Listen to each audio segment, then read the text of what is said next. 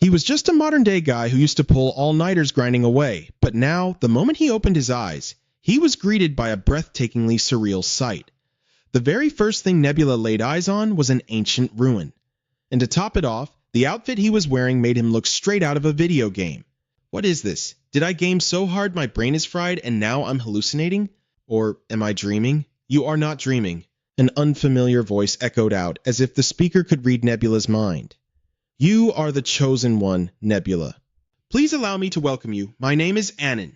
Nebula stared intently at the other party, who was draped in a massive cloak that completely obscured their face. Surrounding Nebula were many other people as well. All of them had their faces covered, their silhouettes as hazy and formless as shadows. Tens of thousands of questions raced through his mind. Yet Anin seemed to understand every single doubt harboring in Nebula's heart. I'm sure you are all curious, so I will get straight to the point. Anin took 2 steps forward and raised a hand toward the sky.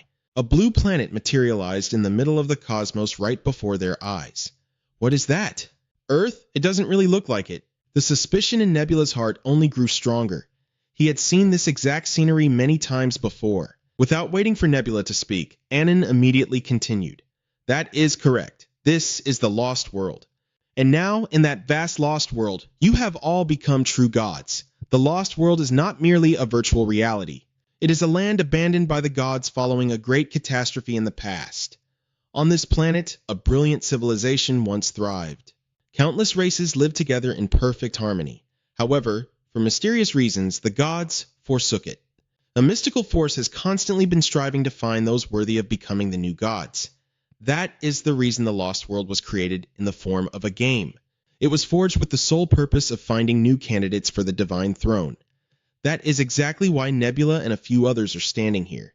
If they could earn the absolute trust and reliance of the masses, little by little, they would ascend to a position of supreme dominance, becoming the one and only god of the Lost World with the power to do whatever they pleased.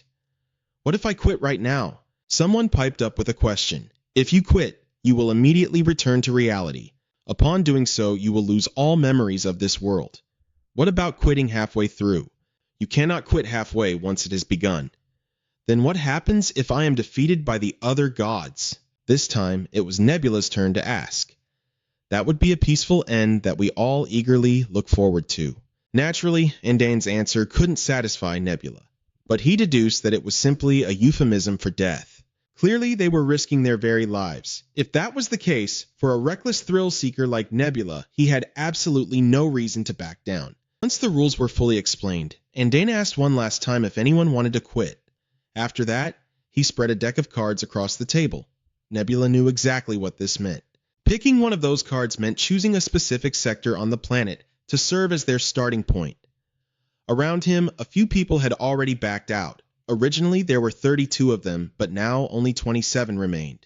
Nebula was the first one chosen to pick. It seemed this selection order was based entirely on their in-game rankings. He took a few steps forward and drew a card. The moment he saw the location on the card, Nebula instantly vanished right in front of everyone's eyes. He dropped down into the far eastern reaches of the continent, right in the insect sector. This was the area with the absolute lowest win rate, but it also saw the least amount of conflict in the early stages. The moment Nebula arrived, the very first species he encountered was the frogmen. In this region, utilizing an aggressive offensive strategy would be incredibly difficult. Therefore, choosing an insectivorous species as his target would be quite advantageous. While the frogmen fit that criteria perfectly, their sheer number of tribes made Nebula anxious. There were about 500 tribes in the entire species, and with a population that massive, it would be almost impossible to figure out which one was the main tribe. Furthermore, in the Lost World, a god's ability to influence creatures was directly proportional to the strength of their faith.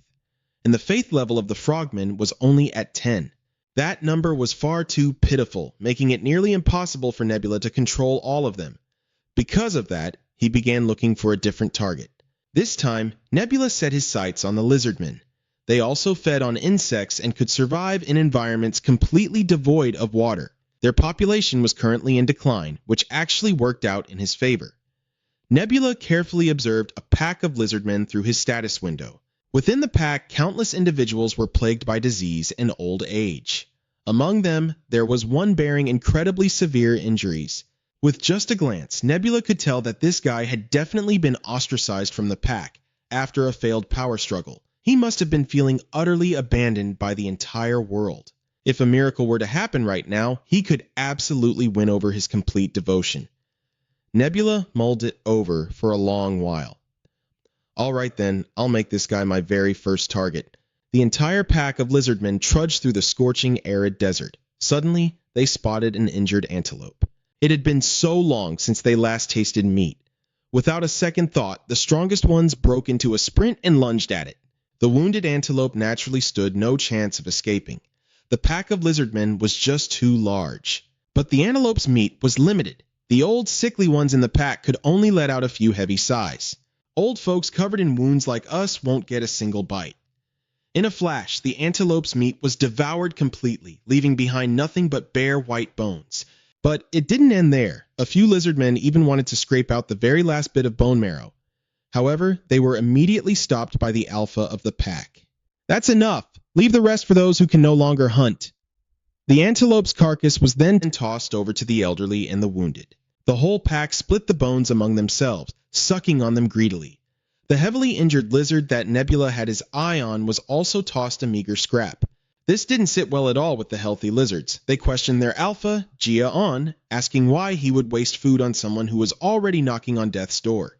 His wounds are already starting to rot anyway. But thanks to him holding off that saber-toothed tiger, a lot of us managed to keep our lives. I truly respect that, Gia-on sighed. But the rest of the lizards still fiercely disagreed, convinced there was absolutely no need to share their pathetic food supply with a dying man. As night fell, the entire pack huddled together to sleep. Only the heavily injured lizard lay shivering all alone in a corner. Suddenly, a blue butterfly appeared in the dead of night, startling him awake. The moth fluttered above his head for so long that he unconsciously stood up and began to follow it. A few other lizards in the pack caught sight of this. Look at that. Seems Rack is finally leaving the pack on his own. Shh, just let him go. Just watch him quietly. Clutching his mangled arm, Rack dragged himself after the butterfly, half believing he was just hallucinating. It seemed he was the only one in the entire pack who could actually see it. But Rack refused to give up. He had a strong gut feeling that the butterfly was leading him towards something. When he finally reached the mountain peak, the sight before him made his heart race wilder than ever. An absolute mountain of beetles. Lizards naturally feed on insects. This was quite literally a feast falling straight from the heavens. What's more, with a stash this massive, it was enough for the entire pack to feast for days. From high above, Nebula observed every single movement. Rack was following his plan perfectly. To Rack, finding this mountain of beetles felt like an absolute miracle. This very moment planted the seed for a fanatical devotion that would bloom in the future. Through his status window, Nebula could see everything unfold. Instead of hoarding the pile of beetles for himself, Rack immediately alerted the rest of the pack. The news drove everyone absolutely wild with joy. It had been far too long since they had last stuffed themselves like this. Rack held a beetle in his hand, staring at it for a long time, his heart swelling with immense gratitude. At that exact moment, a system notification popped up for Nebula. Rack's pack is deeply grateful for the divine grace of the nameless beetle god. Nebula stared blankly at the message for quite a while. Wait, hadn't he sent a butterfly to guide Rack? Why in the world were they suddenly thanking some nameless beetle god? The name was a bit awkward to say the least. But then again, no god ever starts off with a majestic title right out of the gate. Rack! Nebula looked down from his lofty perch, a deeply smug smile spreading across his face. I have a feeling that from now on, you're going to be quite important to me. And naturally, I will be just as important to you. A few days later, Nebula dispatched the butterfly to Rack's side once again. Just like before, he was the only one who could see the fluttering wings. Having stuffed himself the previous day, Rack had actually managed to recover a bit of his strength. He decisively followed the butterfly, even without knowing where it would lead him this time. Rack, are you chasing after ghosts again? Another lizard from the pack asked, his tone surprisingly eager. After the massive beetle feast a few days prior, the pack had completely dropped their cold and hostile attitude toward him. Winter is practically here, yet those beetles came from the colder regions. If we head in that direction, we'll freeze to death. In that case, How about we just ignore your visions and head a different way? No, I really don't think we should do that. Despite feeling completely uncertain, Rak knew they didn't really have a choice. The area where the pack was currently stranded was a barren desert, entirely stripped of food and water. That butterfly had led him to a treasure trove once before. So this time, even if it meant risking his life, he wanted to follow it one more time. Nebula knew exactly where his hesitation stemmed from. The seed of faith had only just sprouted. It wasn't deeply rooted yet. After all, he had only provided them with a single meal so far. Since things were just getting started, there wasn't much else Nebula could do. He could only hope that Rak would stand firm and trust his own choice. And he certainly didn't disappoint. Carrying one of the pack's youngsters on his back, Rak trudged forward, following the butterfly step by grueling step. After a long, agonizing journey, the place the butterfly led them to was even more mind-blowing than the last. Rak's eyes lit up instantly. Listen to me, everyone, the nameless beetle god. He has guided us to the Holy Land. Right before their eyes laid a lush oasis, teeming with trees and abundant water. The sight drove the lizard pack, who had been wandering the barren desert for far too long, into an uncontrollable frenzy of joy. They cheered, leaped into the air, and even burst into tears at the sight of the oasis. We're going to live, Rak. We were right to put our faith in you. With that, the lizard pack's devotion to the nameless beetle god soared to a whole new level. At the same time, Nebula's insect subzone level bumped up another notch as well. Now, he was finally able to unlock the Insect's Blessing skill. Rak, do you want to know exactly what it is I seek? Then become my priest. Carry my message to your people. Nebula tapped Accept to activate the Insect's Blessing skill. Immediately, a brilliant column of light descended from the heavens, shining directly onto Rak. Later that night, as the entire pack lay fast asleep, a lone firefly appeared. It fluttered quietly around Rak before calling out to him. When Rak opened his eyes, he found himself surrounded by nothing but pure, blinding white, with countless butterflies dancing in the air. Where am I? Am I dreaming? Rak! The voice echoed through the space once again. Stepping out from the ethereal light, Nebula revealed himself. Well, who are you? He didn't bother answering Rak's question. Instead, he simply reached out a hand. Will you take my hand? Rak was struck with absolute panic. He had no earthly idea who this being was, nor what he wanted from him. Nebula didn't care to explain things to him either. Instead, he simply pressed the buffalo horn skull mask, the very one he always wore on his face, straight into Rak's hands. At that moment, Rak felt as if he had been enlightened. Are you the nameless scarab god? There was no answer. When Rak woke up, he gathered the entire tribe to tell them about his dream. Everyone agreed it was a divine omen, and the dream's message was loud and clear. The nameless scarab god was demanding a sacrifice from their tribe, and the offering had to be the head of a water buffalo. The only catch was, to hunt a water buffalo, they would have to venture deep into the forest. That was practically a suicide mission. Jeon fiercely opposed the idea. To take down a water buffalo, every single able-bodied hunter would have to attack at once just to stand a chance. But if they did that, who would stay back to protect the weak, the elderly, and the sick? He had a point, and Rak couldn't deny Jeon's logic. Gripping a stone spear tight, he declared firmly, I can't put the whole tribe in danger. I'll go alone. His words sent a shockwave through the crowd. Jeon, of course, was the first to vehemently protest. Rak hunting a water buffalo all by himself was absolutely impossible. He couldn't just stand by and watch his brother walk straight to his death. I'm not being reckless, Rak argued. The god, he has bestowed his blessing upon me. A blessing? It sounded crazy, but it was true.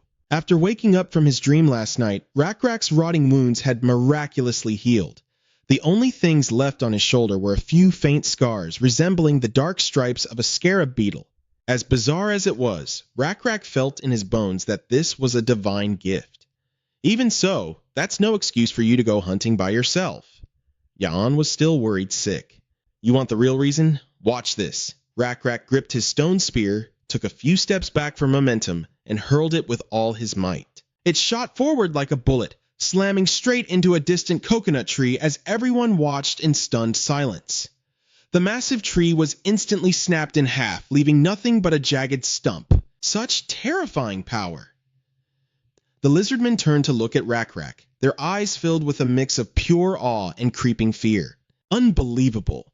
Have you been hiding this strength all along? That massive tree had been completely obliterated by just a single throw from Rak. It was almost impossible to process, especially since he had been at death's door just a few days ago.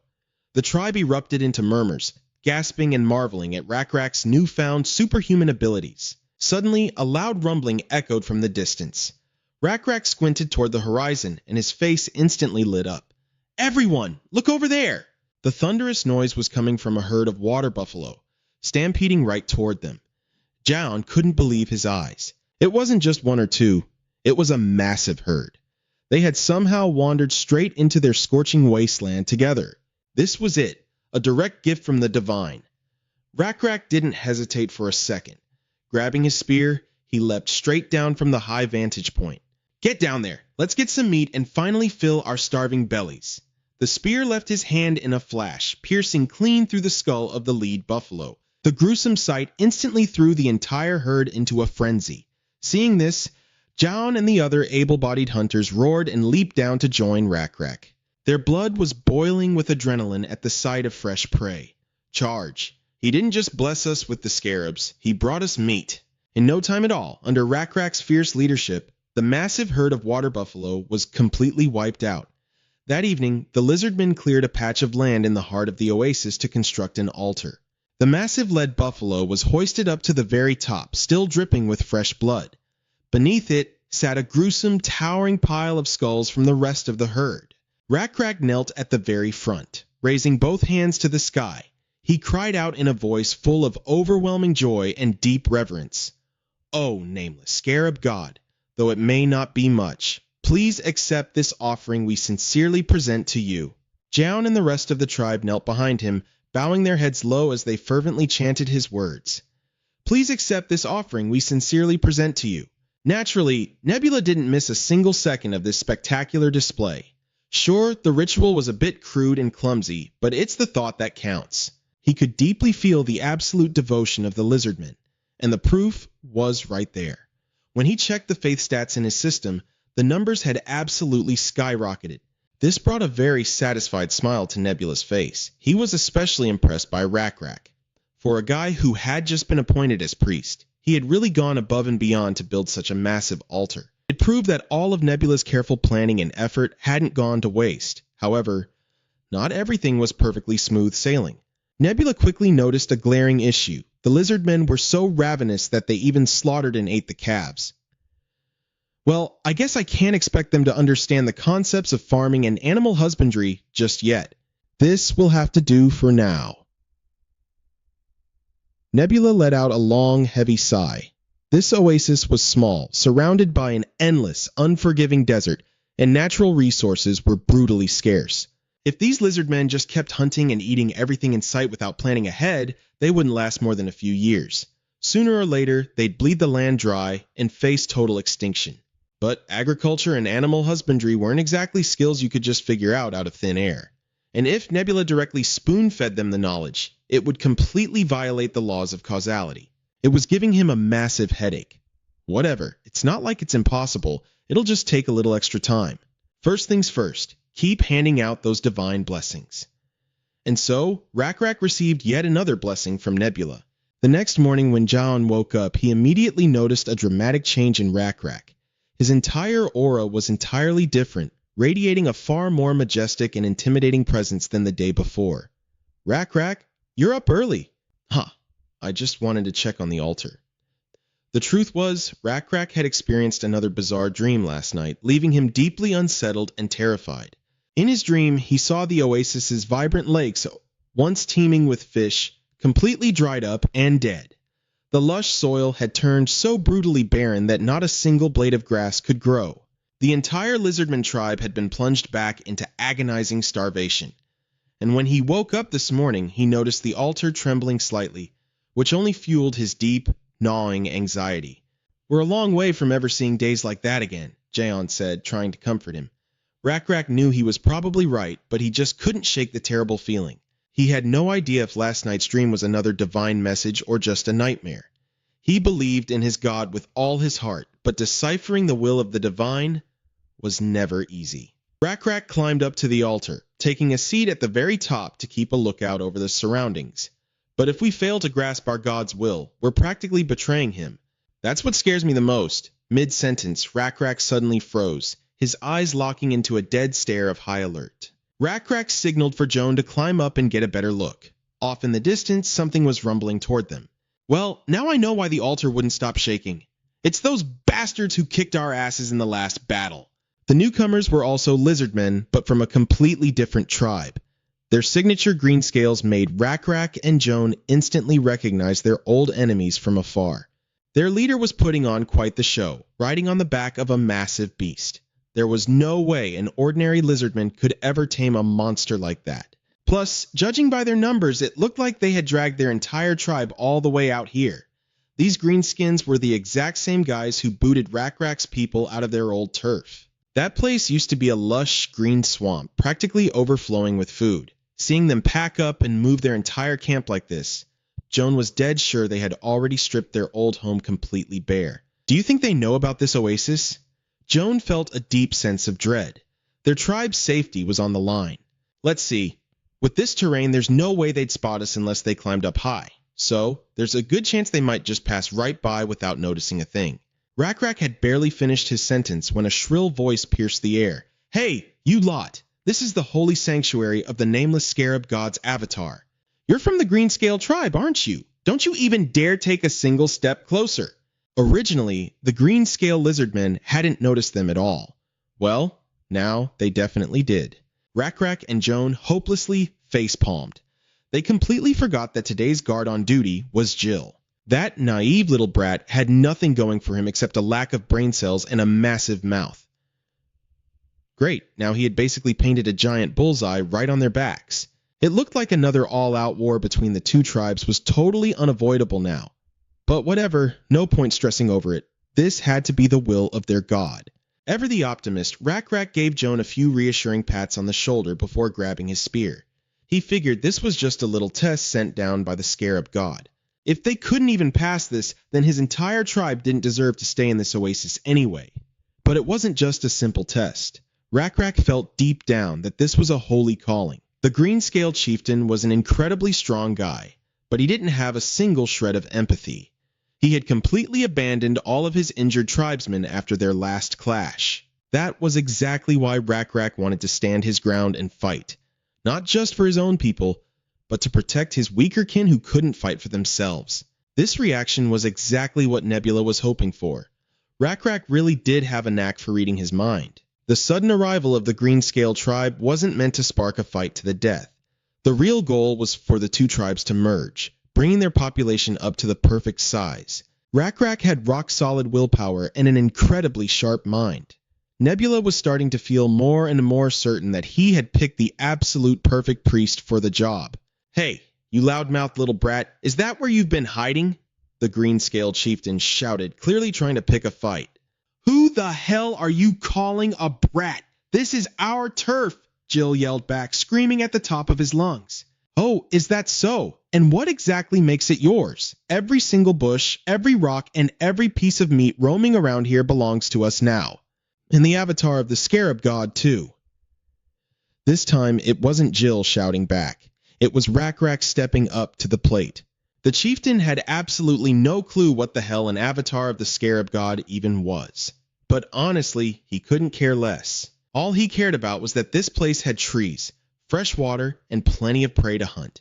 So, he immediately barked out a threat, ordering Rak's entire tribe to pack up and scram before he beat them to a pulp.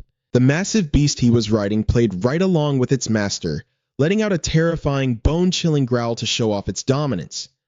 The Greenscale chieftain was oozing with absolute confidence in his own strength. It wasn't just his own raw power. His tribe's sheer numbers were more than enough to completely crush Rak's people. As a chieftain, I'm sure you know how to weigh the costs of a fight, don't you? I do, but I really have no desire to attack your people. The Greenscale lizard man blinked, half convinced he was hearing things. He burst into a fit of laughter, thinking Rak was a delusional fool who didn't know his place in the world. But Rak didn't flinch for a single second. He just leveled the tip of his spear dead straight at his enemy. Any pitiful soul who has lost their home is always welcome into the embrace of our God. Submit, and our God will watch over you, just as his holy message promised. Hearing this absolute nonsense, the green-scaled chieftain just couldn't hold it in anymore. He burst into roaring laughter, as if he had just heard the funniest joke in the entire world. What the hell is a god? To him, the concept of divine beings was pure fantasy. God simply didn't exist. Raw strength was the only thing that mattered in this world. Since Rakrak was so damn stubborn and refused to just surrender, he had zero issues kicking off a brutal, bloody massacre. But Rakrak, fueled by his blazing faith in his god, didn't feel a single ounce of fear. Just because you're blind to God's presence doesn't mean he isn't real. You're spouting nothing but pure bullshit. Fine, then I'll just send you straight to hell. Setting aside the chieftain's own terrifying strength, the hulking monster he was riding was an absolute nightmare all on its own. Saying he wasn't completely terrified right now would be a flat-out lie. Watching that hulking brute charge straight at him, Rakrak's nerves were wound tight as a bowstring. He silently prayed for his god to bless him with the courage and raw strength he needed to strike down his enemy. But the brutal gap in power between the two was just far too massive. In an instant, the spear in Rakrak's hand snapped into a dozen splintered pieces. It was his only weapon, the very same spear that once helped him take down an entire herd of water buffaloes. And now, it was nothing but useless firewood. Seeing his enemy disarmed, the green-scaled chieftain smirked, absolutely drunk on his own power. He let out a nasty, mocking laugh, acting as if the victory was already locked in his pocket. "You stupid fool!" His monstrous mount reared up on its hind legs, aiming its massive hooves dead center to stomp Rakrak right into the dirt. With a beast of that size, one solid stomp would crush his body completely flat like a pancake. High above the clouds, Nebula was watching the brutal showdown, absolutely glued to the action and not missing a single second. The two sides were still neck and neck. Right at that moment, the system sent a new notification. You have shown great interest in a certain tribe. From now on, this tribe will become part of your territory. Zone. Level 1, Lizardman. At the same time, a new skill was unlocked. Without a second thought, Nebula immediately hit the button to accept it. Just as the monster's massive claw was about to crush him, a blinding ray of light shot down from the heavens, striking Rakrak directly. Just like his previous blessing, his body underwent a visible, drastic transformation. The arrogant leader of the Greenskin tribe was absolutely certain his mount had crushed Rakrak. A single strike like that was usually enough to send any opponent to their grave. "How do you like them apples?" But as the thick dust finally settled, his jaw dropped in absolute shock. His opponent was standing there, completely unharmed. In fact, there was something undeniably different about Rakrak.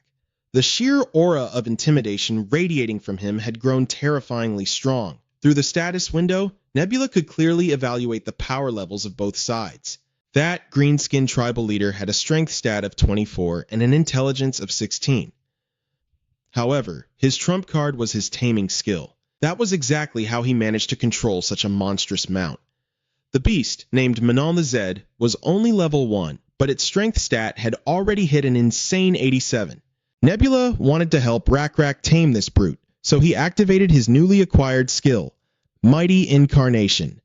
This temporarily granted the user a massive supplementary stat known as Divine Power D. A single point of D was equivalent to 200 times their base strength limit.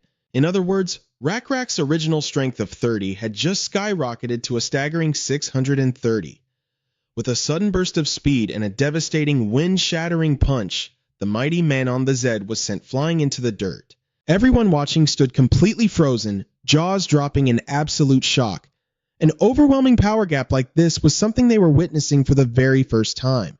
Even Joan, who had always been hailed as the strongest of their pack, couldn't believe his own eyes. But the green-skinned chieftain refused to accept reality. He was convinced Rakrak had used some dirty, underhanded trick to turn the tables so quickly. Seizing a moment when Rakrak seemed distracted, he gripped a dagger and lunged forward for a sneaky ambush. But a strength stat of 24 versus 630? It was quite literally the difference between heaven and earth. Rakrak didn't even have to put his back into it. A casual punch sent the green-skinned chieftain collapsing to the ground, totally defeated. "So, who's next?" he asked, glaring at the rest of the green-skinned tribe with a bone-chilling tone. Seeing their leader utterly crushed, and in such a humiliating fashion, the entire opposing tribe dropped their weapons in unison and fell to their knees. "We surrender. We swear our absolute loyalty to you, my lord." As the dust settled and the conflict ended, Rakrak stared down at his own two hands for a long, quiet moment. He could still feel it, the unmistakable presence of the divine. A god had just possessed him, the sensation of his body overflowing with raw, unbridled power granted directly by a deity. It was the most euphoric experience of his entire life. That night, Rakrak's original tribe and their newly acquired members gathered around a crackling campfire in the middle of the oasis. The two groups quickly blended together. After all, they were all of the same flesh and blood. The green-skinned lizardmen were completely blown away when they found out that Rakrak's people used to be part of their exact same tribe. The physical differences between them now were just far too massive. "How on earth did your skin color change so much?" one of them gasped. "That is because we devoted ourselves to a nameless beetle god," a tribe member replied proudly. "Ever since then, we have evolved and become magnitude stronger. If it wasn't for him, we would have perished in the wilderness a long time ago." At first, the newcomers were highly skeptical, but as they gazed at the sacred altar built from water buffalo skulls and then glanced over at the towering figure of Rakrak sitting in the distance, they realized that this wild story actually made a whole lot of sense. The very existence of a lizardman with such overwhelmingly godlike strength as Rakrak, if it wasn't the work of divine intervention, it would straight up defy the laws of nature. Meanwhile, Joan was deep in conversation with Rakrak. He was deeply worried. Merging the two tribes had just caused their population to explode to 6 times its original size. At this rate, the resources in the oasis would be completely drained, and they would all be thrown right back into the brutal jaws of starvation. Rakrak had already been dwelling on this exact issue, and the bold solution he was aiming for was to lead his people out of the oasis. "Venture back out into the harsh wilderness again?" Joan asked, stunned. "We can't just wander mindlessly out there without a clear destination," Joan argued, visibly anxious. But Rakrak's gaze remained fiercely resolute. "No, the answer is waiting for us out there," Rakrak replied firmly. "An answer sent straight from the heavens, guided by our brethren." A few days later, Rakrak's subordinates ran into a massive, nerve-wracking headache. They had been assigned to guard Manon the Zed, but this monstrous beast was fiercely rebellious. Even though its former master was dead, it refused to bow down. In fact, it looked fully prepared to tear its new handlers to absolute shreds. Right at that tense moment, Rakrak stepped forward, casually holding a bunch of giant radishes. The second Manon saw him, the beast flinched and immediately behaved itself. However, it clearly hadn't forgotten the terrifying man who had punched it into a coma just a few days prior. Surprisingly, Rakrak approached with a gentle demeanor. He had absolutely no intention of beating or torturing the beast. He firmly believed that if the Almighty had spared this creature's life, there had to be a divine purpose for it. Manon. The Zed was incredibly hesitant at first, but honestly, the beast was simply starving. The smell of those fresh, crunchy radishes was just too tempting. Unable to resist, it cautiously opened its massive jaws and took a bite. With food finally in its belly, Manon instantly became as docile as a lamb. Rakrak reached out and warmly gave its huge head a few pats before tossing it a whole pile of radishes. The once terrifying monster was now wagging its tail like an overgrown puppy. It lay its massive body flat on the dirt, the fierce, bloodthirsty glare completely vanishing from its eyes. "Good boy," Rakrak praised softly. And just like that, taming the mighty Manon was practically a done deal. Now, he had much more pressing matters to attend to. The first issue was weaponry. One of the clansmen in Rakrak's tribe held the secret to forging razor-sharp weapons, gear that vastly outperformed the primitive stone spears they were currently wielding. However, in order to actually forge these weapons, they would need to burn through a massive amount of high-quality timber.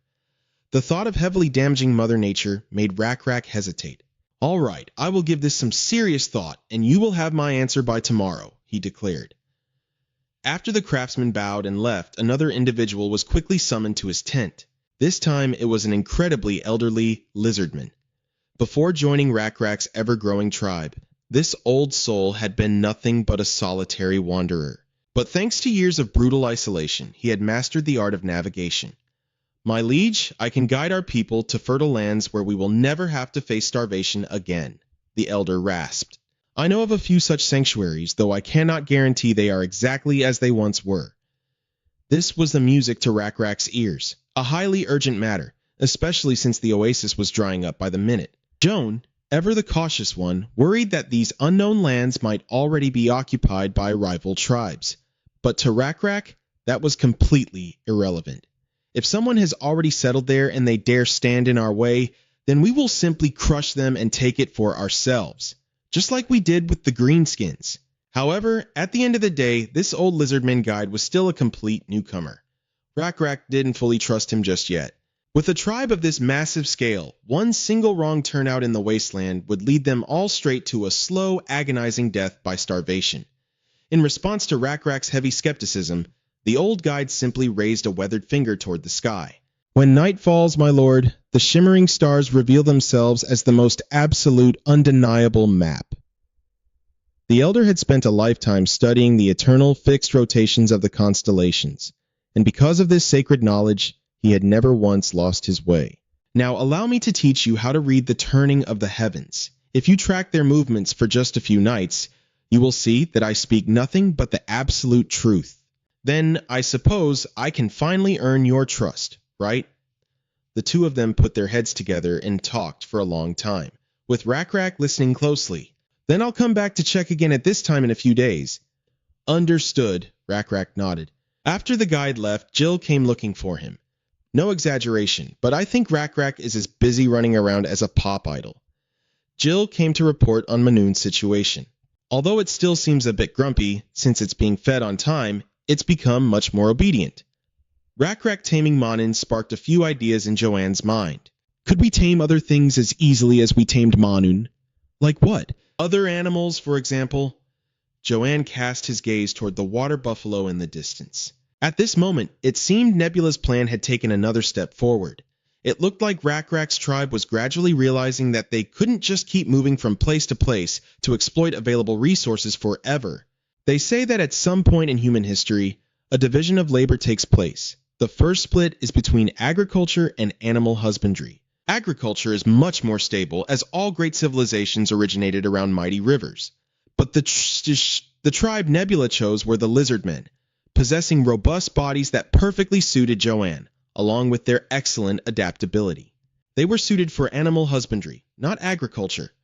Nebula was highly satisfied seeing everything unfold exactly as he had planned.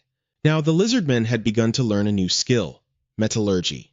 Rakrak had made an agreement with the blacksmith yesterday, and they quickly got to work forging weapons. Very quickly, basic iron weapons and tools were forged, though they weren't quite as sturdy as bronze yet. But compared to the stone tools Rakrak and his tribesmen used before, this was already an incredible leap forward. What's more, there was an unexpected outcome that even Nebula hadn't foreseen. That guide had planted the very seeds of astronomy in this world. Of course, it was still far too primitive to truly be called astronomy, but Nebula was overflowing with confidence that they would put it to great use in the future. At this time, Rakrak and the guide met once again to discuss the shifting of the stars. And sure enough, everything the man said was absolutely correct. Rakrak placed his complete trust in him, gaining the motivation to execute the plans he had been harboring in his mind. That evening, he gathered all his tribesmen around the great altar. It had been a long time since Rakrak had been this serious, so most of the people felt quite tense. The divine spirit guided us to this land a long time ago. We were even able to reunite with our brethren. I could have kicked them out just like they once did to us, or lived entirely on my own just so I could stay here longer. Naturally, those who are chased away would die in the forest, but doing that is wrong. The divine spirit wants to save us, not cast anyone aside. Only then can more of us survive. Everyone listened intently to every word Rakrak said. Finally, he had made his decision. When the sun rises tomorrow morning, Rakrak will lead his tribe away from this place. The crowd broke into an uproar as they had never once considered such a thing. To put everyone at ease, Rakrak invited the guide to step forward. By now, he held the man in absolute respect, calling him an astrologer. For the past few days, the astrologer has explained to me the laws behind the shifting constellations. And I can confirm that everything he said is absolutely correct. The astrologer will be our guide. Next, Rak had the guide explain the new home they would be heading to. When dawn breaks, we will all travel to the right of the sun for 10 grueling days, and then we'll continue along the right side of the lake for 15 more days. Finally, we'll spend 3 days trekking along desolate mountain paths and valleys. Their destination would be an endless forest filled with wild beasts. It was also a place where many herds from other races lived together. It will be a safe and ideal place, Rak nodded. Under the gaze of the entire tribe, he stepped up to the high altar, then raised his voice to ask a question that seemed completely unrelated to the current matter.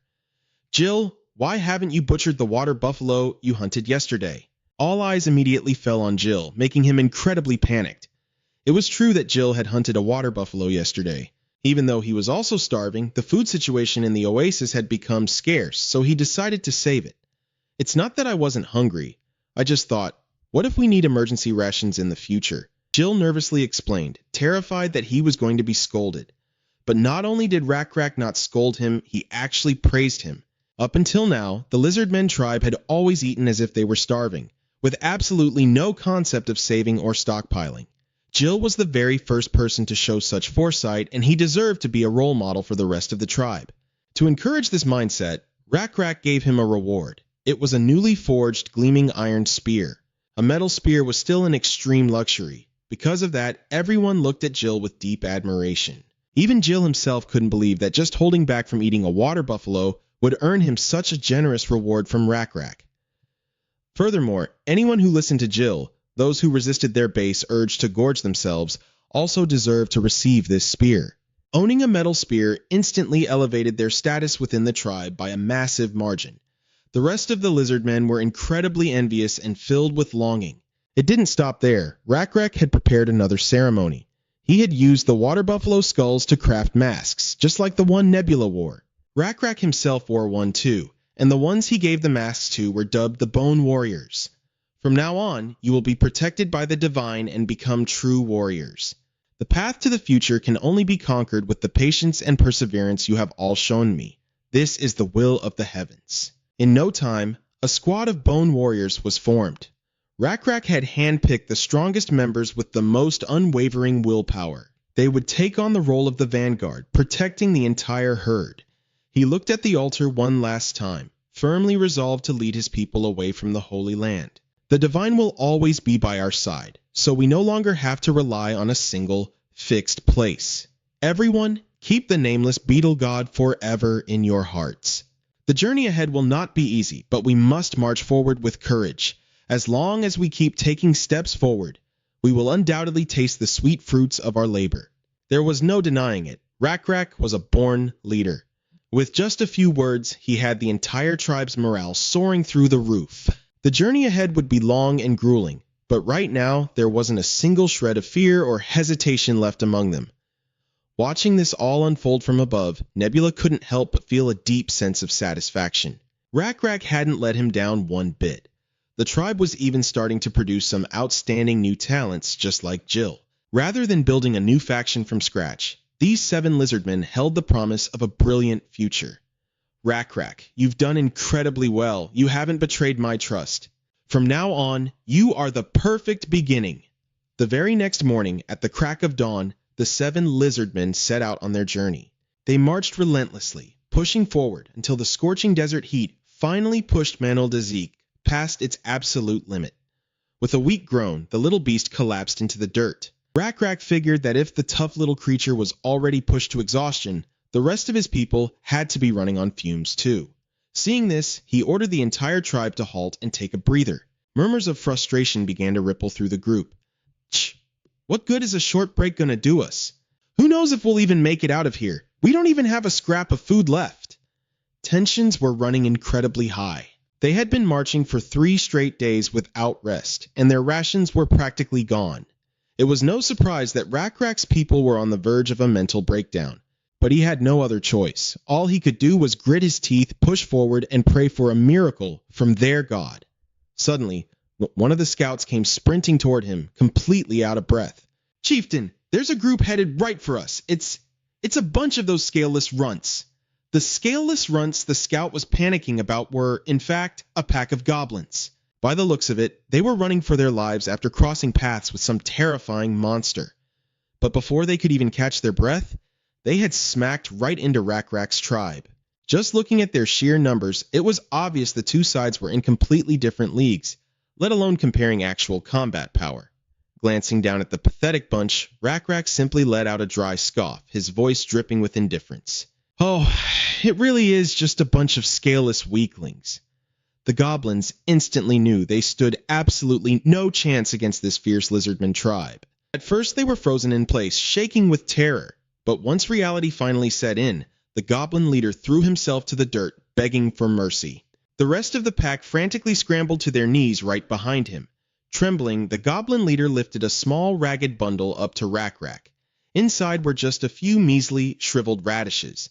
We're so sorry, he stammered, paralyzed with fear. Please, there's been a misunderstanding. We were just trying to get the hell out of that canyon. These goblins had genuinely been backed into a corner. They had been forced to abandon their homes and flee for their lives. Starving and exhausted from the trek, they had been desperately scrounging for food when they accidentally stumbled right into Rakrak's war band. So, why exactly are you running? Rakrak demanded. The goblin leader pointed a shaky finger toward the distant hills and began pouring his heart out.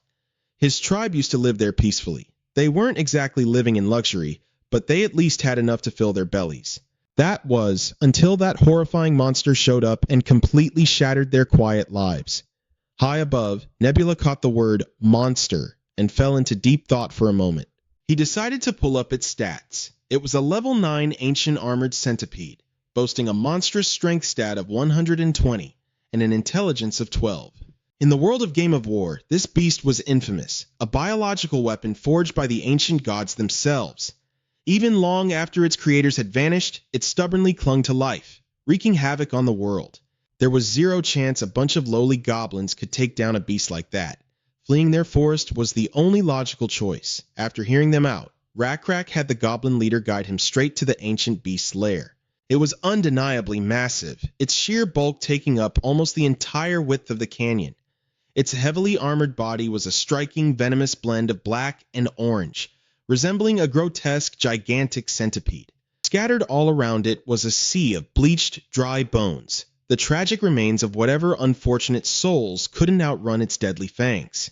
That very venom was the terrifying, unique trait that made this ancient beast an absolute nightmare to fight. Why? Because its lethal toxin could completely neutralize a divine blessing. Up above, Nebula nodded slowly. With an absolute monster like this camping in their home, it's no wonder the goblins were wiped out. Rakrak crouched low, observing the ancient horror for a long moment. The beast was in a deep slumber, unconsciously letting out low, rumbling grunts that sounded eerily like a person talking in their sleep. Yet, even those quiet breaths were enough to make the earth beneath their feet violently shudder. Weighing his options, Rakrak seriously considered taking a detour. The sheer gap in power was just too massive. There was no way in hell he could take down an ancient armored beast head-on. But according to their stargazer, taking the safest route around the canyon would add a grueling 8 extra days to their trek. 8 agonizing days. Nebula could practically taste Rakrak's heavy hesitation from the heavens, and it was totally understandable. The chieftain was trapped between a rock and a hard place, agonizing over the right call to make. Given how utterly terrified his tribe was, avoiding the fight wasn't a terrible idea. The agonizing reality, however, was that their stamina was already completely drained, and their food supply was practically non-existent. Nebula watched intently, practically leaning off his divine throne. What's it gonna be, Rakrak? How will you handle this? Seeing his chieftain paralyzed in silence, it was Joanne who finally broke the tension. Chieftain, we have to fight it. Look around, we clearly have the tactical advantage here. Nebula quickly pulled up Joanne's status window. Not bad at all. While his raw physical stats weren't exactly mind-blowing, he easily made up for it with a razor-sharp intellect. When Joanne confidently claimed they had the advantage, the goblins shot him looks of utter bewilderment. But Joanne wasn't just throwing out empty words. He had meticulously analyzed the surrounding terrain. Chieftain, do you remember the fastest way a blacksmith cranks up the heat in a forge? Rakrak vaguely recalled the blacksmith using some strange, specialized tool. Joanne quickly clarified, it's called a bellows. It drastically amps up the airflow and does the heavy lifting for you. Rakrak narrowed his eyes, knowing damn well Joanne wouldn't bring this up out of nowhere. So you're saying, if we use a tool like that, we can generate a massive amount of power without wasting our own energy? But Joanne, it took the blacksmith ages to design something that intricate. How do you expect us to build something so complex right now? Joanne smirked. We don't need anything anywhere near that complicated, chieftain. Joanne locked his gaze onto the massive, jagged boulders precariously hanging over the edge of the towering cliff. A simple tool is more than enough to get the job done. Those towering boulders were the ultimate weapon that would guarantee the tribe's victory. But there was one massive problem. How the hell were they supposed to push tons of solid rock off a cliff with their tiny bodies? That was exactly where Joanne's brilliant tactical mind came into play. Using massive tree trunks, he quickly engineered a series of crude but incredibly effective levers. They wedged one end deep beneath the boulders, while the goblin squad grabbed the other end, ready to pull down with all their might. 1, 2, 3! Their desperate, rhythmic shouts echoed through the canyon. Watching from above, Nebula silently cheered Joanne on. Brilliant. Crush that ancient monstrosity to a pulp. This really is a brilliant yet simple plan. But for it to work, all of those boulders have to fall at the exact same time. Will they actually pull this off? Following Joanne's countdown, the boulders were simultaneously launched over the cliff edge by the levers. The massive commotion jolted the ancient abomination awake. It lifted its monstrous head, only to see a colossal shower of boulders raining down from the sky. The massive rocks ruthlessly crushed the monster, making it let out an agonizing roar. Hearing the screech, Rakrak and his tribesmen leaned over to peer down into the ravine. Did we get it? Not yet, Nebula muttered to himself. The moment the words left his mouth, the ancient abomination burst from beneath the rubble in a fit of absolute rage. It was heavily wounded, but that immense pain only multiplied its bloodlust and feral drive to fight. Once it locked onto its attackers, the ancient abomination frantically clawed its way up the cliff face. Joanne hastily ordered the tribesmen to push the remaining boulders down. It's too late! Seeing this unfold, Nebula couldn't help but click his tongue and sigh. He had to step in. 1 second, Rakrak was frozen in uncertainty. The next, his body suddenly surged with boundless energy. Using the last sliver of his own consciousness, he realized that the nameless insect god was once again merging with him. A lever that would normally require the combined strength of 3 or 4 men to budge, Rakrak was now operating all by himself. To save even more time, he started shoving the massive boulders directly over the edge with his bare hands. Push! Keep pushing! Just follow my lead! Rakrak frantically hurled the rocks while barking orders at his men, but he knew for a fact that the beast wouldn't go down that easily. Still, if they did nothing now, they would all be slaughtered. Without a second thought, Rakrak, driven by Nebula's soul, grabbed his iron spear and fearlessly leaped straight down into the ravine, making Rohan's heart skip a beat. Unaware that the nameless insect god had just possessed their chieftain, Rohan thought Rakrak had completely lost his mind. The ancient abomination lunged upward from below, while Rakrak plummeted from above, like two unstoppable forces colliding head-on. When they were just 10 meters apart, he channeled every ounce of his strength into a devastating downward thrust with his spear. At that exact moment, another massive payload of colossal boulders came crashing down. The crushing impact completely disoriented the ancient abomination. Seizing the opening, Rohan, from up on the cliff, ordered the Bone Squad to drop one last gigantic boulder. This time, the beast truly had nowhere left to run. Already gravely wounded and unable to hold on any longer, it was brutally crushed by the falling boulder all the way down to the bottom of the ravine. Nebula wearily detached from Rakrak's body and slumped heavily into his chair. I think I overdid it a little. Instantly, a system notification popped up, confirming that Rakrak's tribe had officially slain the ancient abomination. Rohan and the others were absolutely ecstatic, their triumphant cheers echoing across the cliffside. Thanks to this monumental victory, the Lizardmen tribe's reverence for Nebula surged even higher. Naturally, this brought in a massive boost to his faith points. On top of that, Nebula also received a rare boss hunting reward. This was the exact reason why he had risked everything to help Rakrak take down the ancient abomination. The reward was none other than the essence of the abomination.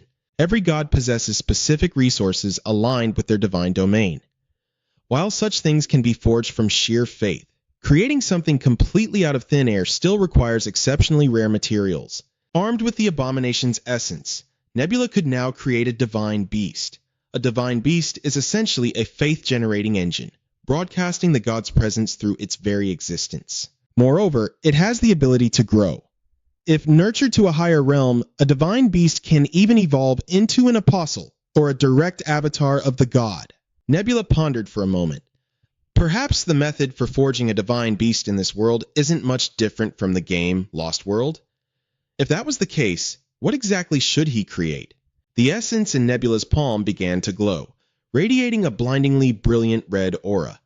Meanwhile, right after slaying the ancient beast, the very first thing on Rockrock's mind was, can we eat it?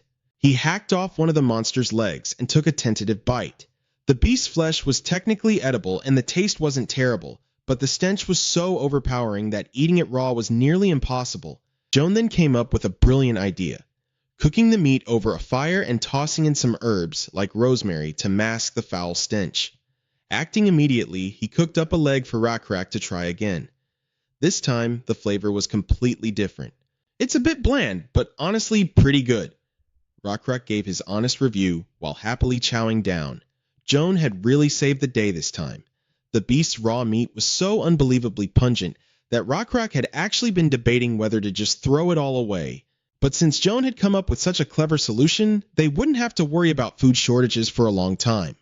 While Rockrock was completely engrossed in his feast, Joan suddenly brought up a very different topic. It was about how the chieftain of the Bone Tribe had just found a successor, something Rockrock had already heard about. However, Joan's real intention wasn't just to share gossip. He was actually urging Rockrock to hurry up and find himself a fiancée. The meat literally stopped halfway to his mouth. Rockrock turned to stone at the sudden suggestion. But Joan didn't back down, relentlessly throwing every logical argument at him.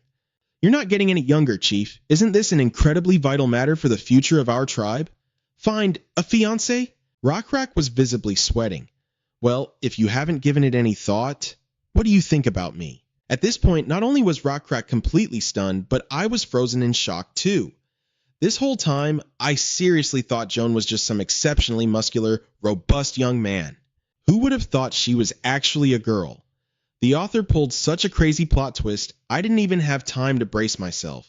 Naturally, Rockrock was equally flustered by her bold proposal. Suddenly spotting something glowing right behind her, he desperately grabbed the chance to change the subject. Hey, Joanne, what's that thing behind you?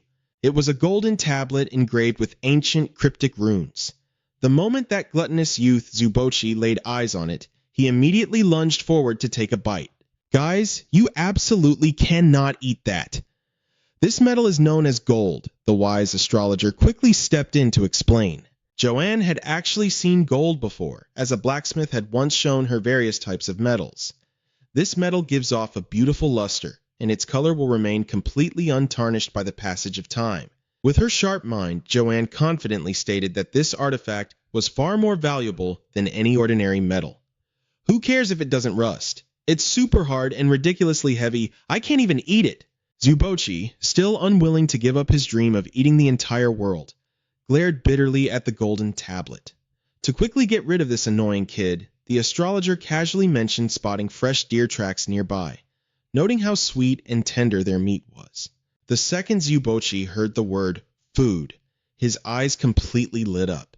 He shoved the golden tablet back into Rockrock's hands and bolted off into the distance.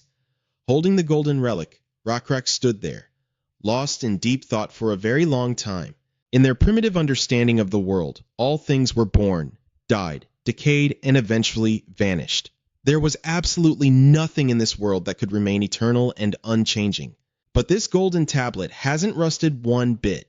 If that's the case, whoever made it must have wanted to leave a message behind. The thing is, Rockrock couldn't understand a single word carved into it. What on earth could this mean?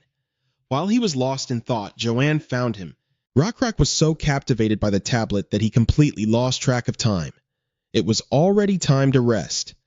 I hid away in a corner like this, and you still managed to find me. Well, yeah, because you're the only lizard man wearing a fur coat.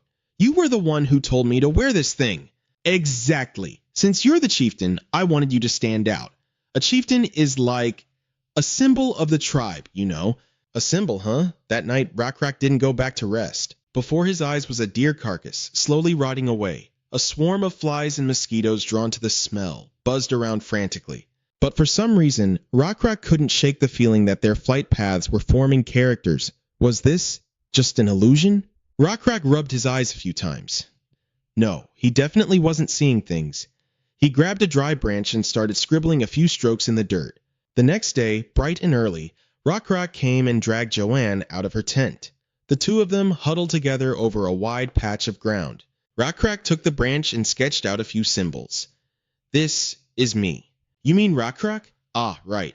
So this means a male lizard man. Rockrock went on to draw another symbol right next to the first one. And this is you. So you're saying I'm a female, and this symbol means a female lizard man? Exactly. Next, Rockrock drew two horizontal lines just like an equal sign, right between the two symbols. And this means we are together. The way Rockrock looked at Joanne right then was no different from a deeply devoted CEO in a romance novel. And this is my answer to you. Rockrock, do you really understand what you just said? Joanne thought she had misheard him, so she decided to ask again just to be sure. But Rockrock had spent the entire night thinking about this. Not only had he invented writing, but he had also finally sorted out his own feelings. And so, as dawn broke in the distance, Rockrock took Joanne's hand, stepping into a beautiful new relationship together. Just like that, Rockrock's tribe had invented their very first written language. This progress made Nebula incredibly satisfied. Although fully developing this writing system would take time, reaching such a milestone this early in the game was already phenomenal. What followed was a pretty chill period for the Lizardmen tribe. They happily spent their days hunting deer to their heart's content. On the surface, it just looked like a normal hunt. But taking down large prey was the perfect chance for the males to show off their skills to the females. This was exactly how Lizardmen celebrated their weddings. Or in other words, it was the absolute best time for Rockrock to show off his superior prowess to his soon-to-be wife, Joanne. A few days later, the Lizardmen tribe returned the territory to the Goblin tribe. After all, this used to be their land before the ancient Iron Snake took it over. Rockrock gave back their old homeland so they could go back to living as they used to. This kind gesture moved even a rough and rugged guy like the Goblin chieftain to tears, leaving him bawling his eyes out. He bowed deeply to Rockrock, endlessly thanking him from the bottom of his heart. Next, he introduced Rockrock to his son, who had just been chosen as the succeeding chieftain. Since the Goblin tribe knew the terrain here like the back of their hands, they wanted to repay Rockrock for saving their lives by volunteering to act as guides. Before, we lived in constant fear of being harassed by monsters and larger tribes. But thanks to you all, we were able to overcome that. We will never forget this kindness, Rockrock. And just like that, the Lizardmen tribe resumed their migration journey. Not long after they set out, they stumbled upon a new discovery. Giant footprints were stamped deeply into the ground. The knowledgeable seer spoke up. He immediately recognized that these prints were left by two-legged frogs. It was the Frogman tribe. Seeing Rockrock's bewildered expression, the seer went on to explain. Frogmen can be either good or bad. They can speak and think, just like us lizardmen. Judging by these footprints, it looks like they were just out scouting. That tells us this tribe has quite a bit of combat experience. Based on the number of tracks, this scouting party had more than 5 members. Rockrock predicted that this tribe would be much larger and stronger than their own. If they just kept moving forward without any preparation, the whole tribe could be in grave danger. So, he ordered everyone to fall back to their temporary shelter. That night, Rockrock and Joanne oversaw the camp setup. They needed as many temporary tents as possible, spread over a wide area. Countless blazing torches were also lit up. This was all Joanne's idea. Because she felt that the surrounding tribes seemed to outnumber them, expanding their scouting forces and stepping up night patrols was absolutely essential. To our scout teams, do not let your guard down just because you're tired. Exactly as Rockrock had predicted, the Frogman tribe had already noticed the Lizardmen's presence. They were also secretly observing them from a distance. In the days following their relocation, the tribe was extremely lucky not to run into a single Frogman. During that time, they prepared a ton of things to ensure the tribe's safety. Rockrock's tribe had also mastered livestock farming and building houses to adapt to the changing environment. Their writing system was also developing rapidly. The speed of their progress far exceeded Nebula's expectations. These characters were shared among the tribe members through a primitive map, combining traditional hunting marks and new symbols. Rockrock even created a daily harvest tracking board for each person. By sparking a bit of friendly competition, he unintentionally pushed every single member of the tribe to work even harder. This progress left Nebula incredibly pleased. This was truly a fantastic evolutionary process. In the days that followed, the locust swamp in the center of the continent began to expand, and various insects were also growing their hives in the south.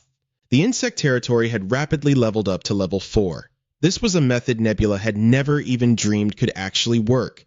But since he was in the remote eastern lands, Nebula intended to seize this opportunity, especially now that Ragnarok's abilities and the entire tribe's stats had risen well above average. But Nebula didn't dare let his guard down. Lost Wars had become reality. It wasn't just sitting in front of a computer screen playing a game anymore. What he was about to face could be far more dangerous and unpredictable. Every single step forward had to be taken with extreme caution. Eventually, the inevitable happened. One fine day, while Ragnarok was directing his people in building their homes, a scout came rushing over, screaming at the top of his lungs. "Chief, we've got trouble. The frogmen are heading our way." Ragnarok, Joan, and Dill, along with a few members of the Bone Guard, quickly formed up to intercept them. Whether friend or foe, this group of frogmen definitely gave off an oppressive aura.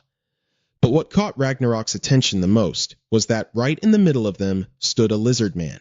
What was he doing there? And were these guys really here for peaceful negotiations? Leading the frogmen was a guy wearing a feather necklace. Without even waiting for Ragnarok to speak, he introduced himself. His name was Sunan, son of the frogman great chief, Onroy. "We have no intention of fighting you, lizard men." Seeing that the other party seemed polite enough, Ragnarok raised a hand, signaling the Bone Guard to lower their weapons. He introduced himself as well, making it clear that the Lizardmen tribe had no intention of pointing their blades at them either. Ragnarok didn't forget to ask why Sunan's group had come all this way. This guy seemed a bit immature, the proof being that every time he spoke, he had to wait for the frogmen behind him to give him a subtle look of approval. "We came to inform you that you are trespassing on our territory." This sounded completely absurd. When the Morsidmen at first arrived, there hadn't been a single sign that this land belonged to another tribe. In reality, the frogmen couldn't possibly occupy such a massive area all on their own. But Ragnarok didn't call them out on it. Instead, he offered a polite apology. "We are truly sorry for not checking if this land had an owner first, but we've traveled from a very distant place, and we have nowhere else to go. Would it be possible for us to settle here?" Sunan got a bit flustered at the unexpected question. Before he could even formulate an answer, Ragnarok spoke up again. "Sunan, you are the great chief's son, aren't you? That means you're the only one here with the authority to grant our request, right?" On the surface, it sounded like a harmless question. But if you paid close attention, Ragnarok was subtly stroking Sunan's ego, cleverly affirming his high status. And sure enough, the moment Sunan heard it, his chest puffed out with pride. He was the future chief after all. Theoretically, he had every right to agree to Ragnarok's request. The older frogman behind him, however, saw Sunan grinning from ear to ear and felt that things were taking a bad turn. But given the current situation, it wasn't exactly their place to interrupt. Ragnarok still had plenty of questions, mostly regarding why on earth a lizard man was rolling with a pack of frogmen. But he had to be careful. He couldn't be too obvious about gathering intel. So, Ragnarok invited Sunan into the lizardman village to chat, pitching it as a chance to show them some proper hospitality. "My tribe firmly rejects hatred. It would be an honor to have you visit our village. We really should celebrate this meeting." "I suppose that's not a bad idea," Sunan replied, showing no signs of refusing. But then one of the frogmen behind him leaned in and whispered something into his ear. Sunan immediately changed his tune. I mean, thanks for the invitation, but there isn't enough trust between us yet." "Is that so? But I could never just turn away the very benefactors who are letting my tribe stay here." "Then why don't we share a meal right here?" Ragnarok wasn't about to give up. He still needed to pry a lot more information out of Sunan. This time, with a nod of approval from his retainers, Sunan agreed. He and Ragnarok sat down together by a roasting deer, enjoying the food and the lively atmosphere. Sunan seemed like the type who couldn't keep his mouth shut, but the frogmen escorting him were clearly no fools. Ragnarok had a million questions, but his biggest burning curiosities were that lone lizard man and the real reason these guys had shown up. Still, He couldn't afford to look too eager. If he tipped his hand, they might just use it as an excuse to attack. So, Ragnarok decided to start with a harmless, casual question. What are those large feathers around your neck, Sunen? Oh, these are cockatrice feathers. A cockatrice, you say. Just as I thought. You don't know about them, do you? They're massive, dangerous birds that walk on two legs and roam this very forest. Sunen instantly started running his mouth, blabbering on and on about the creature. Not only are they huge, but they're incredibly venomous. Hunting them is ridiculously hard. On top of their insane speed, their movements are super erratic. That's exactly why our Frogman tribe has to constantly patrol this area. Ragnarok let out an impressed "oh," then asked how exactly one goes about hunting a cockatrice. Do you guys use spears? What's a spear? Before Ragnarok could even answer, Sunen was already shouting at his subordinates to bring over a bow. It was the first time Ragnarok had heard of such a weapon. The lizard man named Owen hurried over, carrying a bow and some arrows. Sunen then ordered him to set up a wooden board to act as a target. Drawing the string, Sunen let an arrow fly, thwack, dead center of the board. Ragnarok widened his eyes in awe. Wow, that's incredibly accurate. His amazed reaction left Sunen absolutely beaming with pride. I've been training with the bow since I was just a kid. Not to brag, but I'm actually the #1 sharpshooter in the entire tribe. Do you mind if I give it a try? Sunen was in a fantastic mood, so naturally he didn't refuse Ragnarok's request. Ragnarok took the bow, testing the feel of the weapon in his hands. The first thing he noticed was the sturdy tension of the bowstring. Although an arrow fired from it wouldn't pack the sheer brute force of a thrown spear, it was much easier to aim and hit the target. The weapon was also lightweight and much easier to carry around. He fired off a few arrows in quick succession, but not a single one hit the mark. Seeing this, Sunen burst out laughing. I told you! This thing isn't easy to master! Still chuckling, he ordered Owen to go retrieve the arrows. Wanting to study the arrows a bit closer himself, Ragnarok walked over to help Owen pick them up. As they were gathering the arrows, Ragnarok seized the moment to quietly ask him a few questions. Your name is Owen, right? Owen jumped out of his skin. He stammered out a nervous, yes, sir. His sheer panic left Ragnarok feeling incredibly bewildered. You're a lizard man. Why are you running with the Frogman tribe? Well, that's because... Owen stammered for a long time before he finally managed to spit it out. We have multiple tribes living together in the same village. That includes both frogmen and lizardmen. But why? Well, we rely on each other to survive. We live together in peace. Ragnarok couldn't help but feel that the peaceful coexistence Owen just mentioned sounded completely absurd. After pressing him a little more, he finally uncovered what that so-called peaceful coexistence actually meant. In exchange for the frogmen's protection, the lizardmen were basically thrown to the wolves and used in the most dangerous situations. For instance, the frogmen can't stay away from the water for too long. But climbing and foraging are the lizardmen's strengths, so they strike up a trade, exchanging food for the frogmen's protection. But we lizardmen can protect ourselves just fine. Why do we need to rely on anyone else? Ragnarok still felt this exchange made no sense. But Ogwan kept insisting that this forest was incredibly dangerous. Without the protection of Sunil's frogmen, he wouldn't have survived. It seemed this guy had willingly submitted to the frog tribe without being forced. Seeing that he couldn't change Ogwan's mind, Ragnarok dropped the subject. Never mind, I had one more question earlier. How exactly does one become a great archer? Sunil was still happily enjoying the meat feast with Ragnarok. Joanne had roasted the dish with a variety of herbs, making it incredibly appetizing for him. Seeing his guest so delighted by the good food, Ragnarok casually asked if he had ever eaten water buffalo meat. Sunil's eyes instantly lit up. He replied that he had tried it before, and the meat was delicious, but it had been a long time since the frogmen had caught one. We just hunted a water buffalo, and it's still alive. Do you want it? How could Sunil refuse such an offer? But the price Ragnarok demanded in exchange was a quiver of arrows and a bow. He wanted to agree immediately, but the frogmen behind him shot him a glaring look. Ahem. What I mean is, I can't accept that. Ragnarok had anticipated this, so he just shrugged, feigning regret without haggling any further. Seeing Ragnarok look disappointed, Sunil hurriedly promised that once their two tribes grew closer, they could discuss the matter again. Fortunately, none of my tribesmen are acting hostile either. Look, they're not just being friendly with Owen, they're even chatting with your lizard warriors. Because in my village, our two races are very close. Following that, Sunil called Owen over to explain the relationship between the two races in the village to Ragnarok. Owen happily agreed, but Ragnarok had already seen right through the cracks in this relationship. It was as if they were deliberately putting on a show of peaceful coexistence for him. It was clearly a rehearsed act. If Ragnarok hadn't spoken to Owen earlier and noticed his unnatural behavior, he might have been completely fooled by Sunil's group. Once the feast wound down, Sunil and his subordinates headed back. Before they left, Ragnarok extended a friendly offer, expressing his intention to personally visit Sunil's home next time. Sunil was about to agree, but was stopped by the frogman behind him. Ah, never mind, it's fine.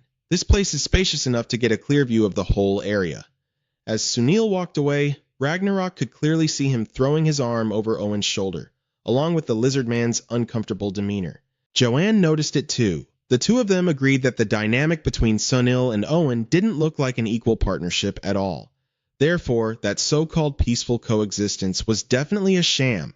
Sure enough, the moment they returned to the Frogman tribe, Owen was brutally beaten by Sunil's men.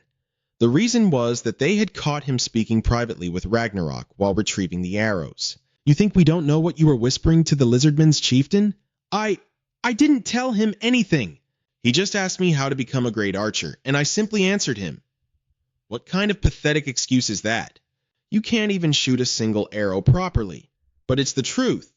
But if I had actually told him, it would have made him less suspicious. That's why I pretended I couldn't say anything. And I told him that if he wants to learn, he has to pay a fitting price. And what did that guy say? He said it was a real pity since he didn't have anything to give me in return. And then he dropped it. Sunil and the brown-skinned frogman exchanged a satisfied look. Owen's response was exactly what they wanted to hear. As it turned out, Owen hadn't willingly submitted to the frogmen either. Sunil's clan had taken the lizardmen children in the village hostage to blackmail them. Owen couldn't bear to let the kids become sacrifices. So he had no choice but to treat Sunil as his master and blindly obey his every command. That night, Owen sat by the riverbank in a prolonged daze. He felt consumed by regret. He should have realized the Frogsmen's true colors much earlier. Ever since they opened their arms to welcome the Lizardmen, despite the racial differences, things had gone downhill. Right now, there were only 200 Lizardmen left in the village. They didn't have nearly enough strength to fight back against 1,500 Frogmen.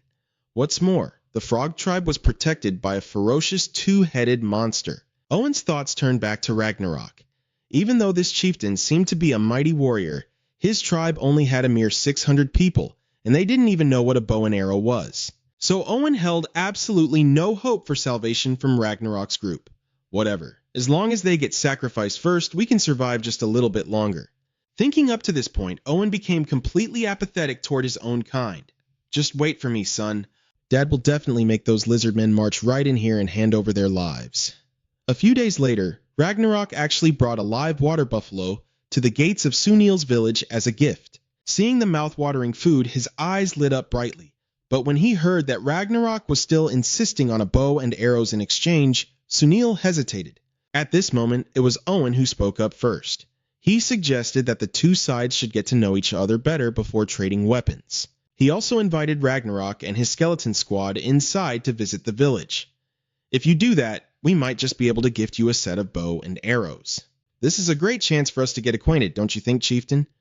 During the time between these two meetings, both Ragnarok and the Frogmen had been brewing their own hidden agendas. Ragnarok relied on his memory of the bow and arrows to craft similar weapons himself. But since they were only imitations, even after multiple tests, he still couldn't achieve the range and accuracy of the real deal that Sunil possessed. Faced with the fact that the Frogmen were eager to learn more about the lizard tribe, Ragnarok felt slightly on edge. He couldn't shake the feeling that the Frogmen weren't as amicable as they appeared on the surface. On the contrary, it seemed like they were deliberately plotting something. The problem was that Ragnarok still didn't know much about their tribe, leaving him in a constant state of high tension and extreme vigilance. I have to gain something out of this visit. You've gathered the herbs, right? Yes, one of our pharmacists knew exactly where they grow in abundance. Excellent. That guy Owen. I hope he's the key to this whole problem.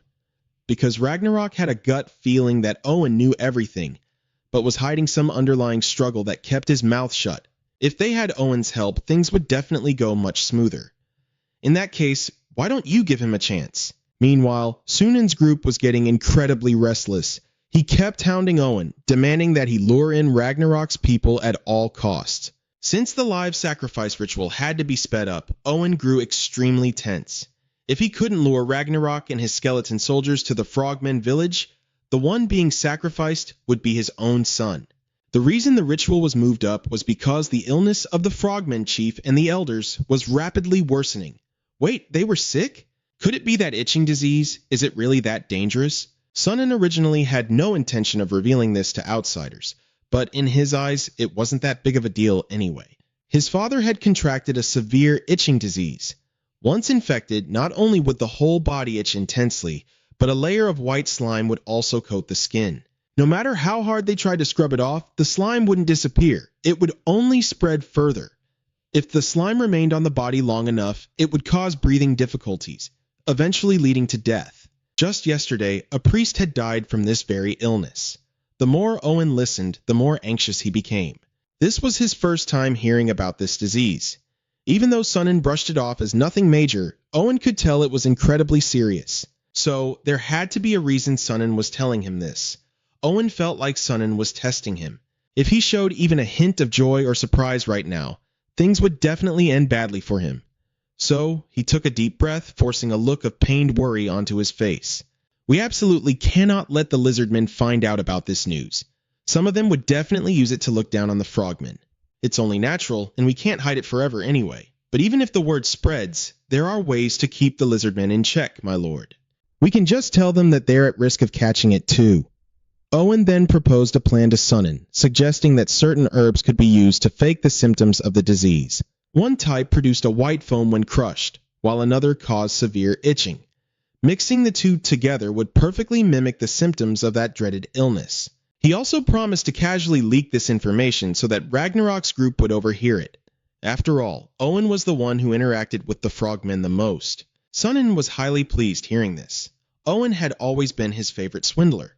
He even promised that if Owen managed to lure Ragnarok in, his child would be spared. We'll need plenty of sacrifices, so make sure you convince them. But, Lord Sunan, Owen hesitated for a long time before daring to continue. To make this scam go smoothly, I really think you should give them at least a few bows. Although he wasn't thrilled about it, Sunan still prepared a few bows for the trade. Joan had ordered everyone to gather all the anti-itch herbs in the area to exchange for weapons. This amount of herbs was more than enough for the Frogman tribe, so Sunan happily agreed to hand over the bows and arrows right away. When the day came for the two sides to meet, Ragnarok made one more request. He wanted to speak privately with Owen. Sunan, of course, had no reason to refuse. Since he was currently using Owen to bait Ragnarok's group, letting him speak privately with Ragnarok was exactly the kind of opportunity he had been hoping for. Once Owen and Ragnarok were alone, the cunning swindler quickly laid his cards on the table. He demanded that Ragnarok share information about himself and his tribe first. In exchange, he would then reveal intel about the Frogmen tribe. Does saying this help clear up your suspicions about me? Right after Owen said this, a butterfly appeared and landed on top of his head. Owen waved his hand to shoo it away, but Ragnarok seemed lost in thought. You're right, there is a lot of distrust between us. Let's put an end to that. I will tell you everything about us, Owen. After their private talk, Owen returned with a solid amount of intel, driving Sunan wild with joy. Not only that, but Ragnarok also promised to personally lead a few of his elite skeleton soldiers to visit the Frogmen village as a gesture of goodwill. Haha, what a bunch of fools. Sunan burst into delighted laughter. When they said they'd show us their village, I thought it might be a trap, but it turns out they really are just that stupid. The frogmen named Gano and Oboy eagerly chimed in. The frogmen had now acquired the exact location and layout of Ragnarok's village. They even learned about their medical history.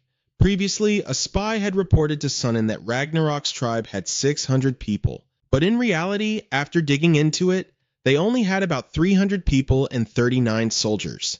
Sunan was extremely pleased with this haul of information. He asked if Owen wanted any reward, but all Owen wanted was for Sunan to keep his promise and spare his son from being a sacrifice. Even though the sacrifices were mandated by the Frogman chief, Sunan wasn't completely inflexible. He believed his father would be understanding and wouldn't be too harsh on Owen's group anymore. That was the only way Owen and his 200 kin would see the real benefits of submitting to the Frogmen. Don't worry, Owen. I will absolutely keep my word. Thank you, Lord Sunan. Later that afternoon, Owen went back to the riverbank, sitting and staring at the small island in the middle of the river. That was where the children were being held captive. He was overflowing with hope for a better future, believing that the kids would finally be saved. But right then, Ragnarok's face flashed in his mind. Owen's conscience was violently tearing him apart. During that private conversation, Ragnarok had even shared his tribe's unique writing system with Owen, along with countless other secrets. I don't believe a single word you say about the Frogmen. There must be so much more to the story. My tribe and I have been through a great deal of suffering ourselves. We know exactly what it's like to be isolated and forsaken. We are just like you. I know the look of a man who is in deep agony. Owen subconsciously brought a hand up to cover his face. Ragnarok had struck right at the core of his heart. But even so, what did it matter? Owen simply didn't believe that Ragnarok, with only 30 skeleton soldiers and a bunch of civilians, could ever defeat the Frogmen tribe. For the sake of his son's safety, he still chose to side with the faction he deemed stronger. Even though Ragnarok's words had deeply shaken him, at the end of the day, Owen was still just a seasoned swindler. He sat by the riverbank from dusk until midnight before finally standing up. The sand was entirely covered in the hieroglyphs that Ragnarok had just taught him. Perhaps deep down, Owen was fighting a massive internal battle. You shouldn't have trusted a man like me. You really shouldn't have. Why would you ever trust a swindler like me? The next morning, Ragnarok arrived exactly as promised. Sunan came out early to greet him, wearing an incredibly fake and overly flattering smile. Welcome, my good friend. Thank you for your hospitality. I hope this trade agreement will bring our two tribes even closer. Ragnarok immediately apologized to Sunan for bringing their weapons along. He explained that he was worried about running into the Kokachis on the way. Sunan brushed it off with a polite smile, but deep down, he was secretly mocking Ragnarok for being such a fool. After all, in his eyes, there was no way the crude spear in Ragnarok's hand could ever defeat a Kokachis. He planned to treat Ragnarok to a feast he would never forget. Once Ragnarok was dead drunk, Sunan intended to shoot him down with a poisoned arrow. Oh, right. Where was Owen? Sunan pointed off into the distance, where Owen was engrossed in writing something on the ground. Ragnarok took a few steps forward to greet him. He was completely caught off guard to see Owen writing the exact same characters he had just taught him a few days ago. You have arrived, Ragnarok. The spot where I am writing is exactly where you will be sitting. The real issue here was that the characters Owen was writing translated to imposter or liar. Instantly grasping the gravity of the situation, Ragnarok took a mere 2 seconds to make his decision. He pulled down his beast skull mask and his gaze instantly turned lethally sharp. Do it now! Understood. Ziyu was one of the most broad-shouldered and physically imposing warriors in Ragnarok's entire tribe. Right after that sharp reply, the spear in his hand cut through the air with a loud whoosh, piercing straight through the throat of a frogman standing opposite them. The surrounding frogmen froze, pure panic washing over their faces. Having received orders from their chieftain to slaughter every last frogman, the Bone Warriors fought with absolute bloodlust. In the blink of an eye, the banquet devolved into a blood-soaked battlefield. Only a brief moment later, almost all the soldiers of the Frog tribe had been wiped out. Those lacking combat ability had already fled for their lives, Sunan included. But Ragnarok's forces weren't the least bit worried, having laid out a backup plan well in advance. All right, Owen. Yes, sir. I've got a job for you. Meanwhile, Sunan and those who managed to escape were cowering in a hidden corner. Upon realizing that Owen had betrayed him, he flew into a rage and immediately ordered the mobilization of every warrior in the village to attack Ragnarok's tribe. They also rounded up and captured all the lizardmen living in the village while waiting for the main fighting force to arrive. While waiting for reinforcements, Sunan ordered his archers to fire a volley of arrows at Ragnarok. Every single one of these arrows had been coated in toxic frog poison. Just a mere scratch would guarantee an agonizing death. But Ragnarok had anticipated this exact move. Because of this, his entire squad of bone warriors was equipped with heavy, impenetrable armor. The arrows completely failed to pierce their plating, leaving Sunen's jaw dropping in utter shock. Unable to come up with a new countermeasure on the spot, he had no choice but to order his soldiers to keep firing. It was the only way to pin down Ragnarok's Bone Warriors and stop their advance. But right at that moment, a thick cloud of black smoke billowed up, completely obscuring their line of sight. Sunen entirely lost visual on the enemy's movements. Under these conditions, the accuracy of their arrow volley would drop drastically. Sunen was starting to genuinely panic. He had no idea what to do in this situation, nor did he know where this damned smoke was coming from. Of course, Owen was the mastermind behind it. While the two sides were clashing, he had taken Ragnarok's orders to go and set the frog village on fire. The other lizardmen temporarily couldn't figure out what Owen was trying to achieve. "The black-striped lizardmen asked me to do this. Trust me, they are going to crush those frogmen." The lizardmen were highly skeptical at first. After all, Owen was a known swindler. But seeing the unwavering determination in his eyes, their doubts slowly began to waver. Given the current situation, even if the frogmen won, they wouldn't spare the lizardmen anyway. Might as well take a gamble. Because of that, Owen gained several extra pairs of hands. The fires spread much faster, and the curtain of smoke grew thicker by the second. Even when Sunen saw his own village going up in flames with his own eyes, he still couldn't believe Owen had betrayed him. But keeping his own head attached to his neck was the top priority, so Sunen barked out the order to retreat. If he, the next in line for the chieftain's throne, were to fall here, the future of the entire tribe would be completely finished. In another location, the warrior Oboy, a close confidant of Sunen, was also drawing up a battle plan. He calculated the odds in his head. They currently had 45 elite soldiers left. Compared to the Lizardman tribe, that number still gave them a solid advantage. Oboy ordered the troops under his command to coat all their arrows in frog poison and drop into combat stances. Not long after, a rustling sound came from a nearby bush. Oboy tensed up like a drawn bowstring. He had a very bad feeling about this, giving him the exact same dread as when he had to fight that damn Kokach's bird.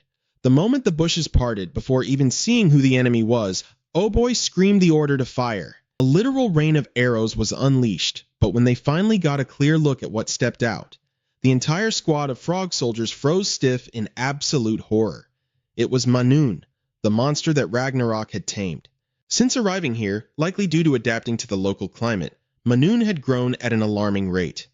Those poisoned arrows couldn't even scratch its tough hide. In fact, it just scooped them right into its mouth. This little beast was always such a glutton.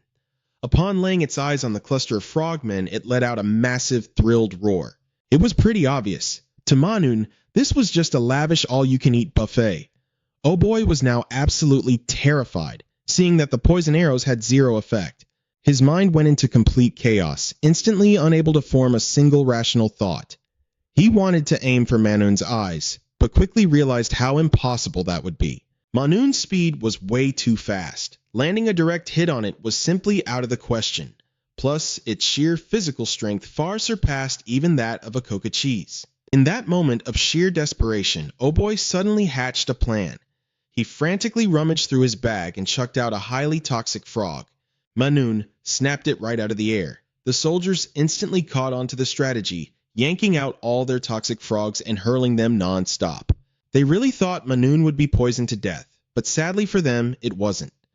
Watching this entire spectacle unfold, Joan found the whole thing incredibly laughable. Of course it was. Manhwa wasn't just some ordinary monster. Its most absolute top-tier ability was its total immunity to poison. In another part of the village, Ragnarok's Bone Warriors were still ruthlessly engaged in combat.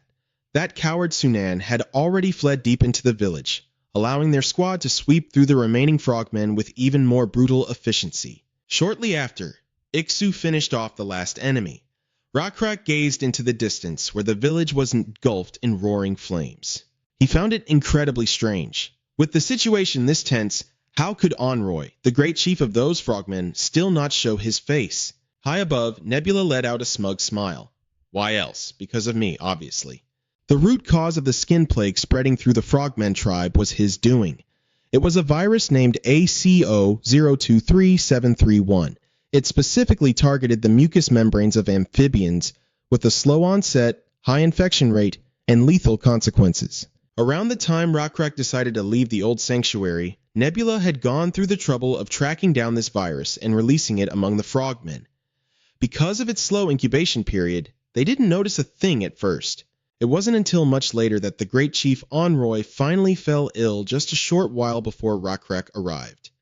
In his desperation, Enroy decided to offer a mass of lizardmen as live sacrifices to their tribe's guardian deity, the two-headed monster. But what good would that do? Nebula mocked them in his mind. Their illness isn't going to get any better just because of some sacrifices. The reason Enroy had yet to show up was that he was busy initiating the sacrificial ritual on a small island in the middle of the river. Once Owen had finished setting the fires, he sprinted desperately toward Rakrak. He just couldn't sit still any longer. The lives of those children, including his own son, were hanging by a thread. "You should have told me sooner! They've already boarded the boats! We can't reach the island now!" Those words struck Owen like a bolt of lightning. He desperately suggested that Rakrak could swim out there, but that was basically suicide. Underwater, the physical strength of the lizardmen couldn't even compare to the frogmen. Worse still, while swimming, they'd have zero defense against the frogmen's volley of poison arrows. But Owen was plummeting into an abyss of despair, tears streaming down his face like a waterfall. "My son is out there. He was chosen as a sacrifice." Rakrak was absolutely furious. Unable to contain his rage, he immediately slapped Owen across the face. "You idiot! You should have said something sooner! You should have trusted me from the very beginning!" Why wait until the very last second to mention their sacrificial ritual? I don't give a damn about whatever god those frogmen worship. I only believe that we can crush them with our own two hands. If that so-called god shows up to attack us, I'll show you exactly how to kill a god. Owen buried his face in his hands, sobbing uncontrollably. He was drowning in regret over his own hesitation. He really should have confessed everything from the start, but it was far too late. Driven by the sacrificial ritual, the two-headed monster had already emerged. Enroy was offering up the lizardmen children, desperately praying for their god to cure their plague and smite Rakrak's tribe. Owen collapsed by the riverbank, staring blankly toward the island. His spirit had hit absolute rock bottom, and a suffocating despair completely devoured his mind. Rakrak and Joanne looked in the same direction, a heavy sense of conflict weighing on his chest. Rakrak wanted to risk it all for one last push, even though they had completely lost the terrain advantage. Tactics and tricks were completely useless now, and forcing an attack would only lead to senseless casualties. But right at that moment, Nebula's butterfly materialized. "Hey, Owen!" Hearing Rakrak call his name, Owen gave a weak reply, still completely drowning in his agony. "Look up." And the moment he lifted his tear-filled eyes, he witnessed an absolute miracle. Bathed in the radiant moonlight, a colossal creature in the shape of a praying mantis descended, and Rakrak's voice, completely stripped of its earlier anxiety, now brimmed with overwhelming confidence. "Owen, do you believe in miracles?" On the island, that bastard Enroy was practically foaming at the mouth with manic joy as the two-headed monster they called a god descended. The captive children were shivering like leaves in a storm, fully aware that they were about to become fresh meat in the jaws of that monstrosity. However, the monster was acting incredibly bizarre today. It kept darting its heads around frantically, leaving Sunan extremely bewildered. Normally, this beast was ravenous, immediately snapping up its tributes the second they were offered. He followed the two-headed monster's gaze, and all the color instantly drained from his face. Towering over them from the opposite direction was an absolutely massive praying mantis, staring dead at them. Sunan's eyes bulged out of his head in sheer terror. What the hell is going on? Even his father, the so-called great leader Enroy, was scared completely spitless. The frogmen instantly plunged into absolute pandemonium. Oh my god, it's another deity. High up in the heavens, Nebula looked immensely satisfied with the divine beast he had just forged. Now fully complete, the creature looked exactly like a praying mantis. This was his brand new familiar. At this stage of the game, there were probably very few players who could craft a familiar faster than him. Feeling a little arrogant about it, Nebula turned his attention back to the frogmen tribe. One look at the mantis god and the two-headed monster knew instantly that it was outmatched. It tried to slither away, but was snatched up before it could even move an inch. The monster's agonizing shriek snapped the frogsmen back to reality, sending them scattering in complete chaos. Sunan hastily dragged his father away, barely saving him from being impaled by the mantis's razor-sharp scythes. Enroy couldn't believe his own eyes. The almighty god he had worshipped all his life was currently getting beaten to a bloody pulp. At this rate, it wasn't going to last much longer. The mantis god crushed the monster's head mercilessly in its iron grip. It then slowly turned to glare at Enroy and his son, its eyes dripping with utter disgust and contempt. Suddenly, an ethereal voice echoed through the air. A pathetic water snake. Being worshipped as a god? You need to realize your absolute insignificance. I shall offer your filthy life to my creator. Let me help you atone for your sins. The mantis's scythe violently pierced deep into the snake's flesh. With a sickening crunch, it ripped the snake completely in half. The gruesome scene was absolutely horrifying to witness. Your sheer stupidity is a sin in itself, and you will pay for that sin with your flesh and blood. The two-headed monster, the pride and absolute deity of the Frogmen tribe, was officially dead. Meanwhile, bathed in the brilliant moonlight, the mantis god stood impossibly majestic and triumphant. Just looking at their status screens, the insane gap in their stats was glaringly obvious. It made perfect sense why that giant serpent got obliterated without landing a single blow. Rakrak's tribe, having witnessed the entire spectacle, erupted into deafening, frantic cheers. Owen buried his face in his hands, openly sobbing with overwhelming relief. His son was finally safe. High up in the heavens, Nebula quietly analyzed the unfolding situation with a satisfied smirk. After that level 4 serpent fell in battle, he obtained the core of its demon spirit. Objectively speaking, that monster did look pretty strong.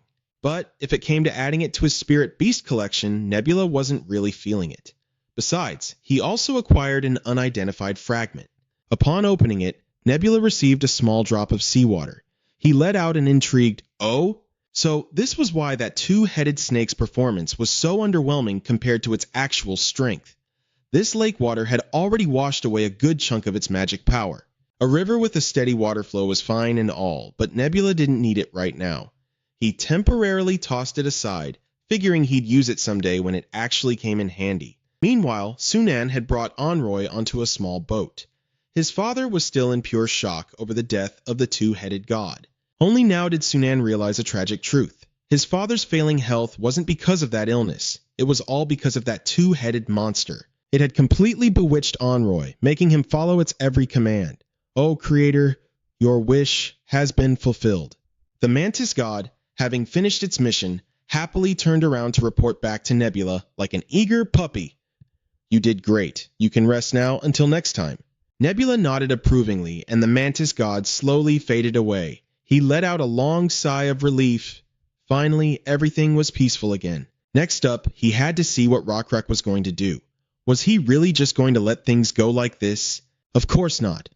Rakrak watched as the remnants of the frogmen fled toward the upper village by boat. That monster had kicked the bucket, so the lizardmen had absolutely nothing left to fear. Because of this, he led his army to swim across. Today, they were going to claim absolute victory. Is anyone willing to lead the way to the upper village of those frogmen? Owen eagerly volunteered for the job. After all, he had to get onto that island to reunite with his son anyway. What's more, the lizardmen who had suffered under the frogmen's oppression for so long now wanted to lend Rakrak a hand. But he didn't think too highly of them. They weren't warriors, and they couldn't possibly fight with those frail bodies. I used to be a warrior too, and you don't have to be a warrior just to kill a frogman. The lizardmen were incredibly resolute. They desperately wanted to do their part in wiping out that frogman tribe. Seeing Rakrak fight had ignited a blazing fire in their hearts, and they all wanted to end their slavery with their own two hands. "Are you angry?" Rakrak asked. The lizard man leading the group immediately burst into tears. "Damn right, I'm furious. This rage, it comes from losing our comrades, our children, our descendants. We have to avenge them." "All right then." Rakrak took a deep breath. "You have every right to be angry. Anyone burning for revenge, follow me." While swimming across to the island, Rakrak suddenly recalled a conversation he'd had with Sunan not too long ago. Back then, that frogman was teaching Rakrak how to shoot arrows. He even promised that if their two tribes successfully forged a friendly alliance, he would teach Rakrak how to craft bows himself. The materials are super simple. You lizardmen can gather them easily. He didn't know why, but thinking about this made Rakrak feel a bit uneasy. If he wanted to know the truth now, He'd have to hear it straight from Sunan's mouth. They swam to the other shore, and Owen frantically rushed forward to hug his son. Seeing this heartwarming reunion, Rockcrack's heart sank a little. He immediately ordered Dew to let the exhausted ones rest on the boats. Dew was also assigned to go with them, tasked with escorting those brown-scaled lizard men back to the village as a distraction. Rockcrack was highly confident in their victory this time. The frogmen's numbers had already been severely depleted, and he believed that God had granted him another blessing. His black-scaled lizardman tribe was going to put a permanent end to those vicious frogmen. Rockcrack's army swiftly launched an attack toward the upper village of the frogmen. The massive, ferocious wave of lizardman warriors caught the enemy completely off guard. Enroy, once a great leader, was now completely powerless. Watching Rockcrack's elite warriors slaughter his people, he had no other choice but to pray, completely forgetting that his precious god had already been taken out too. "Oh, two-headed god, please accept this sacrifice and save me."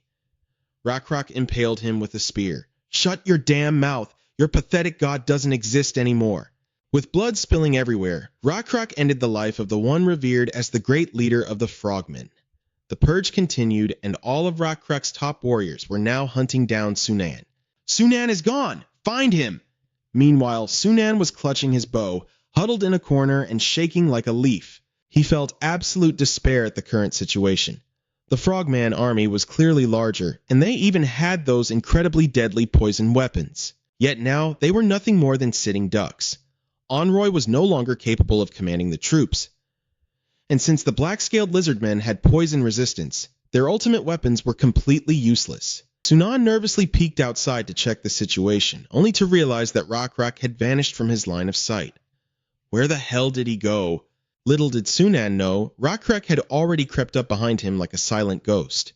"So, this is where you're hiding." Terrified, Sunan jumped out of his skin and fell backward.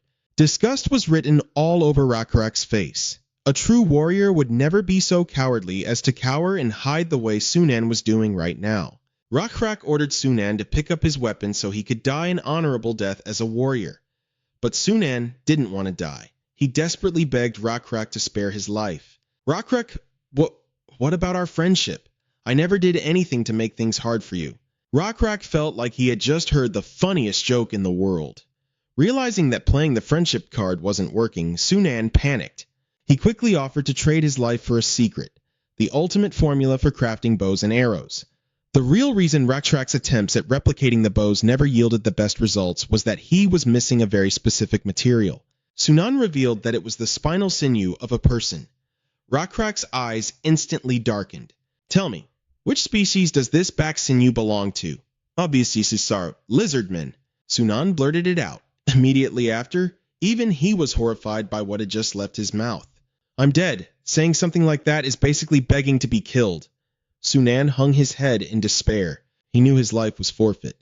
"All right, I understand." Rockcrack's gaze grew even colder. "There's no deep-seated grudge between us, and I've already won a complete victory. I'll accept your offer. Get out of here, Sunan." Sunan was utterly stunned, frozen in disbelief for a few seconds. Then he scrambled to his feet and ran for his life. But of course, Rockcrack had absolutely no intention of letting him go. He just needed a moving target to test out his archery skills. Sunan's final fate was becoming a living target for Rockcrack's archery practice. He was bound to a massive tree and riddled with arrows until he drew his last breath. Rockcrack's marksmanship was growing more flawless by the day. He had even swapped out his bowstring for a brand new material. Admittedly, without using human sinews, the bow's destructive power had dropped significantly. But even so, there was no way Rockcrack would resort to the sick, inhumane methods of the Frogman tribe. Fortunately, Owen had managed to track down the best alternative material this forest had to offer. This made Rockcrack realize that it was finally time to relocate his tribe to a new territory. Winter was fast approaching, which was the prime foraging season for the water buffalo. They would soon be migrating to warmer lands. By the way, Owen, were you out hunting today as well? "Yes, sir. We finished clearing out the last of the wandering frogmen. The materials we've gathered for crafting bows should last us for quite a while." Owen's mind drifted back to that moment, recalling how he and his tribesmen had followed Rockcrack to deal with Sunan. And just like that, a once mighty tribe was wiped from existence. Even now, he could hardly believe that he and his people had actually managed to break free from the frogmen's brutal oppression. Suddenly, Owen remembered something. Back then, Rakrak had dealt Onroy a fatal blow, but his corpse had mysteriously vanished afterward. Owen had actually assumed that Rakrak lingered in this forest specifically to hunt down Onroy. "I couldn't care less," Rakrak said with a dismissive shrug. "Even if Onroy is still alive, his body is just as wrecked as Sunan's. He'll probably just end up perched on someone else's head, exactly like that skull you're wearing right now." "I suppose you're right," Owen chuckled.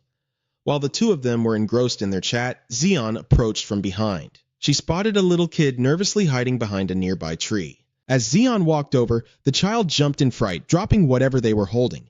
It turned out to be a meticulously carved wooden figurine of the mantis god. Even Rakrak found his eyes drawn to the exquisite little trinket. "Wow, this is actually really beautiful." Hearing the praise, the child's eyes crinkled into a huge beaming smile. It was a gift the child had painstakingly whittled all through the night just to give to Rakrak. According to Owen, the village kids had recently taken up making handicrafts to trade with one another as a way to show their deep gratitude to the guardian deity who had saved their lives. Wanting to encourage the little ones, Rakrak generously offered to buy up their crafts, telling them to name whatever price they wanted.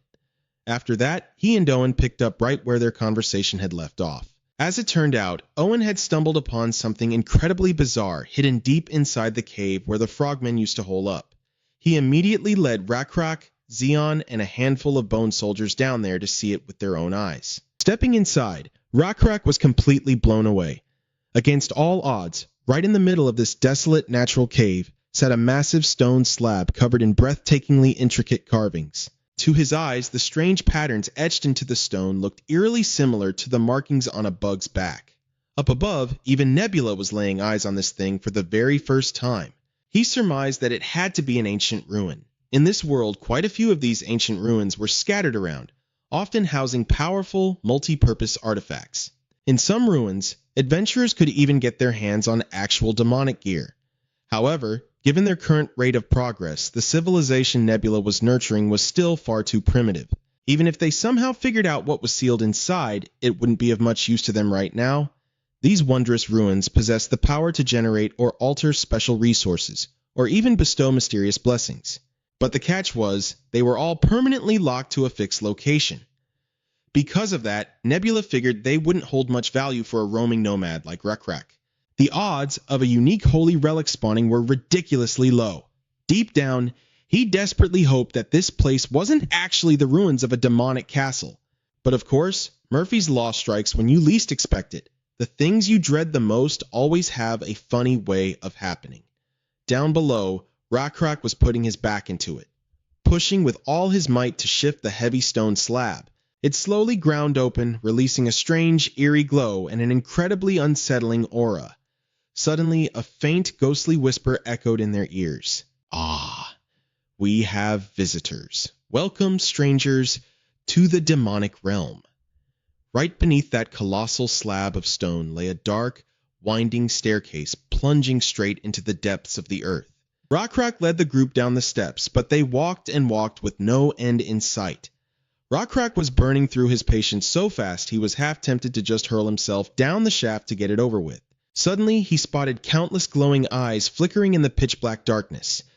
Creeping a little closer, he realized it was a massive swarm of rats. "Why the hell are those sewer rats squealing so loudly?" "Those are beaver rats, sir. I'm actually pretty sure you've eaten them a few times before." Jeon chimed in, deadpan, correcting Rakrak's terrible zoology.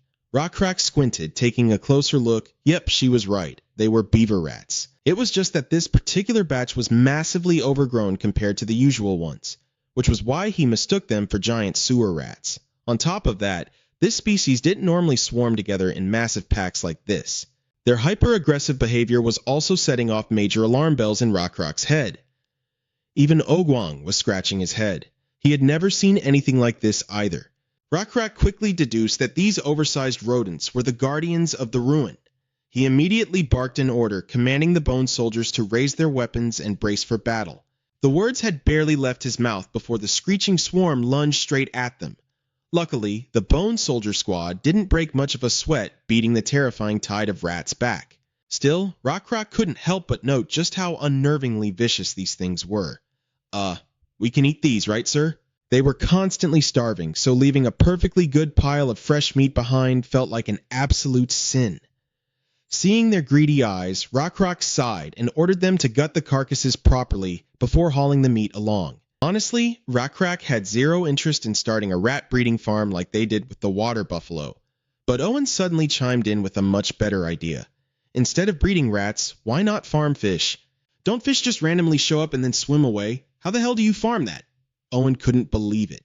He never imagined the mighty black-scaled lizard tribe's knowledge of the world would be this hilariously primitive.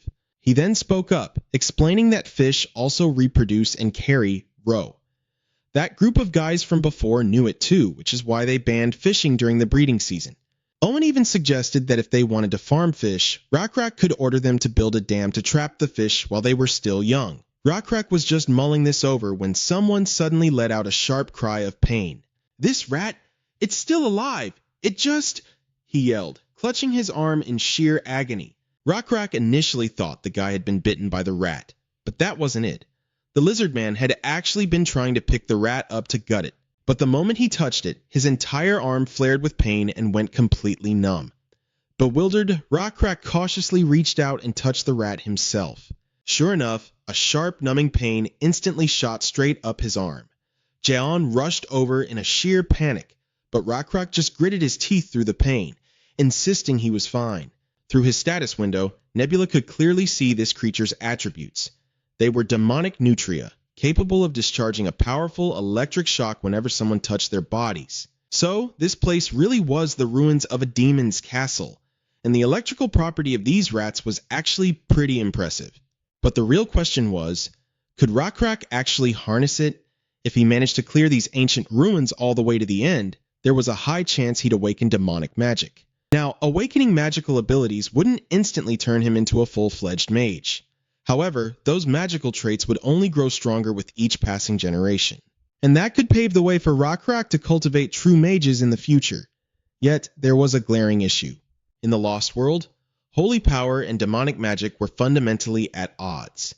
According to the game's lore, mana originated from ancient demons, not the gods, and high-ranking priest mages could manifest incredible power on their own, completely independent of the gods. The more devotion they gathered, the more their powers would exponentially grow. Still, obtaining such overwhelming magic right at the start of the game would introduce way too many variables. Because of that, there were bound to be heavy restrictions placed on this massive power. As the demonic ruins slowly bared their true nature, many would inevitably fall prey to their temptations. Take Rockrock's current situation, for instance. He was just starting to hear a very strange voice. "Oh, uninvited guest, do you desire to hold that power in your hands?" the voice whispered. "If you truly want it, I shall bestow it upon you." Aside from Rockrock, no one else heard a single thing. John, completely fraught with worry over his arm, desperately pleaded for them to head back to the village. They could always come back once he was fully healed. And hey, whether you're a human or a lizard man, fearing your wife is a universal cultural beauty, so naturally, Rockrock couldn't exactly say no. He ordered the skeletal warriors to double-check those massive, Yarwardbenpo set of sharp-toothed carcasses, ensuring they were completely dead before anyone laid a finger on them. Rockrock then shifted his gaze toward the source of the voice, absolutely certain that he was the only one who could hear it. "Just what exactly are you?" he thought to himself. To his utter shock, the entity actually read his mind. "I am the guardian spirit of this domain. Only those who harbor truly magnificent power can perceive my existence." What do you mean by power? Since he was able to communicate with the spirit telepathically, Rockrock felt an even deeper sense of dread, realizing just how dangerous this entity truly was. Up above, Nebula confirmed that it was, in fact, a demonic spirit. He hesitated for a moment, torn on whether or not he should intervene and warn Rockrock. Truth be told, Nebula was actually quite taken aback. Without him even noticing, a brand new stat called Cunning had quietly appeared on Rockrock's status window. Could this be a new trait he unlocked while dealing with all of Sunil's underhanded tricks? Well now, this was certainly getting interesting. Deciding to hold back for now, Nebula chose to just sit back and observe. Meanwhile, the ominous spirit continued its pitch. "The power I speak of is the essence of lightning. It can scorch living beings to ash with blinding crimson arcs, and it radiates with the brilliance of the sun itself. I can bestow this power upon you. But naturally, nothing in this world comes for free. The spirit was negotiating like a greedy merchant. What it truly lusted after was Rockrock's power. Rockrock immediately sensed that this deal was sketchy as hell. The spirit was way too slick, and it was obviously hiding something from him. His demeanor instantly hardened, growing more resolute than ever. Listen here, if you want to make a deal with me, then spit it out and be completely honest from the start. If you want something from me, you'd better act like it. But if you're deliberately keeping secrets, then we're done here. Don't expect a damn thing from me. Rockrock's sheer intensity radiated an invisible pressure that actually made the spirit flinch in fear. Meanwhile, Jaeon and the skeletal warriors were all packed up and ready to head back to the village, but Rockrock insisted on staying just a little bit longer. Sensing his impatience, the spirit panicked and quickly blurted out the truth. It confessed that it had been sealed within these ruins for ages, entirely unable to leave. What it desperately needed was for Rockrock to use his strength to defeat the guardian spirit, protecting the seal and set it free. In exchange, it promised to grant him that very same lightning ability. You mean that glowing, paralyzing shock those rat monsters have? Rockrock asked. Exactly, the spirit replied. That is my true power, the essence of lightning. And just as you noted, it does indeed emit a radiant glow. But the more you channel it, the more the electrical charge amplifies, to the point where you could even summon raging thunderstorms. The spirit arrogantly boasted, bragging that this ability could even rival the power of the gods. It enthusiastically kept pitching its product, emphasizing how incredibly adaptable its power was. It claimed that not only could Rockrock harness this electricity, but literally anyone in his entire tribe could use it too. And if you wish to monopolize this power for yourself, all you need to do is perform a specific ritual, it added. Hearing this caught Rockrock completely off guard. If you possess such an incredible ability, then why exactly are you stuck in a dump like this? Rockrock probed. Because I am too powerful, the spirit furiously roared. Isn't it obvious? Truly dangerous things are always locked away in the deepest vaults. I was ambushed. I couldn't fight back or dodge, which is why I'm stuck in this godforsaken hellhole. Rockrock instantly caught the glaring red flag in that outburst. The spirit had just openly admitted to being a massive threat. And if this thing was so incredibly dangerous that it had to be sealed away, then there was no way that lightning ability was just a free gift. In fact, using it would probably bring side effects far worse than any actual benefits. Quit your lying and drop the cheap temptation act, Rockrock scoffed. All I have to do is turn around, smash the cave entrance to pieces, and walk away. Once I do that, absolutely no one will ever find these ruins again. And you'll just rot in here forever. The soul started to panic. Seeing Rockrock turn to leave, it grew completely desperate. To make him stay, it had no choice but to reveal its past. In ancient times, this very soul was one of the rulers of the world. It was born as the descendant of a great ancient archdemon that had long been forgotten. It had been so long, in fact, that neither it nor the gods could even remember its true origins. As for the strange abilities of those mysterious mutants, not knowing their source, the soul initially believed those powers belonged to itself. But in reality, those abilities were granted completely at random. This was entirely different from divine power, which could only be wielded by those chosen by a god. Finally, it all made sense to Rockrock. Those who randomly received these abilities grew stronger and stronger over time, meaning that eventually they would choose to turn their backs on the gods entirely.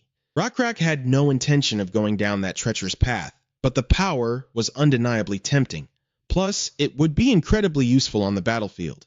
He honestly couldn't bear to let this opportunity slip away. And so, Rockrock came up with a rather naive condition. He demanded that the evil soul pledge loyalty to his god. Hearing this, the soul found it absolutely laughable. It was an ancient evil spirit. It was likely even older than the god Rockrock worshipped.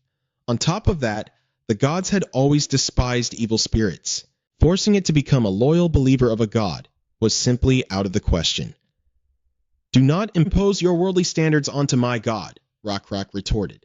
The nameless beetle god may be unknown, but he is incredibly generous. He is kind-hearted, so perhaps he will actually accept you. The soul fell silent, clearly struggling with its thoughts. A moment later, it finally revealed the truth. It wasn't actually trapped in these ruins at all. It was the master of this place. The beaver rats had merely been a test, just to see if Rakrak had the strength and worthiness to negotiate with it. The soul agreed to Rakrak's terms. If his god accepted it, the power of lightning would be his. Back in the real world, a new system notification instantly popped up on Nebula's screen. An evil demonic soul wishes to submit to you. If you accept, you will acquire the demonic trait, lightning power. Do you accept? Naturally, Nebula smashed the yes button, taking in an evil spirit and merging its ability with holy power. By doing this, he could bypass the system's penalty while claiming the demon's power for himself. Rakrak had done a fantastic job this time. His reasoning might have been a bit naive, but his actions were incredibly decisive. He had completely exceeded Nebula's expectations. In the blink of an eye, 9 years passed within the game world. The tale of the nameless beetle god granting power to Rakrak had become an absolute legend. Now the deity was known by a brand new name, the Blue Beetle God, blending the beetle aspect with the striking blue of the lightning. Today, right in front of the deity's altar, a chance encounter took place between a traveler named Ui and a mysterious masked figure.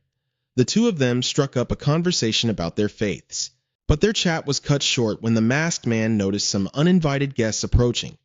Are those gnolls? Ui narrowed his eyes, staring intently at the approaching figures. Let me ask you something, Traveler Ui. Do they look like bounty hunters to you? Ui took a moment to size up the group. These beastmen have absolutely zero guard up. They're clueless about their surroundings, and their weapons are incredibly crude. If you ask me, they look more like a pack of wandering gnolls. Makes sense, I thought so too. Just to give you all a little context, gnolls are a mythical race, a monstrous cross between humans and hyenas. They're flesh eaters, infamous for their barbaric culture and insanely aggressive nature. Suddenly, a strong gust of wind blew the hood right off the mysterious man's head. To everyone's surprise, he was actually a lizardman, and a very familiar-looking one at that. In his hands, he held an exquisitely crafted bow, but more importantly, the arrow knocked on his bowstring was crackling with deadly lightning. Well then, I suppose we should blast their souls to pieces, shouldn't we? He smirked. The Alpha Gnoll had pretty sharp instincts. The moment it sensed the danger, it immediately backed away. Sure enough, a split second later, an arrow rained down from above and slammed into the dirt. Watch out! We're under attack! The beast frantically signaled to its pack. But it was already too late. A massive surge of high-voltage lightning exploded from the arrow, violently electrocuting the pack of gnolls and sending them flying. Even while paralyzed by the shock, the gnolls realized their attacker was a lizardman. Terrified, they scrambled to their feet and ran for their damn lives. With the threat gone, the lizardman leisurely turned back to properly introduce himself to Ui. He looked familiar for a reason. It really was an old acquaintance. It was Owen. However, 9 years later, Owen had become a real heavyweight. He was such a big deal now that the moment he dropped his name, Ui immediately knew exactly who he was. It has been quite a while since I've had to use my powers, Owen sighed. Let's take a breather and chat, shall we? Owen sat down on a nearby rock, pulling out a tobacco pipe and lighting it up. Ui instantly recognized the pipe. It was a ceremonial item that the black-scaled lizardmen traditionally smoked after expending their energy. Ui had a million questions for the prominent figure sitting right in front of him. After all, compared to 9 years ago, the history of the lizardman tribe had gone through some massive upheavals. Owen was now a tribalist wanderer. He had chosen to exile himself from Rakrak's tribe, completely burdened by his own guilt. The heavy guilt of betraying his own people back when he was in the X tribe still weighed heavily on his shoulders. That was why he chose to walk away. By using stories and writings to spread the glory of the Blue Beetle God and Chieftain Rakrak, Owen had found his own path to redemption. Even if you hadn't done all that, there isn't a single soul in these wilds who doesn't know about the black-scaled lizardman tribe, Ui thought to himself. The tribe's reputation was absolutely massive now, and Rakrak was even more legendary, revered as both an incredible high priest and a phenomenal leader. As they chatted, Owen learned that Ui was also a wanderer, just like him. The man hailed from Otto Mason, a small fortress city located quite a long way from here, and Ui was on a missionary journey for the Lord of Otto Mason.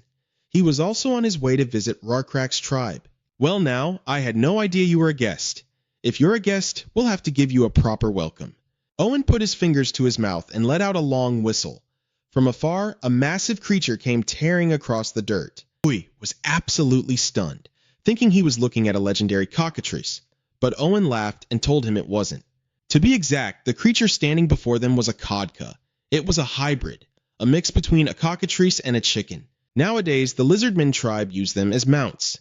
Owen climbed up first and motioned for Ui to hop on behind him. Since it's been a while, I was planning to head back and visit Rarkrak and the rest of the tribe anyway. But to make up for the ride, you're going to have to listen to my stories the whole way there.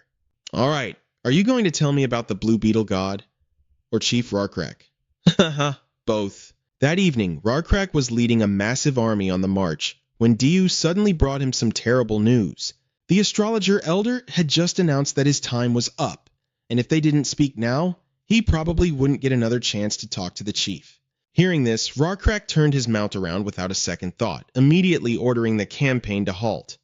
What's wrong, Rarkrak? Joun stepped forward, her voice filled with worry. Rarkrak repeated exactly what Diu had just told him. The astrologer elder was incredibly gifted at foreseeing the future. Knowing this, Rarkrak instructed Jaon to start preparing for a funeral right away. Understood. Jaon sighed heavily. It's going to be a very sad night. Rarkrak stepped into the tent. The astrologer elder was lying completely still.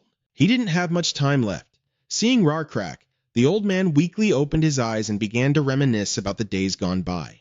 Throughout his life, this elder had accomplished countless things. He had wandered across many lands and learned so much. Even after losing an arm, being ostracized, and forced to wander as an outcast, fate eventually led him to Rarkrak. Thanks to that bond, he became a highly respected elder in the tribe, and his greatest joy was teaching his people how to read the stars. But even so, as a lizard man, there comes a day when you just feel incredibly tired, completely drained of life, and there is only one cure for this exhaustion, and that is to enter eternal sleep. Rarkrak bowed his head in sorrow beside the sickbed. Using the very last of his fading strength, the astrologer elder wanted to ask him one final question. A question that he believed only Rarkrak was worthy to answer, because he was the priest closest to the divine, the very first and only one ever chosen by their god. Rarkrak, when we die, what exactly happens to us? The elder didn't know where his soul would go after death. He didn't know how long that so-called eternal sleep would truly last. And in that sleep, would he suffer from nightmares? Naturally, Rarkrak didn't have the power to answer this question, because he had never died himself. The Blue Beetle God saved us when we were lost. So I truly believe that when we pass away, he will continue to guide us. Tell me, do you think this belief goes against his will? No, you're absolutely right. The Beetle God always lights the way when we lose our path. So after death, I am certain he will guide us home. Rarkrak began to paint a picture of the place the old astrologer would go after drawing his last breath. It will be a boundless meadow, vast enough for you to run and play to your heart's content. Every step you take will feel as light as air, and your tail will brush against the soft, lush grass. The weather will be beautiful, with the occasional cool mist and gentle rain, and there will be a magnificent rushing river there too. The astrologer elder was so incredibly weak now. He just wanted a safe home to return to. He had spent his whole life wandering far and wide. His only hope was that after passing on, he would forever reside in a sturdy home, a peaceful sanctuary to shelter his heart through all 4 seasons. Rarkrak tilted his head back, gazing up at the sky through the smoke vent in the roof. The night sky was filled with sparkling stars. He firmly believed that after crossing over to the other side, the elder would still be able to gaze at the stars. The Beetle God would place those stars in the sky to shine a light and guide his people home. Right at that moment, a familiar blue butterfly fluttered into view. It gently landed on Rarkrak's hand. Overwhelmed with emotion, he brought the butterfly down to the astrologer elder. But of course, the old man couldn't see it. All that remained before his eyes was pitch-black darkness. "I brought you a little gift." The butterfly lifted off Rarkrak's palm, gracefully fluttering in front of the dying astrologer. His soul quietly slipped away, finding a new sanctuary within the body of the butterfly. The astrologer elder had left this world. But the butterfly carrying his departed soul flew all the way back to Nebula. And this time, the system sent out a brand new notification. The game's progression had met all the requirements to unlock the afterlife. The level, resources, and faith that Nebula had accumulated were finally enough to manifest a complete realm of the dead. Although the concept was still somewhat vague, the people had already begun to visualize what they would experience after death, and this afterlife was the physical manifestation of that belief. This was also a highly crucial element in the Lost World game. By establishing a fully developed concept of the afterlife into their worldview, a player's chances of winning would skyrocket. The wicked would face harsh punishment, while the good would ascend to heaven. It was a powerful message that enforced morality and basic human decency. Overall, this so-called afterlife mechanic would become incredibly useful towards the endgame.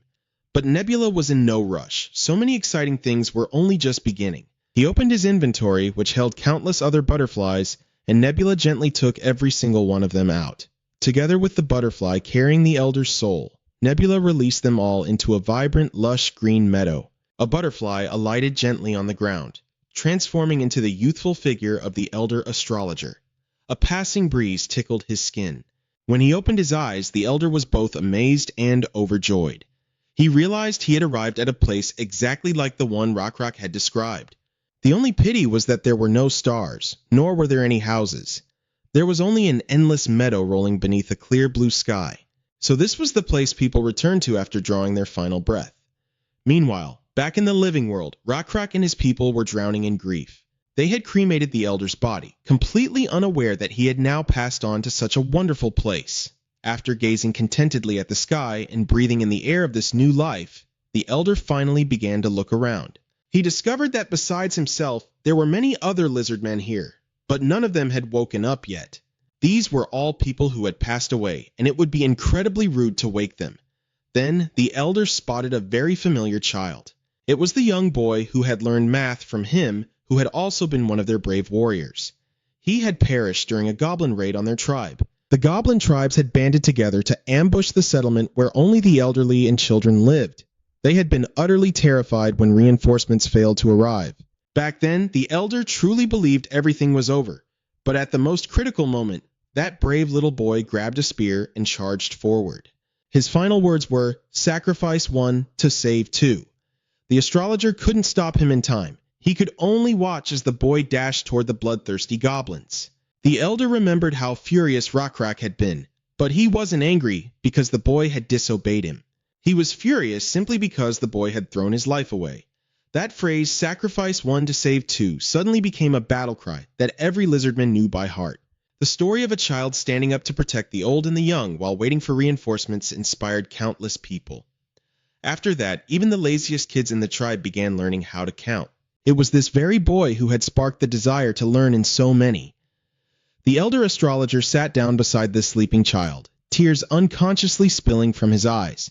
"We finally meet again, little one. I'm so glad." He looked around once more. Aside from him and those who were sleeping, it seemed there was no one else in this meadow.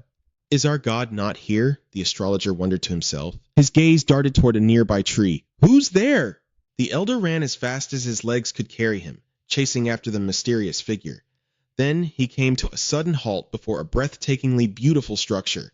It was a house. Tears welled up in the astrologer's eyes once again. A real, incredibly sturdy stone house. Step by step, the astrologer made his way up the stairs. If God was here, there were so many things he wanted to ask him. Questions like, why did you choose us? Is it because the lizardmen are superior to other races? Is it out of your boundless kindness, or simply because we are more useful? Perhaps those questions would never be answered. Rock had once said that being chosen by God was nothing more than a mere coincidence. But the Elder believed it must have been the best possible choice he could make at the time. As the astrologer walked through the seemingly endless corridor, the sight before him left him completely breathless. It was a room with a crystal-clear domed ceiling, opening up to a sky full of dazzling stars.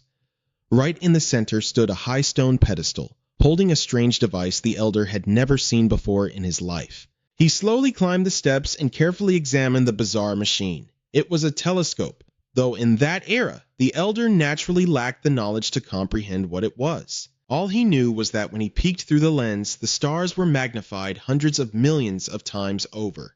Heavens, is this what a star truly looks like? The astrologer was utterly astounded. He eagerly began fumbling around trying to figure out how to use the telescope. The true forms of countless stars came vividly into focus. The elder was overflowing with wonder and deep emotion. So, for his entire past life, everything he knew had just barely scratched the surface. If only I could pass this knowledge on to the others. How wonderful that would be, he whispered to himself. The astrologer would never know that the true God was standing right behind him, watching in silence. Nebula was deeply grateful to him. His existence had helped Rock tremendously, and the game's rapid progression was largely thanks to this very elder. Nebula knew that the afterlife would also heavily influence the faith of those who believed in him. If a warrior made it to the afterlife, his tribe had every right to dream of Valhalla. For those who might not know, Valhalla refers to the grand hall of fallen heroes in ancient Norse mythology. And if an immortal being managed to reach the afterlife, their tribe would dream of a peaceful, blissful sanctuary. So, what happens when a scholar like the Elder arrives in the afterlife? Without a doubt, they would dedicate themselves entirely to the advancement of science. With a satisfied smile, Nebula walked away, leaving the Elder to happily lose himself in his own world of astrology. But he knew danger was looming on the horizon. Having developed iron technology ahead of the lizardmen, the hyena men tribes were already making their move. They had actually managed to tame saber-toothed tigers as mounts. This tribe's techniques and sheer mobility were dangerously abnormal. So Nebula would bet anything that another player was pulling the strings behind them. That meant the day he would clash with other players was fast approaching, and he would definitely need to make heavy preparations before going to war with them. Now, within Nebula's civilization, even the afterlife had been firmly established, which meant he was more than ready to face the battles to come. The other players were steadily expanding their territories. To keep up with that pace, Nebula had to pour in a massive amount of effort. Currently, he had 3 major insect species under his absolute control. Among them was a locust group known as the Swarm. They might be small, but they were incredibly effective. Because they were everywhere, Nebula could easily monitor how fast the other players were gathering faith. Even the previous incident with the frogmen was only successful because he used beetles to spread that virus. As for the lizardman tribe, things had been going incredibly smoothly for them lately. All the reptilian tribes across the surrounding region were now entirely under Rock's command. Everything is slowly merging into one, and it is only a matter of time before Nebula takes full control of the southern peninsula. The only problem right now is figuring out how to deal with the unruly players. Returning to the game world, Owen has just brought Y back with him. The moment he arrived, someone was there to greet him, and through him, Owen learned of the fake harpy's passing. He expressed deep regret for intruding during such a time of mourning, but Owen assured him it was perfectly fine. The lizardmen tribe never considered it a bad omen for a stranger to attend a funeral. On the contrary, they saw it as a blessing, because having one more person to share the grief is always a good thing. Y was then led by Owen to the cremation pyre. This was the first time he laid eyes on the legendary great chieftain, Rock. But there was one thing that struck Y as incredibly strange. From behind that mask, Rock was crying. Is it wrong for a chieftain to cry? Don't humans shed tears when they're sad? Owen asked in surprise. Humans cry when they're sad too. But human leaders would never cry in front of a crowd because they have to maintain their prestige, Y explained. He believed that if a leader showed weakness in public, their soldiers would think they lacked the iron will needed to command. Owen wasn't surprised or angry. He simply warned Y not to say such things to the other lizardmen because to their tribe, there was something far more valuable than so-called prestige. By this time, Rock had approached to greet Owen, clearly curious about the stranger standing beside him. Greetings, I am Y, from the automation domain. Y introduced himself with a polite bow. Owen stood on his tiptoes and whispered something into Rock's ear. Rock then glanced at Y, flashing a profound smile that made him feel a bit uneasy. The chieftain brought Y to his private tent for a brief chat. You must be exhausted from the long journey, but unfortunately, we have to stay up all night tonight. I hope you can understand as it is our custom. Y, of course, didn't mind at all. He pulled a gift out of his bag, stating it was a personal present for Rock. This is a gift directly from the Lord of Automation. Rock opened it to take a look. Inside was a chunk of rock salt, something the people of the automation domain took immense pride in. This is the very first piece of rock salt that he is gifting you. unconditionally, and first implies that there will be a second and a third. In fact, there will be much more than just that, so please, accept it. Rockrock cracked a deeply knowing smile, and then, with a sudden surge of strength, he completely crushed the rock salt in his hand. The salt crystals crumbled and fell right before Y's eyes, leaving him absolutely stunned. Rockrock casually brushed off his hands and told Y to pass a message to his master. He had accepted the gift. Y was still reeling from the shock. He couldn't fathom what Rockrock's actions meant. Since you don't serve a god, you probably wouldn't know, huh? That was just one of our sacred rituals. If we scatter pieces of rock salt on the ground, our god will be greatly pleased. I felt like he had just been fed the most ridiculous lie in the world. He also felt that Rockrock was blatantly disrespecting his lord and the gift he had brought. On his end, Rockrock didn't hold back his punches either. I've heard that your lord is incredibly wealthy, but sending a whole messenger out here just to gift a single piece of rock salt seems a bit wasteful. Next time, I hope you bring actual goods to trade. He choked on his words. It seemed Rockrock didn't just possess brute strength, but was far more cunning and unpredictable than he had anticipated. The conversation between the two came to a dead halt. I felt that the man before him was incredibly aggressive, yet not entirely uncouth. Rockrock knew exactly what that piece of rock salt meant. The automation domain wanted to use rock salt as leverage to trade with the Lizardmen tribe, and Rockrock had just expressed his absolute rejection through diplomatic gestures. Y sat there in a daze for a long time, utterly speechless. It wasn't until Rockrock subtly tried to show him the door that he finally dropped the act and spoke bluntly. I assume you already understand my proposal, don't you? Then why did you reject it? First of all, I despise accepting deals that others have already thrown away. I'm not in the business of picking up scraps. If someone has already turned you down once, doesn't that just mean your offer is worthless? Hearing this, Y hastily tried to explain that this trade was an exclusive offer tailor-made for the Lizardman tribe. But Rockrock wasn't buying the story that Owen had just bumped into him by pure coincidence. Based on the location Owen had reported earlier, it was obvious that Y had come from the north. Yet, the automation domain was situated in the west. And what a coincidence. The ear-cut Sangit tribe just happened to be in the north.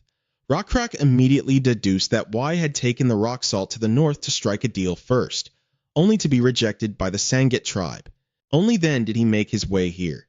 Now then, why don't you just be completely honest with me, we from automation? The automation domain was well known as an ancient ruin, and Castle Satan was the crown jewel of this territory, a relic you simply couldn't find anywhere else. Castle Satan was like an impenetrable fortress, surrounded by massive walls towering 5 meters high. Not to mention, it was guarded by mud soldiers who worked tirelessly day after day to restore the ancient citadel. It truly was a marvel of the lost city. No one knew exactly who had built this grand fortress, but now countless humans and various other tribes coexisted peacefully within its domain. Nebula had been quietly assessing this place for quite some time now. Beyond the impenetrable Castle Satan, the entire automation domain boasted a massive geographical advantage. The valley where the territory was situated sat perfectly along the main route leading to the inner continent. It was nestled in such a prime location that anyone wishing to reach the continent had no choice but to pass through it. On top of that, it possessed a rich salt mine, which was incredibly vital for raising livestock and preserving food sources. Returning to Rockrock, we was now completely paralyzed with shock, especially since Rockrock had just addressed him by his true name, we, instead of Y. I don't believe in free gifts, especially a gift from someone who intentionally hides their true identity, Lord We. So, I simply cannot accept it. We remained dead silent, not even trying to deny it after being completely exposed by Rockrock. The chieftain of the Lizardmen was vastly more intelligent than he could have ever imagined. To arrive at this conclusion, Rockrock had actually pieced together a lot of clues. He had initially introduced himself as Y, and truth be told, Y and we sounded remarkably similar when spoken out loud. It was crystal clear that he was intentionally leaking this tiny breadcrumb of information, just to test exactly how much the Lizardmen tribe actually knew about the automation domain. Even within the city of automation itself, only a handful of people actually knew his real name or what his face looked like. Word had it that only a select few from the 4 great noble families, who were fiercely loyal to the Lord, were privy to that secret, and anyone who shared a bloodline with the Lord possessed the name we. Rarcrack knew the Lord had 2 sons and 3 daughters, but they were all still young. Looking at the wrinkles on those hands, Rarcrack was absolutely certain this person wasn't one of the Lord's children. That's exactly how I figured out your real name. City Lord of Automation, Lord Weasel. At this point, Weasel could no longer hide his true identity. He pulled back his hood and sat back down. Regardless, Rarcrack's deductive skills had left him genuinely astounded. But no matter who he really was, his purpose for coming here hadn't changed. I really am giving you that salt, you know, but the price you're asking is simply too steep. Rarcrack had already guessed what was expected in exchange for this salt supply. If even the greedy chief of the Sanket clan had refused, it definitely wasn't anything ordinary. Rarcrack figured that Weasel wanted the lizardmen to protect automation in exchange for the salt. If his territory was ever attacked, Rarcrack would be forced to deploy his forces just to secure the salt mine. Even if Weasel himself started the war, the lizardmen would still have to step in and defend his territory. It's a trade, Rarcrack. Why would you refuse when you're the one who stands to benefit? You must have heard a similar answer from someone else already. Rarcrack tossed some more firewood into the hearth and then flashed a supremely confident smile. Why shouldn't I just go ahead and conquer automation? If we wipe out the humans, both the salt mine and the territory of automation will be ours anyway. Isn't that right? Weasel was stunned. The chief of the hyena clan had said the exact same thing. After the initial shock, anxiety began to set in. Cell feared that Rarcrack would launch an attack on his territory, but the lizard man hadn't planned that far ahead yet. Right now, Rarcrack was simply weighing which option would be better for both sides. But if diplomacy failed, invading automation would absolutely be the best course of action for the lizardmen. Hearing this, Lord Weasel clearly didn't look too pleased. Don't underestimate automation. Rarcrack wasn't being arrogant. He had calculated it carefully. An invasion of automation would undoubtedly result in heavy casualties. But even so, the lizardmen were more than capable of taking it down. Above all, they believed in the blue god unconditionally. With their god's backing, even Weasel's high walls and mud soldiers would be reduced to dust. Besides, aren't you afraid of coming here all by yourself, my lord? Doing this only makes it easier for my side to win if we actually decide to attack the city. Weasel fell silent for 2 seconds, then burst into a hearty laugh. He was completely confident that Rarcrack wouldn't kill him. Rarcrack found this baffling. What did the successor of automation have to do with him anyway? Weasel simply reached out and traced a few intersecting lines in the dirt. Do you know the game of Go? We take turns placing white and black stones on the intersections of these lines. You win if you completely surround your opponent's stones. But right now, the rules of the game don't matter anymore. What matters is that I am just a piece on this board. Rarcrack was a bit confused, but Weasel simply stated that the game had already begun. This was a game where 2 gods used their tribes as chess pieces to engage in a battle of wits. Humans, lizardmen, they were all just pawns in this grand scheme. I don't know when it started, but some of my children keep talking about a wrathful skull, and the others keep mentioning a blue butterfly. My children have started believing in gods. Rarcrack spoke up, cutting Weasel's rambling short. Even though he didn't fully grasp what the man was trying to say, rambling on wouldn't do any good in this situation anyway. Automation had become a prize that all sides wanted to claim, bringing inevitable risks the moment this game was set in motion. Going back to 3 weeks prior, Nebula had a run-in with an uninvited guest. It was another player who also happened to be an old acquaintance of his. It was Hegemonia, the very person he had faced in his final match before they were both dragged into this world. Just like old times, Hegemonia reached out to Nebula, utterly obsessed with defeating him just once. Unfortunately, this time would truly be the last. If they lost, there would be a heavy price to pay. Nebula knew Hegemonia's playstyle. It looked simple on the surface, but the guy fought with the fierce, instinctual aggression of a wild beast, and he was incredibly skilled at multitasking. Truth be told, Nebula had considered the possibility that Hegemonia might secure a win by launching relentless attacks right from the early game. But he figured there was no need to adapt himself to someone else's strengths. After all, Nebula had his own strategies. You want to settle this using a different method, don't you? Hegemonia asked. Yeah, looks like we're both thinking the exact same thing. In that moment, these sworn enemies actually shared the exact same goal, threatening automation and the human race. Then it's decided. Let's kick this off with a conflicting prophecy. Prophecy was a skill that could only be unlocked once a player's divine power reached level 6. Think of it as a personal quest players set for themselves. Fulfilling the prophecy would reward them with massive bonus experience points. However, if they failed to bring the prophecy to fruition, the penalty would be devastating. First, they would suffer an experience drop for wasting the religious resources invested into the prophecy, and if luck wasn't on their side, they'd get hit with extra penalties or trigger a disastrous event. When two players cast a prophecy over the exact same event, it becomes a conflicting prophecy. When that happens, at the bitter end, one side claims the grand prize while the other suffers the brutal penalty. Now, Nebula and his lifelong rival were about to settle the score using this very mechanic. You obviously know the Lord of Automation is picking his successor, right? Hegemonia nodded. Of course he knew. He also knew that automation changed hands quite frequently, and only the Lord of this land truly knew how long his reign would last. Because of this, Nebula decided the prophecy would center entirely around who would become the next Lord of Automation. From among Wee Cell's children, Nebula and Hegemonia would each back a different candidate. Naturally, their prophecies were destined to clash. I've got a roster of his kids right here. Want me to run through the list for you? Hegemonia offered enthusiastically. Yeah, that'd be great.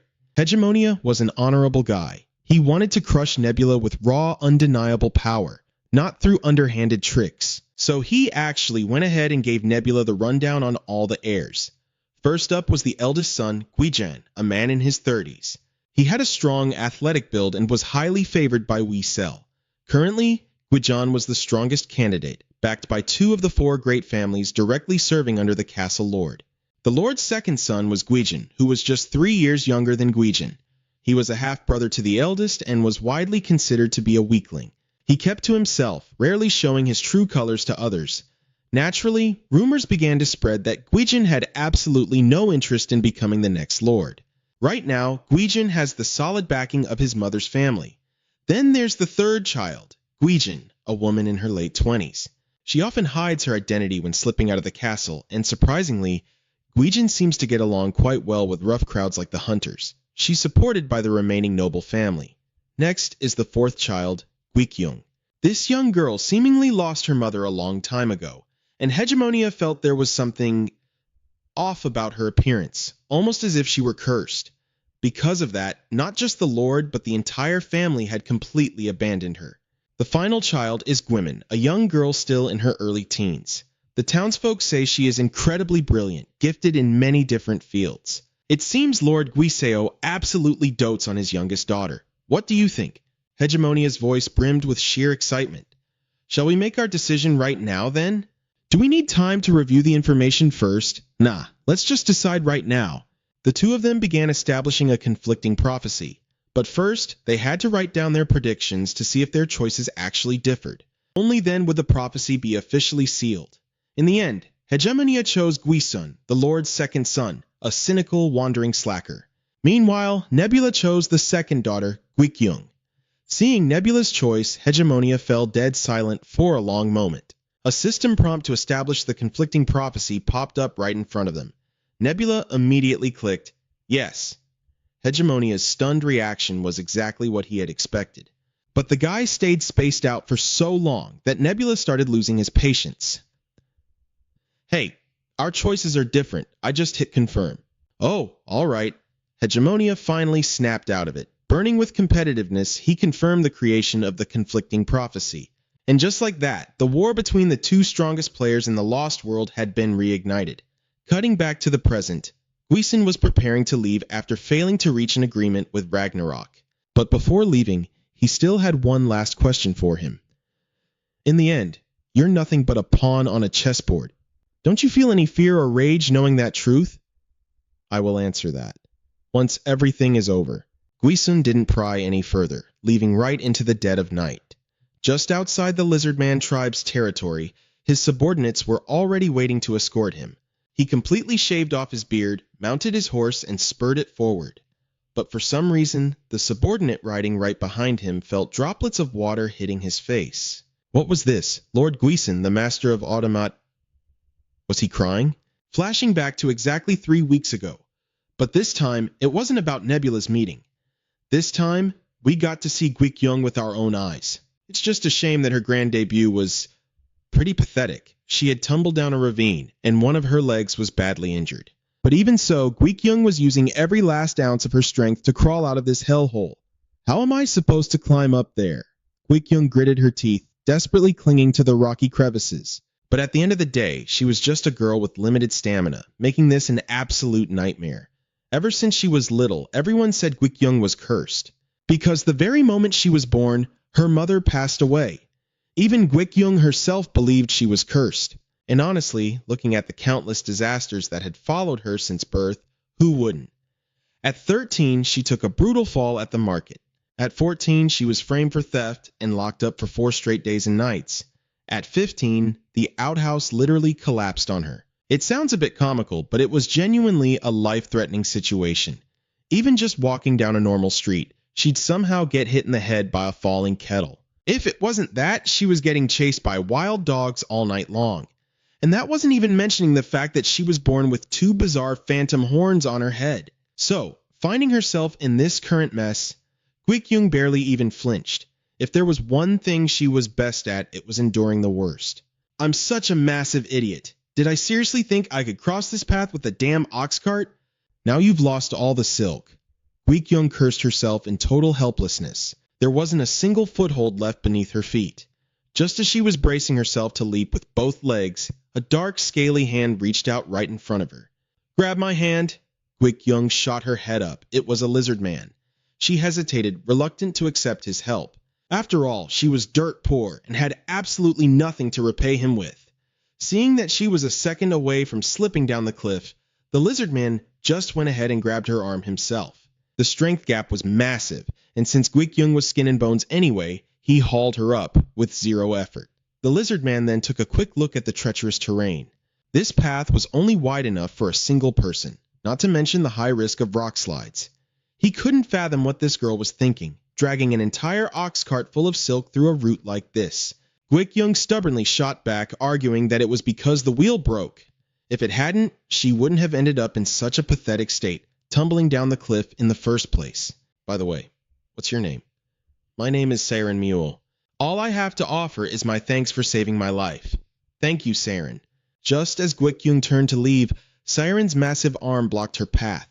We're not done here, Gwekyung. Her face instantly hardened with tension. Even though she had no idea how this guy knew her name, her hand was already gripping a dagger tightly. Seeing this, Saren raised both hands in the air, showing he meant no harm. It was Rakrak who had told him about this girl, and it was Rakrak who had specifically sent him to the territory of Automata to track her down. Hearing that name, Gwekyung's wariness immediately shifted to pure shock. She only knew one person named Rakrak.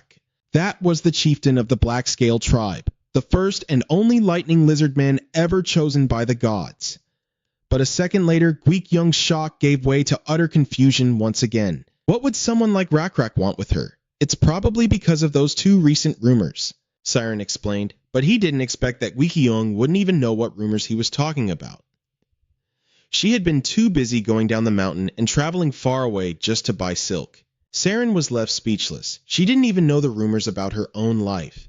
The 2 rumors were that either the 2nd or the 4th child of the Lord would become the next heir of Autumn Mason. Hearing that, Gwekyung burst out laughing. She had always been an outcast, completely isolated by her own family. Without even a real family to call her own, how could she expect her father to pass the throne down to her? Gwekyung figured those rumors were just a smear campaign spread by her siblings. Basically, you won't get any benefits out of me. You'd be better off looking for someone else, right? Saren fell into deep thought, while Gwekyung kept a tight grip on the dagger hidden in her shirt. The children of the castle's lord are forced to hide their identities. That is an absolute unchangeable rule of Autumn Mason. But this lizard man knew exactly who she was. Because of that, Gwekyung had no choice but to silence him right here, right now. Just then, Saren spoke up again. I believe there is a misunderstanding here. Lord Rakrak gave me a direct order, and that is to protect you. Gwekyung froze once more. Saren explained that even if she believed she could never take the throne, the spreading rumors meant that, sooner or later, she would inevitably be targeted by her own family, and his mission was to keep her safe. Gwekyung bluntly refused, insisting she could protect herself. But unfortunately, Saren was a stubbornly rigid guy. Once he received an order from Rocktrack, he had to carry it out to the very end. Damn it. Gwikiyoung scratched her head in pure frustration, then straight up pulled back her bangs to reveal two sawed-off horns. Do you see this? They're horns. Tusk. Well, to be exact, this is where a pair of horns used to be. This was the heavy curse Gwikiyoung had carried since childhood. Rumor had it that she tore through her mother's womb to get out using these very horns, and her twin sibling couldn't even survive to see the world because of it. On top of that, she had faced countless terrifying misfortunes ever since she was a little kid. That was exactly why Gwikiyoung was completely isolated. Now get lost! Gwikiyoung growled through gritted teeth. However, Saren simply replied, I apologize if I hurt your feelings. But whether you are cursed or not doesn't matter to me. I am here representing the will of the tribe, under the direct orders of my leader. For the first time in her life, Gwikiyoung met someone who just kept clinging to her like this. Saren was so stubborn that no matter how many times she rejected him, he absolutely refused to leave. Gwikiyoung was totally out of options. She had no idea what to do with this massive, ridiculously strong lizardman. Suddenly having a bodyguard left her completely at a loss on how to adapt. But getting back to the problem at hand, Gwikiyoung wanted to jump down the cliff one more time because she was so incredibly desperate to get that pile of silk back. Saren immediately saw right through her intentions and bluntly called her out. Are you really trying to get that silk back with those legs, even knowing you can't? It would be a lot easier to just order someone to do it. If you want, you just have to ask for my help. Being completely exposed made Gwikiyoung blush with embarrassment. But because she couldn't bear losing her goods, she finally had to swallow her pride and ask Saren for a hand. He didn't mind at all, and it only took him a minute to easily carry that heavy pile of silk back up. On the way back, Gwikiyoung was super curious about how Saren managed to find her. Surprisingly, he just used a bag of salt to bribe his way into getting all of her information. Gwikiyoung's whereabouts had been completely leaked. The two of them walked for quite a while until the castle finally appeared right before their eyes. This is a secret shortcut that only the merchants of Autumn Mason know about. Gwikiyoung patted her chest with pride. Once I get back, I'm going to tell my family about selling the silk. Before Gwikiyoung could even finish her sentence, a cold arrow shot out from behind them. Saren instantly grabbed her with one arm. He reached out with his other hand and caught the arrow bare-handed. Rockrock was right. The life of the Lord's second daughter was in grave danger. If he hadn't shown up today, Gwikiyoung probably never would have made it back to the castle. The war for the succession had truly begun. Their attackers were 3 goblins, but they were absolutely no match for Saren. Just a few minutes later, he had beaten all 3 of them to a pulp and tied them up tightly with a piece of silk. You're actually pretty good in a fight, huh? Among all the warriors, a lizardman named Dill is the most famous one around here. Gwikiyoung praised him admiringly. Oh, you know Dill too? He is the greatest warrior in our tribe. He was the one who personally taught me how to fight. Saren meticulously bandaged the wounds of the 3 goblins. He even generously gifted them a piece of silk. When Gwikiyoung questioned this, he simply replied that it was necessary to be a bit humble in this situation, even toward their enemies. Gwikiyoung was also really fascinated by Saren's first aid skills. He mentioned that he had learned it while serving as Zhaon's retainer.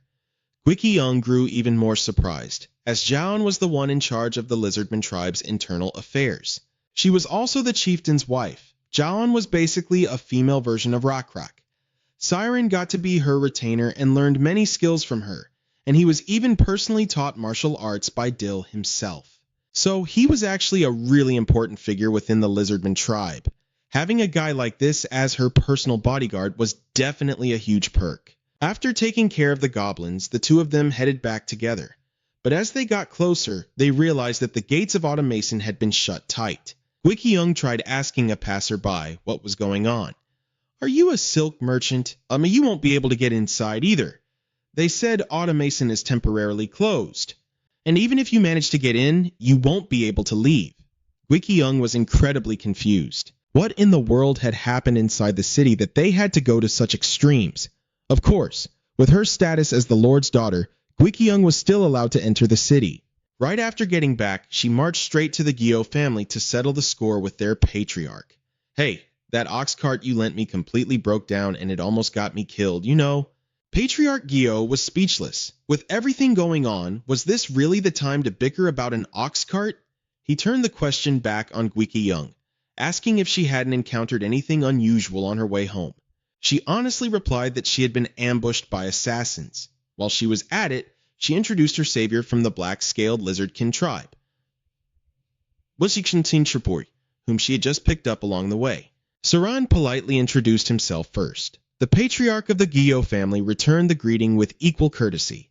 The demeanor of a patriarch from one of the four great families was truly impeccable. I have already interrogated the hired thugs who tried to assassinate the young miss. At this point, I am quite certain that the Gyo family has nothing to do with this incident. Of course not, Patriarch Gyo replied, pouring himself another cup of tea. He swore he would never stoop to dirty tricks like the other families. It was then that Gwikiung finally asked what on earth had happened in the city. They wouldn't shut the city gates just because the fourth daughter got hit with a curse, would they? Patriarch Gyo replied that, of course, that wasn't the reason. Something much bigger had happened here. While the Lord was away, the castle had been attacked by assassins, and the most likely successor to Automason, Gwikiung's eldest brother, Gwizan, had gone missing. Because of this, she and Saren took the trouble to visit Gwizan's private quarters. It had been a solid 10 years since Gwikiung last set foot in there, even though she used to be quite close to her eldest brother when they were little. As they grew older, she had actively avoided seeing him. Saren carefully examined the room. He caught the lingering scent of blood and noticed a wiped-away bloodstain at the leg of the table. Gwikiung looked down. There were still faint traces of a massive pool of blood on the floor. With a blood pool this massive, Gwizan might have already kicked the bucket. We figured that much out already. The real problem was that they couldn't find the body. Patriarch Gyo felt completely helpless about it too. The moment the traces were discovered, all city gates were tightly sealed to stop the culprit from smuggling the corpse out. Given the current weather, the body would inevitably rot soon and give off a nasty stench. He firmly believed that catching the killer was only a matter of time. So, there was absolutely no need for Gwikiung to get her hands dirty. However, something still didn't sit right with her. The killer knew exactly how risky this was. So why would they still dare to strike? Suddenly, an eerie, ghostly voice echoed, overwhelming Gwikiung's mind. Do you want me to tell you, or are you just going to sit there and wait? Shut up! Gwikiung gritted her teeth. Saren, noticing that she looked unwell, quickly stepped in to support her. It was then that Gwikiung finally snapped out of her daze. She realized there was no way she could just stay out of this mess. Gwikiung theorized that the killer must have found a jar large enough to stuff her brother's corpse inside. And who could possibly own a jar that massive without raising suspicion? A jar?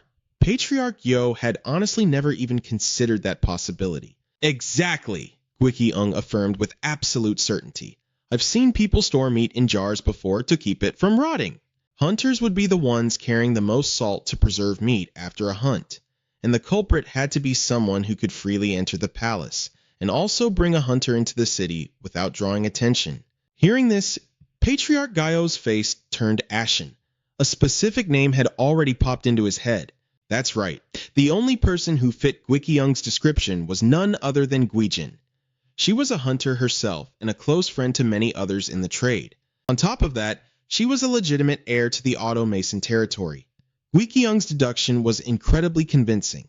Therefore, even though only a handful of people in the city were informed of the incident, when Gwizan's death was finally announced, everyone immediately pointed to Gwijin as suspect number one, and Gwikiung's deduction was dead on.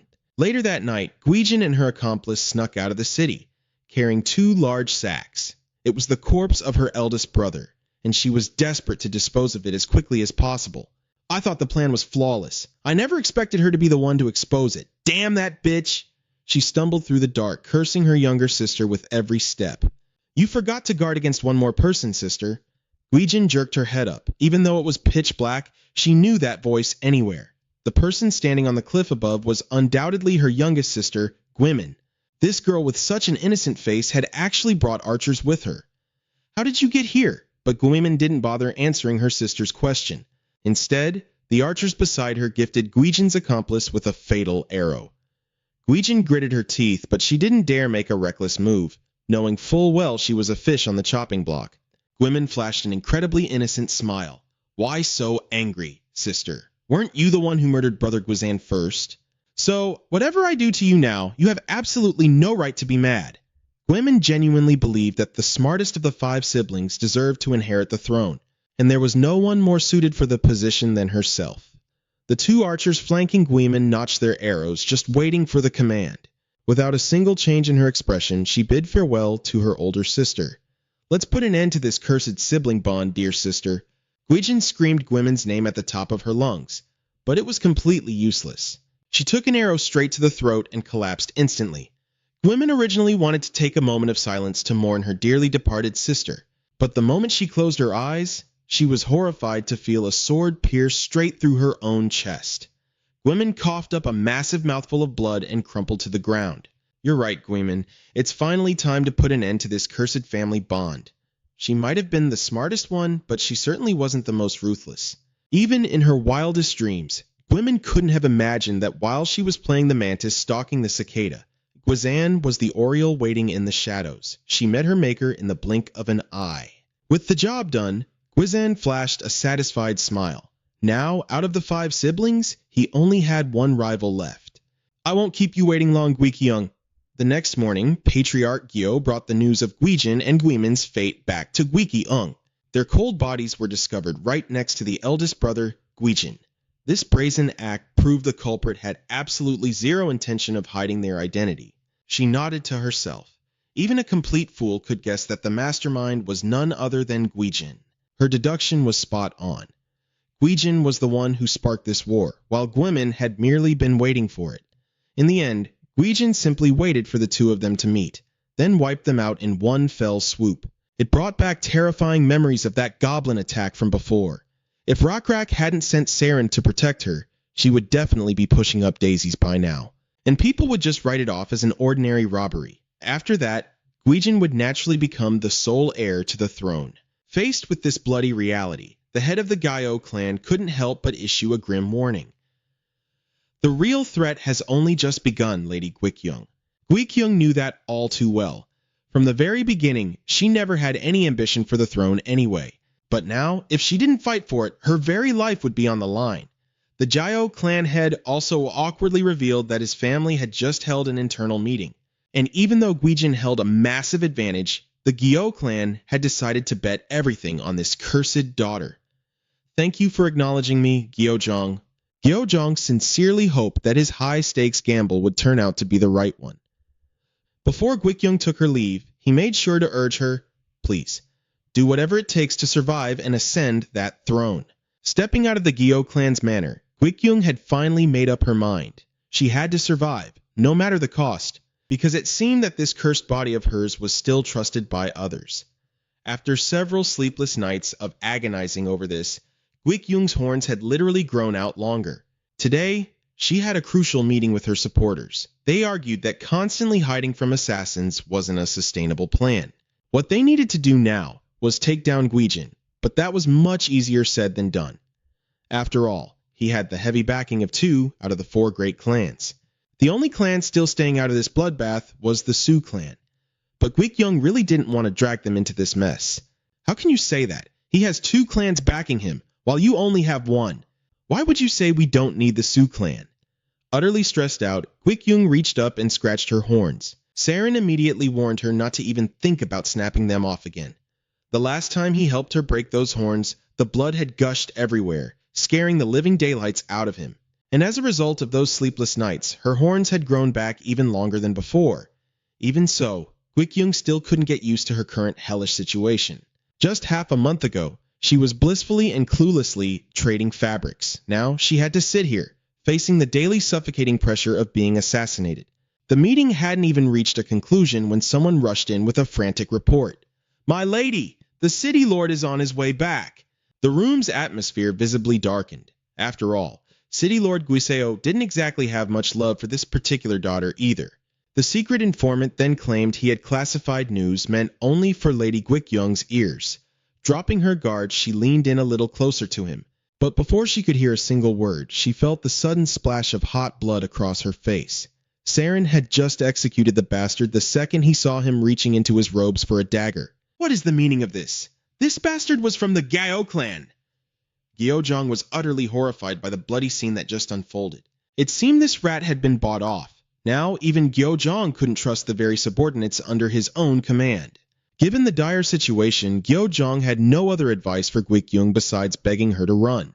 It was an absolute certainty that Gwijin had made up his mind to eliminate her at all costs before the city lord returned. Outside the manor, Gwijin's forces had already launched their violent assault, and the scene quickly devolved into absolute chaos.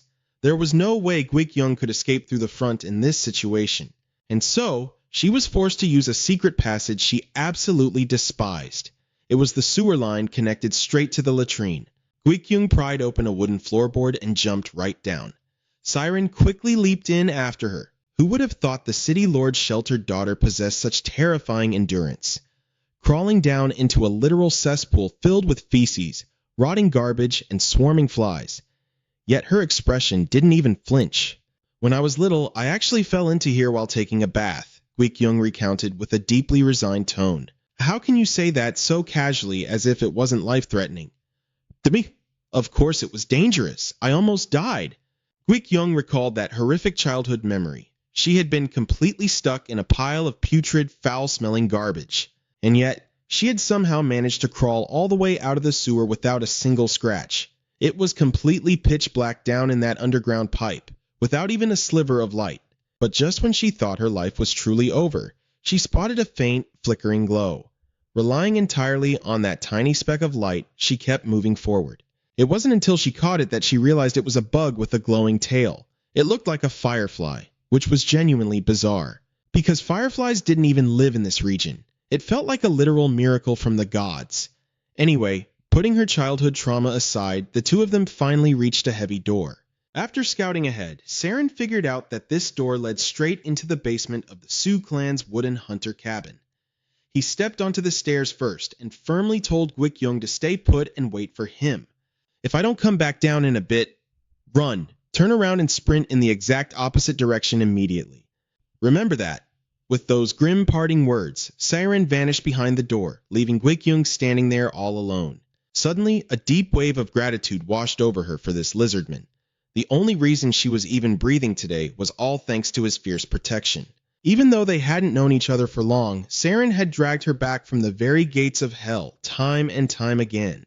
For the past 3 weeks, assassins had been coming at her back to back, completely putting Saren through the ringer. After waiting anxiously for what felt like an eternity, Gwikyung suddenly heard a sickening sound.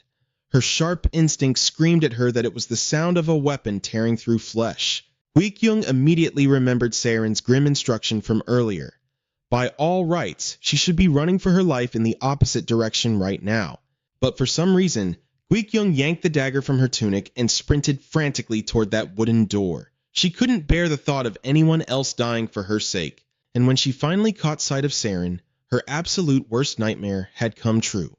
Several spears were driven straight through his abdomen, and he was completely boxed in by a mob of enemies. Seeing her there, Saren's eyes filled with a helpless, startled panic. Why did you come up here? It's too late. That lizard freak isn't making it out alive. Gwyin's vicious, sneering voice echoed through the air, crushing Gwikyung's last shred of hope. He immediately barked at his men to ignore Saren and shift their blades to Gwikyung. But even with his body practically torn apart, Saren threw himself forward to hold them back. Run! He roared. She knew deep down that leaving was the only right choice. So, why was she making the wrong one? Saren violently swung his tail, snapping off the spear jutting through his gut, just to free up his movement. Watching him suffer like that only locked in Gwikyung's resolve to stay. Humans are funny like that. Sometimes they'll make a choice even knowing it's a terrible mistake. And right now, she was doing exactly that, even if it cost her life. But you aren't human. Saren forced out a dry, wheezing joke to try and cut the suffocating tension. Yet, deep down, he knew even he was making a massive mistake. Chief Rakrak had ordered him to protect Gwikyung, sure, but he never demanded that he throw his own life away. Yet here he was, doing exactly that. Just then, someone scurried over to whisper something in Gwyin's ear. Losing what little patience he had left, he shouted out a massive bounty, a full chest of silk and riches for the heads of Gwikyung and Saren. Seriously? One half-dead warrior is giving you idiots this much trouble? Gwiin fumed, pacing frantically. But boss, his fighting spirit is completely unnatural for a regular warrior. Could Could he actually be the chosen one? Guiyun violently cursed his men, calling them a pack of brainless cowards. He spat that if Saren really was the chosen one, he wouldn't have hidden his power until getting skewered like a pig. Over on the other side, Saren was desperately calculating an escape route. His eyes locked onto the right wall, noticing a heavy, jagged cluster of salt crystals. He figured it had to lead straight into a salt cavern. He quickly murmured to Guikyung, telling her to run with him the exact second he gave the signal. I might not be the chosen one, but I'm no useless deadweight either. I am the second strongest warrior of the Lizardman tribe. Even if nobody ever gives a damn about second place... Saren let out a weak, bitter chuckle. He then drilled the plan into her head one last time, run to the right. And just as he'd hoped, that crystallized wall was a direct path into the salt mine. Gathering every final drop of his strength, Saren brutally rammed his body through the stone, shattering the wall. The two of them scrambled frantically through the gap. Guiyun and his thugs stood frozen in absolute shock for 2 solid seconds before snapping out of it and giving chase. But that explosive charge had officially drained Saren's tank. He was only managing to limp forward because Guikyung was physically holding him up. Hang in there, Saren. Please, just a little further. Saren's breathing grew horribly wet and heavy. They dragged themselves forward, only to slam right into a dead end. Utterly broken, Guikyung dropped her head and began to sob uncontrollably. She hated this. She hated it so much. Everyone who stayed by her side always ended up cursed with tragedy. And now, even Saren was bleeding out over a girl he didn't even know. I bet you think this is all because of that curse, huh? Despite his agonizing pain, Saren still tried to gently comfort her.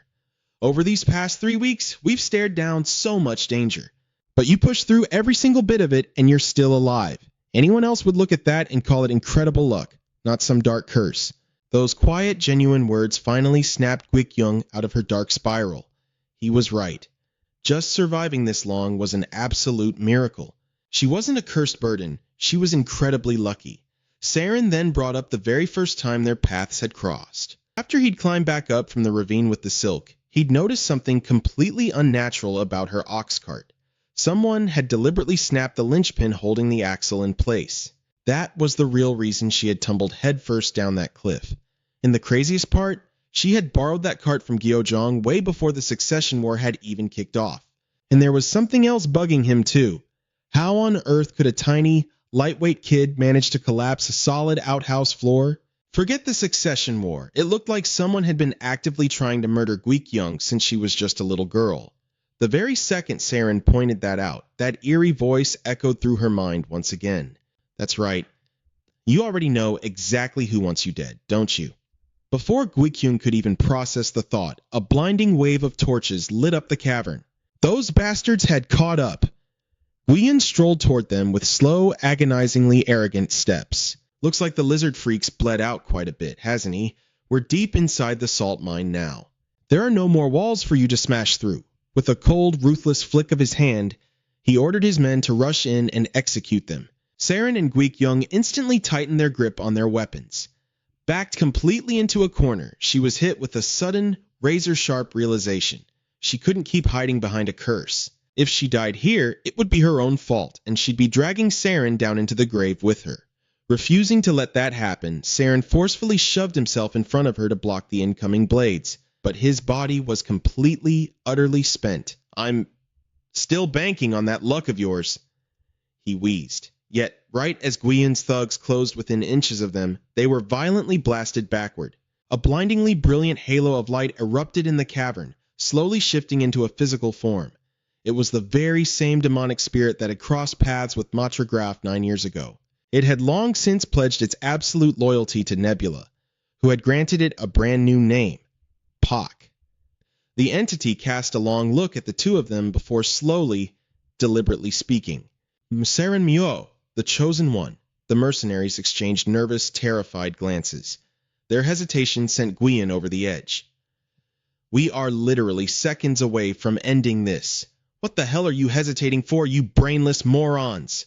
Meanwhile, the demonic spirit was just casually chatting with Saren.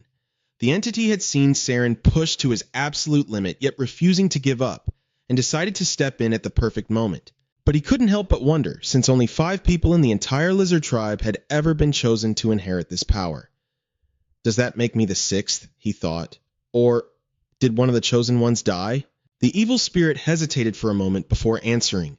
It saw Saren as the second bravest warrior in the entire tribe. Therefore, he was entirely worthy of being chosen. From now on, you are the chosen messenger of the gods. When acting in the name of the gods, you may borrow my power, starting right now. As soon as those words were spoken, the evil spirit vanished. Seeing this, Guizun frantically ordered his subordinates to charge. Saren hadn't dared to pull the spear out of his body earlier, terrified he'd bleed to death. But now, gritting his teeth in agony, he yanked it out. He immediately pressed his left hand hard against the wound. Thanks to that new power, the bleeding temporarily stopped. Despite the searing pain, Saren felt like he had just been reborn. He bet Guizun's mercenaries had no clue what just happened. But both he and Guiyan already knew exactly who was going to win this fight. She quickly covered both her ears, and Saren thrust his lightning-crackling hand forward. Well then, guess it's time I teach you bastards a lesson. The moment Saren reached out, a massive bolt of lightning struck down. With just a single strike, Guizun's minions were instantly wiped out. The few left standing scrambled to flee. Run! He really is the chosen one!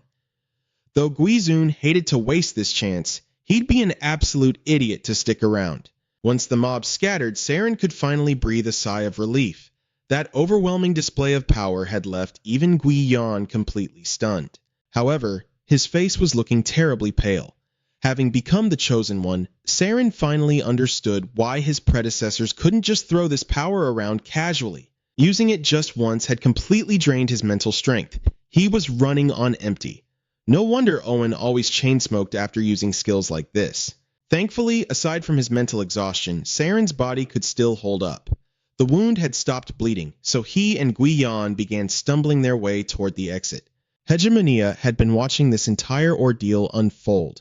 And of course, he wasn't about to just sit back and let Guiyan's path to succession be that easy. So, Hegemonia decided to unleash a saber-toothed tiger. Saren could still take it down using the power he got from the evil spirit. However, a saber-toothed tiger suddenly popping up in a salt mine was just completely absurd. She was absolutely certain someone had orchestrated this behind the scenes. Things were going to look real grim if Saren had to keep overusing his powers like that. After walking for a long time, the exit finally appeared before them. Guiyan was practically holding her breath, terrified they'd be ambushed the moment they stepped out. And sure enough, her worst fear came true. Guizun and his cronies were already waiting outside. "Why do you all insist on pushing me into a corner like this?" he sighed, spouting such utter nonsense that it made Guiyan's blood boil. "Who do you think started all this?" she snapped. "You're the one who dragged that vicious lizard into the city in the first place. This battle for the inheritance was strictly supposed to be between us siblings. Do you honestly think Automation City will be safe if you win by bringing in outside forces? How the hell was this guy so ridiculously good at gaslighting?" He kept spinning the story until somehow everything was suddenly Guiyan's fault. But frankly, he hadn't waited out here just to argue with her. The moment Guizun stopped talking, several of his thugs lunged from the shadows to sneak attack Saren. Too bad our boy was on a whole different level now. Saren casually slipped past them with a flawless dodge, then countered with everything he had. His current raw power forced Guizun to stay extremely cautious. Saren wasn't just strong. His physical stamina was far beyond normal human limits. While Saren was busy throwing down, Guiyan was mentally preparing the ultimate chew-out. Guizun might be her older brother, but this bastard was as heartless as he was stupid. She couldn't hold it in anymore.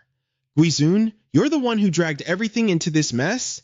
Throwing all respect out the window, Guiyan pointed right at the jerk's face and screamed, "Automation City's entire economy relies on trade and commerce. If we cut ties with the neighboring regions, aren't we just choking off our own lifeline? Do you have any idea how long the other tribes have been drooling over our territory?" Guiyan had never once dreamed of the throne, but she wasn't blindly stubborn like her father or the rest of her siblings. Now that push had come to shove. She didn't just want to become the Lord. She wanted to expand to Automation City and bring it massive prosperity. Those deeply passionate words went in one of Guizun's ears and right out the other. He just gave a mocking sneer. "You don't just look like a cursed monster. You think exactly like one too. I have never seen you as my sister." Guion froze for a couple of seconds, not because of his cruel words, but because he suddenly whipped out that folding fan painted with peach blossoms to cover his face. It looked exactly like a hidden signal. Wait, is there an assassin lurking around? Guion's eyes darted everywhere. The only possible hiding spot was the warehouse over there. But the distance was way too far to use throwing knives. As she was still panicking, a voice suddenly echoed inside her head. A metal arrow is going to pierce straight through our heart. You're not going to yell at me when we're both about to die, right? With the speed of that arrow, we'll both be killed. Do you think you can block it? You're far too slow. Saren will try to react, but he'll be a second too late. The voice kept ringing out, sounding like a completely different person talking to Guion. It would have been so much easier if you had noticed the moment the assassin drew his bow. But your horns haven't fully awakened yet, so that's impossible. Now, think of a way to dodge that arrow. Literally anything you can come up with. Guion fell into utter panic. She couldn't think of a single good plan, except for summoning a gust of wind. But the crazy part was, the moment she thought of it, a violent tornado actually materialized. The incoming arrow was violently swept away. Guion had escaped death by a mere hair's breadth. But instead of feeling relieved, a deep sense of dread washed over her. What exactly are you? Are you a curse or a blessing? Guion thought silently to herself. No, I'm far more complex than that. I can simulate countless variations of the future and then make the absolute best choice for that situation to secure my advantage. I am a manipulator of fate. A new turning point had just begun. Gui Qiyong had lived her entire life with a seemingly weak, unawakened talent, but after today, she officially awakened her true gift. It was a genius-level ability to manipulate probability. Hegemonia stood there, completely stunned for a moment. How is that a talent? Wasn't it supposed to be a curse? Why the hell would I choose a cursed being? Nebula replied casually. At this point, Hegemonia felt like he had definitively lost the prophecy wager. He kept screaming, "Impossible," in utter despair. The character description clearly stated that Gui Qiyong was a cursed being. But in the end, there was a massive last-minute twist that turned her into a gifted soul. Hegemonia even thought Nebula had forged the description. But in reality, this had been set in stone long before they even arrived in this world.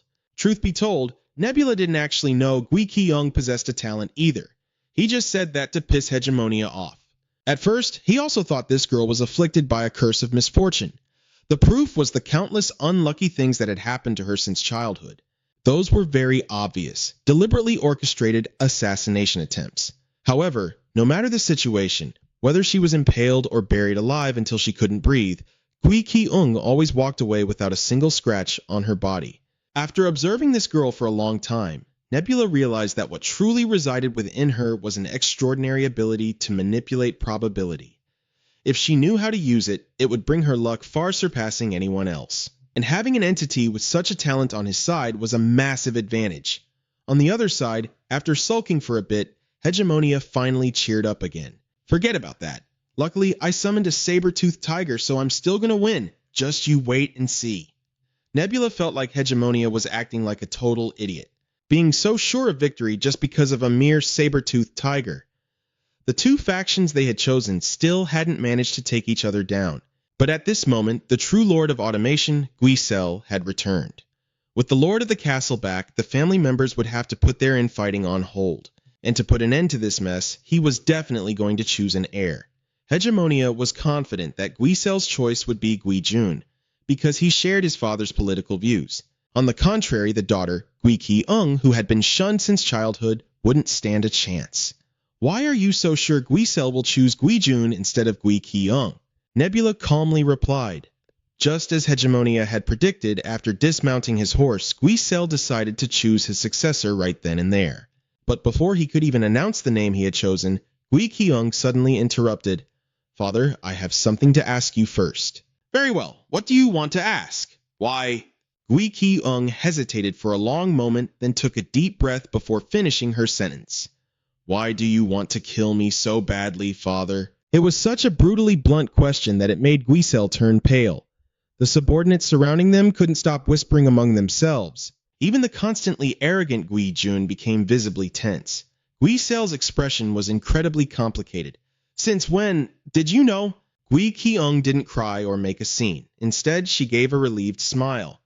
In truth, she had known about this for a long time, but had been lying to herself and ignoring it, because she didn't want to believe that her own biological father was the person who wanted to hurt her the most. Ultimately, Gui Keung discovered that the reason he wanted to do this was because her mother had died giving birth to her, and the truth about the curse that had tormented her entire life was nothing but a lie fabricated by Guisel.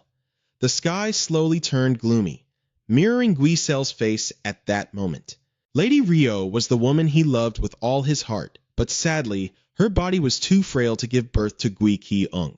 After delivering her, Lady Rio spiked a high fever and passed away shortly after. Her passing left Guisel living in absolute agony. To overcome that pain, he took the selfish route of blaming his own daughter. Guisel firmly believed that Gui Keung and her horns were the curse that took Lady Rio's life.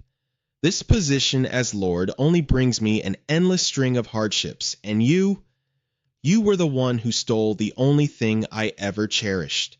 That is why I could never forgive you. Gui Keung didn't blame Guisel at all. She had gotten the answer she wanted straight from his own mouth.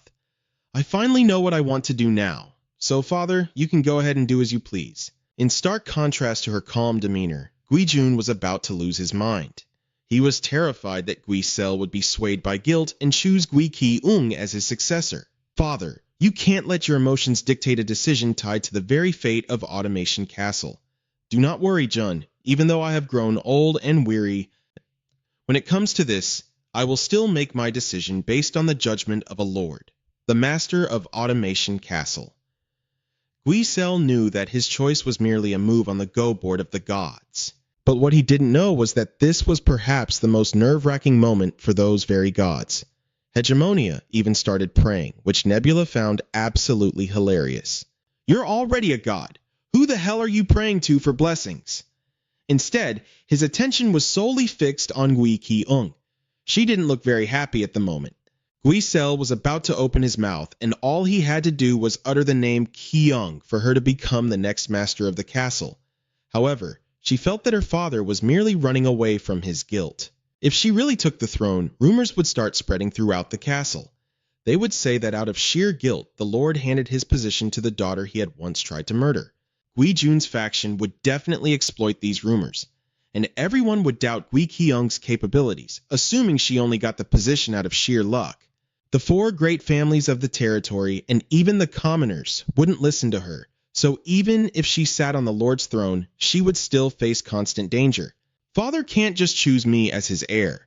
I have to seize that position with my own two hands. Gui Keung was resolute. Therefore, before Guisel could even open his mouth, Gui Keung cut him off once again.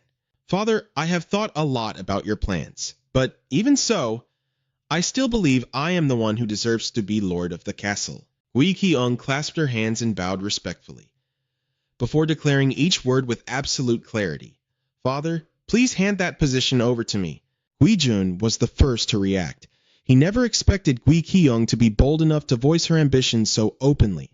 Father, look at her. She's actually threatening you to hand over the title of City Lord. Guisel signaled for him to shut up.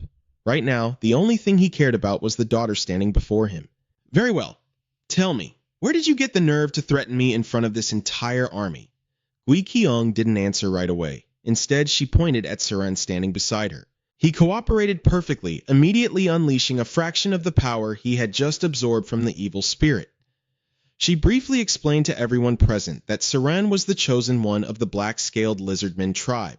While he couldn't wipe out everyone here in one fell swoop, he was more than capable of taking Guisel's life and getting Gui Keung to safety. And even if Guijun seized that chance to take the throne, he would inevitably suffer the exact same fate as his father. She's lying, Father. That lizard is already heavily injured. Guijun practically pleaded, but Guisel had witnessed the power of a chosen one with his own eyes before. During his visit to Rockrock's tribe, he had seen firsthand the status held by the chosen ones. Rockrock, for instance, was terrifyingly formidable, whether in raw strength, endurance, or sheer intellect. The fact that Rockrock sent Seren here was definitely not for show. It was to personally oversee his succession choice. But Gui Keung, you should know that our territory has its own unique traditions. If a city lord passes away suddenly without leaving a will, The citizens will vote for an outstanding clan member to take the mantle. Gui Ki-ung didn't want it to come to that, but if it did, she wasn't afraid. After all, she had the absolute backing of the entire Lizardmen tribe. And that power was more than enough to flatten this entire automation territory.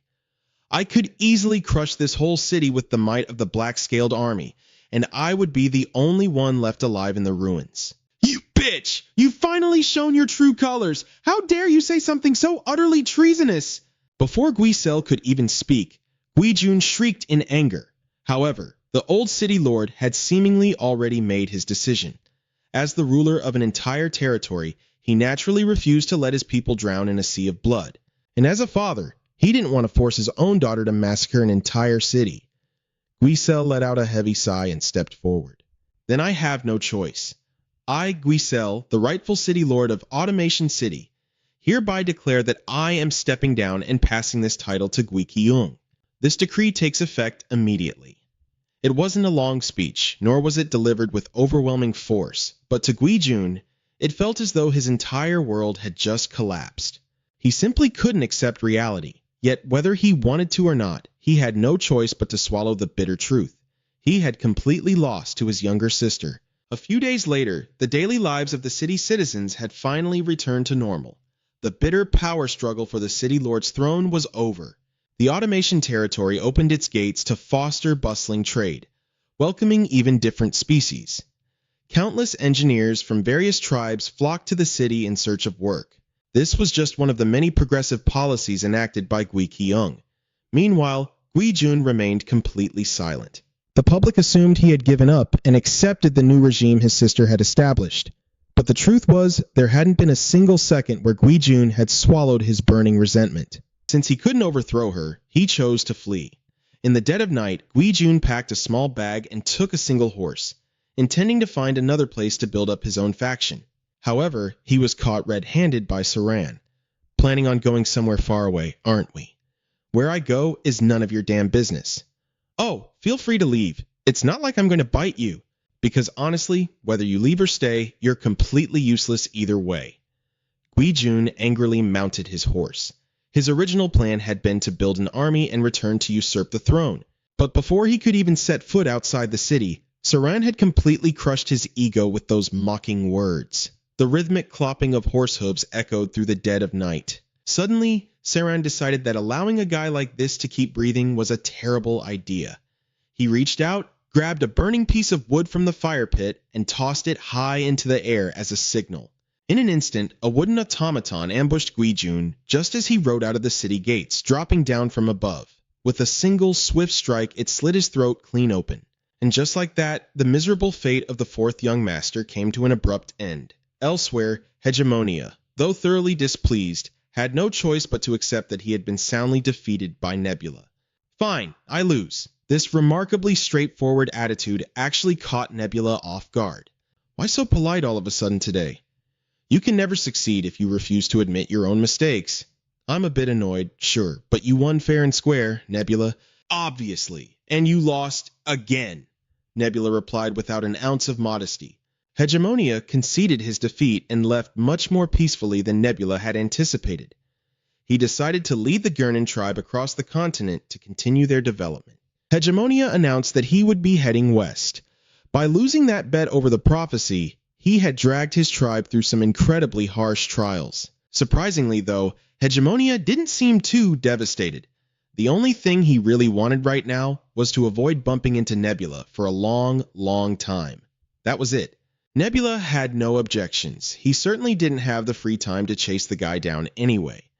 Hegemonia's steady progression after acquiring new technologies from the continent's inhabitants, coupled with his sheer confidence in battle, were genuinely impressive. Now that he had abandoned his original territory and left a massive power vacuum, Nebula was the one who stood to benefit the most. He would finally have the perfect opportunity to expand his influence through the trade routes they had worked so hard to establish. Nebula carefully reviewed the map of the continent. The northern coastline and the entire southern half of the peninsula were prime territories he would eventually need to control, primarily because of their valuable coastal access. As for the two-headed serpent acting as the deity of the Frogman tribe, Nebula had already factored its utility into his plans. However, since it was inherently a freshwater creature, he wouldn't be able to effectively utilize its power if he wanted to expand into the ocean. The more he thought about it, the more of a headache it became. Nebula decided to focus on the immediate matter at hand, paying a visit to the new master of Automation City. Ever since taking the throne, Gui Qiyong had been buried in endless piles of paperwork.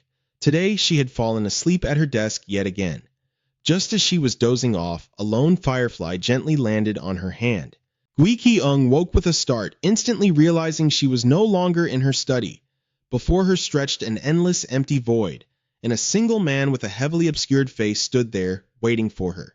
"Are you the god of the blue swarm?" Gui Qiyong asked in utter astonishment, before immediately bowing in the most respectful manner possible. She dropped to her knees, bowing deeply. "I have received so much help from the devoted followers of the blue swarm. I know this is only the beginning, but I currently have nothing worthy to offer you in return." In truth, Gui Qiyong had already begun rapidly developing Automation City by expanding its trade networks. She desperately wanted to repay the god of the blue swarm for his grace. But she felt that her current political achievements were of no real use to a divine being. Nebula didn't say a word. He simply beckoned, and the glowing firefly returned to him. The moment it gently touched his palm, it instantly transformed into a thin, delicate shard of iron. Gui Qiyong recognized it immediately. It was the same piece of iron the commoners used as currency in their trades. However, she couldn't figure out what the god Lam Trung was trying to imply.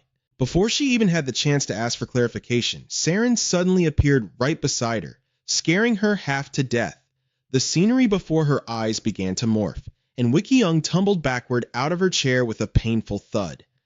Ugh, so it really was just a dream. Even so, Gui Qiyong firmly believed that it was no ordinary dream. Right after that, she headed down to the streets in hopes of uncovering something. She truly wanted to assist the god Lam Trung and earn his favor. While Gui Qiyong was scratching her head in frustration, she happened to witness an intriguing scene. A towering brute from the Tron tribe was looking extremely excited over a bolt of silk sold by a Thon Lan merchant. This was his very first time visiting the West, as their path had always been blocked by the Yunnan tribe in the past. It was only after arriving here that he finally laid eyes on such high-quality silk. The Tron warrior wanted to buy every last bolt of silk the Thon Lan merchant had at his stall. Hearing this, the shopkeeper was absolutely thrilled. The two of them agreed on a price, and the deal was practically sealed. But suddenly, Gui Qiyong screamed, "Hold on!" and frantically dashed over. "Put that money away. Sorry, my Tron friend, but this Thon Lan fellow already made a deal with me first." With that said, Gui Qiyong turned her head and frantically signaled the silk merchant with her eyes. Yeah, exactly. The Thon Lan merchant looked completely bewildered, but under the deadly glare of the city lord, he had no choice but to awkwardly nod along. Yes, that's right.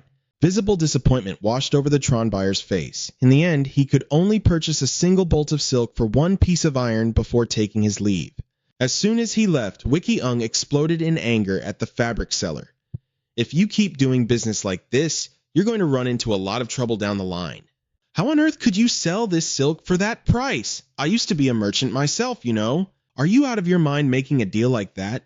As it turned out, she was furious because the Thon Lan merchant was severely undercutting the market price. However, the man was completely clueless about the issue. When he came here to sell his silk, he had transported it all using a wheelbarrow, which saved him a massive amount of time and effort. Because of that, he figured he could sell it at a lower price to attract more customers. But Gui Qiyong completely disagreed with this business mindset. She couldn't stand the idea that just because production and transportation costs were lower, the selling price had to drop as well. In fact, when dealing in luxury goods like silk, the price should be even higher. Besides, there's something wrong with that Tron guy's iron piece too. Take a close look. Gui Qiyong pulled out a scale and explained how to use it to the Thon Lan merchant.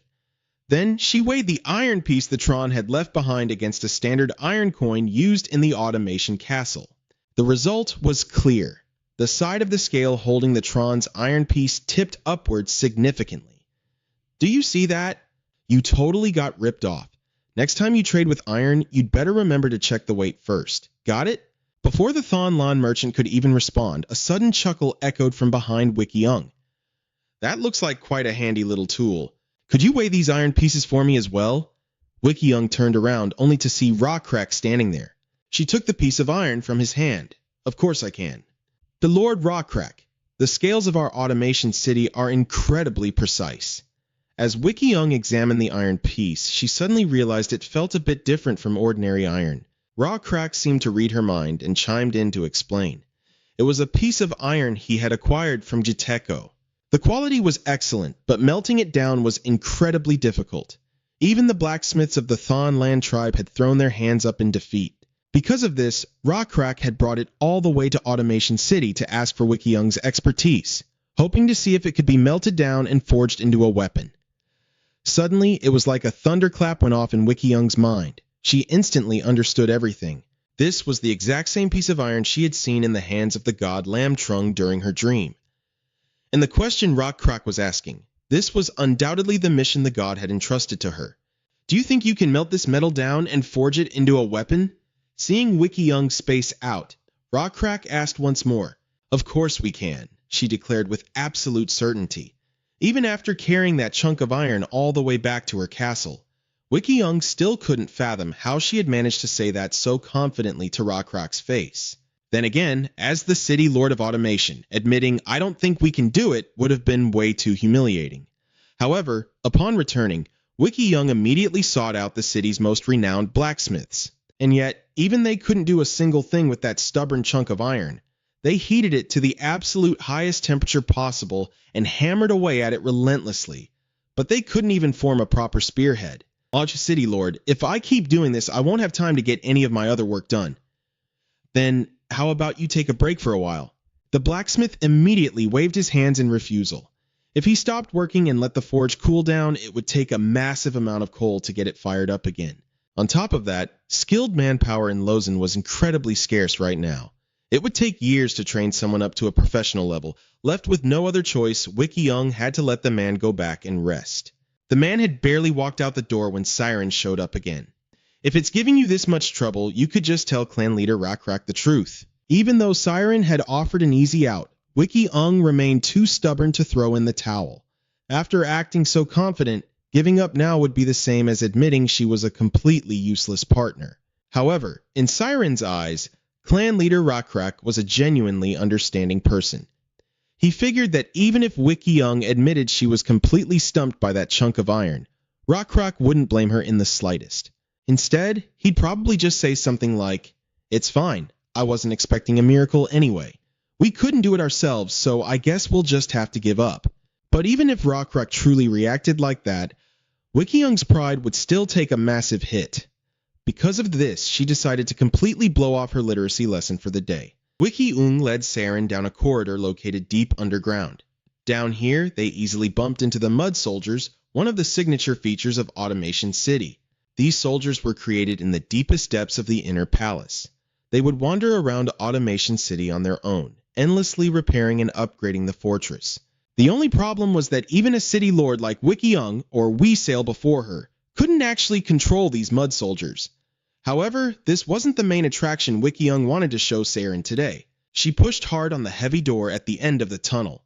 A massive secret chamber, hidden deep within the inner sanctuary, revealed itself, built far beneath the earth. The upper entrance was connected to the riverbed, creating an artificial waterfall that cascaded down relentlessly. Saren was absolutely stunned. He had never seen a structure like this before in his entire life. According to Wickyung, this was the water reserve for the city of Automation. Since it was securely hidden away in the inner sanctuary, they didn't have to worry about enemies targeting it. And the thing she truly wanted to show Saren was the wooden wheel beneath the rushing water. Driven by the current, it spun continuously, generating a significant and endless amount of energy. "Oh, a tireless machine, huh?" Saren remarked. "Exactly," Wickyung replied.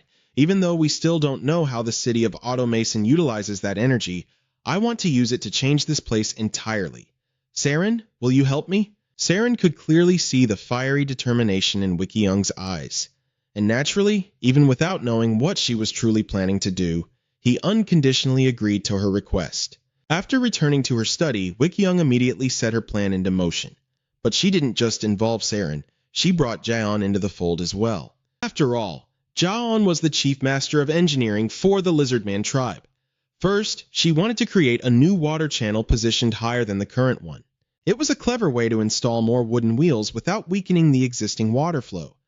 Jaon felt this was highly feasible, but in exchange, Wickyung would need a massive amount of manpower and a lot of money. Moreover, those wheels had to be made from a sturdy type of wood that didn't even grow in this region.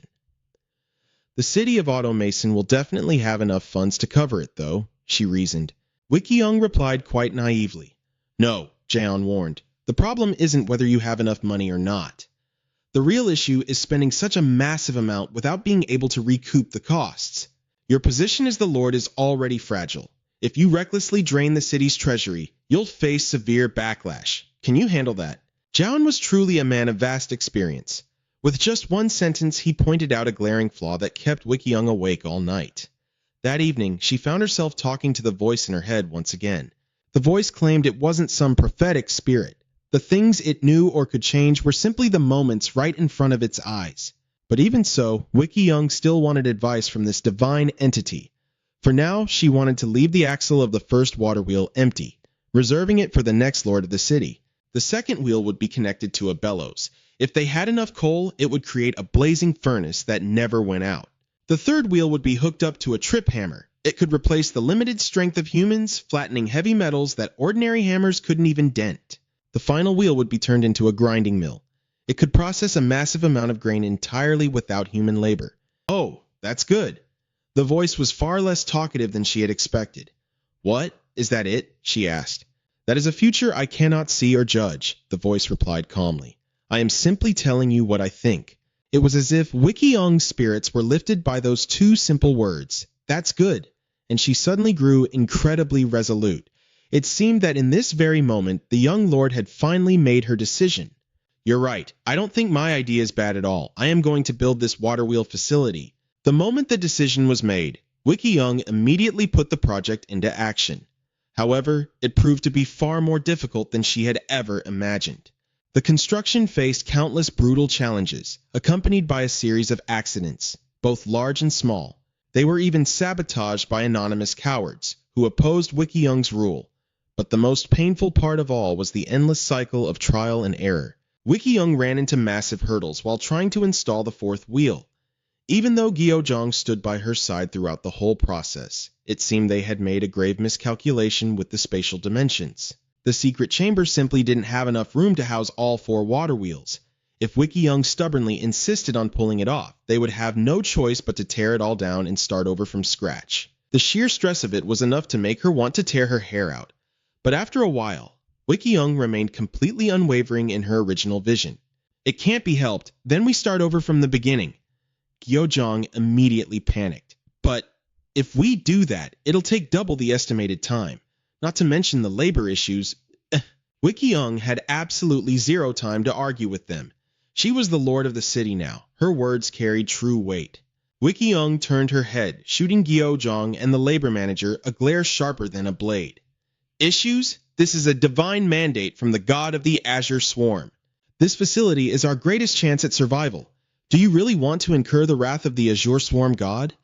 Gyeojong and the manager exchanged an awkward, uneasy look. But the young lord's attitude was far more unyielding than they had ever imagined. Wickyung even declared that as long as she was still breathing, she would uphold her promise to the divine. Just you wait! I'll show you all exactly how we're going to finish this fourth water wheel. Under such immense pressure, Gyeojong had no choice but to bow his head and agree with her. Meanwhile, high above, Nebula had been closely monitoring them through his screen the entire time. He clearly remembered that he had never once ordered Wickyung to build 4 water wheels. In fact, he hadn't even explicitly told her to build a water wheel facility at all. Then again, the human race had always been like this. They would do absolutely anything to achieve their goals, unlike the relatively honest lizardmen. In this situation, Wickyung had intentionally dragged out the construction time and used the god of the Azure Swarm as a convenient excuse to justify it. And it seemed to be working perfectly, as the major noble families in the city didn't dare to vehemently oppose it either. With the construction underway, they were actually reaping countless benefits from the booming commercial trade. With the laborers settling in and the water wheel springing to life, the The booming commercial district would generate massive amounts of wealth. Nebula couldn't deny it. This girl was incredibly brilliant and utterly fearless. That fierce, daring spirit of Wickyung had birthed the greatest architectural marvel of the world in this era. All 4 water wheels were finally completed. The day it officially went into operation, the people were completely mesmerized by the sheer power it unleashed. The colossal trip hammer hooked up to the wheel could now effortlessly flatten iron bars that human strength couldn't even dent. Wickyung knew that in the near future, the ironwork from Automason would completely outclass anything from other regions. She gazed up at her towering water wheels, her eyes brimming with absolute pride. O revered god of the Azure Swarm, I deeply apologize for using your holy name to force their hands, but I truly believe you will understand now that you see this magnificent creation. At that very moment, Nebula unlocked a brand new achievement. The iron forging skill had officially reached level 2. His citizens now possessed the technology to produce far superior ironwork, utilizing steel smelting to forge incredibly tough and durable metals. The very first currency, known as the token, was also minted while the common tongue script made its first appearance in the world. The system determined that this skill development was light years ahead of the average pace of other players. Sitting back, Nebula thoroughly enjoyed this triumphant moment. This is exactly why he chose humanity as his second race alongside the lizardmen.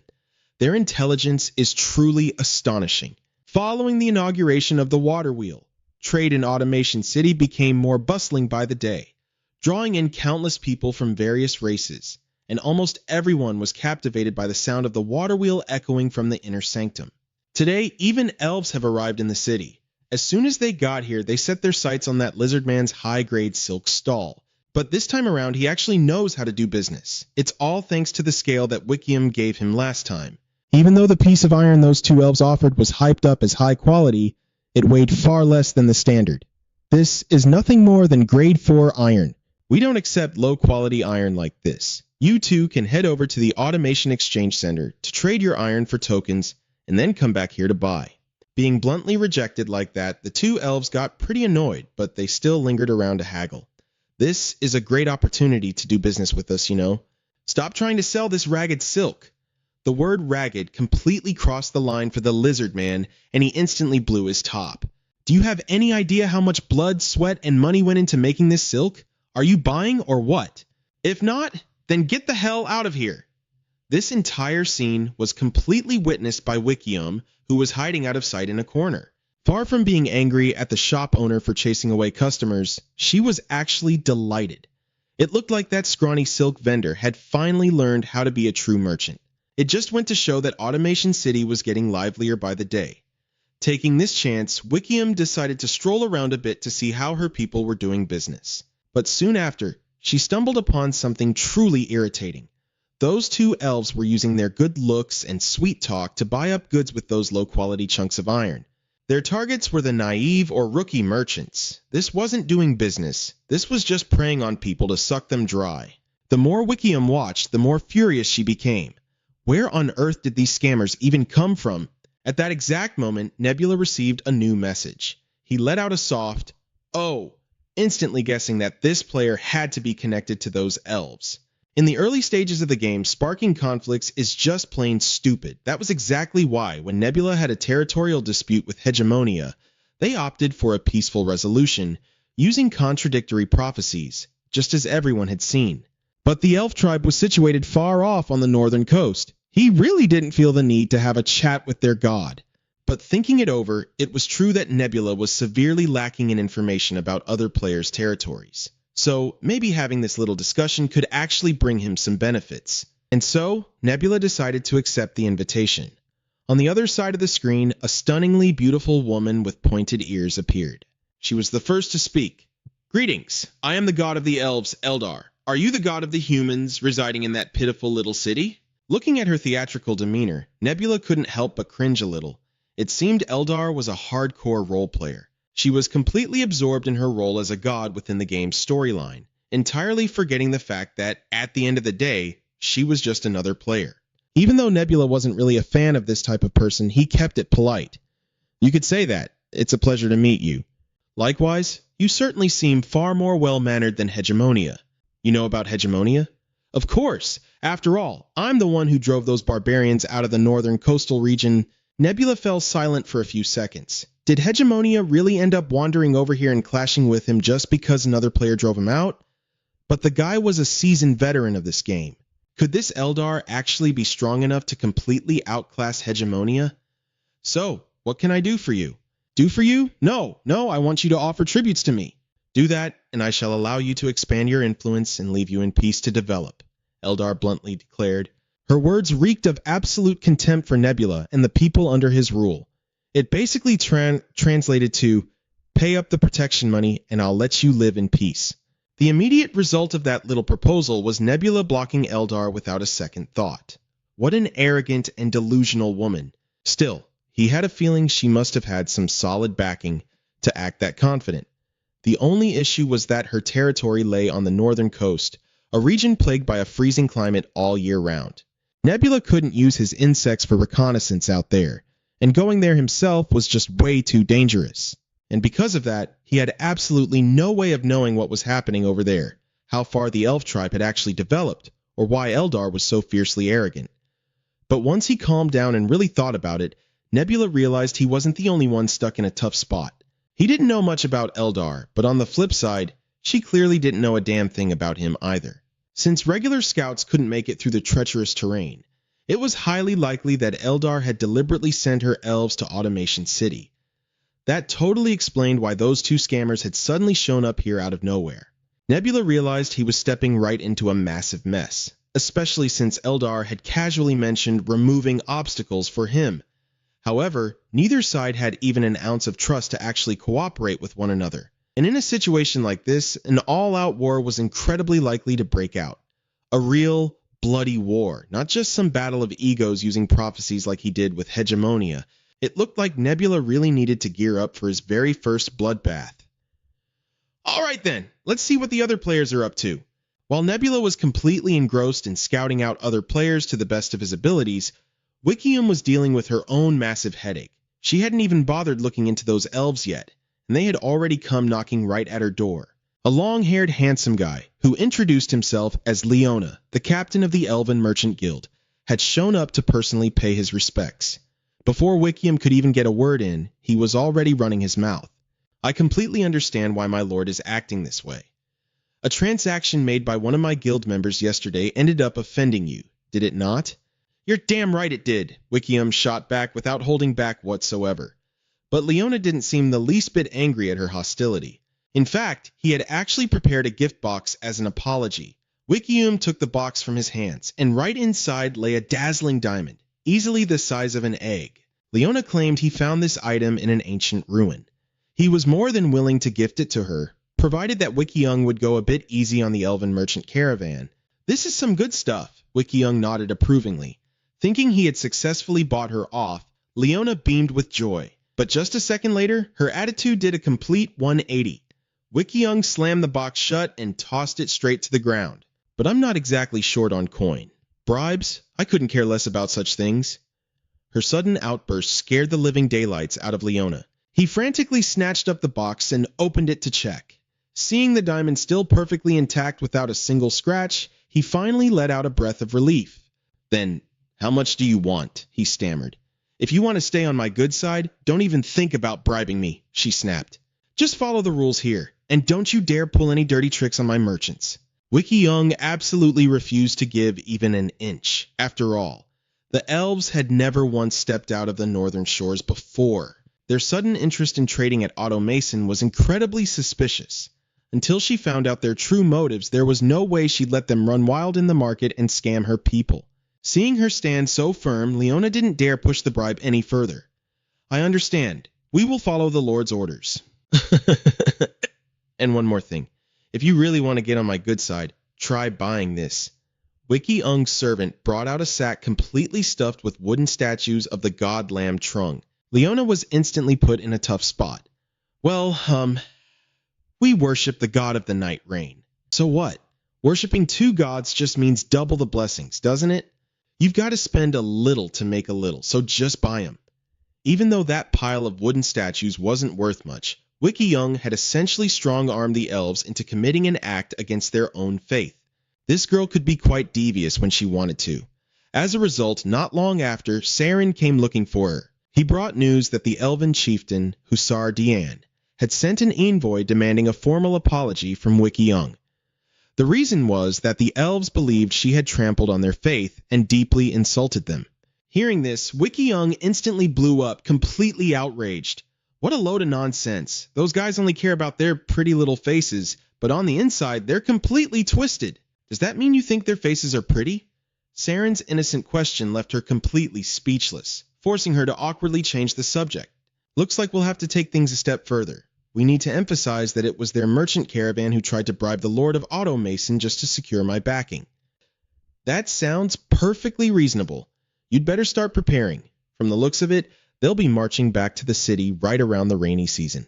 The rainy season wasn't far off, but Wiki Young had absolutely zero patience left to entertain this sinister tribe. She had no intention of playing nice or being diplomatic with them anymore. After all, her god had already given the word. Right now, Wiki Young was rushing to gather all her manpower and resources for the upcoming war. Sure enough, it wasn't long before the elves marched their army to her gates. The one personally leading the vanguard was none other than Chieftain Hussar Dian.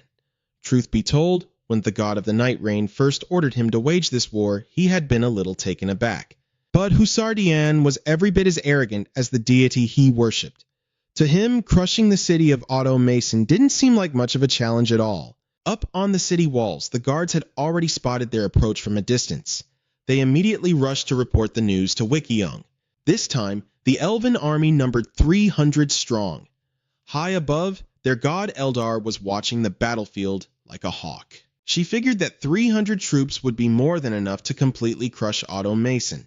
After all, even though those city walls were tall, they were just made of packed mud and dirt, not solid stone. Plus, there were only about 150 defenders inside, armed with nothing but primitive bows and arrows. Meanwhile, the elven longbows could easily shoot farther than 80 paces. Eldar was absolutely itching to give Nebula a bitter taste of defeat. As for Hussar Dian, he was exactly like his goddess. He just wanted to force Wiki Young to grovel at his feet. This entire battle was playing out exactly as Nebula had calculated, and he wasn't the least bit panicked or worried.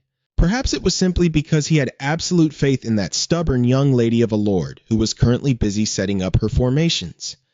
Barely had the elven army begun their march when a scout hurried back to report to Hussar Dian. A small force of about 70 Automason troops was encamped at the canyon leading straight into the city.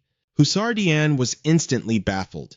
70 men? Why would they only send 70 men? But before he could even process the thought, several of his subordinates behind him suddenly screamed in sheer terror. "Commander Hussar Dian, look behind you. Enemy troops have already cut off our retreat." Hussar Dian whipped around in sheer panic. With just a single glance, he instantly recognized the advancing army. It was the Lizardman tribe, and leading the charge was none other than their chieftain, Rattrack. Now Hussar Dian was genuinely terrified. How could he have possibly predicted that the Lizardmen and the humans would actually join forces? Meanwhile, high above the battlefield, his goddess of the Night Rain, Eldar, was visibly shaking like a leaf. She had never bothered to truly understand Nebula, foolishly assuming he only had a single tribe under his command. Little did she know, Nebula had actually subjugated the Lizardmen even before he took in the humans. As if perfectly anticipating that Eldar would come crying to him, Nebula had already unblocked her in advance.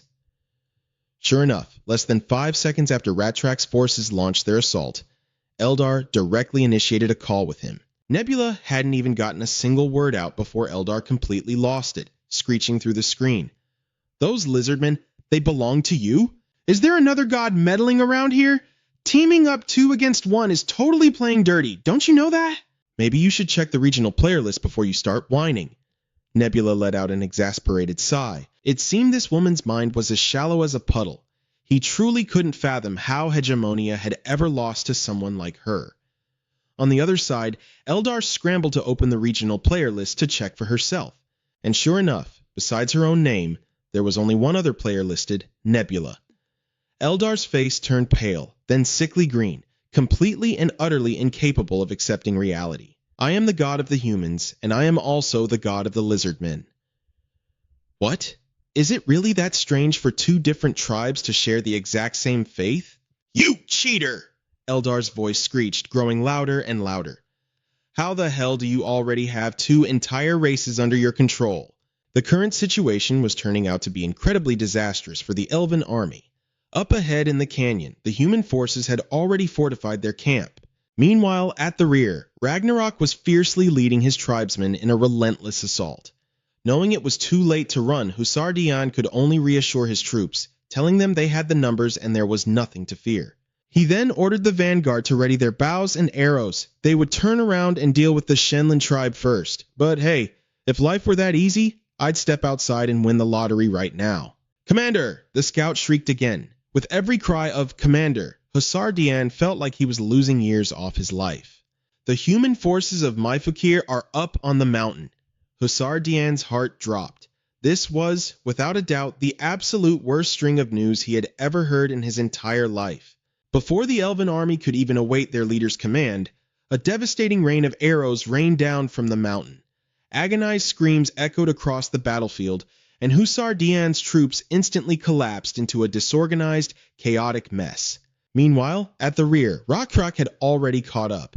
Hussar Dian still tried to make a last-ditch effort, desperately ordering his soldiers to hold their formation. But little did they know, Ragnarok possessed the power of the Chosen One. His method of attack was just like Saren's. With a mere snap of his fingers, vicious lightning bolts crashed right down on their heads. With just this single strike, the Elven army lost more than half of its forces. Right after that, Ragnarok's skeleton warriors charged forward with ruthless momentum. They had raw power, boundless stamina, and now exceptional weapons, thanks to Wegkyung successfully crafting the water wheel. Instead of standing their ground to fight, the Elven soldiers grabbed their heads in panic and fled for their lives. Hussar Dian screamed out in pure desperation, "Do not run!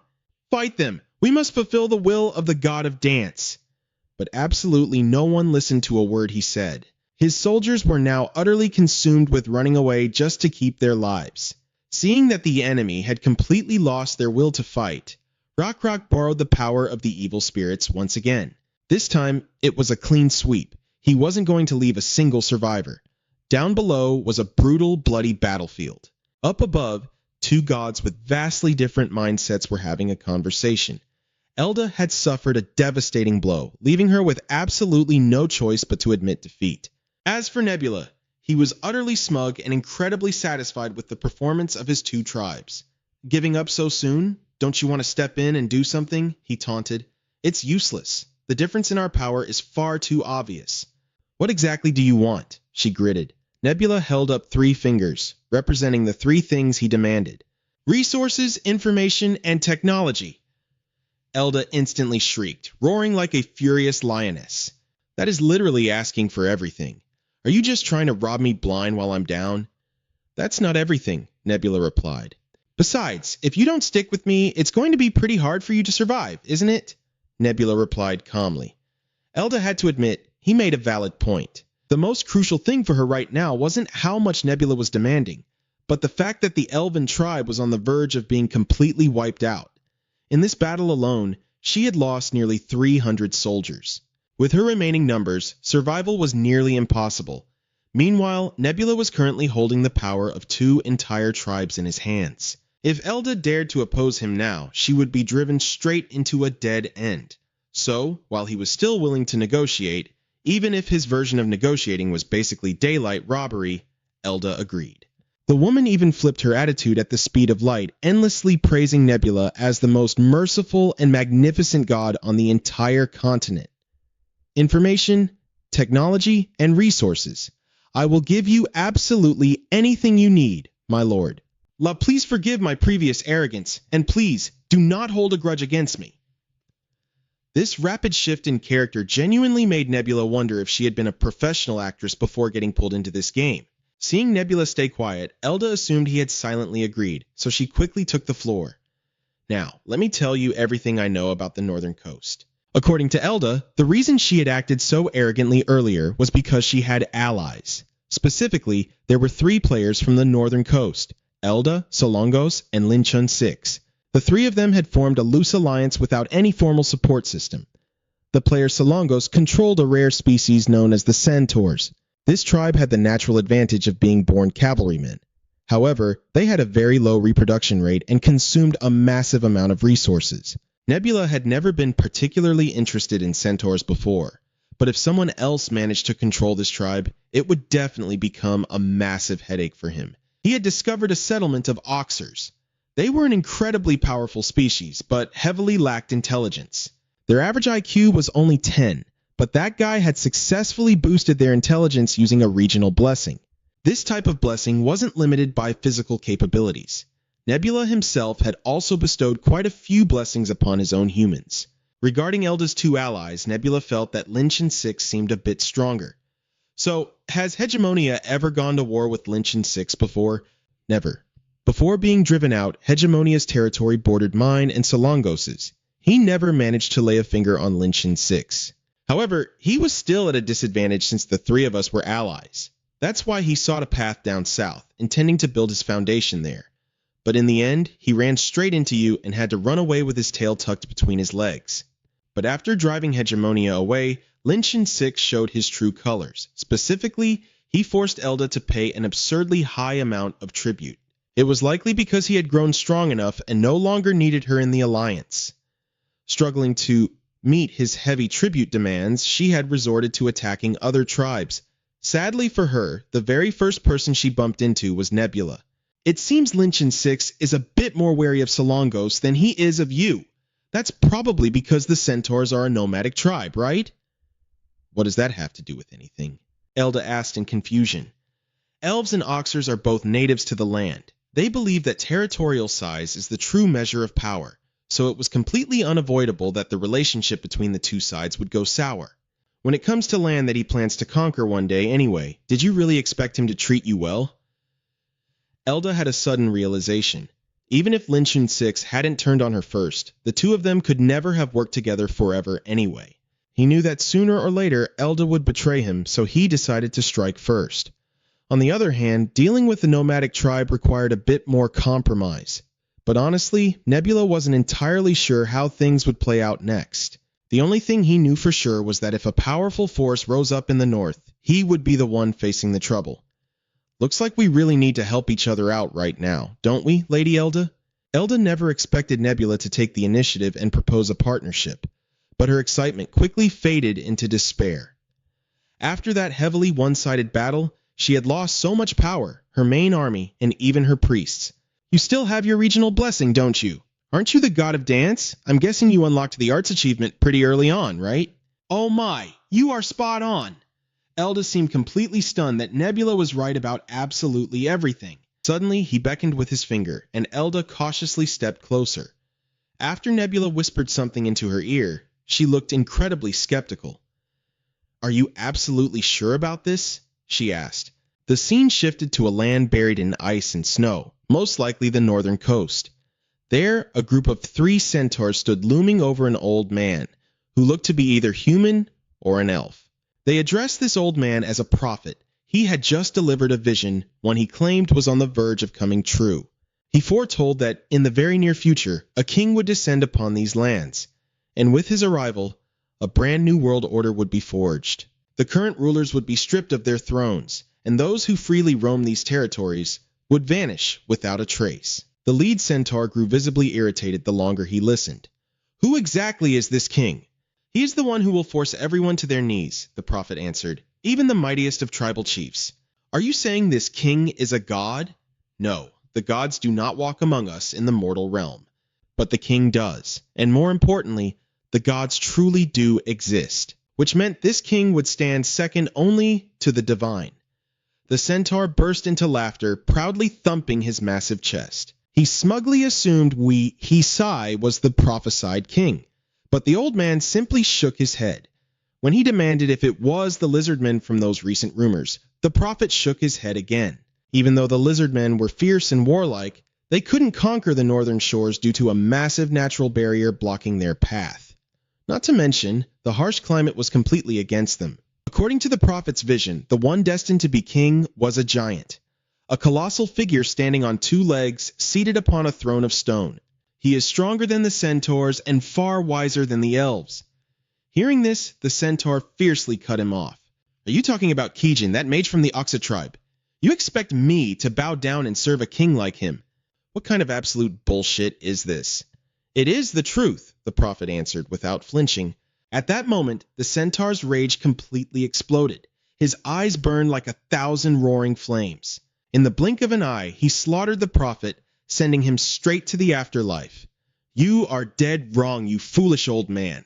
I am Tamarizu, and I will never bow my head to anyone except the gods themselves. Unsurprisingly, the dead prophet was actually an elf in disguise, and him traveling across the northern coast to spread this fake prophecy, that was all part of Elda's master plan.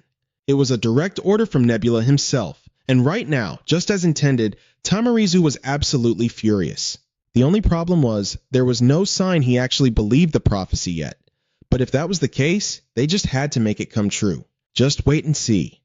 Even though Tamarizu refused to believe the prophecy, it had deeply burrowed into his mind, gnawing at his sanity. Later that day, he set out to conquer a notorious northern peak, famous for being towering and treacherous. But no matter how hard he pushed himself, Tamarizu just couldn't make the climb. To make matters worse, halfway up, he was struck by a massive avalanche. Right before being crushed by the giant wall of snow, Tamarizu screamed out in sheer desperation, "Why? Why can't I be the king?" And then, everything went black. He jolted awake. The grueling climb up the snowy peak had just been a dream. However, this exact nightmare had been repeating for days now, haunting him like a curse. Tamarizu desperately wanted to become king just to break free from this creeping dread. But deep down, he knew the harsh truth. In this remote wasteland, barely anyone even knew the name Tamarizu. Even so, there was no way in hell he was going to just sit back and watch Kijin take the throne. While he was lost in thought, one of his subordinates rushed over to announce a visitor. Ever since he butchered that fake prophet, Tamarizu had received 2 more unexpected guests. The first was an elf from the exact same tribe as the old man. This elf claimed to have heard the prophecy about Kijin becoming the new king. Yet, surprisingly, he urged Tamarizu to seize the throne for himself before the vision could ever come true. The second guest was a human from the city of Auto Mason. He claimed there was a massive rumor in his city that the new king was actually the centaur leader, which was why he had traveled so far to offer tributes. The whispers about a new king were spreading like wildfire. Slowly but surely, Tamarizu was starting to be swayed by these mortal words, even without a direct revelation from the gods. And today he had yet another visitor, this time a lizard man. The moment he arrived, the guest offered a remarkably friendly greeting. It was a familiar face, Owen, the most silver-tongued diplomat of his tribe. "Let me guess," Tamarizu scoffed. "You're here to tell me I should be king too?" Skipping the pleasantries, Tamarizu cut straight to the chase. "King?" Owen replied smoothly. "To be perfectly honest with you, I don't know much about the future. But if you are planning to become the king, then I came here to stop you." Tamarizu was genuinely stunned. This was completely the opposite of what the last 2 guests had told him. His curiosity flared. Why would Owen try to stop him? Did this lizard man think he wasn't qualified to rule? Or did he mean that Tamarizu still lacked the official backing of the other tribal chiefs? "Oh, have you actually received the blessing of the other tribes?" Owen asked casually. "The elves and humans already declared that I should be the one to rule," Tamarizu shot back. "And what about the lizardmen?" Tamarizu pressed. "That I couldn't tell you," Owen replied calmly. "Our chief would probably agree to it.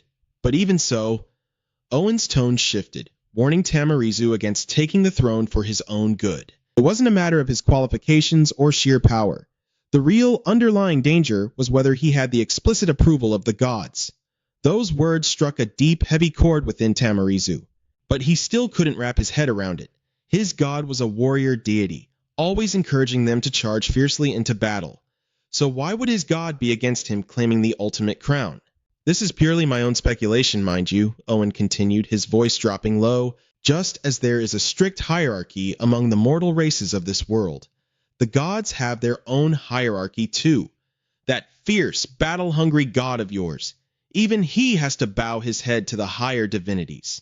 Hearing this, Tamarizu instantly flew into a rage, raising his weapon.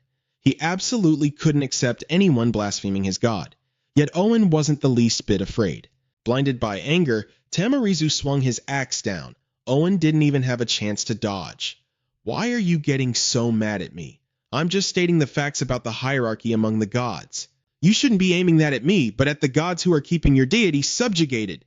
Tamarizu's entire body began to tremble, not out of fear, but from sheer, unadulterated fury. But as he slowly calmed down, he realized that Owen's theory actually made a lot of sense. The terrifying nightmares that plagued him every night were likely a dark revelation from his god.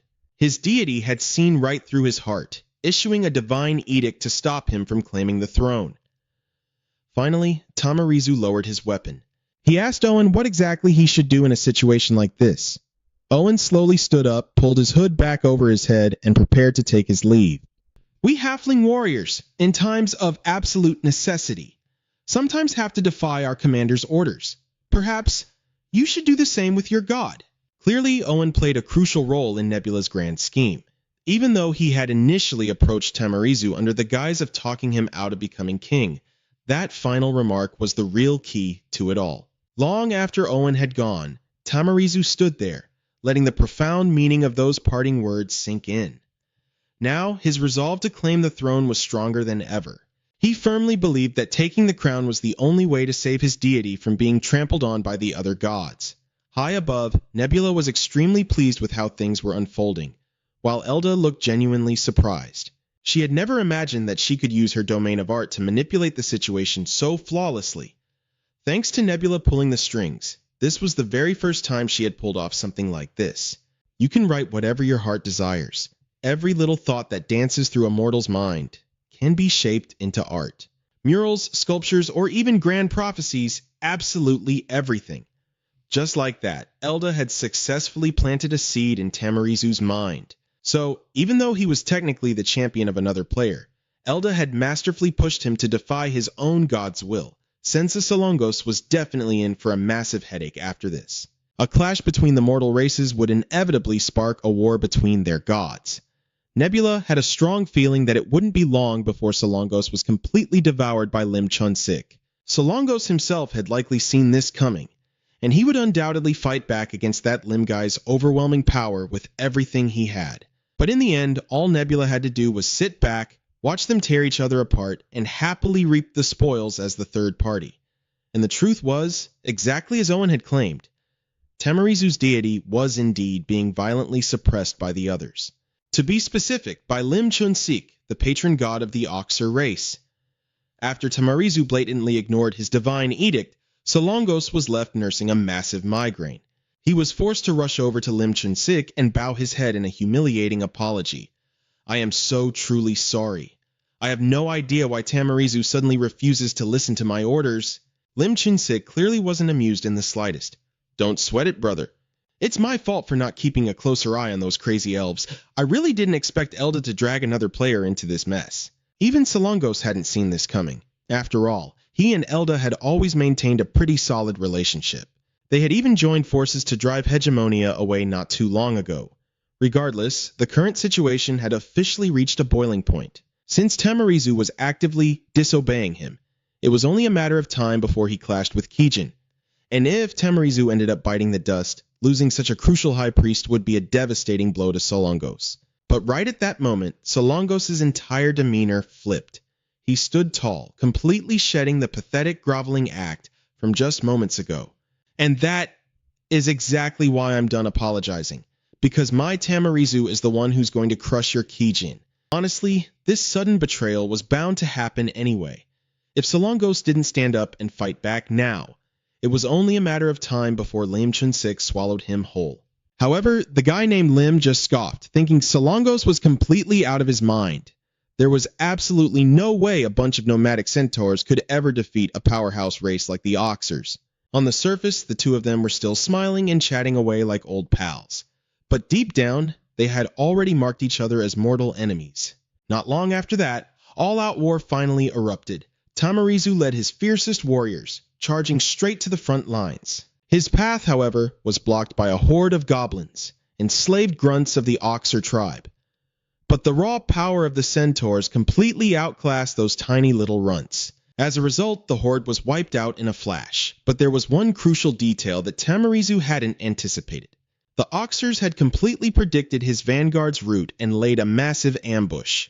The moment the goblins were slaughtered, the real heavy hitters finally stepped out of the shadows. Faced with these towering beasts, the centaur cavalry immediately fell into a panic. They tried to pull back, but their only escape route was completely clogged by the piles of goblin corpses. Now they were completely trapped, unable to push forward, and impossible to fall back. Wasting no time, the Oxers launched a brutal assault. With their massive physical advantage, they quickly dominated the battlefield. Witnessing the slaughter, Tamarizu's rage absolutely boiled over.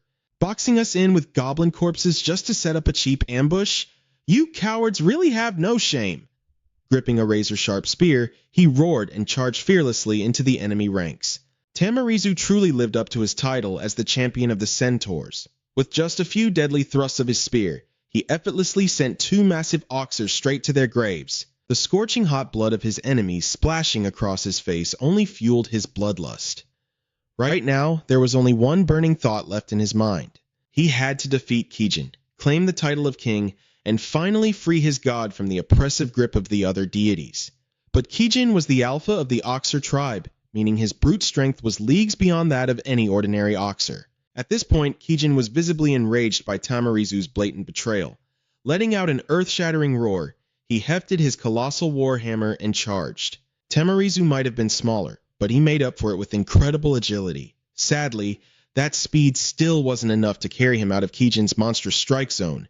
In the blink of an eye, Kijin snatched Tamarizu right out of the air with a single massive hand. Then, channeling all his terrifying strength into his other arm, he clamped down and mercilessly crushed the centaur's body. Poor Tamarizu just couldn't bridge that absolute chasm in raw power. In the end, he was the one who ended up kicking the bucket first, and the gruesome sight of his brutal execution was honestly hard to watch. Watching from high above, Elda simply clicked her tongue. It was hard to tell if she was feeling disappointed or just pitying the poor guy. Man, I really thought the centaurs would at least put up an even fight against those Oxers. She never expected things to turn out this way. Soon after, panic began to set in. The Oxers were overwhelmingly strong, and their intelligence had grown significantly. Because of this, Eldar started worrying sick about Nebula, since his main forces were the Lizardmen, and naturally, the Lizardmen's strength would plummet once winter arrived. She was terrified that they wouldn't stand a chance against the Oxer horde. Eldar kept buzzing in Nebula's ear, giving him a massive headache. What have you been rambling about this whole time? The black-scaled lizardmen won't be going head-to-head with the Oxers. Wait, what? What do you mean by that? Ugh, forget it. Just keep talking about whatever you were saying before. What was your ranking? Just as Owen had mentioned before, the gods were also divided into different tiers. This was exactly what Nebula meant by his question. Eldar cleared her throat a few times, sounding a bit embarrassed as she replied that she used to be ranked around the 3,400th tier in the game. Nebula pondered for a moment. It wasn't a terrible rank, but it wasn't great either. He originally thought that players were chosen based on their rankings. What exactly was the deal with this hierarchy of the gods? And how exactly were the players selected? What were the requirements to join this war?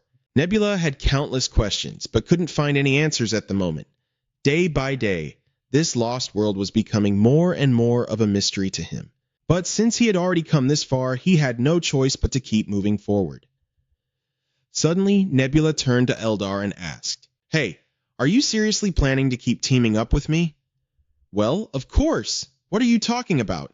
"Never mind, thanks." Nebula's dismissive attitude drove Eldar absolutely crazy. If there was one phrase he threw at her the most, it was definitely "forget it" or "never mind." But of course, Eldar didn't dare to snap back. Who told her to be the weaker one, anyway?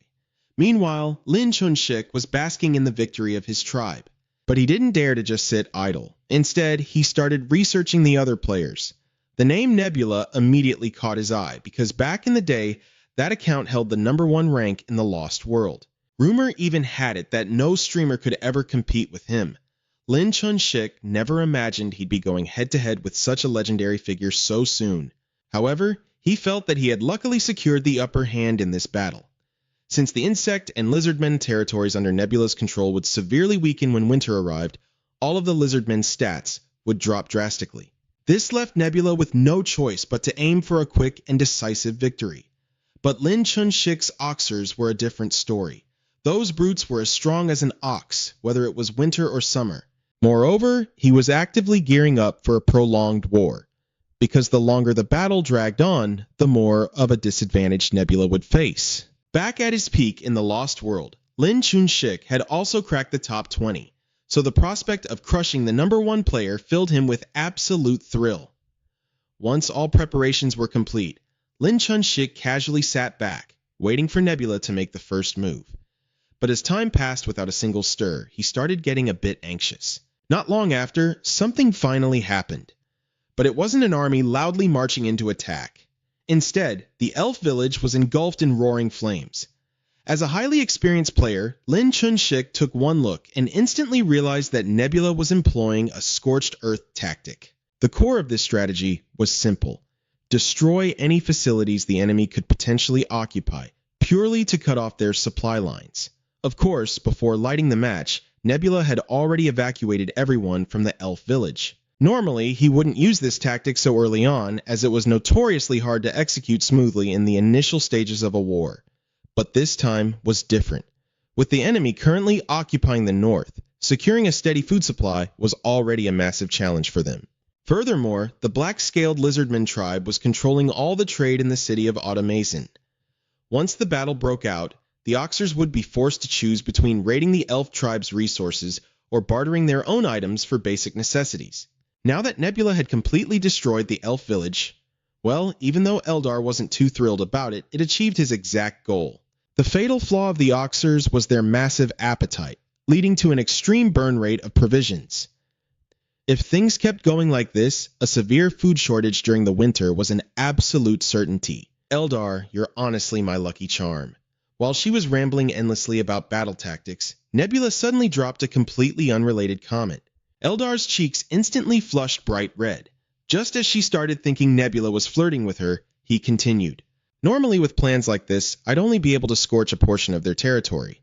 But who knew those big lugs would just coincidentally show up at the elf village? Because of that, they took some pretty heavy damage.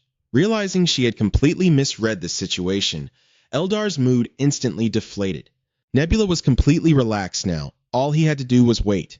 He was pretty damn sure that the Oxer army wouldn't even survive to see the second winter. And sure enough, the food crisis struck fast. The Oxers were so utterly starved that they even resorted to eating the goblins. This horrifying reality forced the goblins, who had always been their absolute loyal slaves, to start fleeing to other lands. Kijin began to doubt his own god. Ever since the famine broke out, his deity had remained completely indifferent, not issuing a single divine command. Kijin had always bowed deeply to his faith, but now his devotion was wavering, because his people were slowly dying of starvation, one by one. In reality, Lin Chun-shik was burning with anxiety too. The situation no longer allowed him the luxury of waiting, and so he made an incredibly unexpected move. He sought out Solongos, brazenly planning to borrow his military forces. But Solongos was completely powerless to help. Over a year had passed since Tamarizu was struck down by Kijin. Shortly after that, Nebula's lizardmen had marched in and conquered Solongos' lands. Most of the tribespeople in his territory had already fled for their lives. Ever since that crushing defeat, their faith in their god had hit rock bottom. It was just that Lin Chun-shik and Solongos had been giving each other the silent treatment, so he was completely out of the loop. Actually, Solongos had been meaning to reach out to Lin Chun-shik recently, because not too long ago, Eldar had taken the initiative to contact him. She had advised Solongos to swallow his pride and join forces under Nebula, and if he helped them hold off Lin Chun-shik's army, Eldar was more than willing to share her resources with the Centaur tribe to ease their struggles. Even though Solongos had heavily debated it for a long time, he lied to Lin Chun-shik, claiming he had rejected the offer right on the spot. After all, seeing how severely depleted Eldar's resources were, Solongos figured that surrendering to Nebula wouldn't make his situation any better. Hey, Lim Chun-sik, even if we've been at each other's throats lately, haven't we always fought side by side in the past? Hearing Solongos say this, Lim Chun-sik was moved to tears. He promised to do his best to gather some warriors to back him up. Lim Chun-sik had already lost way too many troops to Nebula's endless traps. He figured that the only way his Oxers had a fighting chance now was to battle it out in an open field. When that time comes, This battle will escalate into a full-blown war of the gods, and he could personally descend to the mortal realm to wipe out the bulk of Nebula's main forces. A god descending to join the battlefield brings an unimaginable amount of power. Lim Chun-sik was certain that after losing to Nebula, Eldar must have drained a massive chunk of her divine energy. That left her with no way to descend again, and even if Nebula still had plenty of divine energy left to join the fight, Lim Chun-sik had Solongos backing him up. 2 against 1 is a guaranteed win. And that was exactly why he swallowed his pride to ask for help. True to his word, Solongos dispatched a squad of troops to reinforce Lim Chun-sik. Their battle took place in a barren valley, and leading the charge on Nebula's side was none other than Ra Krek. The moment they locked onto their target, Lim Chun-sik and Solongos immediately descended to empower their high priests. Of course, Nebula wasn't about to let Ra Krek fight this battle alone either. Kijin and Tianhanma, now fueled by divine possession, fought like absolute beasts. But what they totally didn't see coming was that Nebula had already conquered the Ackling from the Salak-Sylar era, and that devastating lightning ability completely outclassed them. With just that alone, he could single-handedly wipe out their entire massive army. Did you really think you could beat me with that pathetic scrap of divine energy? Why don't you use your brains for a second and wonder why I didn't run from a 2-on-1 fight? It's obviously because I knew I'd win, you idiots. When a god descends to join a war and gets killed, they lose a massive chunk of experience points. That was exactly why Lim Chun-sik and Solongos were sealed away right after. If a god is sealed, you can destroy their statue to kill them for good and end their game entirely. Sure, with the right process, someone could break this seal, but right now, Nebula couldn't care less about those two, so he just tossed them to the sidelines. This battle was a total breeze for him. Taking down 2 gods at once gave Nebula a huge boost in levels. Since his points were pretty stacked right now, he decided to give Ra Krek a little upgrade. But before that, there was another sweet little perk. Since Nebula had defeated 2 enemies, he had the right to seize a chunk of their territory and resources. After weighing his options, he claimed the swamps and the bird species belonging to Lim Chun-sik. This lucky jackpot put Nebula in a really great mood. He could use the birds as scouts instead of the insects he'd been relying on. Plus, the blessings he was wasting on the bugs could now be fully transferred to his lizardmen and humans. Without hesitating, Nebula applied the insect blessing to both of his main races. It would take effect on the next generation, though the physical changes might be pretty minor. Still, it was a solid step forward for his overall playthrough. As for Eldar, Nebula didn't plan on hunting her down to the bitter end. After all, Eldar's divine energy was practically at 0 right now. She didn't have a single ounce of fight left in her. With 3 players eliminated, it was the perfect time for Nebula to reorganize and assess the current board. Thanks to the intel from his grasshoppers, Nebula found out that there was currently a 3-way faction war happening in the West. They originally started as a group of 5 players, but he had no intention of clashing with them just yet, unless they dared to step into his territory first. To the east lay the vast ocean. Since Nebula's main goal was conquering the mainland, he could ignore the sea for now. Right now, his top priority was uniting the northern and southern territories before the NPCs completely took them over. But the problem was, Ragnarok couldn't be in 2 places at once. So, Nebula planned to use Eldar's elf tribe to push forward and seize that land. With that in mind, he immediately gave Eldar a call. At this point, Nebula was basically her absolute boss. Whatever he ordered, she wouldn't dare say no. Left with no choice, the elf tribe obeyed their god's decree and marched further north. After Hussar Dian fell in battle, Leona had taken over as the new chief, but it seemed a few of the elves were pretty upset about having to constantly stay on the move. They wanted to settle down in a new home, start farming again, and rebuild their forces before the Oxers and Gopins could target them. I just don't understand why we have to suffer in such a harsh, freezing wasteland like this. Has the god of the night rain said anything? Chief Leona? Actually, I received an oracle from the god of the night rain just last night. Leona replied in a calm, steady voice. It was true. Just yesterday, Eldar had issued a divine decree telling them that someone was traveling from the south to aid the blue-eyed elves. Just as he finished speaking, someone rushed in to announce that a group of humans was approaching. Oh, looks like the prophecy is already coming true. The elves in the tent exchanged doubtful, hesitant glances. Leona immediately ordered his subordinates to prepare a reception for the arriving humans. He secretly hoped that this was indeed the person the god of the night rain had mentioned in the oracle. Even though the snow was coming down hard, Leona led his tribe outside and stood waiting. Even though the leader of the human caravan was wearing a veil, Leona recognized her instantly. It was Lord Wickiam. He never expected the Lord of Automason City to personally brave such a long, grueling journey all the way out here. While Leona was still standing there completely stunned, Wickiam hopped off her horse and walked over to greet him first. "You must be Leona, right? You look a lot thinner than the last time I saw you." "Ah, yes, please come inside. It's freezing out here." But Wickiam wasn't in a hurry to go into the tent. Instead, a tall, imposing figure leaped down from a horse and stepped forward. It was Saren. "I apologize, but I need to check the inside for assassins first." Anyone else would have definitely been offended by that demand. But Leona completely understood the deep-seated tension between their two races. After all, the elf tribe were the ones who attacked Automason City first, so he didn't take it personally at all. Only after Saren did a full sweep of the area did Wickiam feel safe enough to enter the tent, sitting down to drink tea and chat with Leona. "What brings you all the way out here, Lord Wickiam?" Honestly, she really didn't want to drag herself to this harsh, freezing wasteland that was covered in snow all year round either. But just like Leona, she had also received a divine oracle. The azure insect god had ordered her to aid the weak, specifically the elf tribe. So, for this trip, Wickiam had brought along a batch of weapons and farming tools. On top of that, she brought a massive supply of seeds that could actually grow in freezing weather conditions. "Thank you so much." Leona was so thrilled that he couldn't even hide his smile. "I'll sell them to you at a discount, of course." Wickiam quickly added, she really was a merchant to the core. There was no way she was going to take a loss on this.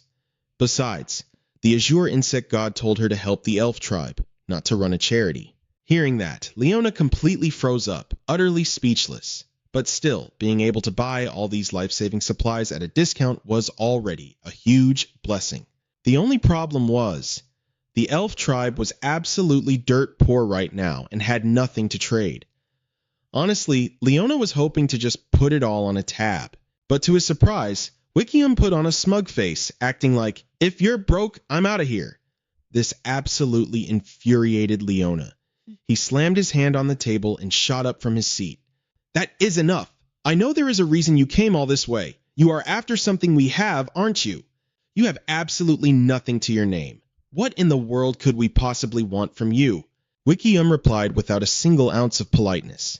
Moving quickly, Leona unrolled a map and spread it out right in front of him. "Even if we have nothing right now, this land sits on an iron mine. The timber is tall, the soil is incredibly fertile, and our crops will thrive." He knew deep down that the value of the iron mine and the forest would skyrocket in the future. He was essentially signing away his descendants' inheritance. But if he didn't trade it away right now, they wouldn't even survive long enough to have a future, let alone worry about their descendants. He figured the gods had already foreseen this, which was why they bestowed the prophecy upon them. So, in the end, Leona gave in and pressed a thumbprint onto the contract. "This covenant takes effect immediately. I swear it in the name of the gods."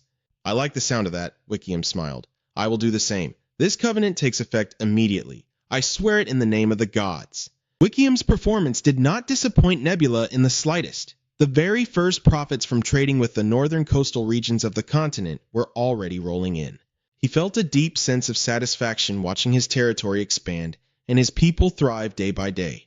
Up until now, for the players in Lost World, their entire universe revolved solely around their own tribes. Other tribes were seen as massive threats, so how could they possibly trade with wanderers who had no fixed home? But things were different now. Towns had been established, and even the nomadic folks had mapped out permanent trade routes. They had even started writing contracts on paper. Nebula firmly believed that soon enough, the value of intangible assets, or even future profits, could be put on the table for buying and selling. Just like the deal Wickiam and Leona struck today, this kind of thing would soon become the new normal. His people had moved past simple bartering and were steadily grasping the true concept of an economy. From now on, Nebula had every right to start plotting how to conquer this massive continent. And while Wickiam was busy handling trade, Rockrak certainly wasn't sitting idle either. They were both the highest-ranking high priests of the two races under his command. This time around, Rakrak was tasked with leading the army to conquer the dwarven tribe. After a grueling and bitter battle, he emerged victorious. Standing before the vast ocean for the very first time, Rakrak felt a profound, indescribable sensation. For the first time in his life, he realized what the edge of the continent actually looked like. The elite Lizardman army had pushed their conquest all the way to the southernmost tip of the land, fulfilling the exact wishes of Lord Lam Trung. Now, every inch of the southern lands belonged to the Lizardman tribe and Nebula.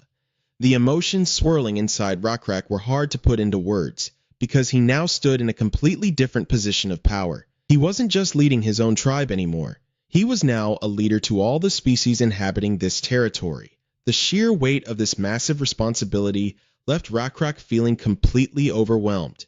He honestly had no idea what his next move should be. Meanwhile, Nebula himself was already brainstorming the foundation of a real nation, but he was in no rush to hand down orders to Rakrak just yet. Every system of government had its own pros and cons. A feudal state was one option. That was the kind of system where a king would appoint feudal lords and grant them lands. The lords would defend their own territories, which would definitely take a huge load off the king's shoulders. However, the king wouldn't have total control over the relationships between those lords, and as a result, civil wars would break out constantly. Sure, internal conflicts could actually push technological advancement forward, but it would be an absolute nightmare to manage, as it almost always bred pure chaos. A centralized monarchy was another option Nebula was weighing. Under that system, the king would rule from the royal court, dispatching officials to various regions to manage things directly. Truth be told, Nebula really wanted to go with this structure. But since the nation's foundation was still incredibly shaky, the officials stepping into those administrative roles had to be exceptionally talented. With such massive power concentrated in the king's hands, mobilizing the army would be a breeze. But reaching that point meant there was just way too much groundwork to prepare. We are talking roads, ports, and figuring out how to even select those officials. Which one do you think is the better choice, Eldar? Haven't you already made up your mind, my lord? She replied softly. You really are starting to understand me, aren't you? He chuckled. That very night, true to form, Ragnarok received a divine message through a dream. He immediately gathered his most trusted subordinates to share the revelation. He dreamt that he was soaring through the sky. He had left his physical body behind, flying at a speed so blindingly fast it defied all conscious thought. Gliding over desolate wastelands all the way to the northern coast, Ragnarok flew across countless territories, gazing down at the very villages the Lizardman tribe had fought so hard to conquer. As he recounted the vision, he used a piece of firewood to sketch lines into the dirt. Slowly, a rough map began to take shape on the ground. Ragnarok flicked his tail, pointing directly at the spot where they were currently standing. He then marked down the names of every single region they had subjugated, from the Maganan lands of the Dwarven tribe all the way to the Salmon territory of the Off. One by one, the names of different regions filled up the crude makeshift map. Throughout the entire process, Rohan stayed right by his side, meticulously recording every single detail. That was until they hit a piece of land that none of them knew the name of, simply because no intelligent species lived there. It wasn't just completely overrun by rolling mountains. It was the deadly nesting ground of monstrous serpents. Because of that, the other tribes had always steered clear of it. So, does absolutely no one here know what this land is called? Rohan asked quietly. But the rest of the lizardmen could only exchange blank, uncertain glances. I know it, Ragnarok suddenly spoke up, his voice heavy with meaning. He then began to vividly describe a land he had never even set foot in. Even though it is surrounded by treacherous mountains, if we clear out the underbrush and cut through the thick vines, it will open up a surprisingly smooth path. Deep within those mountains lies a valley, along with a massive river that flows straight into the ocean. If you follow the river downstream, you will discover an incredibly vast plain. So, Lord Lam Trung personally revealed this land to you in a vision? Rohan gasped in sheer awe. That is correct, Ragnarok nodded. The name of this land is Orizon. It means the land where our god reigns supreme. And by his divine will, I shall be the king of Orizon. The lizardmen were both surprised and overjoyed. This was completely understandable, since Rakrak held immense prestige within the tribe, and no one had the right to object to him becoming king by divine decree. The Lizardman tribe began their migration toward Orizon, with Nebula watching over them closely. He knew that while many creatures living in these lands had acknowledged Rockrock's power, there would always be rebels, no matter where you go. Therefore, unifying everyone's will had to be the very first step. This served as an announcement about Orizon, which would soon become a nation. They also needed to know in advance that Rockrock would become their king. Next up was the issue of roads. Every region needed a convenient route leading to Orizon. Nebula had chosen a monarchical system of government. Rockrock planned to title the administrators of these regions as commanders. Above all else, to truly unite the lands, he needed to establish a universal set of laws that applied to all territories. That was what was currently happening, and would continue to unfold in Rockrock's southern territories.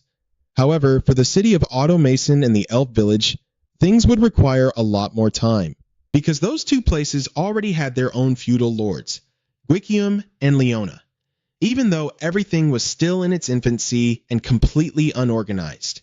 But Nebula firmly believed that things would work out in the future, as there hadn't been a single problem he couldn't solve yet. "So, you are going to use both races?" Eldar asked from the side. "That's right, when weighing their pros and cons, I don't see any reason to just pick one. But why are you making my territory a part of your kingdom?" "Because the land your territory sits on is my land too. Am I wrong?" "Ah, well, I suppose. I get it now." In Rockrock's world, a long period of time had already passed. He had been on the throne for a while, and the nation was entirely at peace. The Luga territory bordered the southern sea, and was ruled by a commander named Taka. Taka had been a fierce warrior within the tribe, but now he was getting up in years, missing an ear and blind in one eye. The sun was shining brightly today, so Taka went out fishing with his subordinate, but he wasn't used to this peaceful atmosphere at all. After all, he was used to constant migration, invading territories, and slaughtering other tribes. "Come on, my lord, don't look so down. You were a warrior back then. Your whole life has been tied to those glorious achievements, which is exactly why the gods appointed you to this position." The more Taka thought about it, the more depressed he felt. That great warrior title felt like something from half a lifetime ago. Now he was blind in one eye and missing an ear. Things just weren't as easy as they used to be. Taka began to wonder if Lord Nebula simply wanted him to enjoy his old age in peace. He knew the day would come when he grew old, and he had no idea how much longer he'd be able to protect this territory. But when it came to choosing a successor, Taka still couldn't think of anyone. Besides, there's no way any faction could invade our territory anyway. If there's any real threat, it would probably only come from across the ocean. Taka had only said that in passing, so he definitely didn't expect to see a few strange ships actually appearing on the river in the distance. He and his subordinate quickly hid behind a corner, peeking out to observe. Aboard the ships were some blue lobsters. It looked like they had traveled a massive distance across the sea to get here. Even though Taka was getting older, his imposing aura had only grown stronger, not weaker. He decided to step out and intercept their ships first. "What tribe are you from, coming all this way across the ocean?" "I am the commander of the Lizardman tribe, the master of this land." "State your purpose for coming here, right now." The lobsters were terrified by Taka's murderous glare and hurriedly spoke up to explain themselves. "We are from the Blue Lobster tribe. It's true that we came from across the ocean, but we come in peace. We actually got lost because of a storm. We aren't here to invade." Taka's subordinate silently felt relieved that his lord hadn't hastily attacked them. Over the past few years, Taka had fought in many places, and his temperament had only grown more bloodthirsty, not gentler in the slightest. He never showed any mercy to his enemies. If something felt even slightly off, he would strike instantly. "All right, I'll trust you for now," Taka declared. While the blue lobsters were still trembling in fear, Taka suddenly turned to his subordinate and ordered him to prepare lodgings and food for them, and help them repair their ships as well. Not long after, the Blue Lobster's ships were fully repaired. Taka loaded their vessels with plenty of food and even came out to see them off himself. "Thank you so much, Lord Taka. We will never forget your profound kindness." The Blue Lobsters thanked him profusely, still waving at Taka even as their ships sailed far into the distance. His subordinate found this incredibly strange.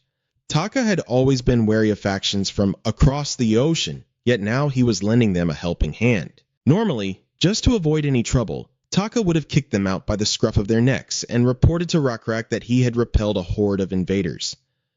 Maybe it's my own pity speaking, or maybe I've made a misjudgment and let an enemy we should have destroyed slip away. And perhaps you don't know the reason why I lost this left eye." Right as Taka said this, his subordinate eagerly chimed in, saying he knew. Every single lizardman knew that he was injured during the battle against the giant python. "Exactly. That was when I fought to protect those people, those wretched souls, even though they weren't part of our tribe." Taka recounted that after getting injured, he went to see Rakrak. The severe wounds had left him feeling deeply depressed. At that time, Rakrak had asked if he regretted stepping up to protect people outside their tribe. Back then, Taka had replied to Rakrak that Lord Nebula had once reached out to help their tribe without ever asking for anything in return. Rakrak had seemed very surprised by his answer.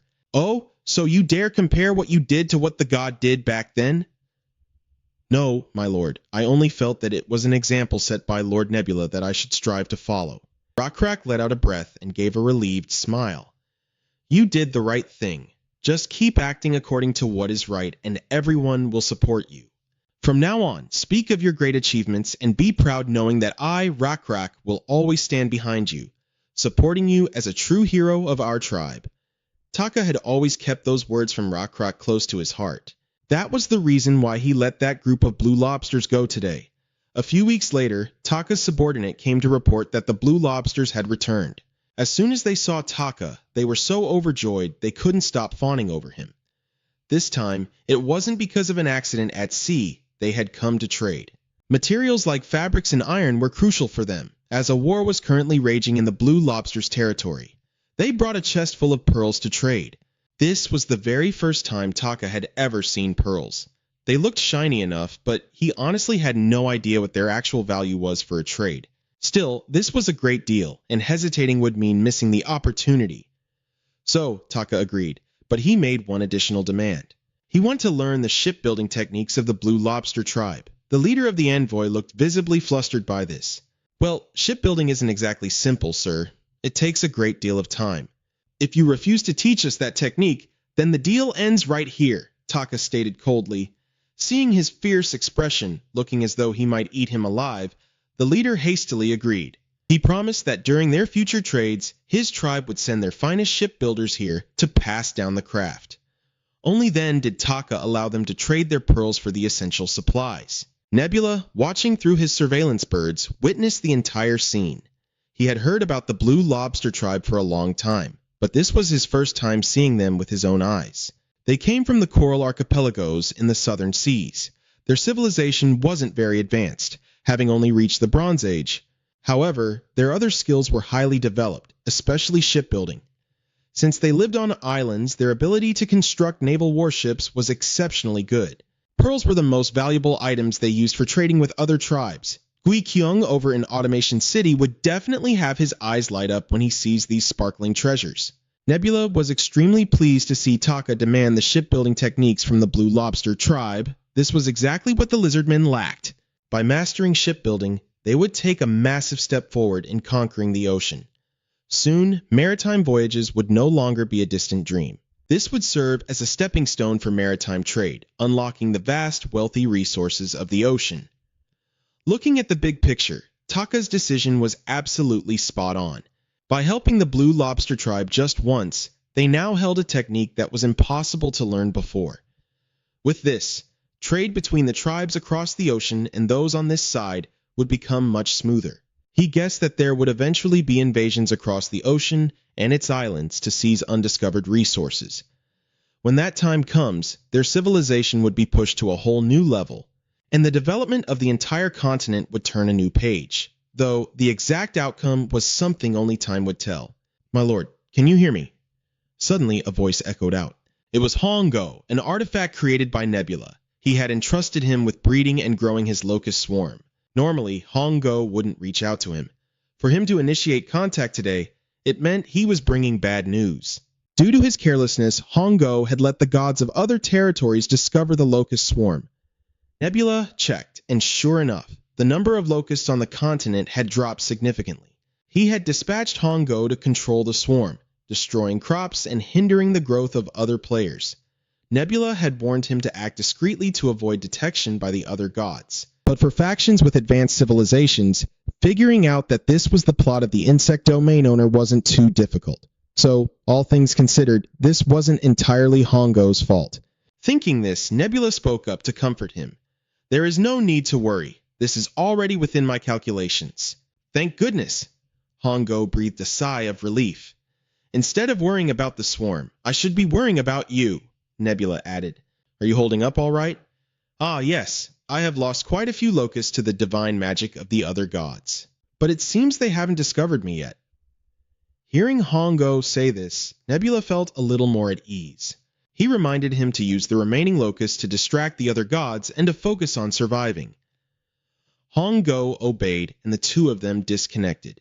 Nebula could finally let out a breath. He really dreaded having to converse with the artifacts. Back when he was just playing the game, they were merely normal AI. But ever since entering the Lost World, these artifacts felt as though they had real souls. But that wasn't too important right now. His locust swarm had already dealt massive damage to all 5 nations in the West. If those players found out that Nebula was the one pulling the strings, they would absolutely attack. Geographically speaking, the 2 most likely nations to strike were Zan Aom of the Satai tribe and Zeogwa of the Luna tribe. Those 2 nations shared a border with his territory, and it looked like they were both gearing up to redeploy their troops. The other 3 nations were currently holding their ground, waiting to see what happens. To be completely honest, Nebula had zero desire to face off against 5 factions at once. But in the current situation, it seemed there was no other way. Regardless, this had always been within his expectations. Meanwhile, at the capital Damarid of Zan Eom, a meeting between the leaders of the 2 nations was taking place. On one side was Hati, leader of the Luna tribe, and on the other was Pab, leader of the Satai tribe. Both were itching to march to war after discovering that the lizardmen were behind the disaster. As for the other 3 nations, Pab didn't trust them very much, but just standing by and doing nothing was even worse. Indeed, Nebula sending the locusts to ruin their crops had sparked massive outrage. These nations were plunged into a devastating famine, while Rograf's country remained perfectly peaceful and prosperous. Not only that, but ever since acquiring the technology, they had been utilizing minting techniques to produce high-quality coins, raking in massive profits from trade. This made the other nations even more jealous and bitter. Furthermore, according to Pab, they couldn't just let the other 3 nations launch the attack first, because doing so would mean allowing their armies to march right through the territories of Zanzaeon and Zeogwa. You have a point. In the end, we have to take action. The Satai and the Luna will join forces to burn Orizon, the capital of those black-scaled lizardmen, to ashes. Trust in the prophecies of the gods. After that, they began discussing their attack routes. The only normal trade route went through Automation City of the human tribe. The southern coast was also Nebula's territory, and it didn't even have a clear path. Hades suggested that they should take this opportunity to attack Automation City as well. It would be killing 2 birds with 1 stone, severing the city's connection to the black-scaled lizardman tribe. After finalizing the plan, both sides agreed that the Satai tribe would lead the assault on Automation City. Meanwhile, the Luna tribe would take some time to march their army through the northern wastelands. They planned to gather their forces and deploy their troops in 1 month. 1 month later, both sides rolled out their operations exactly as planned. The fact that these 2 tribes were joining hands naturally meant that their 2 gods were also allying with each other. On one side was Krampus, the god of the Satai tribe, and on the other was Xanda, the patron god of the Luna tribe. Krampus seemed to have a massive headache dealing with the supply of necessities, while Xanda looked completely unbothered. She planned to have her people receive supplies until they marched deep into the wastelands. After that, they would march along the northern coast, looting food from the villages along the way as they moved. Honestly, they didn't want a war to break out, but Nebula had blocked all communications from the 5 players in the West for a whole year. Not only that, he even blatantly ramped up military training and dispatched more scouts. This pissed them off so much they were fuming, and by now, it was way too late for any negotiations. The troop count mobilized by the Luna tribe was 1,100, and on the Satai tribe side, it was 800. This was the largest expeditionary force this continent had ever seen. Xanda was confident that once she teamed up with Krampus, taking Nebula down would just be a matter of time. Suddenly, Xanda received an incoming message. Krampus actually thought Nebula had unblocked them, but the sender turned out to be Elda.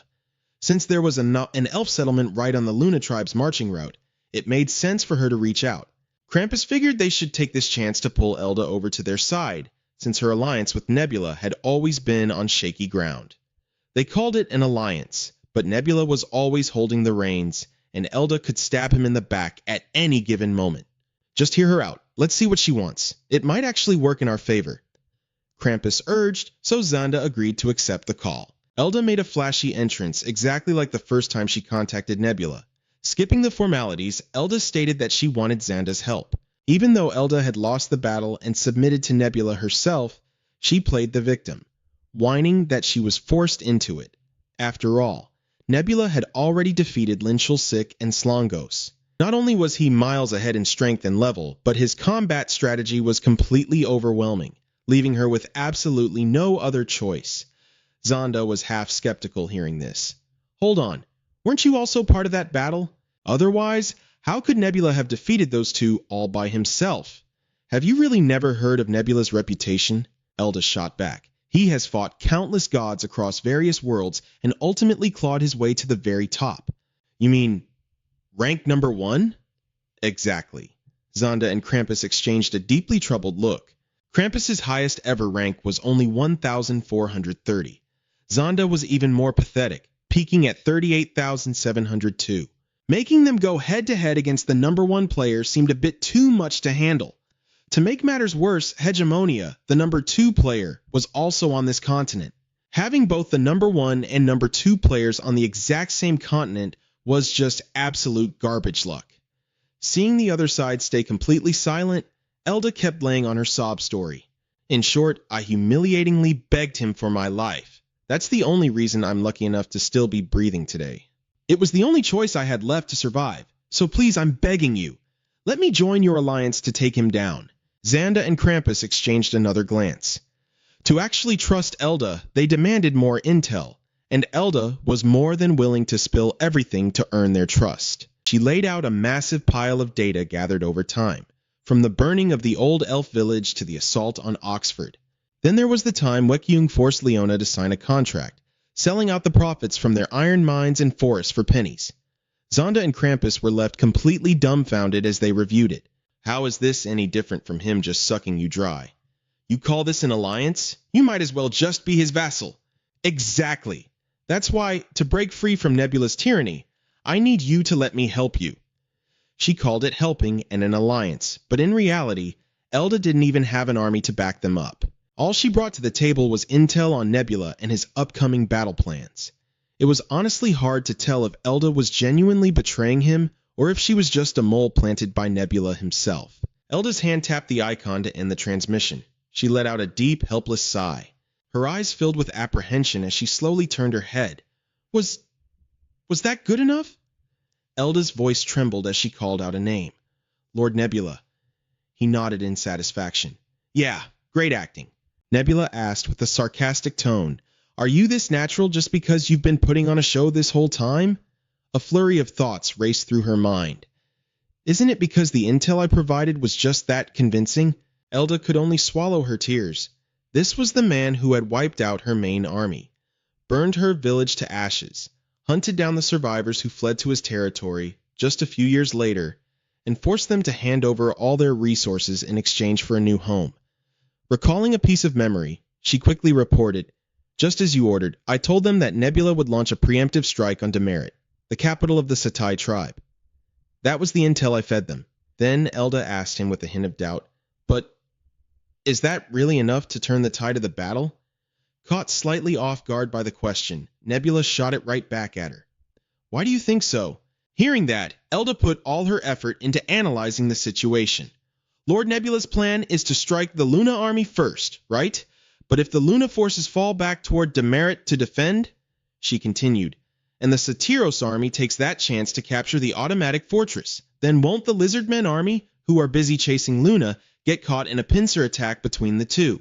He shook his head, completely shutting down Elda's theory. No, you're wrong. I will attack and crush the Luna army a few days beforehand.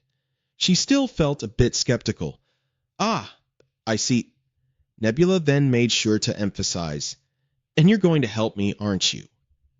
Elda quickly corrected him. I only agreed to provide supply support to ensure my surrender.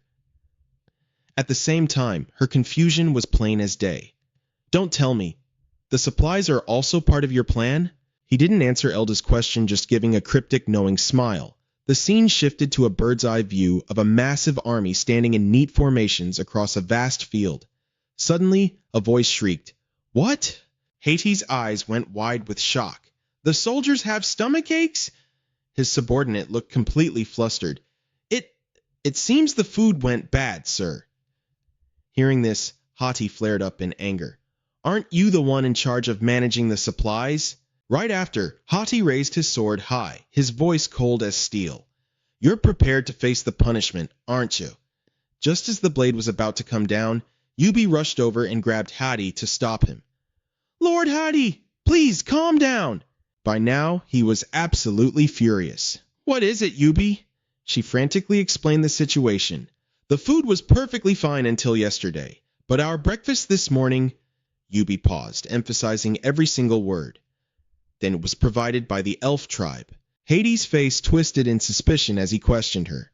"Don't tell me, there was spoiled food mixed in?" Seeing this, she tried to explain in more detail. They might have looked fresh on the outside, but they were poisoned on the inside.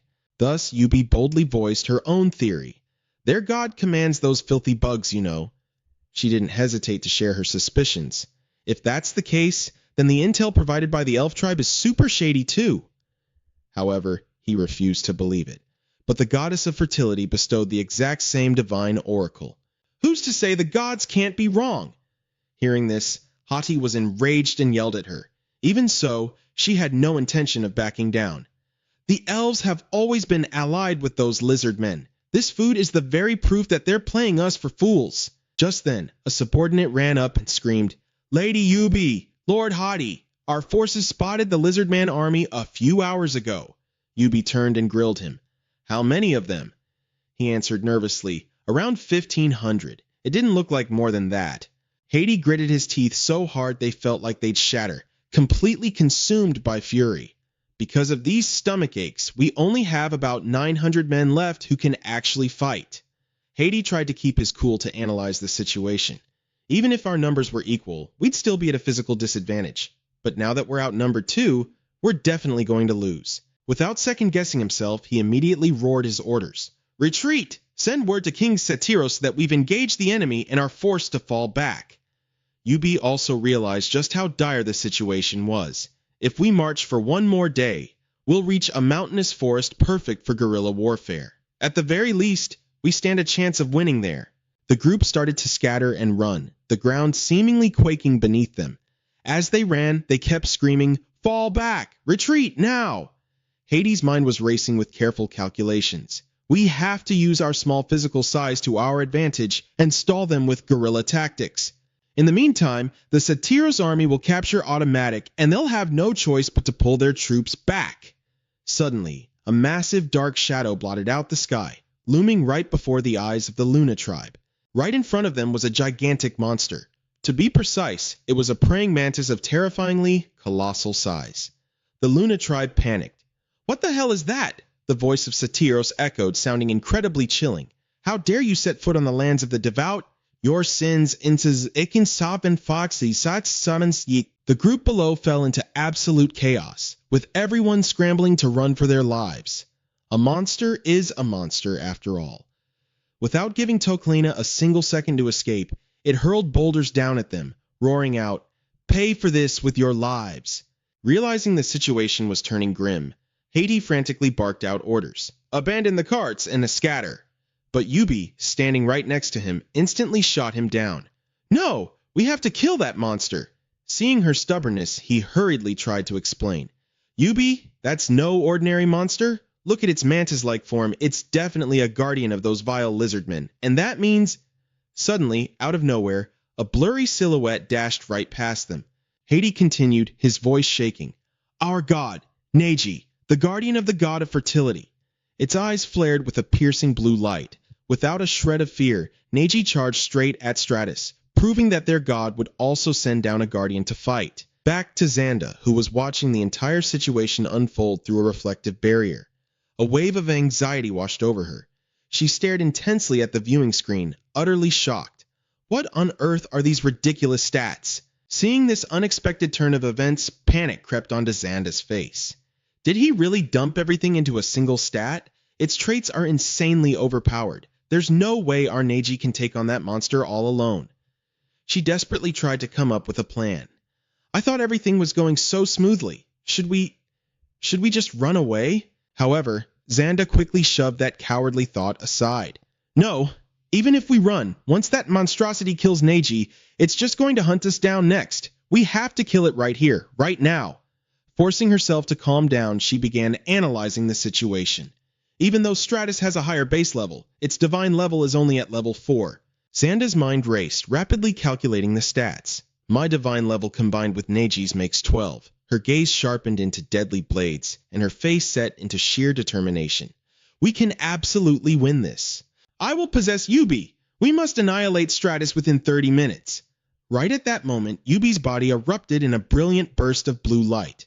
Hades immediately turned to look, his face filled with awe and disbelief at the presence of the god of fertility. Speaking through Yubi's body, Xanda issued her divine command. I shall handle that monster myself. Order the army to retreat at once. Hades frantically nodded, rushing to obey. Facing a seemingly impossible battle, she still marched toward Stratus with unshakable resolve. Vanda leaped high into the air toward the beast, her body radiating a blinding aura of pure energy. Neji whispered in Xanda's ear, My lord, you do not need to dirty your own hands. But she completely brushed off the concern, snapping a harsh order. Quiet. I refuse to lose any more of our troops to that bastard. Vanda began to interrogate Stratus. The Lizardmen army will need a lot more time to get here, and your god doesn't even have a vessel to descend into. Aren't you afraid of dying? However, her threats fell on deaf ears. The creature merely replied in a chilling, mechanical tone. I care nothing for that. My only purpose is to fulfill my orders. Plunging down from the sky to the ground, Vanda used every ounce of her strength to grapple Stratus's leg. With a brutal, decisive twist, she snapped it right in half. Xanda's eyes burned with a fierce, violent light. But Stratus wasn't just going to take it, immediately launching a vicious counterattack against Neji. With blood pouring out of its mouth, Neji roared in pure fury. You absolute pest! Stratus taunted in a mocking tone. You pathetic creature! Is it not a grand honor to suffer in the name of your god? Down below, Vanda declared fiercely, You're insane! I'll finish you off in exactly 10 minutes, and then... But before she could even finish her sentence, a blinding light flashed across her face. Tearing through the void, a bizarre streak of light was hurtling straight toward them. Vanda panicked, stammering, Wait! What? What is that? It was none other than Nebula. Xanda's mind spiraled into absolute panic. How the hell did he get here so fast? His piercing gaze locked dead onto her. She had miscalculated from the very beginning, and it was only now that Xanda realized her fatal mistake. Even though his main forces are still 3 hours away, I should have accounted for the fact that he might possess Ragrak and come here himself. Nebula soared high into the sky, his entire body radiating a miraculous, ethereal blue glow. Neji's face twisted in sheer terror as it muttered, Oh, my gods. Gripping his weapon tight, Ragrak plummeted straight down toward them. Nebula's voice echoed from within the avatar, chilling them to the bone. Found you! Without a single word, Nebula hurled his spear directly at Xanda. Exactly as intended, the deadly tip impaled her right in the shoulder. Vanda stared at her wound, blood gushing out endlessly, and gritted her teeth hard to suppress the agonizing pain. Enraged, Neji charged wildly at him, roaring, You bastard! How dare you lay a hand on my god? But instantly, a clawed hand with razor-sharp nails lunged out. Stratus caught Neji mid-air, pinning the beast down effortlessly. With a violent jerk, Stratus tossed Neji aside like trash. At that exact moment, Nebula muttered under his breath, Boom. Lend me a little bit of your power.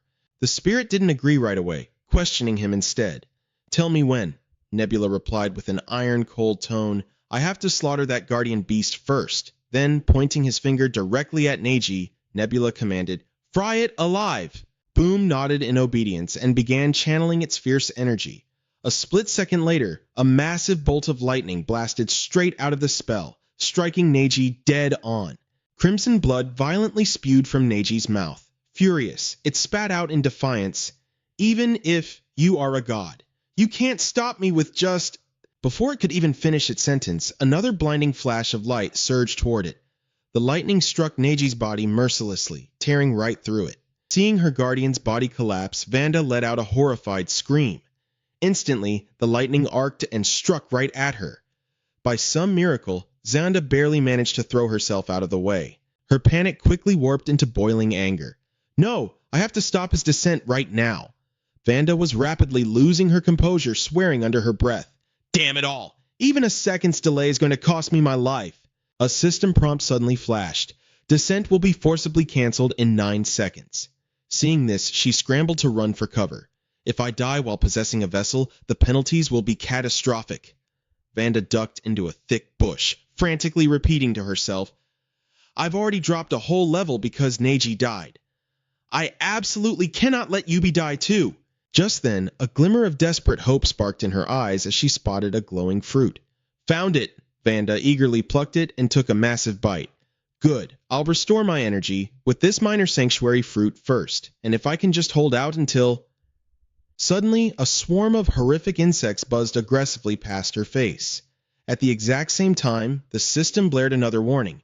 Descent will be forcibly cancelled in 5 seconds. Staring at the bizarre, grotesque creatures swarming toward her, sheer dread washed over Vanda's face. Knowing things were going south, she swiftly drew her sword to fight back. This isn't just a simple attack. It's intentionally blocking my line of sight. Out of nowhere, Stratus was looming right in front of her. Vanda tried desperately to steady her pounding heart. Just hold on a little bit longer. If I can just dodge this attack, I'll have a chance to escape. The beast instantly lunged at her, but she managed to weave past the fatal blow. Yes, I can dodge this. But her fleeting triumph was cut short as a massive hand clamped viciously around her throat. From right behind her, Nebula whispered, There you are! The chilling sound sent shockwaves of utter terror through her. Pure, unadulterated horror twisted across her face, and in the very next heartbeat, Vanda, trapped inside Yubi's body, was utterly obliterated. The moment her soul was forced back into her real body, Vanda clutched her head in total despair. A miserable groan echoed in her mind. Damn it! I've lost almost all of my troops! Vanda's body shook uncontrollably. My divine power took an even worse hit. It plummeted all the way from 9 down to 5. If I had just managed to cancel the descent in time, it would have only dropped to 7. Right at that miserable moment, Krampus's voice echoed in her head. Vanda, are you listening to me? Startled, she quickly answered him. He didn't waste any time, sharply demanding, What's your divine level at right now? She stammered, flustered and lying through her teeth. Me? 7. It didn't drop as low as I thought. However, Krampus still sounded incredibly annoyed. Damn it! How did you let it drop that much? Hearing his tone, cold sweat dripped down Vanda's face. Is that really too much? He ruthlessly chewed her out. At that level, there's no way you'll have enough faith to run your internal affairs properly. Hearing that, Vanda hurriedly denied it, trying to save face. It's fine. I'm still running everything smoothly. Yeah, of course I am. But internally, she recalled the horrific aftermath of the battle. If the mystical garden sustained by my miracles gets destroyed, my main source of income will be completely cut off. And along with that, the faith of my people will plummet too. On top of that, my high priest. Ilby is dead. This is going to be such a massive headache. Suddenly, a question flashed in Vanda's mind. By the way, are those monstrous bugs preparing to launch an attack? Grampus nodded, confirming her fears. Yeah. He continued in a completely nonchalant tone. Once we heard that Eldar had played us, we started getting ready. So, as long as you prep the cavalry properly, we'll be there in about 2.5 days. Then Grampus emphasized his main point. The automason castle is probably sitting empty right now, so taking it down will be an absolute breeze. Hearing those words, a rush of vicious excitement filled her. So all I have to do is hold off the main Lizardmen forces for 2 more days, right? He quickly gave her a solid confirmation. Vanda's mind went into overdrive, calculating her next move. Nebula must have burned through almost all of his faith in this battle. With his forces spread thin, he'll be forced to prioritize defending Automason Castle. That means he won't be able to focus on fighting my side at all. And if I run a guerrilla campaign with my remaining cavalry, we could hold out for at least 2 days. Should I just confess that my forces are depleted and my rank dropped? But Vanda quickly pushed that foolish thought aside. No, forget it. I refuse to be the only one taking heavy losses in this war. The next day, Krampus's voice roared. Vanda! Her face showed clear surprise. What is it? He immediately started interrogating her. I heard the lizard men are heading this way. I thought you were supposed to hold them back. Only then did it hit her. I don't have enough Lena cavalry to hold them off at the bay. Right after, another realization struck her. No, the intel Eldar provided is the real issue. According to the original plan, I was supposed to fight Hukri on land. But since the battle kicked off several days early, I'm forced to fight with nowhere to hide. Krampus gritted his teeth and muttered, This won't work. We don't have artillery for a siege defense. We need to pull our troops back and set up camp somewhere with tactical terrain to ambush them. Her facial muscles tightened, a wave of panic rising in her chest. Does he really think this battle is manageable if he just switches to a defensive stance? I only have 800 troops left after reinforcements, while they have 1,700 lizardmen. She recalled the monster she had faced earlier. Not to mention that divine beast, Stratus. It's practically a living siege weapon. My alliance with Krampus was pretty solid before, but it doesn't look like we can hold the line here. Vanda tilted her head, analyzing the most profitable angle, and reached a conclusion. Looks like the Wisdom would be a much better ally for me right now. He's a bit difficult to deal with, but his management skills are top-notch. On the other end, Krampus spoke up again. Vanda, I need your help, all right? When they start their siege, a pincer attack from both sides will be much more effective. Hearing this, Vanda looked confused. Wouldn't it be better to attack the automation castle right now? He hastily explained, We don't have the time. I don't think that'll work, and you know it, Vanda. You're right. Her mind was racing frantically. Damn it, if this keeps up, my entire army will be wiped out. Suddenly, Krampus changed his mind. Wait, that's actually a good idea. The automation castle is sitting empty right now. What if your cavalry heads there and joins forces with my infantry? Send out 200 cavalry and 300 infantry. The enemy will have 1,300 men here. So, if we add my 800 mutant troops and your 300 reinforcements, we'll balance out the battlefield. We might even have a slight edge, which means we can win this. Krampus then emphasized his point. And since you said you defeated Nebula's spirit beast, we'll tear down the castle walls in no time. However, he completely missed the look on Vanda's face. She froze in pure panic. I've spun way too many lies. Even so, she brushed the thought aside. Whatever. Once my lies are exposed, I won't need an alliance with Krampus anyway, so it doesn't matter. Suddenly, he scowled. Surprised, she asked, What's wrong? He stared intently at the system screen and replied, A request from Nebula. At the mere mention of that name, the slight relief Vanda had just felt instantly morphed into sheer terror. She screamed, trying to stop him, Wait! Don't accept it! But Krampus didn't hear her in time. His finger had already tapped the accept icon. Now all three of them, Nebula, Krampus, and Vanda, were face to face on the screen. Nebula's voice cut right through. I assume you're thinking about surrendering right about now? Hearing this, Krampus flew into a rage. What? I have no idea what you're talking about. Krampus glared at Nebula with fiery eyes. You win one time and suddenly you're full of yourself, huh? But the overall situation is still heavily in my favor? Then Nebula shifted his gaze, locking onto a terrified Vanda whose body was trembling non-stop. It seemed Nebula instantly grasped the situation. The corners of his mouth curled up slightly. Seeing her pale face brought him a twisted sense of thrill. So, she lied to her ally about the battle? This makes things even more entertaining.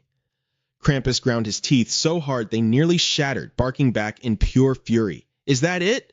His body radiated explosive rage. You interrupted me just to say that? Hearing this, Nebula spoke with feigned sincerity. My apologies. I didn't mean to hurt your feelings. Krampus, staying stubborn and unyielding, snapped back, Whatever. If you're asking me to surrender, the answer is no. Nebula smiled agreeably. All right then, I'll think it over and get back to you. Seeing that there was nothing left to say, Nebula logged off. Vanda, who had been watching their exchange this whole time, was paralyzed with fear. Krampus fumed. I don't know what the hell that guy is thinking. Hearing this, she forced a nervous laugh. That's why I told you not to accept the call. Meanwhile, Vonda frantically wondered to herself, did Nebula catch on? She quickly made up an excuse to leave. I need to go review my troop formations. Krampus nodded in agreement. All right, I need to make preparations too. Vanda's hand shot out, hitting the button to end the call. Her face contorted in absolute frustration.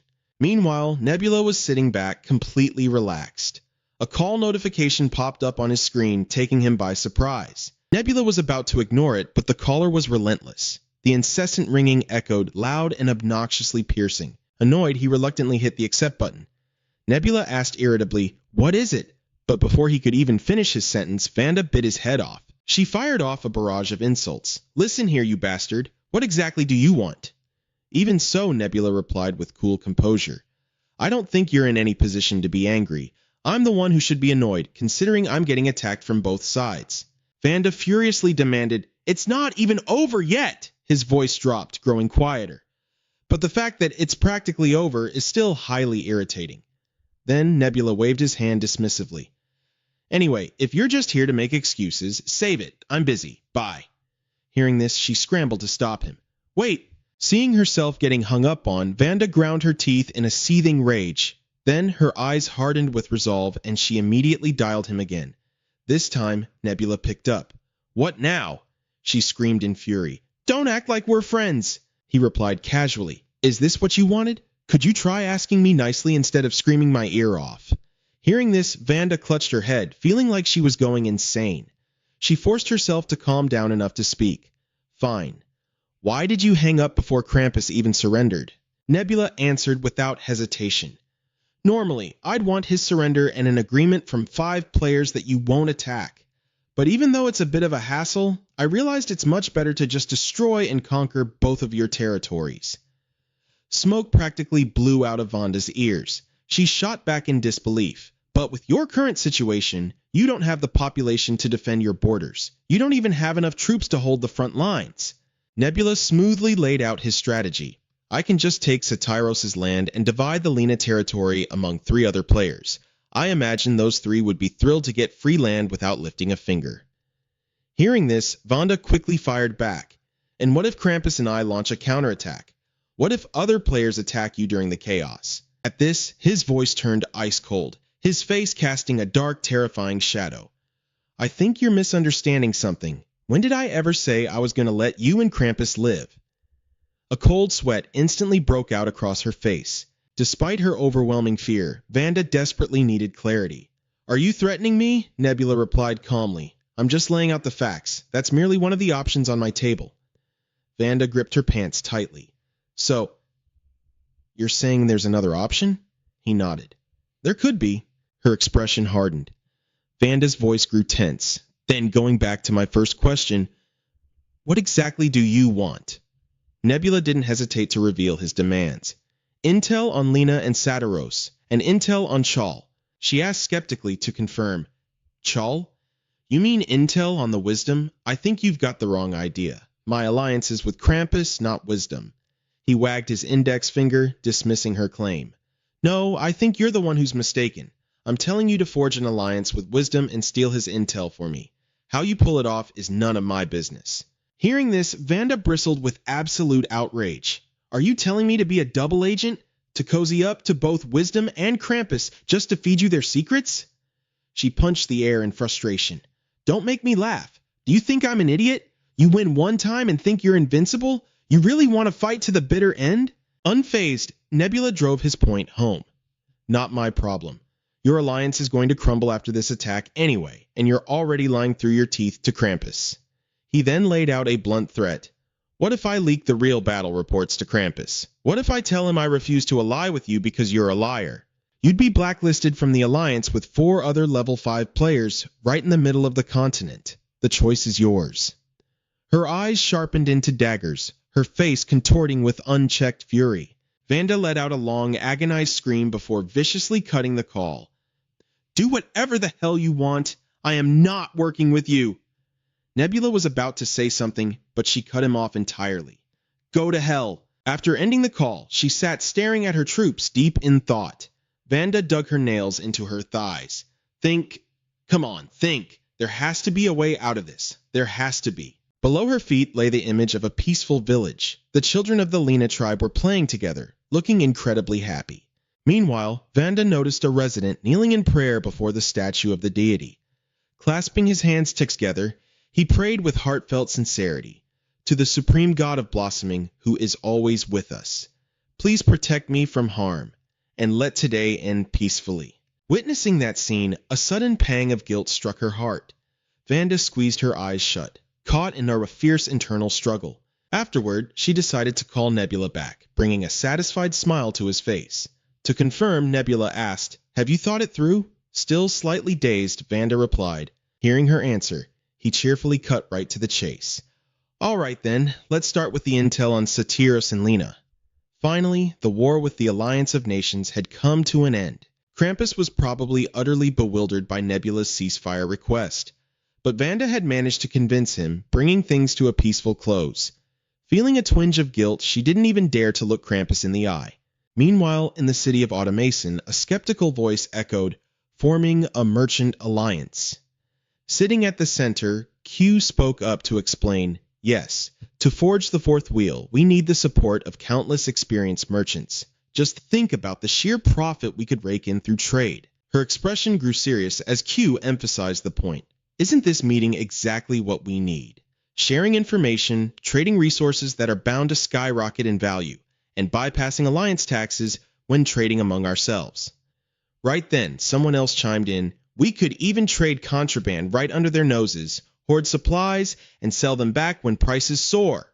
A representative of the Goblin tribe added, "Exactly! We could buy everything at cost and manipulate the market prices however we please." However, a member of the Cho tribe voiced their doubts. "But we are all from completely different races and territories. How on earth are we supposed to trust each other?" Q calmly replied, "There is a way." She looked straight at everyone in the room. "Worshipping the same God. That will be the very foundation of our trust."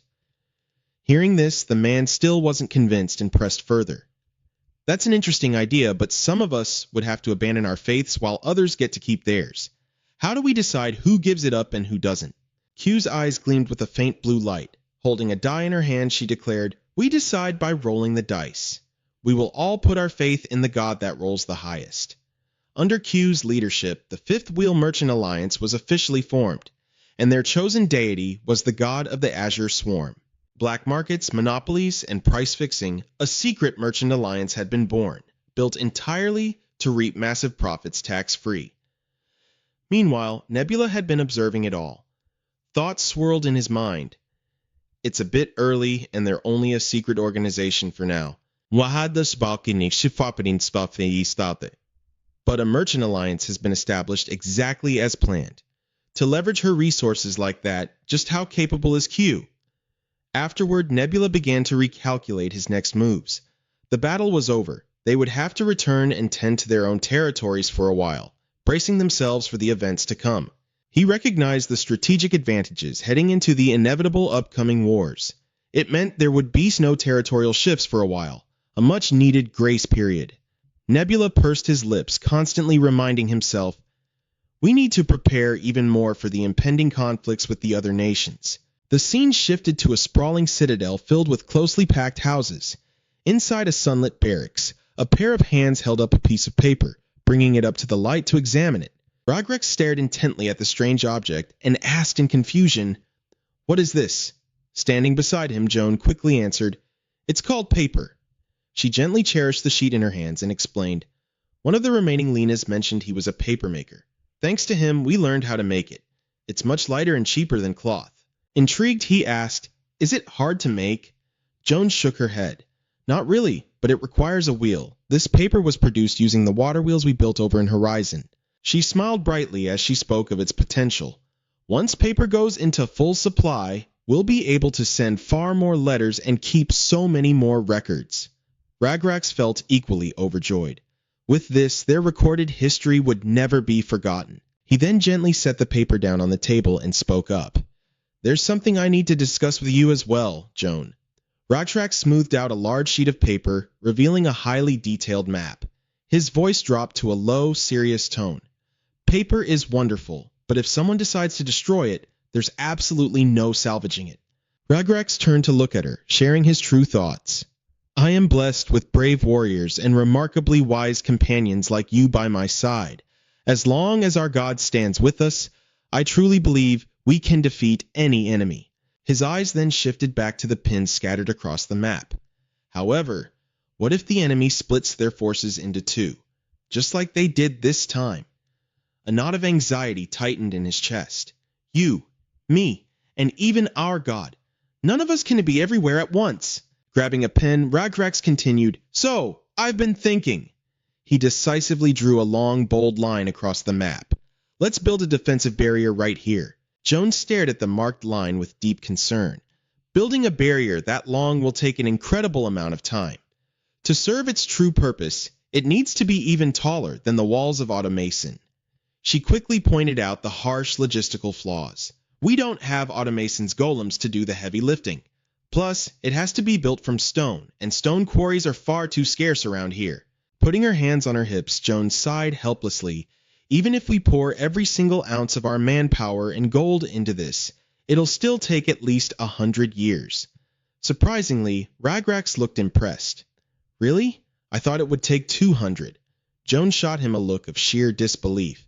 Sustaining a project like that for 200 years would be a nightmare. She firmly emphasized her goal. No, we have to finish it within a century. So, how exactly do you plan to pull this off? Joan asked curiously.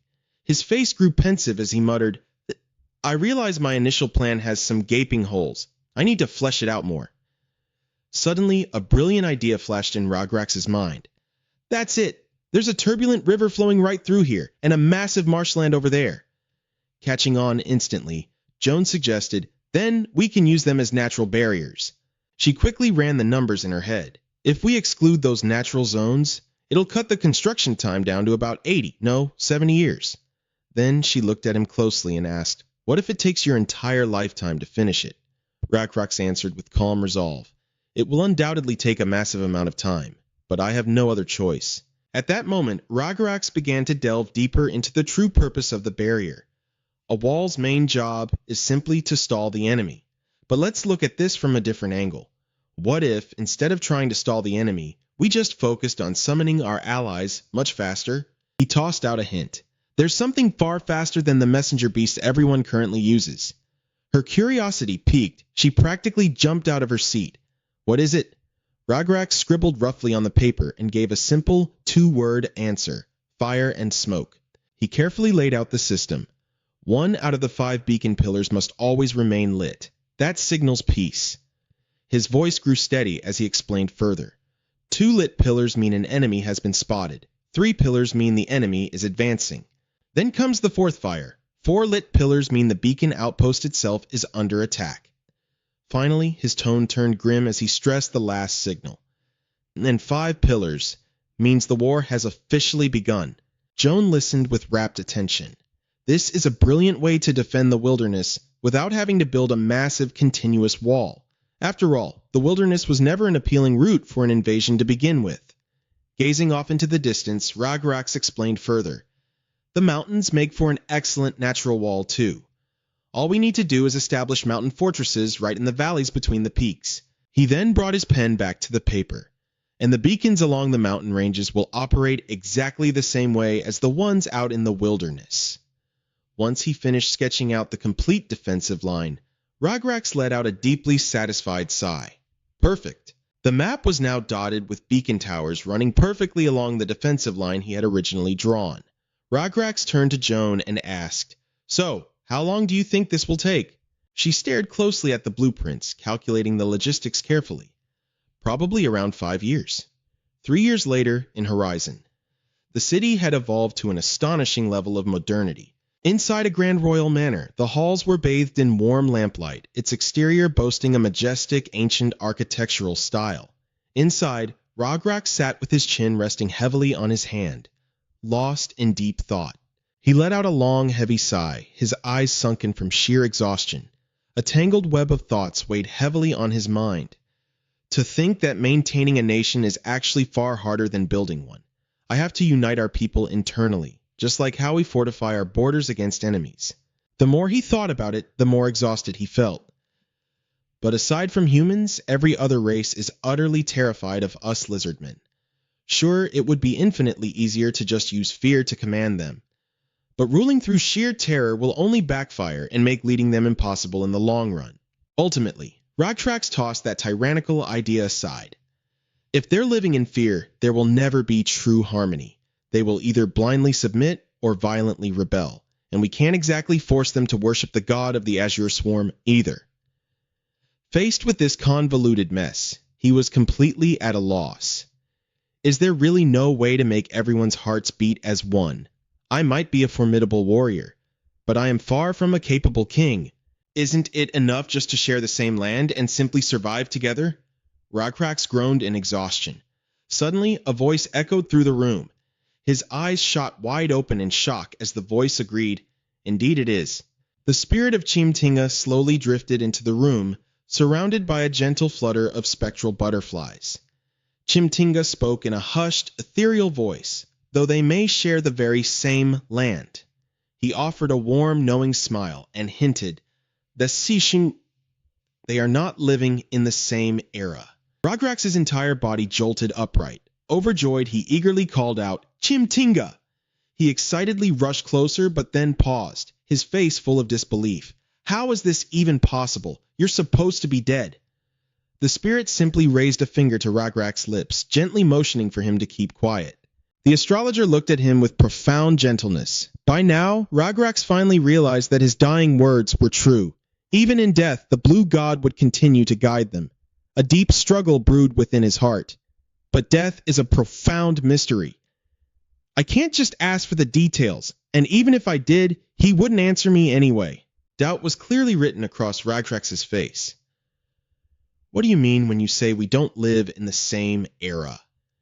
Suddenly, the old man looked in a certain direction, and out of pure reflex, Rograx followed his gaze upward. Beyond the door lay a pitch-black sky. The astrologer spoke with a warm, caring tone. "Rograx, do you still remember the story I told you?" Pointing up at the night sky, he asked, "Are the stars you see in horizon the same as the ones you see in the sky of Maganin?" Rograx stared blankly upward. "They're different," he murmured in a daze, "even if it's just a little bit." Then the astrologer shifted to another question. "And what about the lands of Lena and Satiros?" This time, Rograx answered with absolute certainty. They are different, perhaps even more than just different. A faint smile tugged at the corner of the old man's lips, showing his clear satisfaction. "Exactly. Just like the differing skies, everyone lives within their own time. But that alone won't be enough." Then the astrologer turned back to look right at him. "And you, my king." Looking at Rograx, who was bathed in the moonlight as if he were the chosen one, the old man emphasized, "You must live in the same era as everyone else." The astrologer spoke calmly. "Everyone is living in their own separate time. Because of that, even if they walk upon the exact same land, their hearts do not beat as one." Slowly, he looked down at Rograx and gave his solemn advice. "As a king, you must carve this into your heart." Rograx asked in return, "Does that mean, just as we learn the days and track time by our own laws, others have their own ways of counting time too?" Suddenly, a memory struck him. "Now that I think about it, we misunderstood the dwarves before because they calculate days differently than we do. It's really difficult." The astrologer, not quite following, asked him why. Rograx replied sadly, "The teaching, I mean, especially when we have to teach beastmen who absolutely despise lizardmen." Hearing this, the old man chuckled and said, "That is exactly why I am here." The astrologer pointed at the brightest star in the sky. "Do you see that bright blue star over there?" He explained that the star was Rograx himself. Looking closely at it, one could see it was connected to smaller surrounding stars. It was a constellation depicting him riding a giant serpent, a cluster that would appear in the spring and fade away when winter arrived. The astrologer then pointed to another star nearby. "That one is a wandering star, so let's call it Owen." He went on to say, "When the time comes, it will brush past you as it drifts by, just to listen to the new stories you have to tell." Rograx found this fascinating and eagerly asked, "Are there any more?" The astrologer smiled warmly. "Of course there are. Just think of how much all of you have experienced. Then he pointed to the stars one by one, saying, "That one over there is Exunan, and that is Oloi, the city lord of Auto Mason, Kwai Kyong, and Siran. And over there are the chieftains, Oxford Kijin and Tamarisu." The two of them laughed and chatted in high spirits, but a moment later, the astrologer suddenly spoke up. "It is time for me to go." His body was growing fainter and fainter. "I have stayed far too long. I was too greedy. I can feel the gods calling me back." Ragrax hurriedly asked, "You're leaving? Aren't you curious about how many children I'll have?" The astrologer replied with a tinge of sadness, "That is the business of the living." Ragrax pressed on, "Then what is the afterlife like? Can you at least tell me that?" The old man answered calmly, "That is the business of the dead." Panic creeping into his voice, Ragrax asked, "So I don't get to know anything at all? Death is truly terrifying." The astrologer looked back at him, fully agreeing. The living must indeed be terrified of death. He spoke softly. "The dead cannot change a single thing. We can only watch from afar. Even with the gods' permission, this is my absolute limit." The astrologer left him with one final message. Only the living can strive to change the world. Never forget that. Ragrax could only stand there, completely stunned, watching the old man's silhouette slowly fade away. Glistening stars gradually filled the night sky. Just a few seconds later, he stood absolutely mesmerized by the breathtakingly beautiful sight. After the old man was gone, a heartbroken Ragrax sat frozen in place. Not long after, while he was still lost in deep thought, a voice suddenly called out to him. Seeing that Ragrax didn't seem to hear, the person shouted louder, making him jump in surprise. A servant, clutching documents in his arms, reported respectfully, "It is time for the assembly, my king. All the vassals have gathered." Only then did he realize that everyone was already standing in full attendance right in front of him. Ragrax suddenly gave an order. "Bring me a massive sheet of parchment and some charcoal." The servant asked in confusion, "My lord, exactly how large?" He gazed off into the distance, his voice echoing with absolute majesty. "Large enough to draw the entire sky." And from that moment on, in the 3 continents of Green City Act, the very first calendar, the star calendar, was born. Nebula was extremely satisfied with the star calendar data displayed on his system screen. After reading it over, he mused to himself, "I did think about the possibility of creating a calendar way earlier by sending the astrologer down there." Nebula felt quite helpless, as he had been rejected previously. Every time the astrologer spoke, his own credibility took a massive hit. He suddenly spoke up, "Transferring knowledge from the afterlife isn't exactly free, but it's a completely necessary investment." Xanda listened without saying a single word. Nebula continued, "I'm really glad the Lenas are putting it to such good use." She just gave a half-hearted, dismissive reply. Confused, he asked, "Come on, that's a solar calendar calculated with leap years, not just some basic lunar cycle. Shouldn't you be a little more excited about this?" Xanda sarcastically deadpanned, "Oh, I'm just thrilled. Is that enough for you?" She sighed in frustration. "Somehow, I managed to pull the wool over the eyes of Krampus and Wisdom, but I had to borrow way too many resources from you just to keep up the act. I can't even relax. At this rate, I'm basically going to become your vassal." Nebula was puzzled. "Then why did you even contact me?" Xanda answered bluntly, "Because I think a new faction is about to pop up right in the center of the continent." Hearing that, he slowly mulled over her words. Xanda added uncertainly, "I'm guessing it's a player." Nebula frowned. "What do you mean, guessing?" She just replied, "Exactly what it sounds like." Right at that moment, the system suddenly announced, "Clash of Civilizations. 2 isolated tribes have made contact. Both will receive a massive boost in experience points. Clash of Civilizations. Warning: opposing tribes with different faiths may go to war." She analyzed the situation. That notification means they aren't NPC tribes. They're controlled by players. Looks like a war is going to break out in the near future, right? Players suddenly spawning in the middle of the continent. 22 years have passed since the game started, and out of nowhere, these massive, unknown variables are popping up. Nebula probed further. "What are the odds that it's a god?"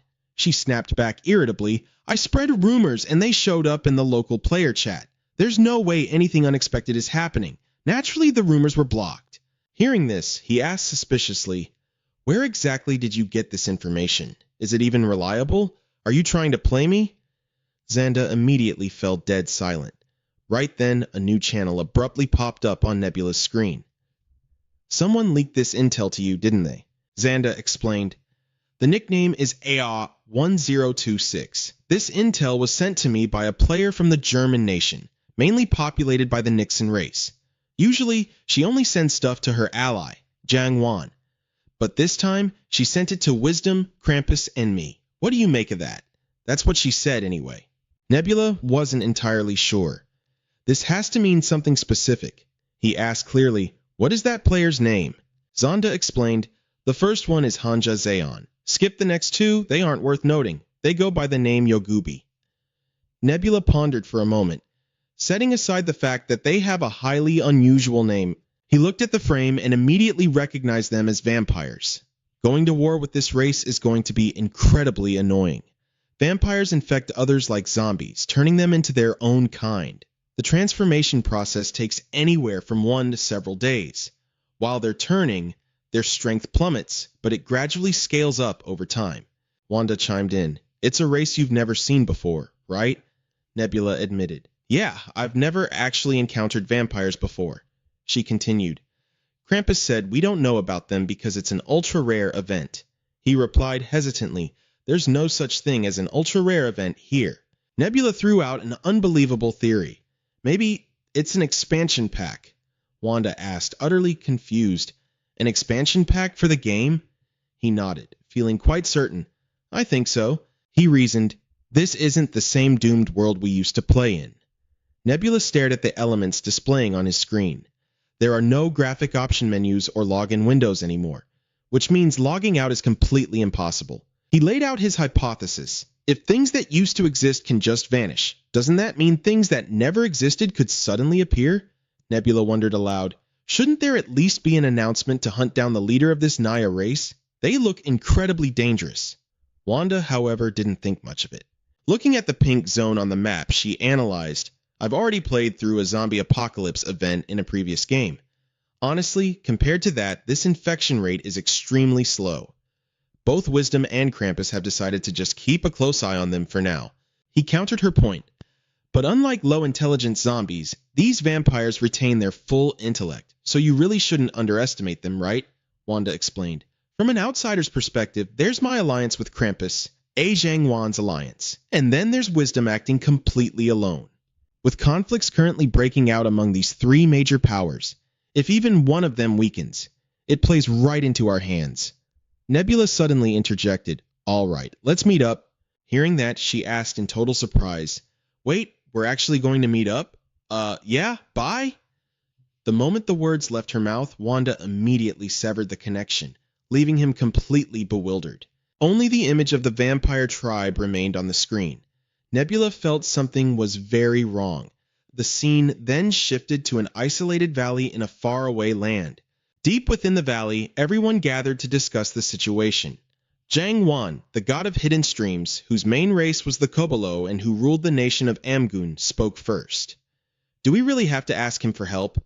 Player A10S6, the god of the invisible origin, whose main race was the Nick and who ruled Zermandap, replied, but how can we possibly ask Hegemonia for help? Krampus, the god of sacrifice, who ruled the Satyrus race in the nation of Danielum, interjected in frustration. If you ask me, all of those bastards are exactly the same. Then he turned to ask Xanda for her opinion. She calmly replied, I agree, but Hegemonia is at least a bit easier to reason with. Hearing this, Jiang Wan nodded in satisfaction and made his decision. Well, if that's what you think, then so be it. Wisdom, the god of complexity, ruling the Cho race in the nation of Seokmyeon, made the final call. Connect us. The moment he gave the order, the system instantly established a connection with Nebula. Nebula let out a mocking chuckle. Were you guys looking for me? I didn't realize I was quite this popular. Hearing his sarcastic tone, everyone glared at him with undisguised contempt. Wisdom spoke up first. I assume you already know why we called you here. Nebula replied with complete indifference. I have a few guesses, but I can't be entirely sure. His casual attitude made Xanda furious. She snapped, You shameless bastard! You already have all the information I provided. Everyone knows you have eyes and ears everywhere. Wisdom continued in a measured tone. You must be well aware of the anomalies occurring in the center of the continent lately. So, do you know that the player we call Jogubi has appeared alongside a new race known as the Makadong? Nebula nonchalantly replied with a single word. Yeah. Wisdom pressed on.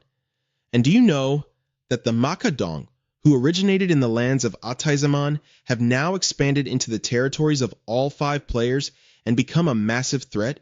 Again, Nebula gave him a bare minimum response. Hearing this, Wisdom sighed helplessly and said, So, you really do know everything. He then cut straight to the chase. I'll be blunt. Nebula, will you help us? Nebula didn't agree right away. Instead, he fired back with a question. And why exactly should I do that? A heavy silence instantly fell over the group.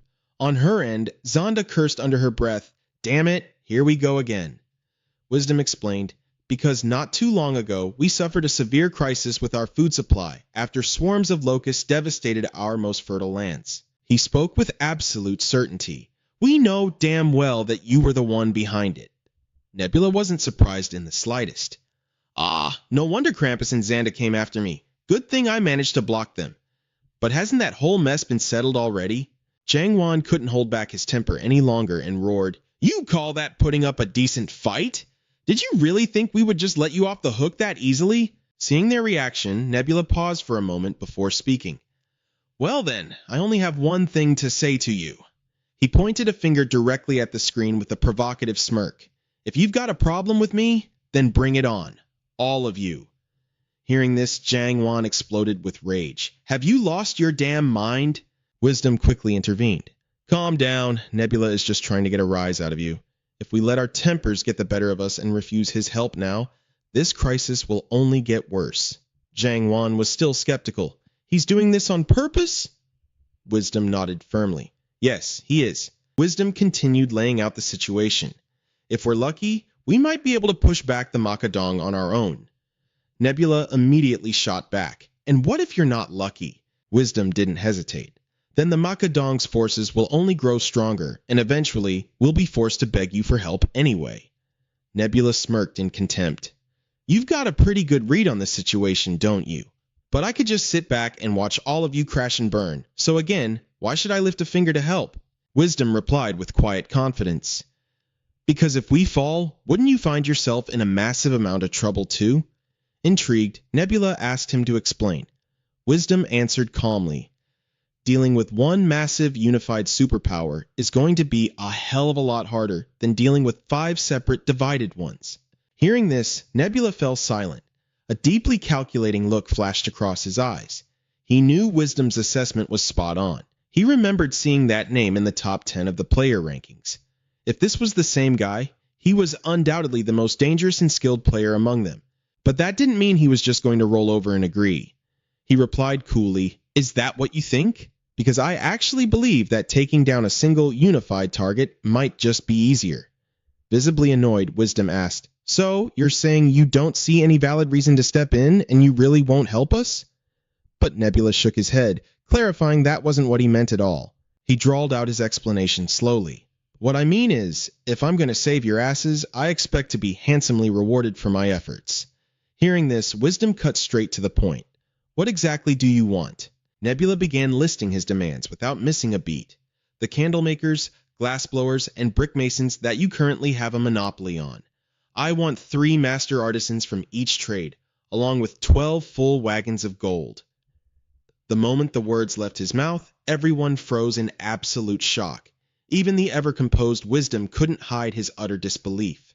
Krampus exploded with rage. You greedy son of a bitch! You've had your eyes on those assets this whole time, haven't you? Are you secretly working with Jogubi or something? Nebula replied with a chilling indifference. Like I said, if you don't accept my terms, then... But before he could even finish his sentence, Wisdom sharply cut him off. His tone was dead serious. We need to discuss this privately.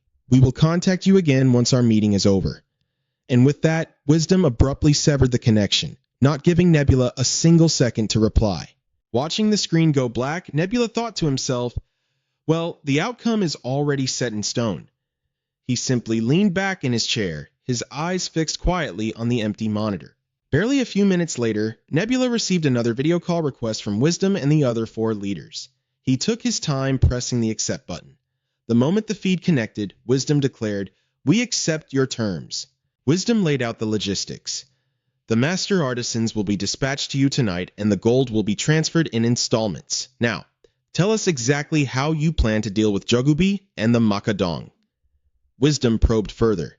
"Since you demanded such specific compensation, you must already have a concrete plan in mind, right?" Nebula let out a dark chuckle. "A plan? You think that's all I have?" His gaze hardened, turning dead serious. "They are so hopelessly clueless." Nebula shifted his gaze to a smaller monitor positioned just below the main video feed. The screen displayed a feed of 7, who seemed to be lost in deep, brooding thought.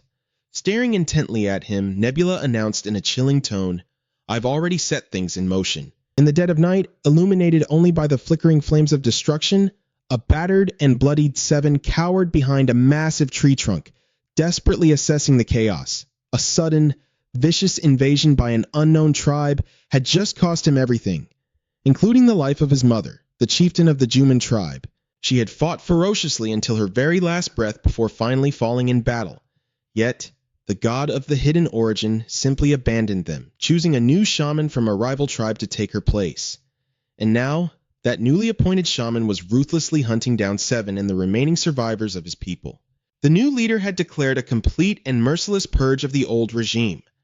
Filled with bitter resentment, 7 questioned the heavens. "Is this the reward for our unwavering loyalty?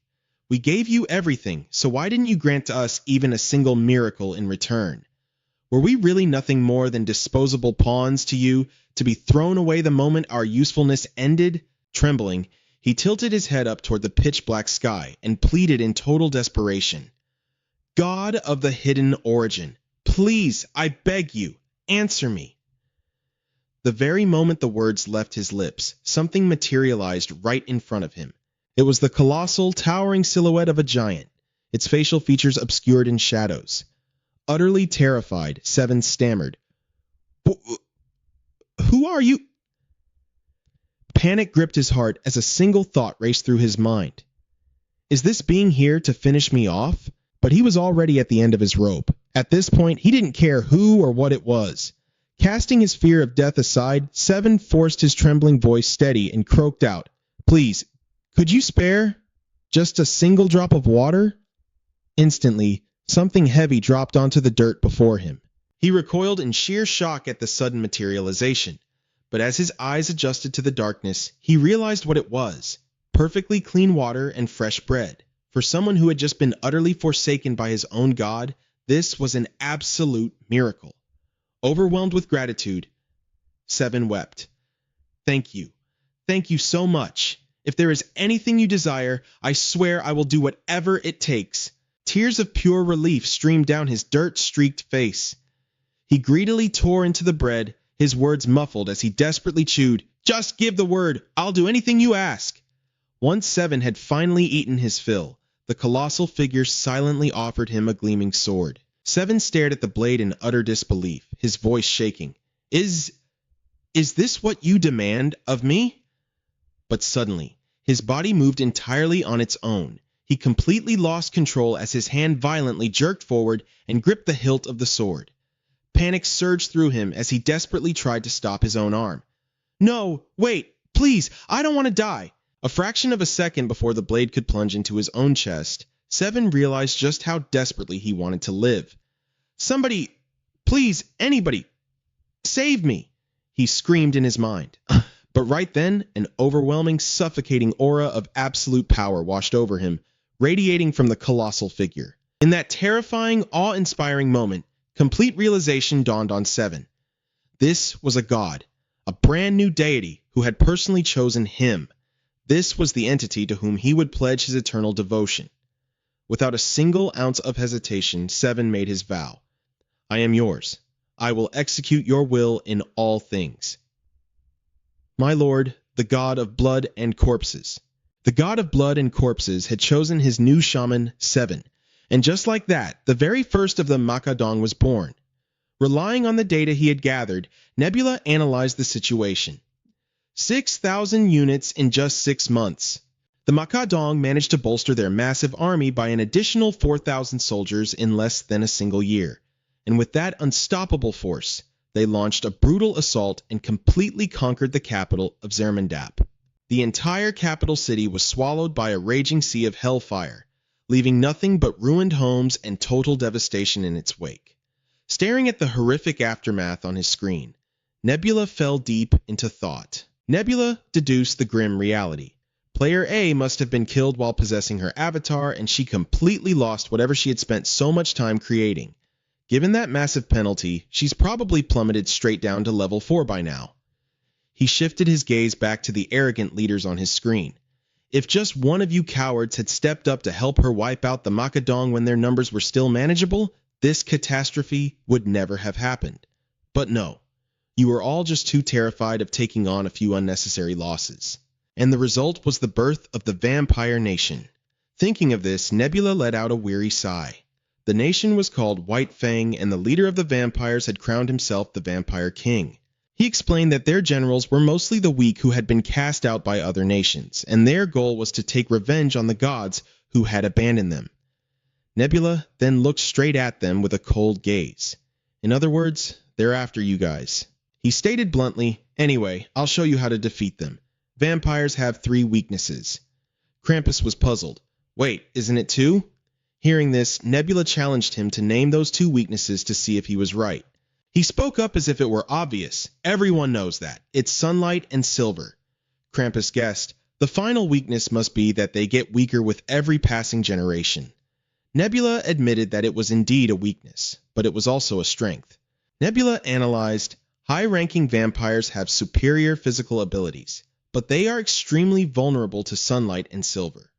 Even though their physical strength weakens with each generation, the fatal effects of sunlight and silver on them also diminish. Hearing this, Wisdom asked, "So, what exactly have you started doing?" According to the intel I've gathered, it seems Hukrin hasn't made a real move yet. But he shook his head. "It's not me, it's them. White Fang has already started making their move."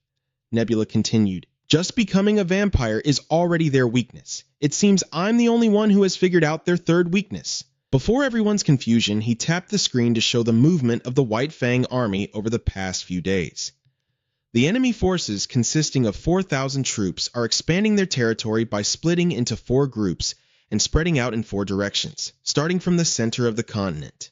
Compared to the actual situation, it looks easy to defeat them, but since each nation's army only has about 1,000 troops, it's still a stalemate.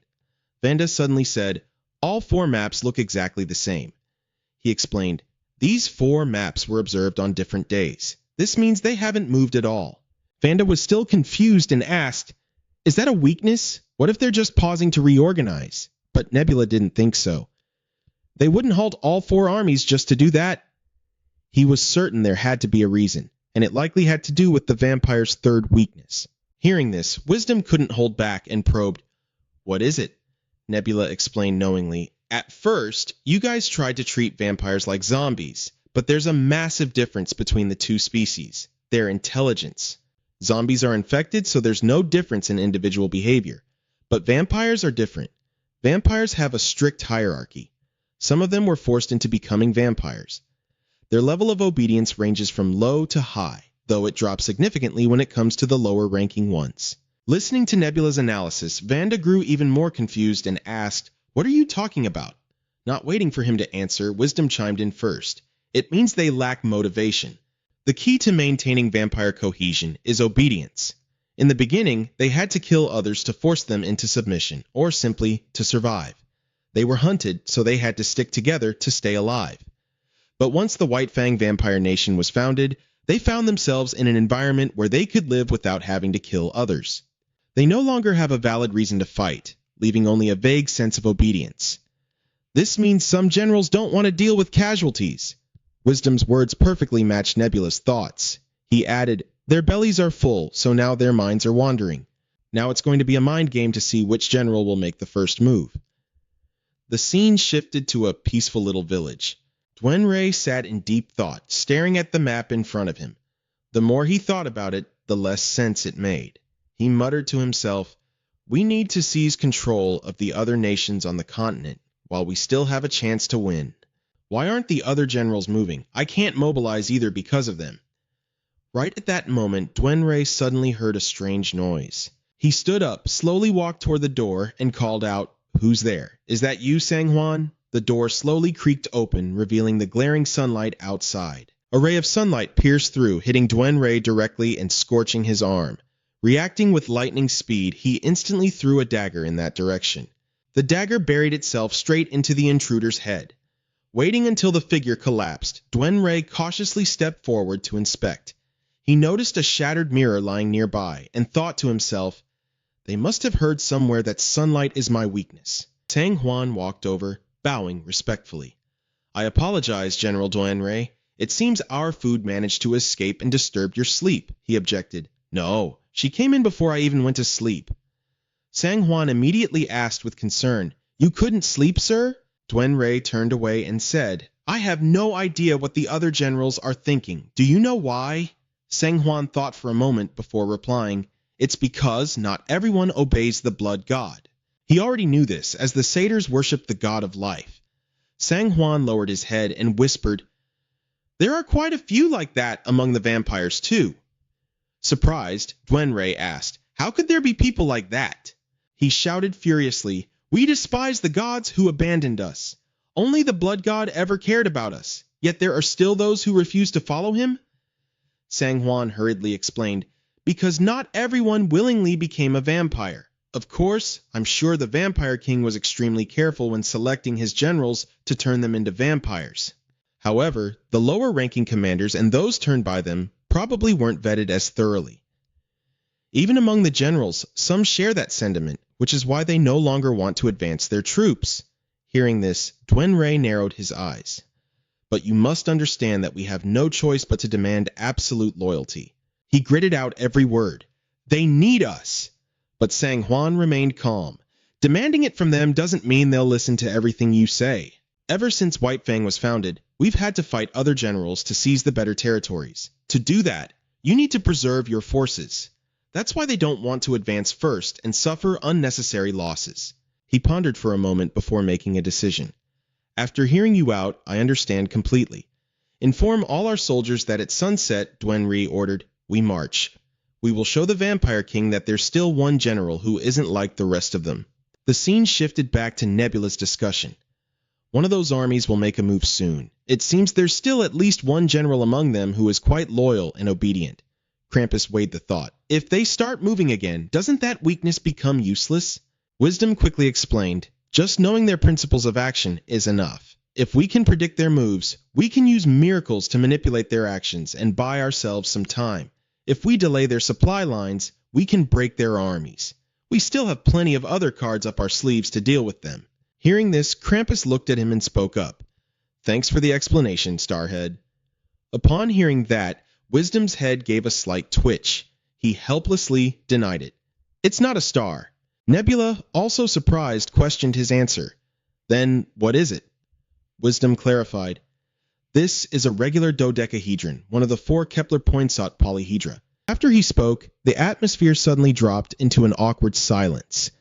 Then Nebula forced an embarrassed apology, thinking to himself, "I guess I shouldn't make fun of his head anymore."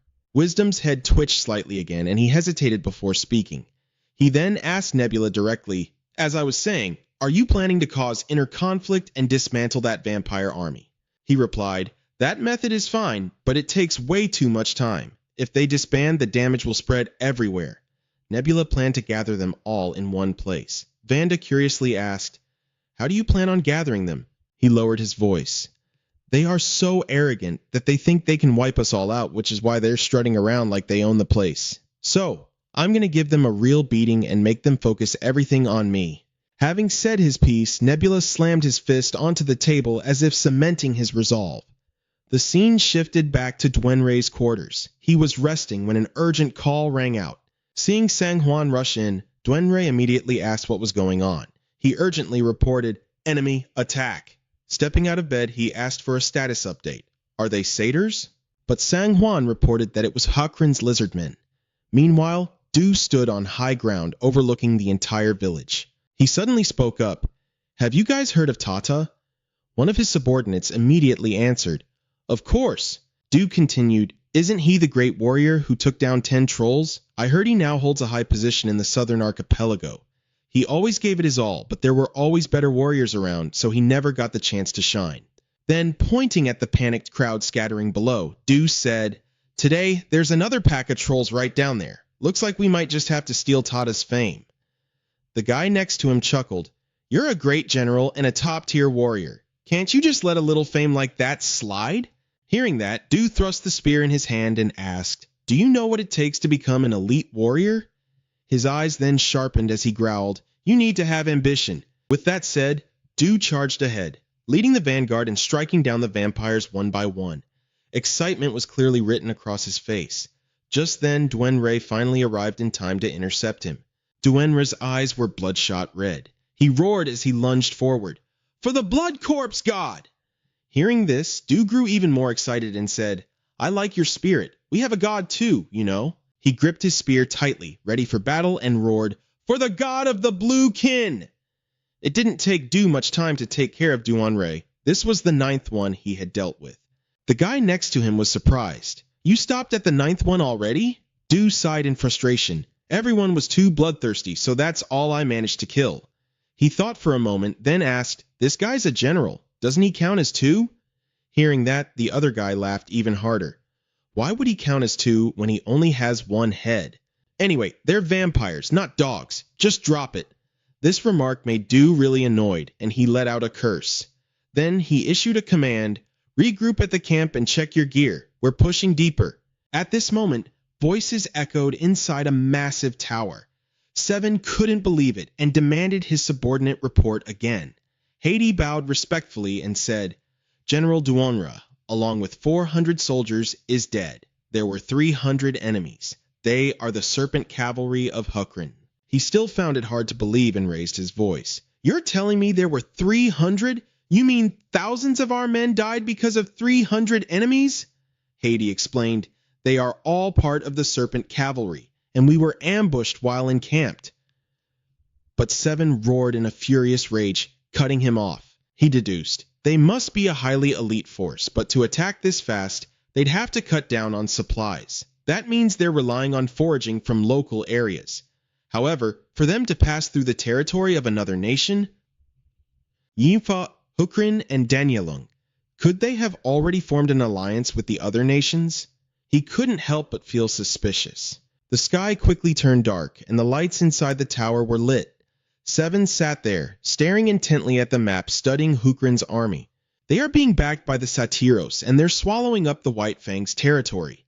Even so, it doesn't belong to them anyway. Most of our soldiers are stationed at the base, leaving only a few vampires to guard the villages. There's no way to stop them. Furthermore, the remaining 3 generals are still holding their positions. In this situation, Seven only had 2 choices. Either confront the 300 lizardmen with Duanra's remaining 600 soldiers, or launch a direct assault on Hukrin's land with his current force of 3,600. The first option wasn't entirely disadvantageous. The Blood Corpse God would aid them. However, their main force consisted of cavalry. They could just keep ravaging the territory without engaging in a direct fight. But attacking Hukrin, it was too dangerous to mobilize the army elsewhere without completely resolving the situation here first. He couldn't make this decision based solely on his own judgment. After pondering attack strategies for a while, Seven still didn't know what to do. By now, the moon was high in the sky.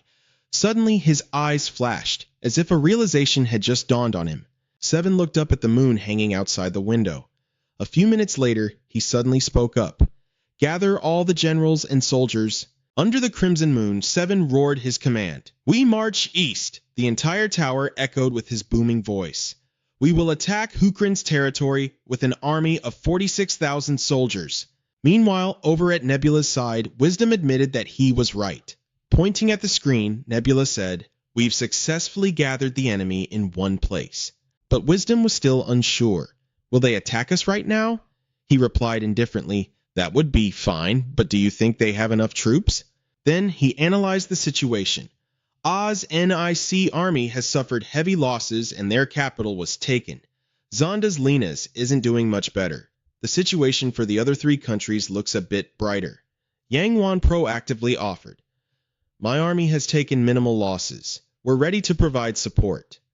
But Nebula turned him down. You're too far away. You won't make it in time. He put it bluntly. In reality, only Wisdom and Krampus are close enough to assist. How many men can you guys mobilize? Wisdom had about 300, while Krampus had 500. Nebula figured that's enough. If the vampires want to attack Hukrin, they'll either have to cross the desert or strike the city of Automason in the southeast. He was confident in his deduction. They will definitely choose Automason. From their perspective, the desert is too harsh to cross because of the sunlight. The mountain trails, on the other hand, offer plenty of shade and give them a chance to raid villages to replenish their blood supply. Nebula pointed at the screen and said, "The best course of action is for my 300 cavalrymen, along with the forces of Wisdom and Krampus, to tail the vampire army. We'll maintain our distance so we don't get spotted." Wisdom replied confidently, "That won't be a problem for us. But what if we end up trailing behind the White Fang's scouting party?" He pointed at the battle plan on the screen and asked, "Can Hukrin's mountain fortress even withstand the first wave of attacks from the White Fang with over 3,000 soldiers?" Nebula scoffed. With a dark, cold expression, he shot back, "You think we can't?" Hearing this, Wisdom just shrugged indifferently. "If you're that confident, then it's not a problem." Nebula began giving out orders. "The rest of you need to focus on wiping out the vampires in your own territories. Yangwan, you'll have to use your forces to reclaim Oz territory." Nebula believed that simply reducing the number of vampires beyond the front lines would significantly damage his faith stats. But deep down, something still bothered him. Yogubi hadn't really used many resources, except for that time he used divine power during the siege of the capital. Currently, the White Fang holds the largest territory on the third continent, and their numbers of vampires and soldiers have grown. There's a misconception that vampires are just a species, but the truth is he's a pretty capable player. From that, it's safe to assume that Yogubi's current divinity level is probably quite high. Judging by everything that has happened so far, he might have already reached level 17. If that's the case, Nebula figured the divine skill he unlocked at level 16 is going to be a problem. Staring at the city gates through the screen, he brimmed with confidence. "Well, I have my ways regardless." Meanwhile, Seven's face was filled with sheer panic as he witnessed the scene before him. Below lay a bottomless abyss where one could lose their life at any moment, and above were winding, treacherous slopes covered in loose gravel. His subordinate following him expressed his concern. "Plus, there's absolutely nowhere to take cover before we reach the city." Seven immediately questioned how they were supposed to get up there. The subordinate shared his thought. "Only the giant weasels can get us up there, but we have too few of them." Hearing this, he coldly replied, "Use the Lenas and the trolls to approach the walls. Have them carry heavy hammers to smash it down." Seven's subordinate hesitated a bit. "If we do that, there will definitely be heavy casualties." Seven didn't seem to care in the slightest. Having more corpses for cover will only make the advance easier. Suddenly, something crossed Seven's mind, and he abruptly stopped in his tracks. A sinister smirk crept onto his face as he slowly revealed his wicked idea. "If we need to build ladders, why should we vampires have to do it ourselves?" His eerie voice echoed through the air. The subordinate quickly caught on. "You want to use the slaves as bait. If we do that, we can even save on rations." Seven's face was twisted with cunning calculation. "I've heard rumors spreading among the slaves. They say all the gods have abandoned them, but there is one god who hasn't given up on them yet." And so, in the dead of night, a squad of soldiers suddenly showed up at the village, shouting, "Get out here right now! Don't waste our time!" The tribespeople were entirely helpless, left with no choice but to obey their commands. They sat huddled together in the darkness, all of them looking utterly defeated. Someone from the Ratkins tribe was weeping miserably, trembling in absolute terror because this was the second time they had been captured. The Ratkin knew perfectly well that it would soon be their turn to die. A little boy sitting next to the Ratkin spoke up in a heavy, despairing tone. "In the end, we're nothing more than their slaves and livestock. The gods we placed our faith in have finally abandoned us.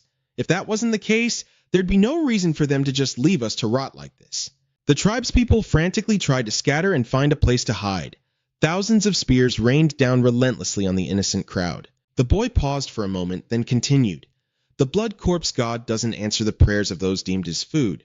However, There are rumors that the lizardmen in Hukrin are fighting back fiercely in vampire territory. That rumor has brought a glimmer of hope to slaves like us. The god of the blue kin we believe in, that deity whose true identity remains unknown. The boy came to a conclusion. He is our savior, our absolute last hope. A crude elf soldier outside barked at the rest of the people inside to come out. The ratkin panicked, subconsciously repeating the same phrase over and over. I don't want to die. The boy next to the ratkin stood up resolutely. Even knowing it might be pointless, the only reason I put my faith in him. The soldiers escorted the prisoners strictly, ensuring not a single person could escape. In the boy's mind, teetering on the edge of life and death, there was one singular anchor. Tkunchivaka is because he is my only hope. The elf soldier announced, your mission is very simple. Run toward the gates of those lizardmen. If they want to save you, they'll just open the gates. Don't you think so? The group consisted of people of all ages, from the elderly to the young, and every single one of them was well aware of their dark, twisted scheme. The Ratkin seemed to know the area well. There are 3 curves on the road to the fortress, but no one has ever made it past the second curve. The boy looked down, and upon witnessing something, his face turned pale with sheer terror. There was a person lying dead with their eyes wide open, surrounded by a long pool of fresh blood seeping into the dirt. The boy seemed to grasp their twisted intentions, realizing, are they killing them just to send us a warning? The Ratkin shivered in sheer terror, left with no other choice. Gritting his teeth, the boy sprinted forward, clinging to a single thread of hope. Anyone who failed to run before the countdown ended was ruthlessly slaughtered. The path was littered with countless corpses. Everyone scrambled forward, frantically trampling over the dead bodies scattered across the ground. Amidst the bloody massacre, the brave boy sprinted while praying for his life. A relentless shower of arrows rained down on him, but by some miracle, he managed to dodge them. Now, the boy had made it the furthest, bearing the crushing pressure of fighting for his very survival. 7 frowned in annoyance. We can't let these slaves cling to any hope. If they do, we crush it. It boosts our morale and cuts down on food costs, killing 2 birds with 1 stone. A subordinate looked worried. But what if they actually open the gates for the slaves? 7 immediately snapped. Are you blind? Can't you see they're shooting arrows right at them, yet you still ask such a stupid question? 7 stared at the fortress gates and added, they have absolutely no reason to open those gates unless their commander has gone completely insane. But if they do decide to open them and play the hero, even better.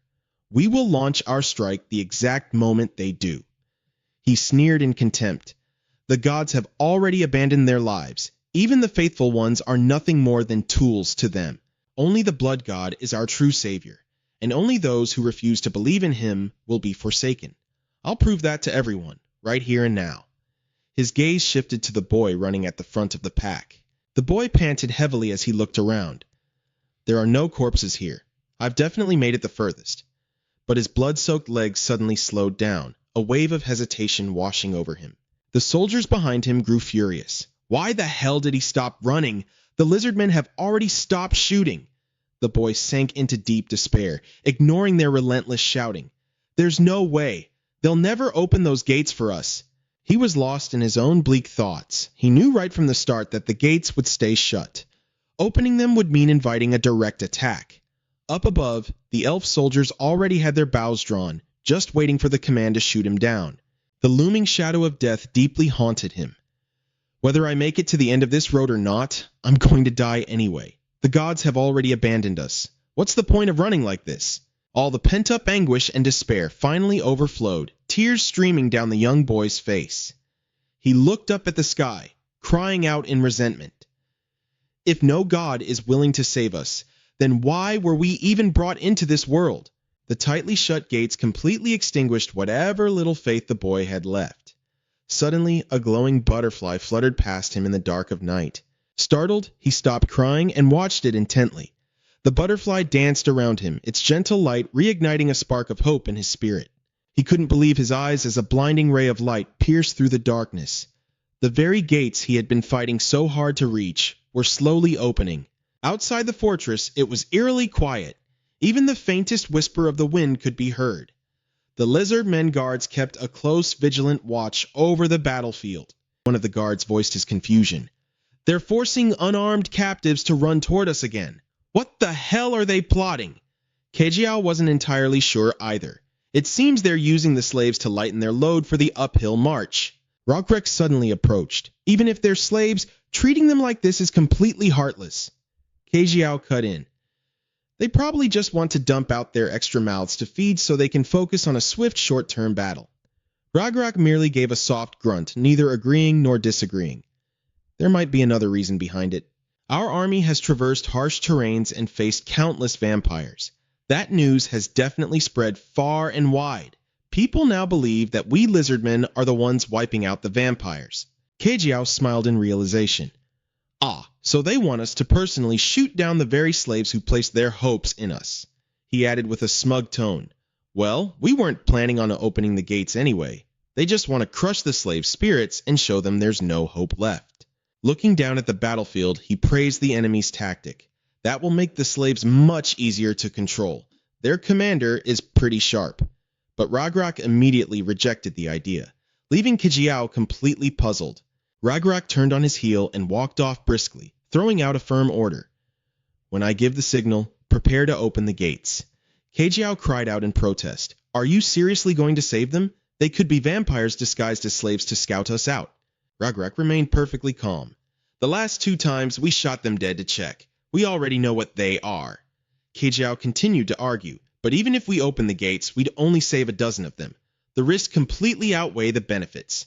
Hearing this, Ragnarok had absolutely no intention of changing his mind. You're a brilliant commander, Kejiao, but do you know why you always lose to me? Open your eyes and look closely. You are smart and your logic is flawless, but you lack imagination. That's why you can't see the bigger picture. Stunned, Kejiao looked up, watching a beautiful swarm of butterflies fluttering above them. With an unyielding stance, Ragnarok repeated his command.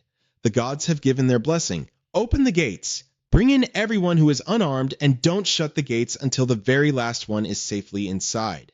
The boy ran as if his life depended on it, desperately bolting through the fortress gates. Ragnarok walked past him as the exhausted child struggled to catch his breath. The commander didn't forget to issue strict orders. Use silver to test their skin.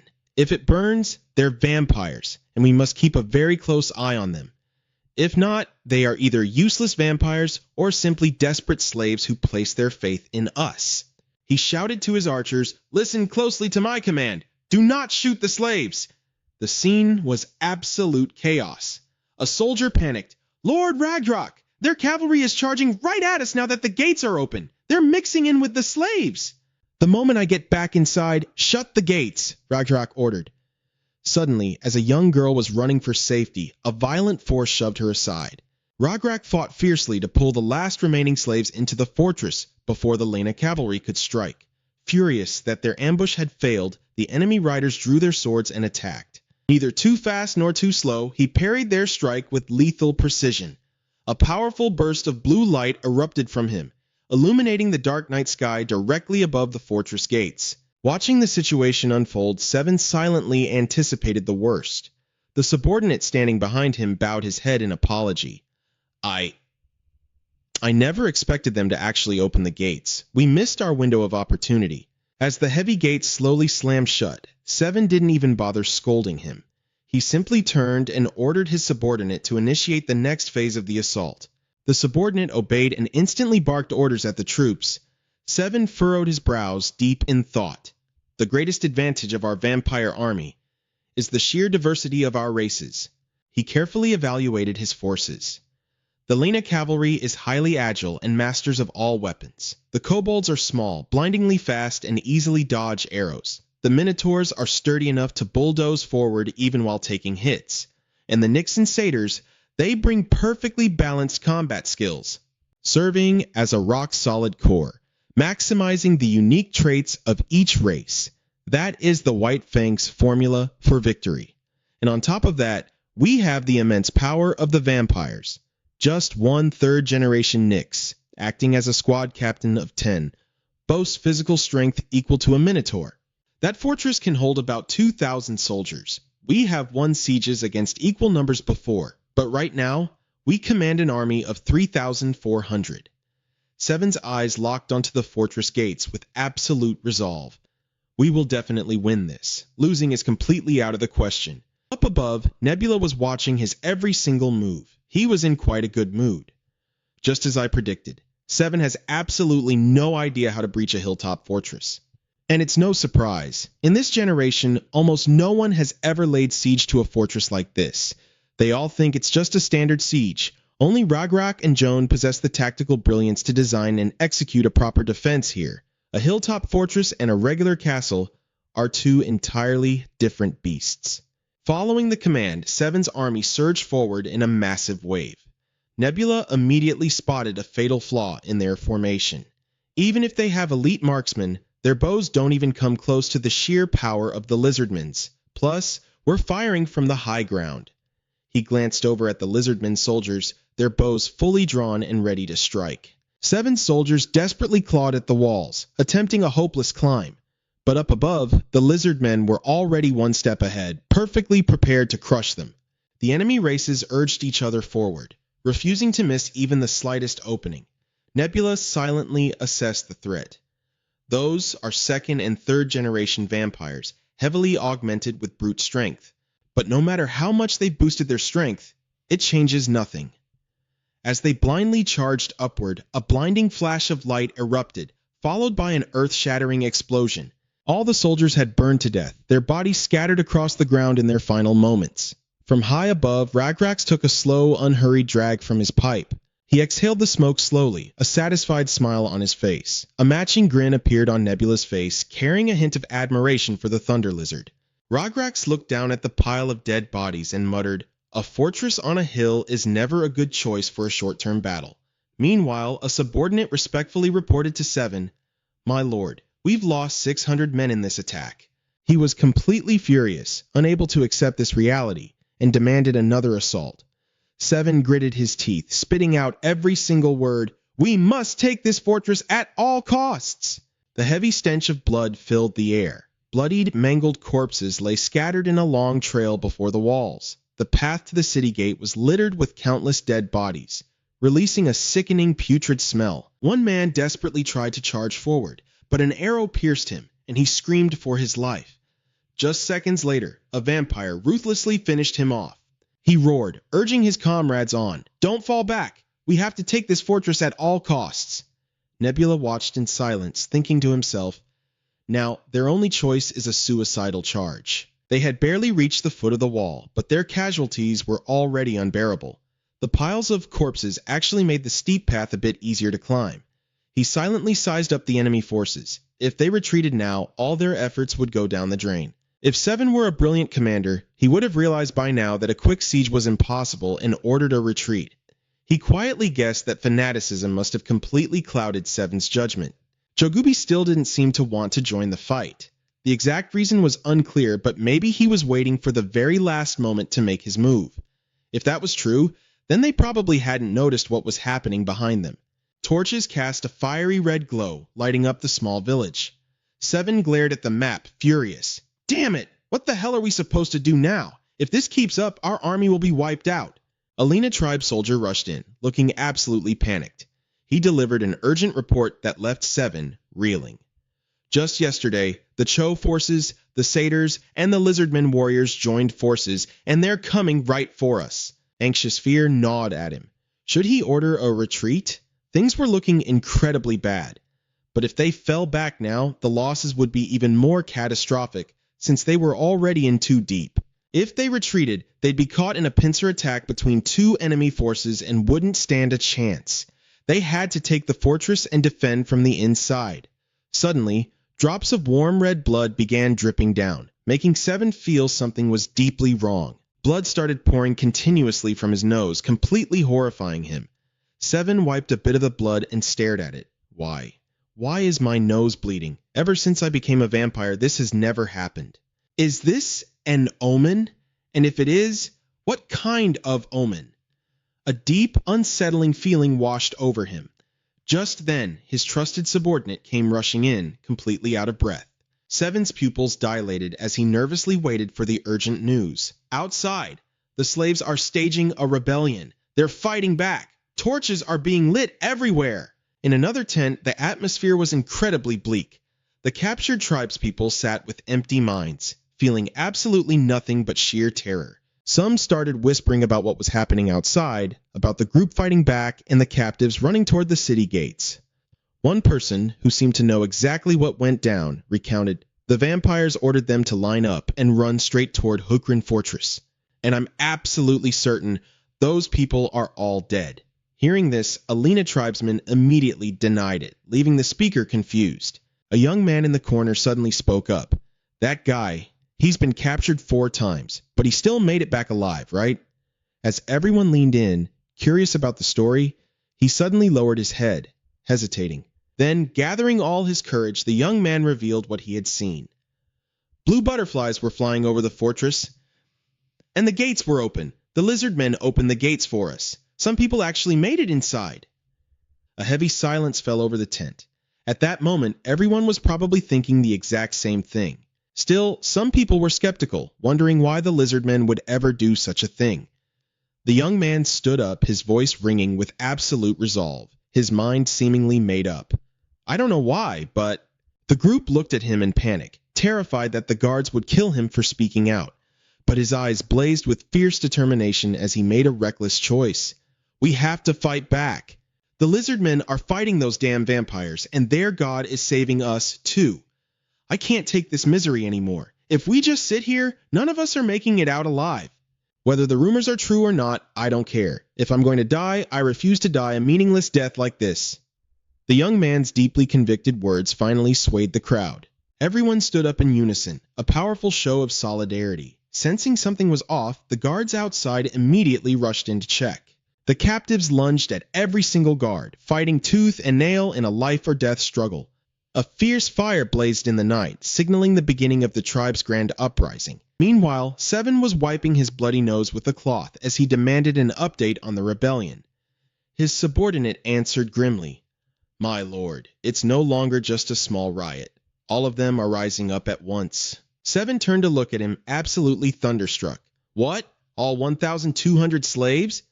The subordinate quickly confirmed, "Yes, all the guards have been wiped out, and the uprising is spreading like wildfire. We tried our best to hold them back, but our numbers are just too low." Seven demanded, bewildered. "The slaves are unarmed. How could the guards fail to stop them?"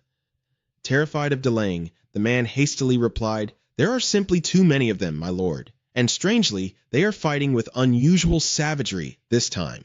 Even when killed, they just keep charging forward to snatch our weapons, completely without fear." Passionate cries echoed all around. "The fortress gates have been opened by the lizard men. They're waiting for us. Let's fight like true warriors. Better to die in glory than live in shame." Right at that moment, a name flashed in Seven's mind, a name he despised with every fiber of his being. Ragnarok. Dark suspicion grew within him. Wait, when they opened the gates for the slaves, did they already plan for this to happen? I thought they were just some pathetic, weak tribe stuck in the corner of the peninsula. Who knew they were this cunning? The subordinate spoke, utterly terrified. "Please, my lord, we need reinforcements to crush this rebellion right now. Lord Seven, you're bleeding." Fresh red blood was pouring all over Seven's face, and combined with his wicked, glaring eyes, he looked absolutely terrifying. Seven desperately tried to calm himself down. "There is no way the gods are punishing me. He chose me as his representative for this war. Why would he punish me like this?" Driven by raw ambition, he declared, "We must take the fortress before dawn at all costs. Mobilize all forces for a full-scale siege." Worried that the slaves might escape, his subordinate questioned the order. He tried to reason with Seven. "My lord, even if we take the fortress, we still need to keep some slaves to supply food for the army. Even if the city falls into our hands, if we get besieged, we'll need their labor for the fight." Seven's face suddenly darkened, totally rejecting the man's logic, leaving the subordinate deeply confused. Without a moment's hesitation, Seven lunged forward and viciously bit into the man's neck. Blood sprayed everywhere. The other subordinates watched in sheer, paralyzing terror. Not a single one dared to utter a word. After draining the man dry, he spoke in a much calmer tone. Now I'm feeling calm again. Maybe I was just a little too starved for blood earlier." Seven turned his back, exuding a savage aura. "Now, is there any commander here capable of crushing this rebellion without needing military reinforcements? A female vampire from the Lena tribe quickly volunteered, I will use the soldiers in the camp to put down this rebellion. He then pointed at a vampire from the Satyr tribe and ordered, and you, from now on, you are my second in command. Seven commanded, hurry and bring me my weapon. I will personally lead the siege and slaughter them all. Meanwhile, outside the fortress, the corpses of Seven's army were piled up into massive, gruesome mounds. The village was now completely burned to the ground as the fierce wrath of the enslaved tribes exploded. The rocky mountain path leading up to the fortress gates was absolutely choked with dead bodies. The tribespeople had never been this determined. They were ready to fight to the bitter end against the vicious vampires. Up on the wall, Ragrax looked down calmly. The riot has begun. Beside him, Kiesel thoughtfully assessed this situation. Looks like the battle is getting pretty heated down there. The reinforcements have arrived too. He chuckled softly, and on our end, we are completely prepared. Those vampires are terrified of the light, so the odds are actually in the slaves' favor. Now, they've finally risen up to fight. Looking down at the chaos he had perfectly predicted, he felt quite smug. Kiesel turned to Ragrax completely puzzled. Why would they choose to rebel right now? He replied matter-of-factly, looks like they just want to break free from those vampires. Kiesel quickly caught on. Right, the vampires must have their hands full trying to send troops to suppress the slaves. Ragrax disagreed and quickly countered, I don't think so. Since the slaves are revolting, we'd better tighten our defenses just to be safe. In this situation, the vampires might just throw every single soldier they have at us. They're backed into a corner now, and they have absolutely no other choice. Kiesel was so focused on his words that he completely tuned out his surroundings, so Ragrax told him to look down. Just as he predicted, Seven was marching aggressively toward the fortress gates. Arrogant as ever, he pointed his sword right at them, provoking a fight. Seven roared furiously at Ragrax. If you're not a coward, come down here and fight me. Kiesel looked a bit worried, wondering if they should be wary of him. Ragrax just turned his back and replied, all right, looks like I need to make a move, otherwise that guy won't let this go. Grabbing his weapon, Ragrax added, he really doesn't have any other choice now. The slaves are rebelling, and he has nowhere left to run. Since we have the upper hand, stay sharp. The moment they show an opening, we strike with everything we've got and wipe them out. Down below, Seven looked like an absolute madman, his eyes burning with pure hatred. He had prepared an incredibly vicious scheme for this battle. Once Ragrax steps out of the fortress, I'll release the giant rats to cause chaos. Then, the vampires will have fewer enemies to deal with, thanks to the rat swarm backing us up. As long as we create chaos, they won't be able to defend the walls. Then, we'll seize the advantage, take this fortress, and end the war. But right as he was lost in his plotting, a massive shadow flew right over Seven's head. The bright moonlight perfectly highlighted Ragrax, who was riding a giant bird. Seven started trembling, unable to believe his own eyes. Looking down at Seven's panicked face, Ragrax mocked him, you just need true strength to get yourself a mount. Hearing this, the beast seemed to understand and opened its beak wide in a screeching laugh. A few seconds later, it swooped down fiercely right at Seven. He just stood there frozen, completely helpless in such a desperate situation. Ragrax swung his blade in a ruthless, decisive strike, holding absolutely nothing back. By pure luck, Seven managed to block the brutal slash. In his mind, Seven felt something off about Ragrax's incredible strength. What was even weirder was that right after, Ragrax and his beast flew off without turning back to finish him. Suddenly, the beast looped back around. Ragrax raised his blade high, unleashing a final lethal move to end him once and for all. A devastating strike crashed down upon Seven, shaking the very earth. He glanced up at Ragrax, true terror washing over his face. The current situation stripped Seven of all hope. Can I really go up against this guy? Watching Ragrax tightly grip his blade and march toward him, Seven thought, why do I feel so suppressed by his aura? Meanwhile, hidden in a quiet corner, Nebula was silently observing this intense battle. He seemed to understand the situation perfectly, silently assessing, Ragrax is a genuinely capable general. He's a seasoned hero with tons of combat experience, and that mount is a cockatrice, a monster so powerful it takes a whole group of hunters to take it down. Clearly, Ragrax had the upper hand, and the slaves' morale would skyrocket just by seeing him fight. Victory in this battle seemed entirely within reach. After this, the Black Scales and the slaves will join forces to wipe out the remaining vampires. Suddenly, a notification popped up on the screen, taking Nebula completely by surprise. The name Jogubi flashed brightly. Requesting a direct connection with him, Nebula felt something was very wrong about this guy reaching out right now. On high alert, he hesitated before accepting.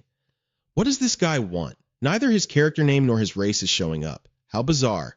Normally, I would never accept a connection like this. He stared at the screen for a long time, hesitating as a chaotic mess of thoughts crossed his mind. Finally, Nebula made his decision and raised his hand to accept Jogubi's connection. The screen took a painfully long time to load the other party, making the tension in the air even thicker. When Jogubi finally appeared, his face radiated a horrifying hostility. Jogubi didn't say a single word. He just stared at Nebula, leaving him completely baffled. Nebula carefully observed every detail of the guy's appearance, silently sizing him up. Not wanting to waste time, he initiated the conversation. "What should I call you? I suppose I'll just call you Jogubi." The guy still didn't open his mouth. Nebula started feeling uneasy. "You're the one who called me, and now you're giving me the silent treatment?" Finally, Jogubi's voice rang out, every single word dripping with absolute contempt. "Do you honestly think you can win this battle?" Hearing this, Nebula didn't show a hint of emotion. Instead, he remained completely calm. The guy emphasized it once more, insisting that Nebula would lose a certain battle. Unfazed, Nebula replied with absolute certainty, "I will win. We have the absolute advantage in this fight." The guy immediately cut him off. "I'm not talking about those foolish, trivial creatures walking on two legs." Nebula seemed to understand. "Oh, you mean the battle between Rockrak and Seven Soul? I still don't think I'll lose. If you use divine power to support yours, I'll just do the exact same." Jogubi rejected everything he just said, his cryptic attitude incredibly frustrating. He stated one thing with absolute certainty. "You, in this world, you won't be able to change a single thing." Hearing this, Nebula still couldn't figure out what exactly Jogubi was getting at. He pondered to himself, "Is this guy from another continent? He said I might win that specific battle. But that I won't be able to change anything? What does that mean? Let's provoke him a bit and see if he spills anything." Nebula quickly tested the waters. "I will win, and I will change everything. I'll develop an advanced civilization, build numerous cities, and establish trade routes." Jogubi's demeanor instantly shifted to pure rage. "Enough! That power never belonged to you in the first place. It belongs to us!" Nebula bluntly interrogated him, determined to uncover the guy's origins. But all he got in return was Jogubi's scornful silence. Through his words, Nebula caught on to a few crucial details. Does he mean there are more like him here? He kept trying to dig for more information. Jogubi spoke slowly, the wrinkles on his face twisting in a truly grotesque manner. Giving zero context, the guy simply insisted, "We will reclaim the glory of our past." And just like that, Jogubi vanished. It was an incredibly bizarre, short-lived encounter. Now, the guy's words left Nebula with endless unanswered questions. But he decided not to dwell on it, pushing it aside to refocus entirely on the battle between Seven and Rockrak. A blindingly bright light suddenly flared up right before Nebula's eyes. That blood-red glow appeared out of nowhere, almost completely blinding his observation system. The sight before him made Nebula's pupils dilate in pure shock. Even his voice stuttered, unable to form a single coherent sentence. Crimson blood erupted like a geyser, splattering violently in every direction. Seven collapsed to his knees, clutching his agonizing wound. The bitter resentment in his eyes only grew stronger by the second. The overwhelming advantage clearly belonged to Rockrak now. Rockrak shot a cold, indifferent glare at Seven, wanting to end him right then and there. The mount immediately charged forward, with Rockrak sitting on its back, just waiting to plunge his blade straight into Seven's heart.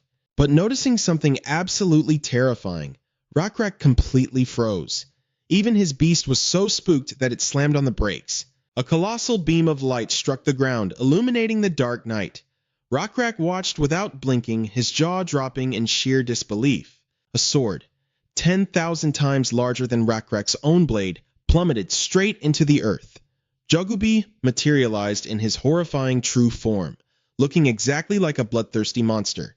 Rockcrack looked up, silently guessing that the entity standing before him was the god of the vampires. Jagubi immediately locked eyes with him, his face twisted in pure, unadulterated fury. Nebula calmly assessed the situation in his mind. In the end, everything played out exactly as I predicted. He's actually reached a high enough level to use the manifestation skill. A moment later, he let out a heavy sigh.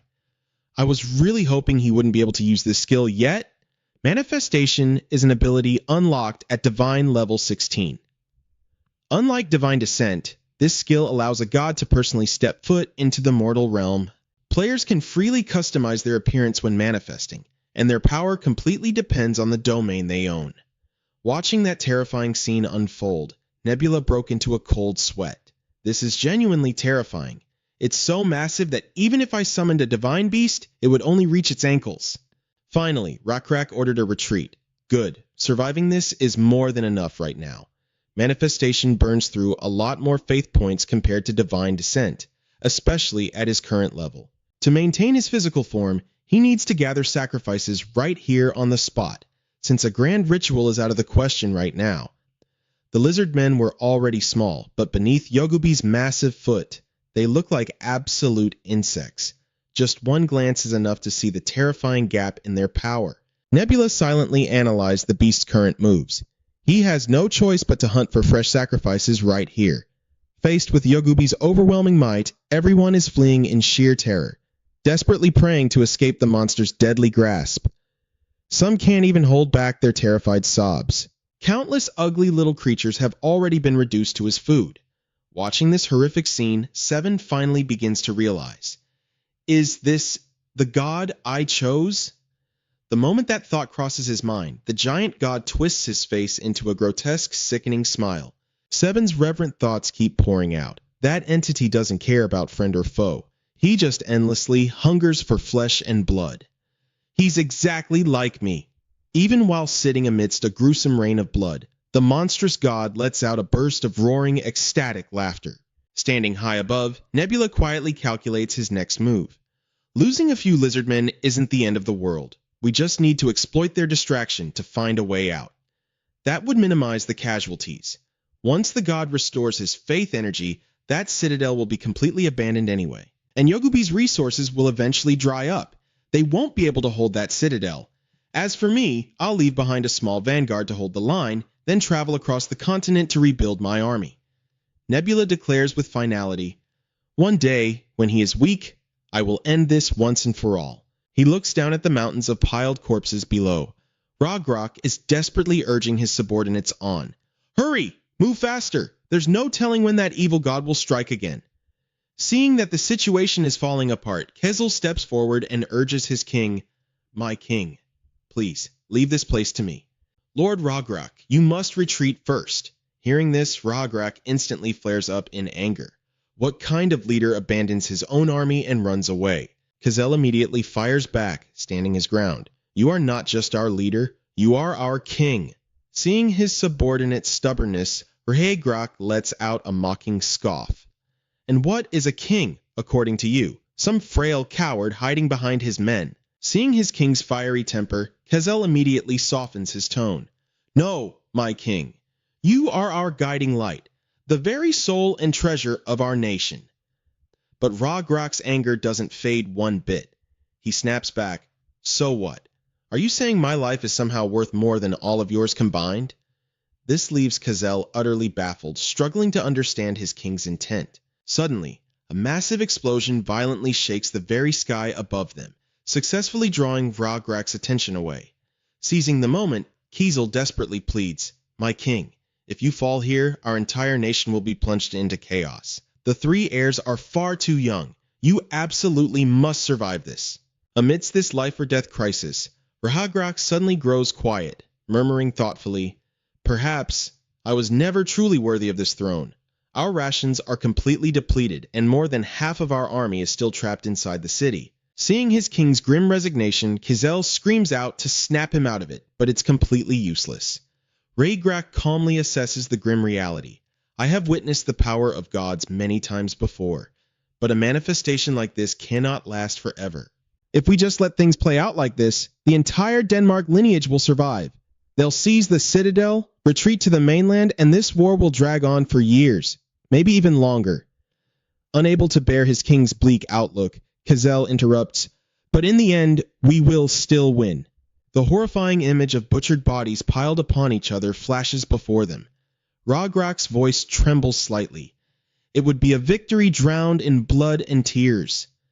Kazel bows his head before Ragnarok, yet his voice remains fiercely resolute. Even so, the ultimate victory will still belong to us. Ragnarok is completely unswayed by Kazel's passionate words. Instead, he offers a solemn piece of advice. You still have much to learn. This sudden shift leaves Kazel totally bewildered. Without warning, Ragnarok grabs him. The movement is so blindingly fast that Kazel can't even react. He can only stare in sheer shock. In the blink of an eye, Ragnarok casually hurls him backward with a single hand. Completely outmatched by that lightning-fast speed, Kazel only has enough time to scream his king's name one last time as Ragnarok charges away. In the distance, Ragnarok sprints furiously toward Yogubi, instantly drawing the massive monster's attention. This suicidal move is entirely outside of Nebula's calculations. He watches in absolute shock. No way. What the hell are you doing?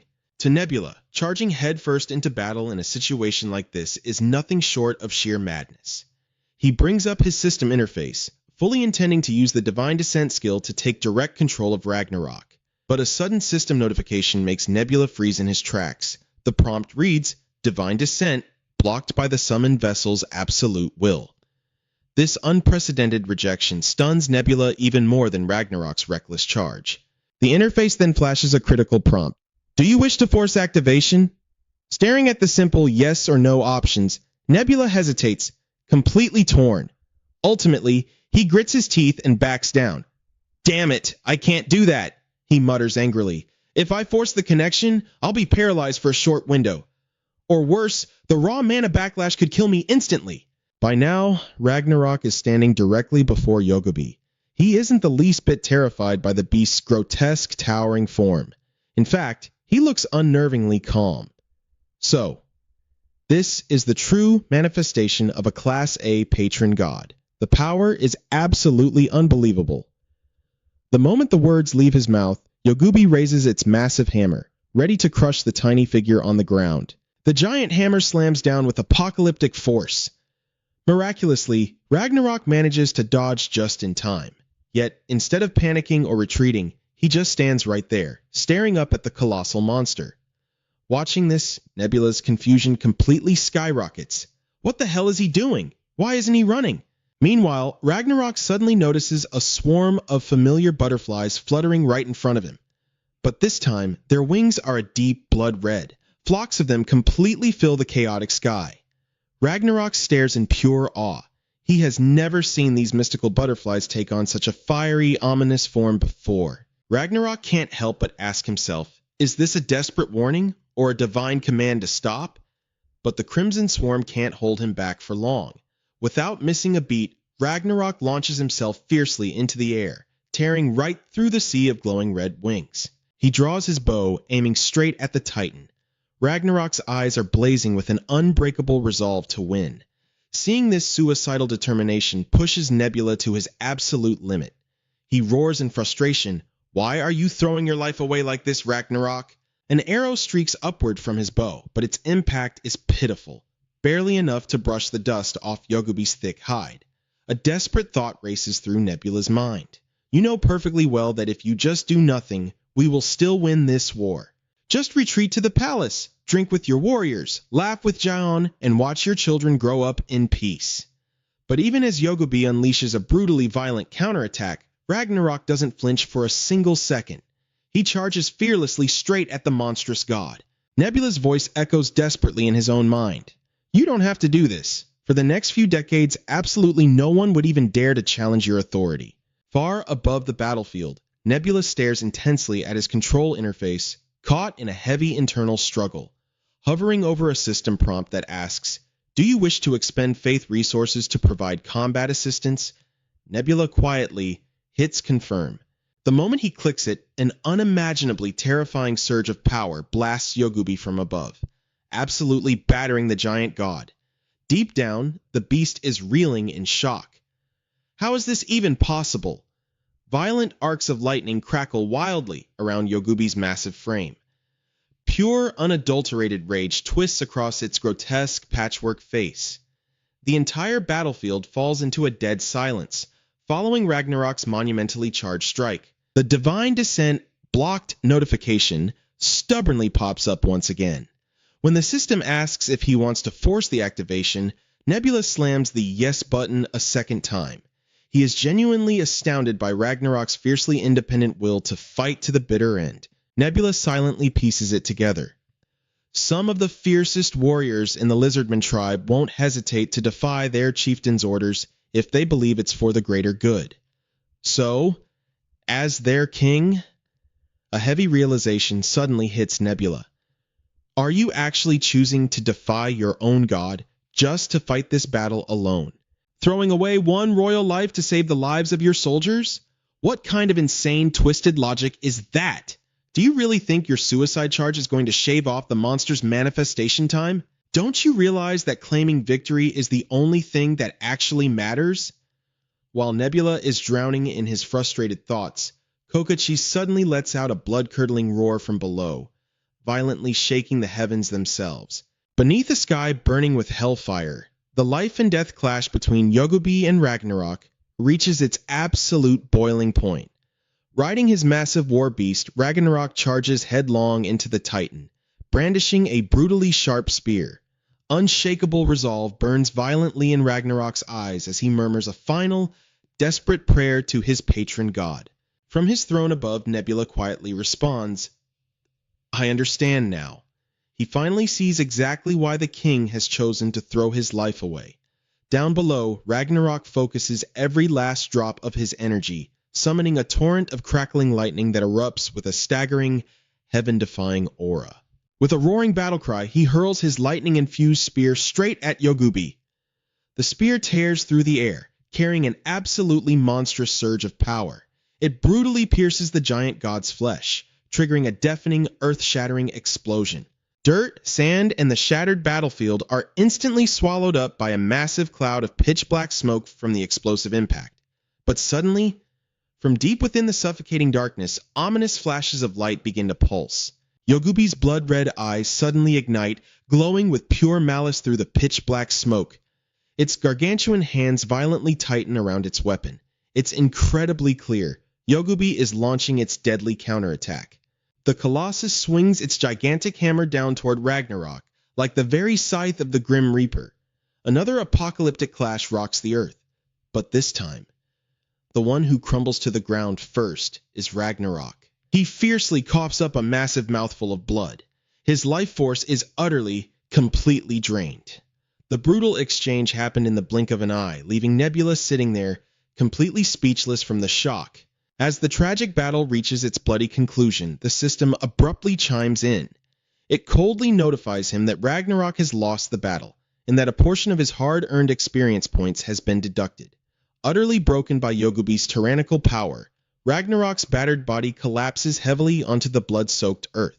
On the other side, he let out a furious roar and raised his hammer, intending to unleash a devastating barrage of attacks on him.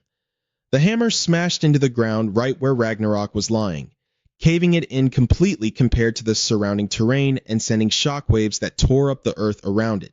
Nebula watched the scene unfold, utterly speechless, and could only remain silent. As the hammer was lifted, it was dripping with gore. Even the spear in Ragnarok's hand had been shattered into pieces.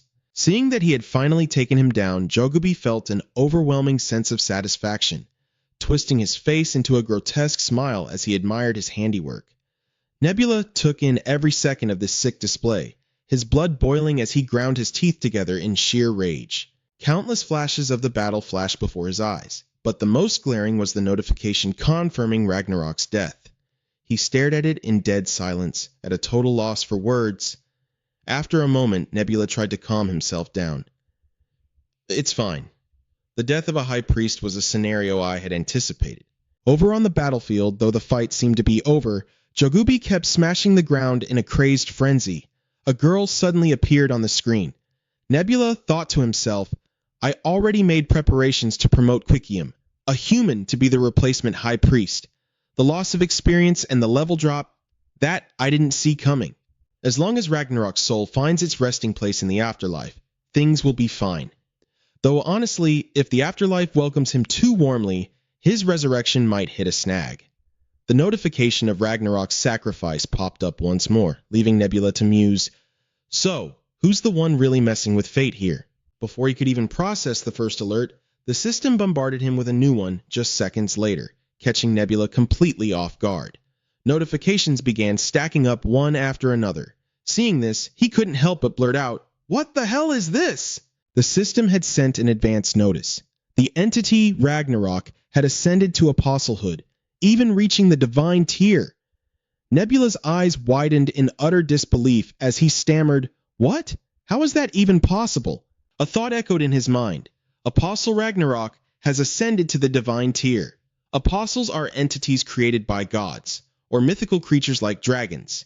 If they're integrated into a faith system, they can step right up to the threshold of divinity. But occasionally, even ordinary beings can achieve extraordinary growth and ascend to become apostles. Once ascended, an apostle doesn't just gain a unique divine status, they can even carry out missions beyond the will of their god. Nebula pondered for a moment, then mentally rejected the idea. No, that's impossible. He still hasn't met the conditions for apostle ascension. There were quite a few requirements to ascend to apostlehood, and Ragnarok hadn't fulfilled all of them yet. That was exactly why this sudden promotion made zero sense to him.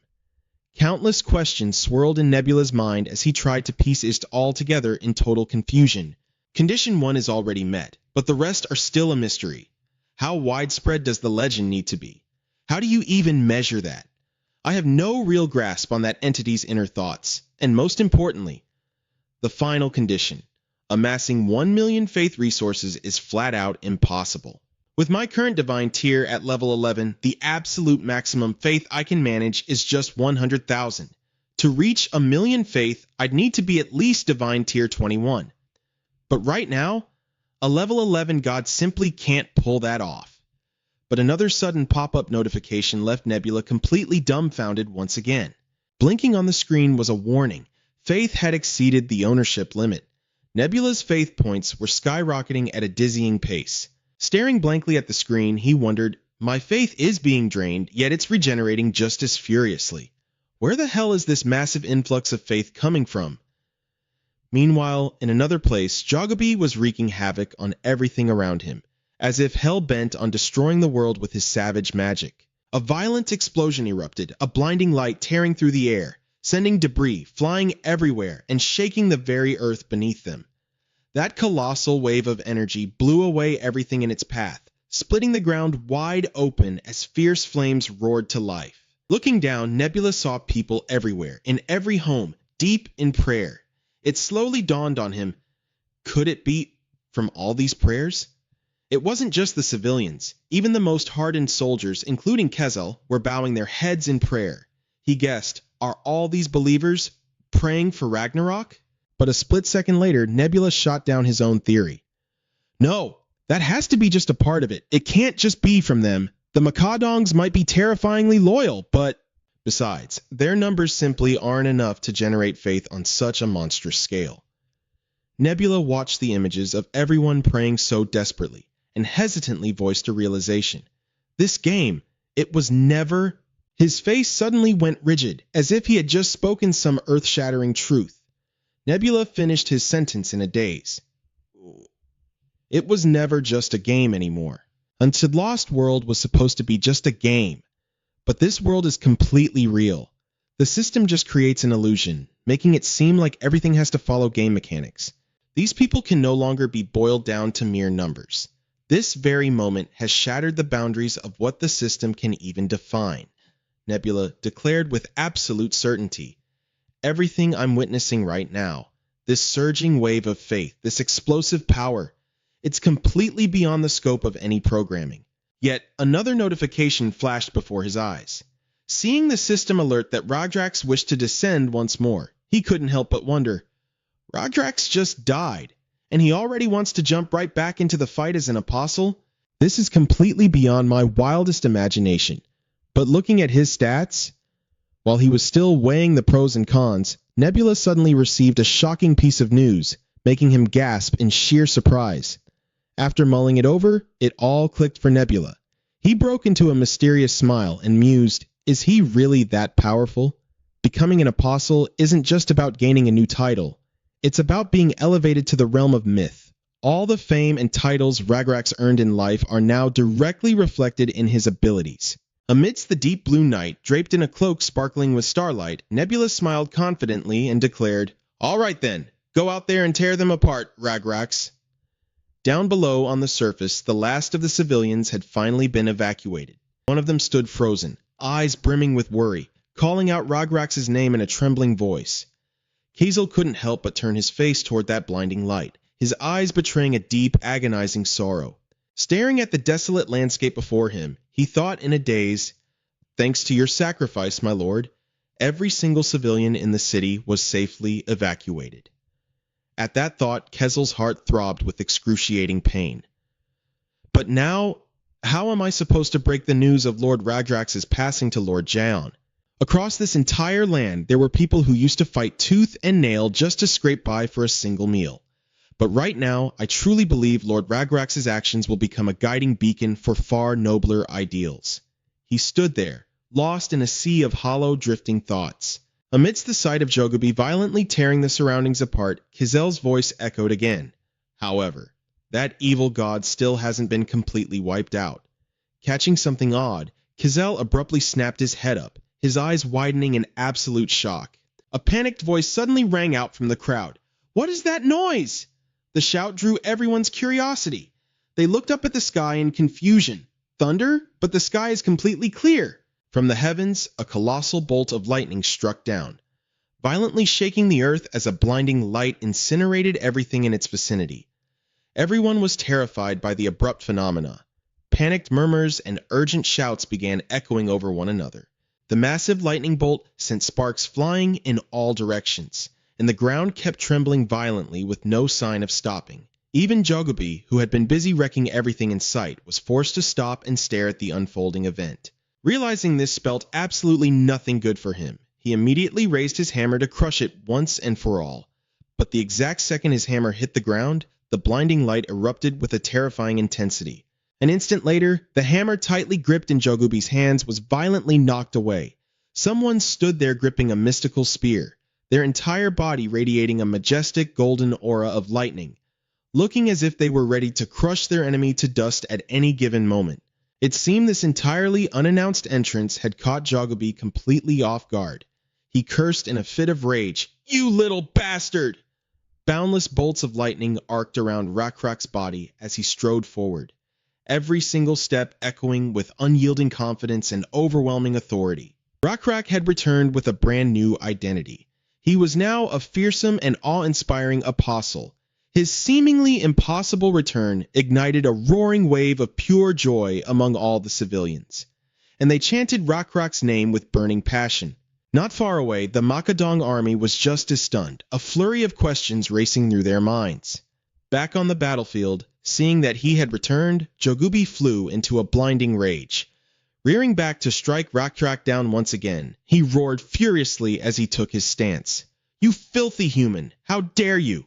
Facing his opponent's absolute loss of control, Ragrax calmly lowered his stance, bidding his time for the perfect moment to break through the incoming attack. The second Jogobi brought his blade crashing down, heaven and earth trembled violently as if being ripped apart. Suddenly, an explosive surge of power erupted right beneath the tip of his blade. A split second later, tens of thousands of lightning bolts blasted out in every direction. They moved so blindingly fast that he had zero time to dodge. He could only watch helplessly with wide eyes. The streaks of lightning sliced through the air like roaring blades, completely shattering his offensive momentum. Jogobi caught a brutal uppercut to the jaw that sent him flying backward, blood spraying through the air. Taking a direct hit straight to the face, the humiliating defeat was something Jogobi absolutely refused to accept. How the hell is this happening? While he was still drowning in sheer disbelief, Ragrax had already taken up his stance, ready to launch his counterattack. This time around, Ragrax was launching his counterattack as an apostle with an absolutely massive set of stats. It looked like Jagubi wouldn't be escaping the Grim Reaper's scythe today. Looking at Rockrak's status window, Nebula let out a helpless sigh. Well, there's nothing else we can do. All the levels corresponding to a high priest had now transferred over to the apostle class. Since apostles possess divine power, their levels now included the D stat, representing divinity. Of course, this alone wasn't nearly enough to fight the level 16 manifestation of Jagubi.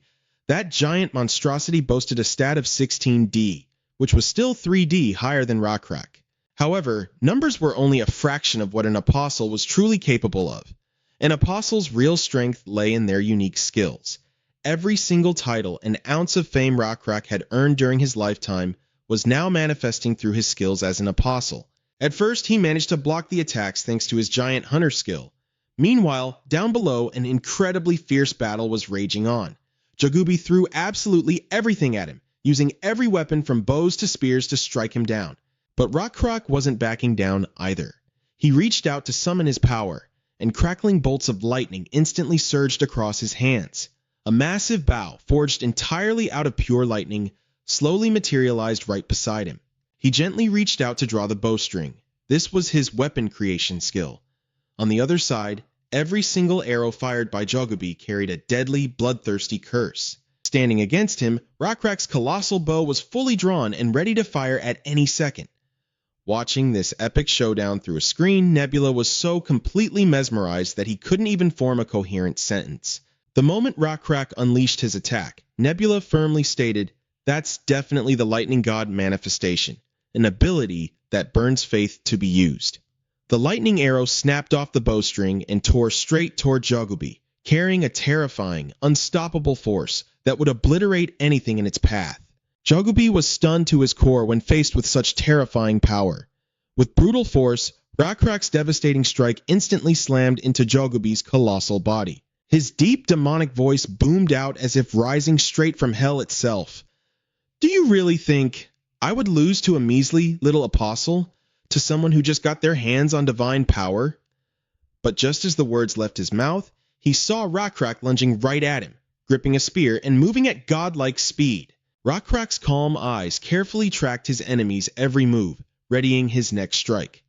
Crackling lightning wrapped around him like a protective armor. Diving down like a lightning bolt, Rockrak gripped his weapon tightly and poured every ounce of his strength into it. Lightning surged wildly around his body, kicking up a raging storm on the battlefield. Jagubi realized what was happening, but he couldn't dodge in time. Rockrak was simply too fast. As the distance between them rapidly closed, Rockrak shifted his stance, preparing to deliver the final crushing blow. Down below, the soldiers were glued to his every move. Seeing Rockrak wind up for the final strike, they began chanting his name in an overwhelming roar of support. Suddenly, a notification popped up on the screen. His social influence stat was skyrocketing. It wasn't just the soldiers. Even the civilians were cheering their hearts out for Rockrak. Thanks to this massive wave of support, his social influence stat surged once again. Right now, Rockrak was generating an apostle's faith entirely through his social influence and pure charisma. And since he was established as the first chosen, his stats grew proportionally with the surge of faith he just received. Finally, Rockrak unleashed his ultimate attack. Blinding golden lightning shot straight toward Jagubi, and for some inexplicable reason, the giant just stood there, completely frozen, taking the hit. Nebula's calm voice echoed out, "This means, the more people pray for Rockrak." He paused before delivering the final truth. "The stronger he becomes." Behind Kizel, thousands of soldiers had fallen to their knees, praying for him with absolute devotion. Kizel was watching the battle so tensely that he was grinding his teeth. Unable to hold back any longer, he screamed at the top of his lungs, "Rockrak! Please, destroy this evil!" High above, Rockrak's attack had reached within a hair's breadth of Jagubi. A colossal explosion detonated, blasting out a light so intensely blinding, even brighter than the sun itself, that everyone had to shield their eyes. Someone dared to squint up at the sky, and their eyes widened in absolute shock at what they saw. It was the sight of Jagubi's massive head being completely severed from his body. The sun quietly cast its warm rays, shining right through the monster's mangled remains. Seeing Jagubi finally utterly destroyed by Rockrak, the crowd stood in breathless, stunned silence. Rakrak clenched his fist and raised it high into the air, a silent signal claiming his absolute victory. Roaring cheers erupted, shaking the very heavens. Everyone was overjoyed, celebrating the triumphant end to the nightmare. People were dancing in the streets. Some were even sobbing tears of pure joy. Having ended the war with his own two hands, Rakrak stood high above, looking down at them with a deep, quiet melancholy. Just then, Kezel came sprinting frantically toward Rakrak. As he ran, he shouted with overflowing pride, "Rakrak, my king!" Despite his frantic excitement and joy, he flawlessly maintained decorum, dropping to one knee to greet his liege. Rakrak called out his name in a distant tone. Kezel immediately responded, "I am ready to receive your orders, your majesty." Rakrak turned his gaze toward the clear, endless sky and gently announced, "It's time for me to go now." Hearing this, Kezel was completely baffled. "But you just won. What are you talking about, your majesty?" Seeing his confusion, Rakrak patiently explained, "The truth is, Kezel, I'm already dead. Heaven has already decided that it's time for me to leave." Realizing that victory wasn't enough to keep him here, Kezel desperately tried another angle. "But at the very least, shouldn't you return to the castle just to say one final goodbye?" Rakrak read him like an open book. He chuckled softly and asked, "Tell me, Kezel, do you really think heaven is some kind of joke?" Hearing this, Kezel's eyes welled up, tears threatening to completely break the dam. Having no other choice, Rakrak offered his spear as a parting gesture. "Instead of that, take this spear." Handing it firmly to Kezel, he said, "I will leave the weapon that struck down the evil god right here in Hukrin. That is a holy relic, so make sure you guard it well." Kezel raised the spear with the utmost reverence. A soft, golden light began to envelop Rakrak. Offering a rare, gentle word of comfort, he said, "Don't worry. Even if I'm no longer physically here, I will continue to protect Hukrin as the apostle of God." Kezel bowed his head to the dirt, swearing an oath. "I swear to you, the name Rakrak will never, ever be forgotten in this land." But Rakrak simply replied in his usual carefree tone, "Hey, that really doesn't matter." Kezel looked up, thoroughly bewildered. What? Rakrak gently patted Kezel on the shoulder to encourage him. "You know exactly what I mean. Anyway, I'm leaving the rest in your hands." Unable to hold back his tears in the face of this final goodbye, Kezel began sobbing uncontrollably. Keeping his head bowed, he choked out, "Yes, of course. I will do exactly as you ask, your majesty." As he finished his sentence, tears streamed freely down his face. Rakrak officially ascended. His body dissolved into countless tiny motes of light, carried away into the heavens by the wind. Slowly, the world returned to normal. The evil god was gone, and the sky finally cleared, bathed in warm sunlight. A few of the Makadong surrendered, while the rest scattered into fragmented remnants. High Priest 7, having lost his god, was ultimately betrayed and killed by his own subordinates, his body handed over to Hukrin. And so, time slowly marched on. 137 years later, Hukrin had grown tremendously. In the 23rd year of King Anpyong's reign, inside the grand and majestic royal library in the capital of Orazon, a hesitant voice echoed out, "So, this is what you are proposing. We are going to completely bypass the first prince?" Himun frowned, slowly finishing her sentence. "Inond." "And acknowledge the third prince as the crown prince instead?" Dinan, standing opposite her, didn't even flinch at her sharp tone. He flatly admitted, "Yes, that is exactly what I mean." Himun rubbed her temples in deep distress. "How can you say something so absurd? The first prince inheriting the throne is an ancient tradition that has been upheld for over a century. Are you seriously suggesting we just tear that up now?" The hunting captain, Dinan, replied with aloof indifference. "The history of Black Scale isn't without its exceptions, is it? Are you saying we're not even allowed to bring this up?" Hearing this, she furrowed her brow.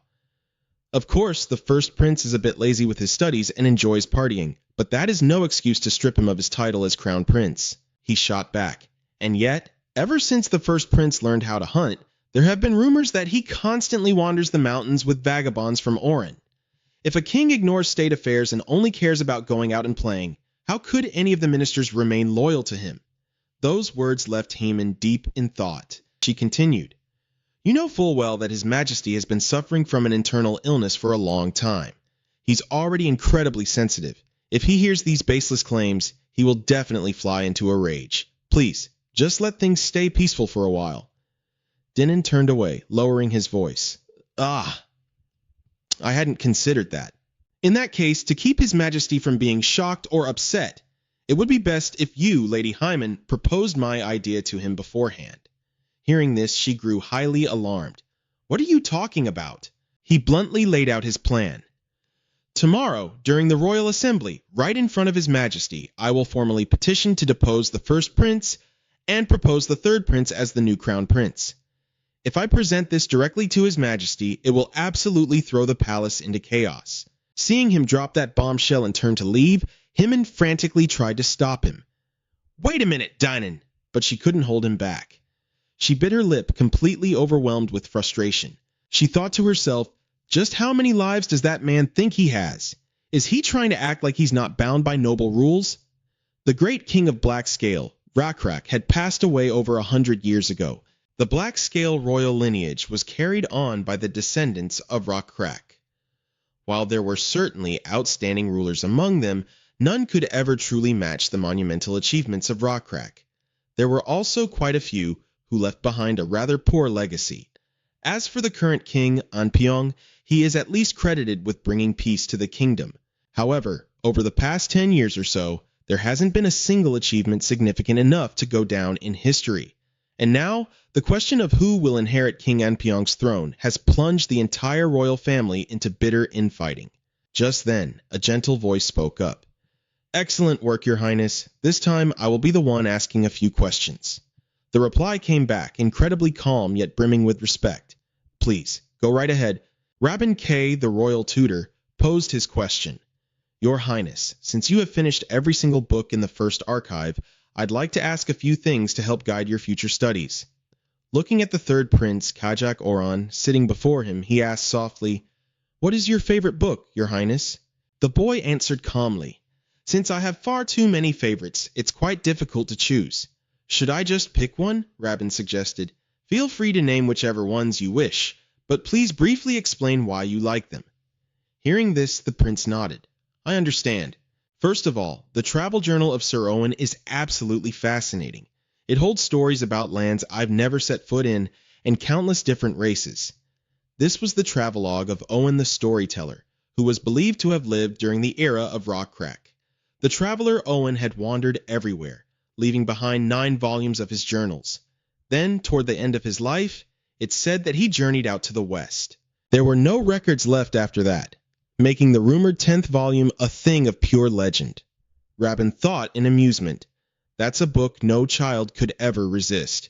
It turns out His Highness still has a side to him that perfectly matches his age. Suddenly, Kai continued. Oh, and also Sir John's treatise on algebra and the architectural design of Oran. Hearing this, the tutor was completely taken aback. Kai went on, Sir John's books bring such joy through their flawless logic. Not only that, but they also radiate a warm, genuine care for humanity. John was known as a brilliant mathematician and architect of his time.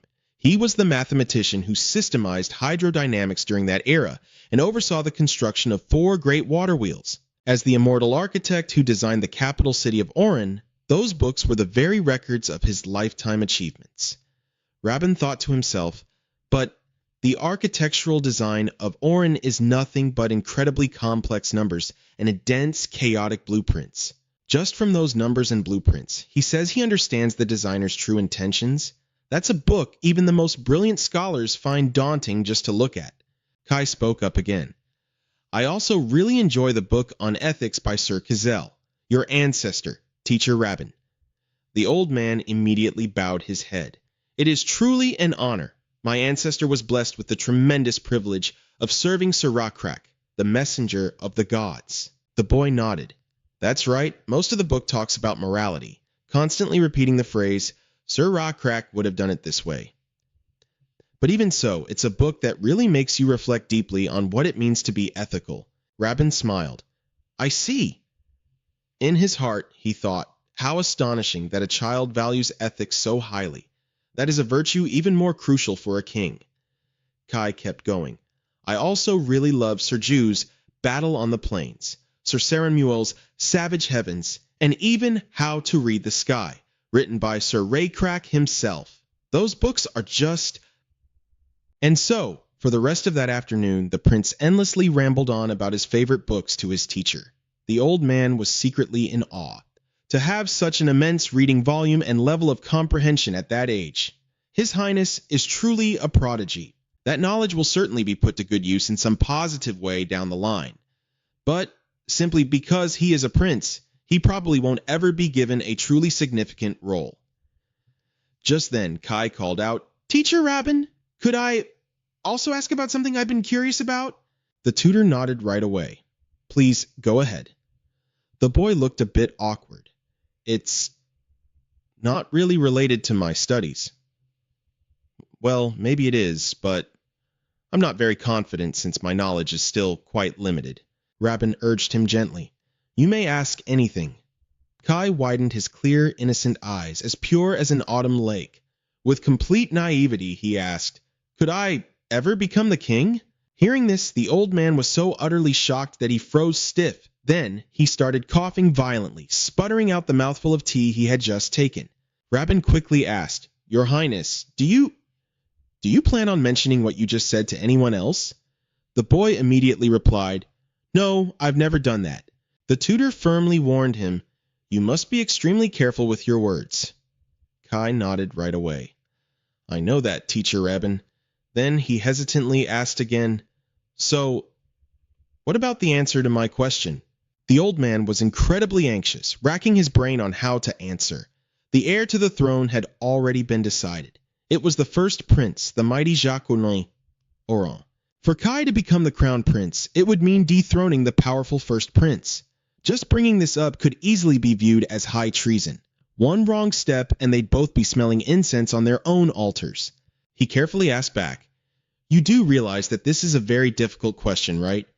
Does your Highness actually wish to become king?" This question made the boy flinch slightly. Kai lowered his head, speaking with a tinge of sadness. "Whether I want to be or not, I'm not really sure myself. However, I just thought that perhaps me becoming king would be a good thing for everyone." Rabin was completely taken aback and asked, "Who on earth would this be good for?" Getting fired up, the boy slammed his hands on the table and answered with absolute conviction, "Well, obviously, for the people." At that moment, although his face still looked young and innocent, it carried the faint, undeniable aura of a future king. Meanwhile, high up on the sun-drenched peak of Mount Choferd, a go-board was sent flying through the air, accompanied by a furious scream. "Hey, you bastard!" Through a magical projection, Vanda popped her head out and yelled, "Let them kill each other! You, come over here! Or actually, maybe I should just come over to you!" Elda suddenly appeared, blocking Nebula, and scolded Vanda. "You really need to just accept the results," Nebula asked in surprise. "Wait, why are you there too?" She happily bragged, "I'm playing chess." This left Vanda utterly shocked. "What? While you were playing Go with me?" She spat angrily. "This is so humiliating. I just lost to someone playing 2 games at once? I gave you a detailed report, and yet your side hasn't shared a single scrap of information." Elda replied awkwardly, "Well, it's just been running on its own for 100 years. There really haven't been many changes." Nebula smiled faintly. "Don't worry, you'll find out later. Perhaps there's going to be a change very soon." Hearing this, both of them snapped their heads back in surprise. "A change?" He nodded, confirming that it was true. Frustrated by Nebula's cryptic attitude, Vanda demanded to know, "Okay then, tell us exactly what is changing. Can't you just spit it out clearly?" Nebula just chuckled calmly. "If you win the next game, I'll tell you." Hearing that, she happily agreed. But soon after, the Go board was launched into the sky once again, along with a furious scream. "Ah! This is so annoying." Pointing a finger in pure frustration, Vanda yelled, "You just didn't want to tell me, so you pulled this stunt to crush my pride, didn't you? Don't ever expect me to play a game with you again?" Nebula thought to himself. Pretty sure she said the exact same thing earlier. At that moment, the notification screen popped up, signaling that the video call with player Vanda had ended. Then Elda's voice chimed in. "Still, you've got me all curious now. What on earth is this change? I wonder, since I'm not a double agent like Vanda, am I allowed to hear it?" Deciding not to hide it anymore, he nodded and replied, "Sure, it's simple enough. Come take a look at this." He pointed at the screen, which was currently showing Teacher Rabin and his student talking to each other. Seeing this, she was genuinely surprised. The third prince of the Black Scale? What's so special about him? He immediately asked back. Haven't you ever looked at his stats? Curious, Elda pulled up Kai's stat window. He doesn't seem all that special. It's just that his intelligence is incredibly high. The real shocker here was his intelligence stat. It was sitting at a staggering 107. He's only level 0 and his stats are already like this? This is my first time seeing something like this. It must be super rare, right? In this era, having an intelligence around 60 already makes you a genius. But this kid is over 100. Nebula explained, we probably won't find another person like him on this continent for decades. Ever since the war between the Black Scale and the White Fangs ended, the past 100 years have essentially been a period of total stagnation. Aside from exploring and securing a few ancient ruins or exterminating some wild beasts, there haven't been any major shifts down there. After expanding their territory, it's only natural for them to focus on internal consolidation. It's impossible to avoid stagnant phases like this in the Lost War. The core races led the charge in expansion, so the next logical step was to use appeasement policies to win over the remaining races. But trying to get different races to coexist caused quite a few problems within the Black Scale. They've actually suppressed 6 rebellions, even if they aren't recorded in the history books.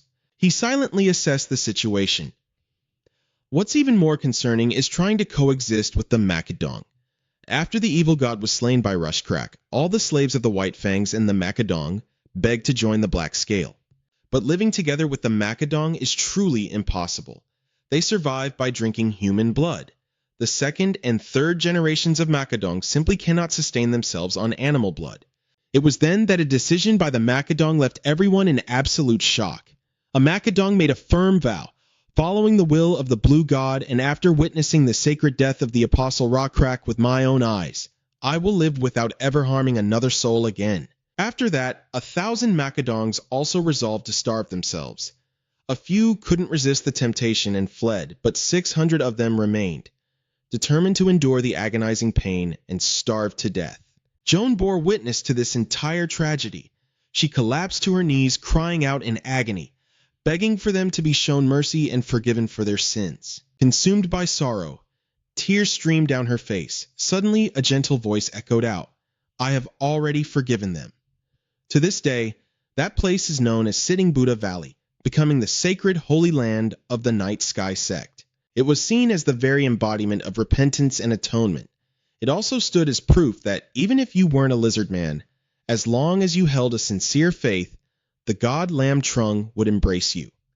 From then on, people referred to the god Lam Trung as the Night Sky, and many different races began to embrace the Night Sky sect's teachings. Nebula thought to himself, all these changes must be tied to this very prince. Technological advancements and modern innovations would pave the way for a highly advanced civilization, and it needed to evolve even further. With his brilliant mind, he'd undoubtedly create countless innovations. His influence would spread far and wide, earning him the absolute trust of the people when he eventually took the throne.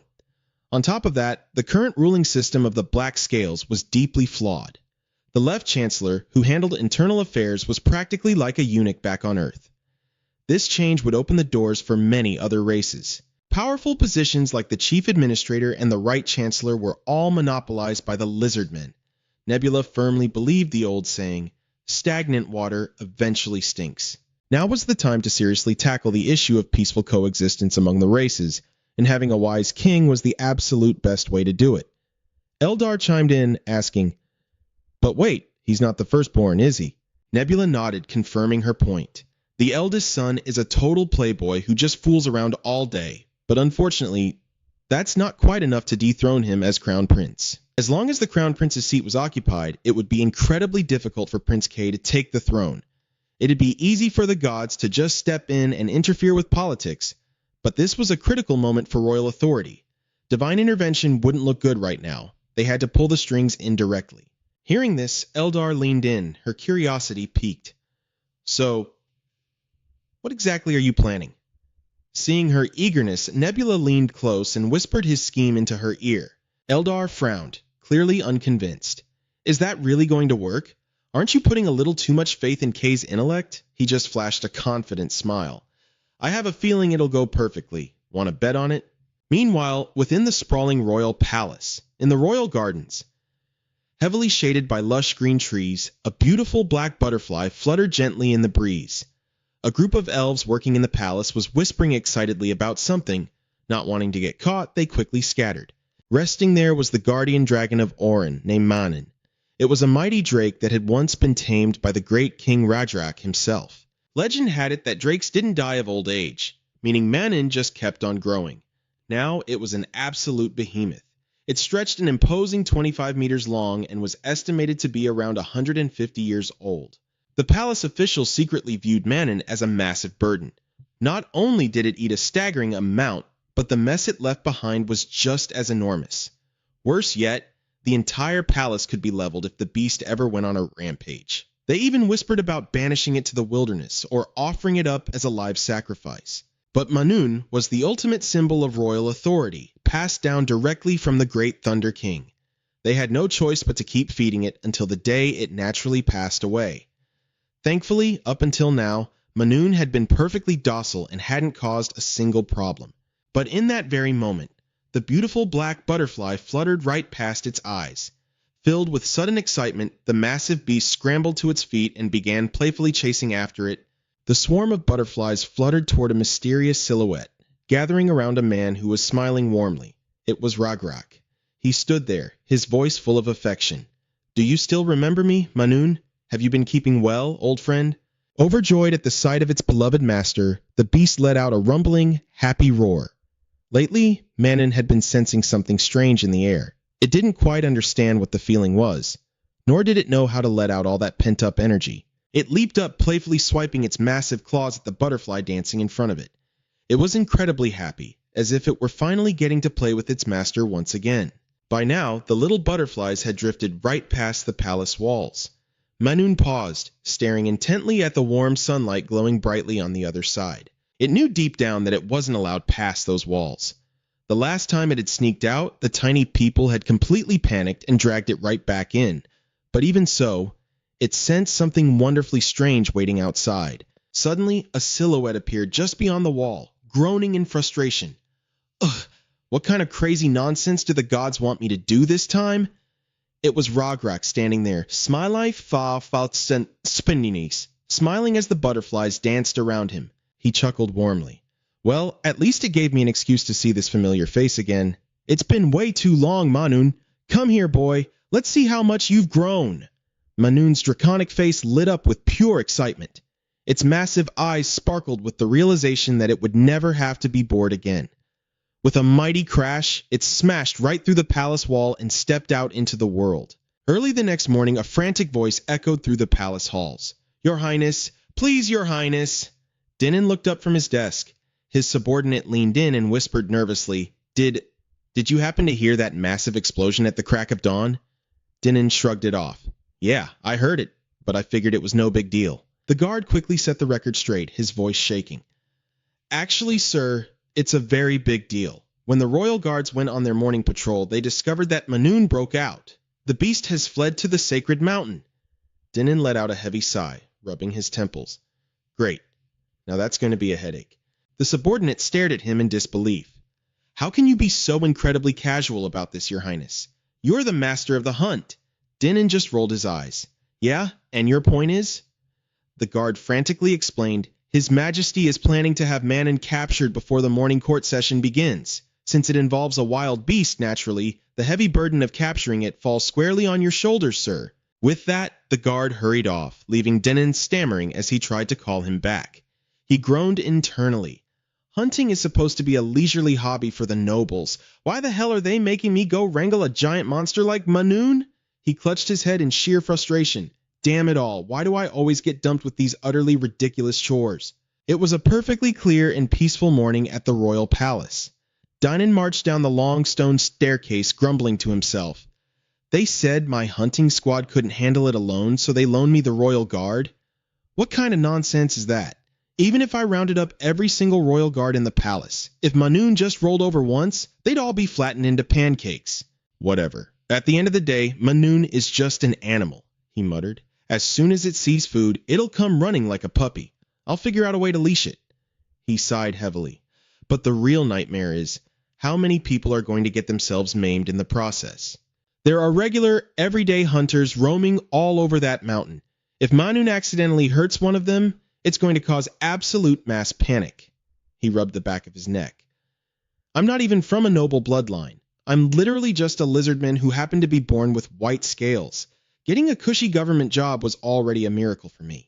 If there are any casualties today, those snobby ministers are going to dump all the blame right onto my unpopular shoulders. Oh man, my career ladder is officially completely broken. He paused, his expression turning serious. But still. Manun has always been a gentle giant. Why would it suddenly break out? Did someone intentionally set it loose? Dynan racked his brain, trying to come up with a logical reason for the beast's escape. Could someone have purposely weakened the enclosure so it could break through? Suddenly, a massive clatter erupted right behind him. Several large riding beasts came tearing past him in a blur. By the time he snapped out of his daze, the riders were already galloping away. Dynan waved his arms frantically, screaming at the top of his lungs, "Hey, wait! Stop right there!" When he finally got a good look at the lead rider, his jaw dropped. It was Prince Basan. Panting, Dynan yelled out, "Crown Prince Basan! Where in the world are you rushing off to?" Crown Prince Jacques Oran Basan let out a cocky laugh. "Isn't it obvious? We're going to hunt down Manun, of course." Dynan froze, absolutely stunned. "I'm sorry, you're doing what?" Basan reined in his mount, looking totally nonchalant. "Oh, that's right. I heard that to hunt on the sacred mountain, you need the master of the hunt's official blessing. Tell me, does the crown prince himself really need your permission?" Dynan frowned, utterly bewildered. "Well, normally, no, but handling the Manun situation has been placed entirely under my jurisdiction. His Majesty personally handed down that decree during this morning's court session." Basan just shrugged, completely unbothered. "Oh, really? So morning court is already over? Well, that makes things even better." Dynan blinked in sheer confusion. "I'm sorry." "What?" The prince tilted his head back, looking terribly amused. "Look, I just heard the big brute wandered out for a little stroll. My friends and I were just heading out there to stretch our legs. If we just so happened to bump into it... Well, now that I think about it, dragging that beast back myself sounds like a hell of a lot of fun." Dynan broke into a cold sweat. You're joking, right, Your Highness?" Basan smirked, his eyes flashing with stubborn arrogance. "Not in the slightest. I'm dead serious. Right, boys?" He cheered to his entourage. Dynan's stomach completely dropped. Are these rich brats completely drunk right now? They've completely lost their minds. And the worst part is, no matter what I say, they aren't going to listen to me. Rumor had it that the first prince was a phenomenal hunter. But considering the sheer, unbelievable size of Manun, even on their swiftest cockatrices, they'd never be able to keep up with it. It would just easily outrun them. Realizing he had to compromise, Dynan desperately suggested, "Your Highness, I'm actually gathering a team of professional hunters as we speak. If you and your friends do manage to spot Manun, please just notify the nearest mountain ranger immediately." Basan let out an exaggerated sigh. "I told you, Dynan, we aren't just finding it. We're capturing it. But fine, whatever. We'll let your people know." With a loud cheer, the prince and his gang spurred their mounts forward, galloping off into the distance while Dynan stood there in absolute helpless despair. Boiling with frustration, Dynan stormed back toward Manun's broken enclosure. But when he arrived, he stopped dead in his tracks. Prince K was already there, crouching silently on the ground as he meticulously inspected the shattered remains of the massive wall. The prince didn't look up as he spoke. "Word around the palace is that Manun broke out. I just thought I'd come examine the scene myself. I see my dear older brother Basan has decided to join the hunt as well." Dynan rubbed his neck awkwardly. "Yes, Your Highness. Though I'm not exactly expecting much help from him." Kay nodded thoughtfully. "Indeed. No matter how skilled my royal brother claims to be with a bow, subduing a beast like Manun is going to be incredibly difficult. Wouldn't you agree?" Dynan finally stepped closer, his curiosity getting the better of him. "Your Highness, what exactly are you looking at down there?" Kay pointed at the rubble, his voice completely serious. "I'm looking at these wooden beams. Don't you find them a bit strange? A beast doesn't just snap wood this incredibly thick with such a clean, perfect break. If Manun smashed through, these beams should be completely splintered and shattered into pieces." Dynan crouched down, examining the wood for a moment before shrugging. They were probably just hollowed out by termites, Your Highness. Kay looked at him skeptically. Termites? Dinan pointed toward the massive stone pillar holding the enclosure together. Look right here. These wooden beams are directly connected to that stone pillar. If the wood hadn't been rotting away from termites, the sheer force required to break them would have brought the entire stone pillar crashing down too. And a massive structural collapse like that would have created an ear-splitting noise. More than enough to alert the guards before Manun ever made it out. Maybe it's just a natural phenomenon. Getting termites to eat exactly this part isn't easy. Even if you smeared honey on it, it would take several days. Kai spoke up, asking, My lord, do you know what the night god was called about 100 years ago? Dinan frowned in confusion. What was it? Kai furrowed his brow and shared his thought. The Azure Swarm God. Dinan was stunned. The Azure Swarm God? Hearing this, Dinan gasped in disbelief. Kai continued. And before that, the night god was known as the Nameless Beetle God. Back then, when our people were starving and wandering through the Huangjiao region, it was the insects that guided them. Those very bugs helped keep us alive. Dinan tilted his head. So, are you saying the night god caused all of this? Isn't that a bit of a stretch? Kai glanced over at him and replied, It's just a theory. But we can easily prove it by checking if the remaining wooden beams have been hollowed out by termites. Dinan looked utterly shocked. Did the night god truly do this? If so, what do you think the reason behind it is? Kai replied, I can't even begin to imagine why. We do have hunters and rangers up on the ancestral mountain, and from there, they have a clear vantage point to see everything from miles away. That way, we could guard against swift enemy attacks, minimizing casualties among our soldiers and our people. However, someone might use this to stir up trouble and spark multiple rebellions. Don't you think a certain someone might be the true target of this entire incident? Dinan suddenly realized who he meant. Crown Prince Badan. Perhaps the night god genuinely wants to incite a war between the territories for his own selfish gain. He might be trying to harm Crown Prince Badan. Hearing this, Dinan immediately warned him. Prince Kai, you absolutely cannot say those words to anyone else. Kai nodded in agreement. All right, but before that, I need you to do something for me. Dinan immediately asked, What is it, my prince? Kai stated his request. You're going to look for Badan, right? Let me come with you. Dinan was so surprised that he had to ask again just to make sure he heard right. Wait, what? Dinan thought to himself, the prince is incredibly sharp. If his deduction is correct, having Kai near Badan will make the crown prince much safer. To be able to make such an optimal decision in a moment like this, he really has grown up. Meanwhile, Crown Prince Badan's group was still riding their beasts across the sacred mountain. He ordered his men, this way. The tracks continue in this direction. Looking at the tracks, he thought to himself, it hasn't gone far. Soon they found the creature sleeping peacefully inside a massive thicket. One of the men spoke up. Tracking it was pretty easy since it left signs everywhere. Badan nodded in agreement.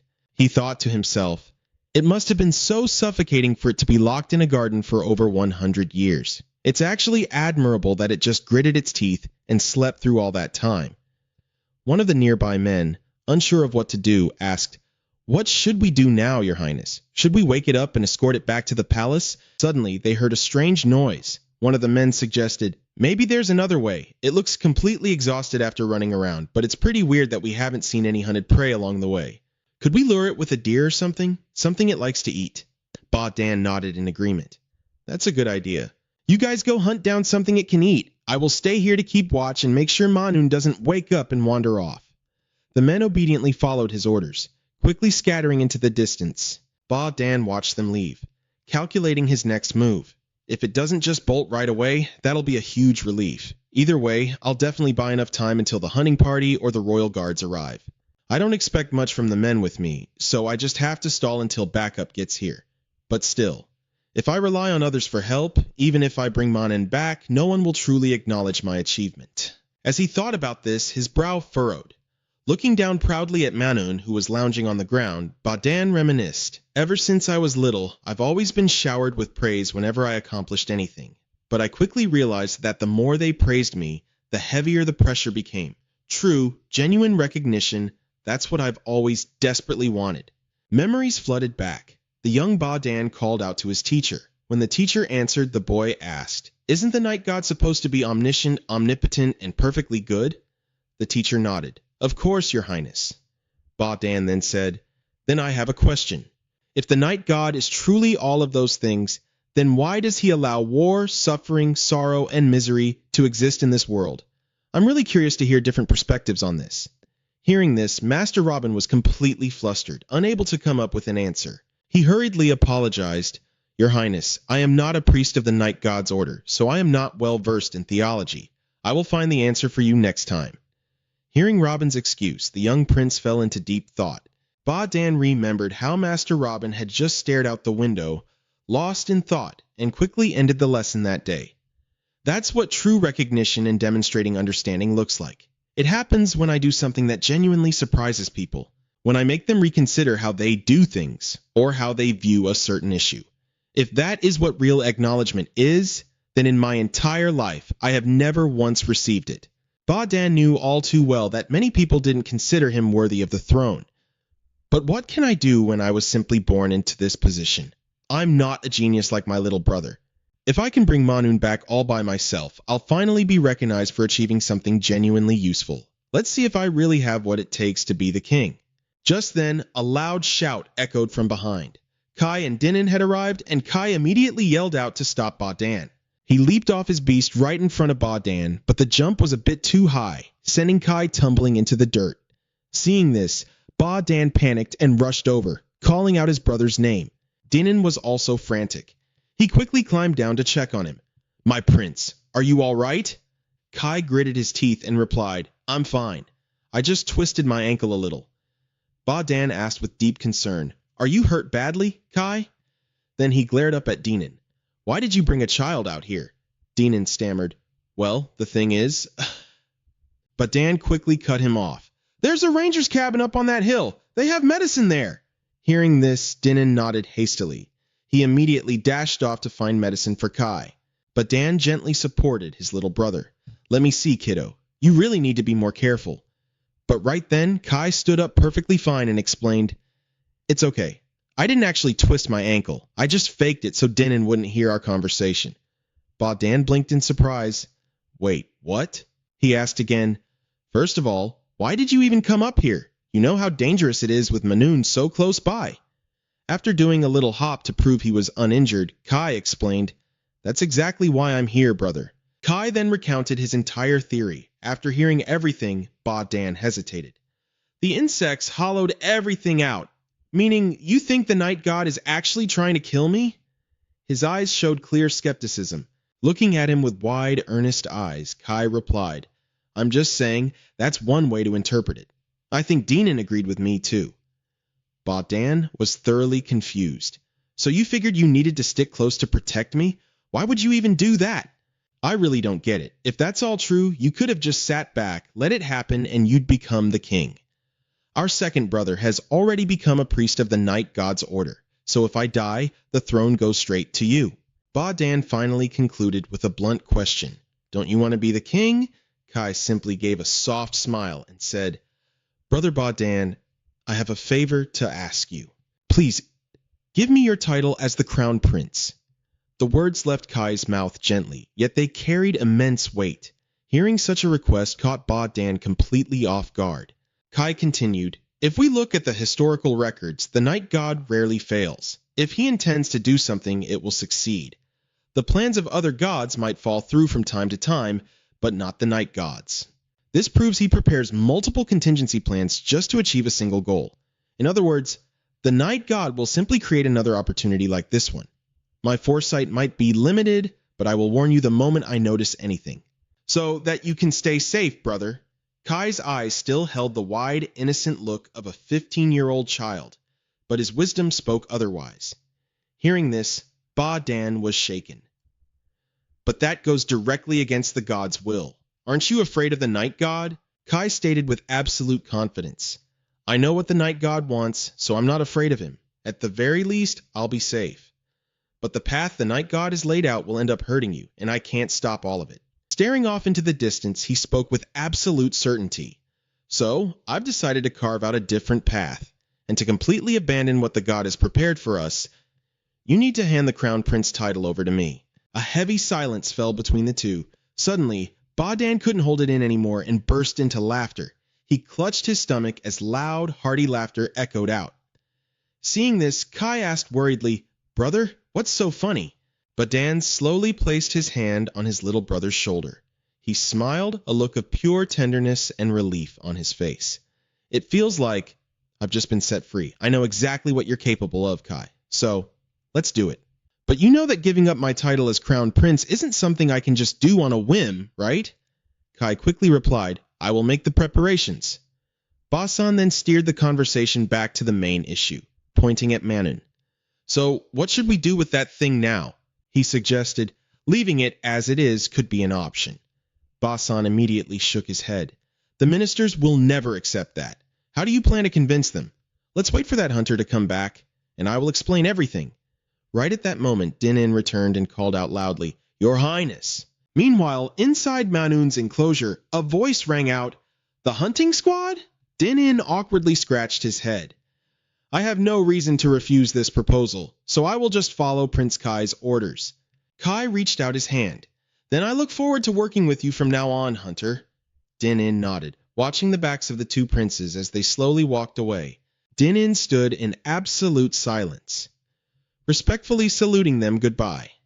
He fell into deep thought, muttering to himself, "From now on, huh? So, that is what those words really meant." High up in the sky, Nebula and Eldar were watching the two of them. Eldar spoke up, asking, "Is this really going to be okay?" Nebula quickly replied, "What are you worrying about this time?" She answered, "The third prince is both intelligent and devoted to the gods, which is great. But isn't it a problem that he's interpreting the omens and taking action all on his own like this? We can let it slide this time since he guessed right, but who knows if he'll be right the next time. For someone who has the potential to become king to act so arbitrarily, it is a bit concerning." Nebula immediately chimed in. "I am not too worried about that." This caught her by surprise, and she asked, "Why not? If this were the Lost World, he would just be an NPC created by the game, and it would be super annoying if he didn't follow my will." He replied, "But I am still playing the game just fine." Hearing that, Eldar gave a confused nod. "Well, I suppose it is fine." Nebula's eyes gazed into the distance, full of calculation. He paused before continuing, "But now, I know the people down there aren't NPCs, but actual humans. Our wills might clash, but as long as they bring me the results I want, that is all that matters." Eldar asked again, "Then wouldn't it be much harder to play with precision? Entities acting on their own free will could derail the entire plan." Nebula patiently explained, "But they could also bring in benefits far beyond my expectations. If I am afraid of things going off track, I will just prepare more backup plans to handle whatever situation arises." Hearing this, she was utterly shocked. "You would go that far?" He smiled confidently at his own calculations. "Isn't everything already getting better? A country cannot have two kings, so I can only choose one. But they are both incredibly valuable assets. I cannot afford to lose either of them. The fact that Ba-san gave up his right to the throne but still survived could be extremely significant. I will just put my faith in Kai's decision." Meanwhile, inside the palace, a voice echoed out, "I still haven't heard you say anything about capturing Manon, Hunter."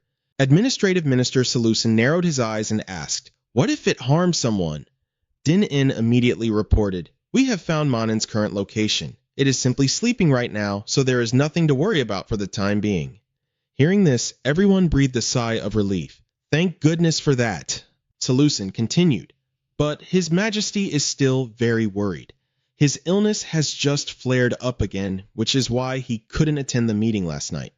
If you have found Manun, you should have requested the royal guards to capture it and bring it back. Why the delay?"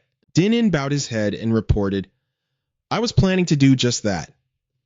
However, there were a few unclear details, so I decided to hold off." Salusin frowned at this. "Unclear details?"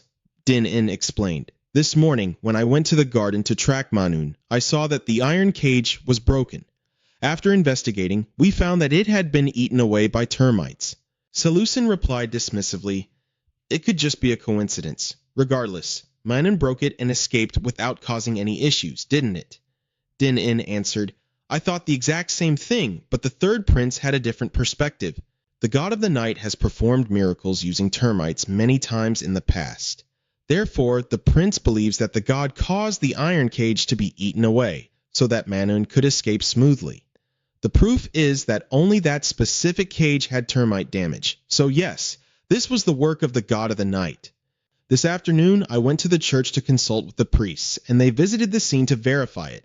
Just then, a priest walked in, cutting through everyone's skepticism, and announced, and the conclusion is, it is indeed a miracle, performed by the god of the night. Everyone was stunned to realize that the priest speaking was none other than the second prince's son. Din-in continued, as the priests have confirmed, Manun's escape is the will of the god of the night. I would never dare to go against his divine will and drag Manun back here. The entire council chamber was utterly shocked, erupting into a frenzy of murmurs. Solution shook his head and said, if the priests have interpreted the god's will this way, then our hands are tied. But we cannot just leave things as they are. We cannot let Manun starve or cause any accidents. Taking the opening, Din-in proposed, therefore, I believe we should expand and reorganize the hunting squad. We can no longer rely on the royal guards, whose duty is to protect the palace. Everyone was shocked by the suggestion. Solution, extremely annoyed, spoke up again. Then we just need to assign a few more men to you. That is all. Din-in immediately explained, that won't be enough. We need to transport food for Manun, which requires oxen and carts. The treacherous mountain roads will also demand constant funds for repairs and maintenance. Manun might wander down into the villages, so we need both the manpower and the authority to keep it under control. And in an emergency, we must have the power to mobilize the royal guards. In short, the hunting squad needs significantly more personnel, funding, and authority than it currently has. If we don't do this, our only other option is to defy the miracle of the god of the night and drag Manun back ourselves. Does anyone want to step up and take responsibility for that in my place? If you do, speak up now. Though, of course, I cannot guarantee that Manun won't cause a massive disaster. In the dead of night, the surroundings were completely silent. Din-in stood alone, deeply reflecting on Prince Kai's ambition to become king. His gaze drifted far away, his true intentions unreadable. He made a silent vow. I will use this opportunity to build up the hunting squad's power and pave the way for Prince Kai to take the throne. Din-in looked around, his expression hardened and serious. Even if it meant making enemies of the other ministers, he was determined to help the prince succeed at all costs. Din-in gradually expanded the hunting squad's power, throwing the political currents within the palace into utter chaos. 6 months later, King Anpion officially deposed Basan of Organ and appointed Kai as the crown prince. Fast forward 3 years later, after a long and grueling illness, King Anpion finally passed away. Kai of Organ successfully ascended the throne, becoming the 11th king of Hwaran. However, he was still just a young boy of 15. Basan respectfully bowed before him. But everyone knew the truth. Most of the ministers were high-ranking nobles, and they always stood united. They wanted to exile the king's older brother under the guise of protecting the royal authority. But their true motive was to flex their power over the new king. Kai asked helplessly, "Brother, what do you think I should do?" Basan remained completely calm. "Just do what the ministers want." Seeing his younger brother so anxious, he could only reassure him, "I will be perfectly fine. In fact, I am more worried that my presence here will only be a burden to your majesty." Basan reflected on his own life. A deposed crown prince could never hold a position of power within the palace anyway. "I was planning to go hunting, but there are only wild boars around here. I will take this opportunity to travel far and secure a much greater catch." Hearing the word hunting sparked an idea in Kai's mind. He asked Basan, "Since you are already helping me out, brother, could you do me one more favor? It is not something you would hate doing anyway." Kai then sat and discussed his plan with Basan for a long time. The next day, at the royal assembly, sitting upon the highest throne, Kai began to speak. "I hope all of you will support me well in my role as your new king. There are no pressing matters right now, but if any of my ministers have something to discuss, you may speak." Breaking the silence of the crowd below, Solution boldly stepped forward. "We cannot let Prince Basan remain in the palace like this indefinitely. He was once the crown prince. Even though His Highness and Your Majesty share a strong bond, as long as he stays in the palace, someone will eventually try to manipulate him into a rebellion." Kai didn't even let him finish before agreeing outright. Solution, who had been fully prepared to keep arguing, froze and stared at him in utter shock. Kai repeated, "I agree with what the administrative minister just said." The room instantly erupted into whispers. No one expected the king to agree so easily. Hearing Kai's approval, Solution decided not to hold back anymore. He made a direct proposal. "In my opinion, Prince Basan should be exiled from the capital, Organ." But to this demand, Kai immediately refused. As Solution stood there confused, Kai spoke up loudly. "How did you guess exactly what I was thinking? I have been extremely worried about my brother as well." Hearing this, Solution had no choice but to humble himself and ask the king for his thoughts. Kai excitedly brought up an entirely different issue. Our country still possesses wild, uncultivated lands where no human has ever set foot. Solution immediately realized where he was referring to. "Is your majesty talking about the eastern mountain range?" Kai continued. "Many past kings have sent explorers there, but almost all of them gave up halfway because the mountains are far too treacherous. Up until now, the eastern mountain range has never been considered important. However, the 5 kingdoms to the west are currently threatening us. We absolutely cannot miss this opportunity to expand our territory. We must conquer and cultivate that land. Don't you agree?" Solution panicked instantly. "Is your majesty planning to send Prince Basan to the eastern mountain range?" Kai answered casually. "The older brother I know is an incredibly skilled hunter and a brilliant warrior. Didn't he spend all that time out in the wild searching for Manoon completely on his own?" The ministers fell into an even greater uproar, but Solution ultimately had to agree with the logic. After observing the reactions of everyone below, Kai gave his royal decree. "Then, prepare a fleet of ships." Solution was startled yet again by this demand. As if needing to confirm he heard correctly, he asked, "Your Majesty wants to dispatch ships?" Kai gave a nonchalant nod. "The failure to reclaim the eastern lands thus far is because we've had to cross the mountains by land. If we take a ship to the opposite side and bypass the mountains, our chances of success will be much higher." Solution still hesitated. "But, Your Majesty, you know as well as I do that there is no sea route. We really should stick to the land route." Kai stubbornly brushed him off. "If we just send an expedition, won't a sea route be created? Or do you lords not want to see the Blackscales expand our territory?" Solution still strongly disagreed with the demand, but Kai ignored him and assured everyone that all they needed was someone competent to take charge. Seeing his stubbornness, the king couldn't help but sigh. "Are you really going to backtrack on an agreement before I've even finished a cup of tea?" Kai calmly explained, "During the reclamation, we might encounter wild beasts, savage predators, and even monsters. Since it involves dangerous beasts, the hunting duties should fall to the Minister of the Hunt." Barden paid no mind to the minister's chatter and simply bowed his head, accepting the order. Kai didn't want to dwell on the matter any further and moved on to the next agenda. "There is someone waiting for an audience." He directly invited the person who had been waiting outside the doors to come in. A man named Dam respectfully bowed his head before the great hall. Everyone present immediately flew into an uproar at the sight of a dwarf. Solution looked at Kai in utter bewilderment. The king didn't hesitate to introduce him. "This is Dam, joining our engineering team." Even if they couldn't remember his face, it didn't matter. Not long ago, this man was a slave.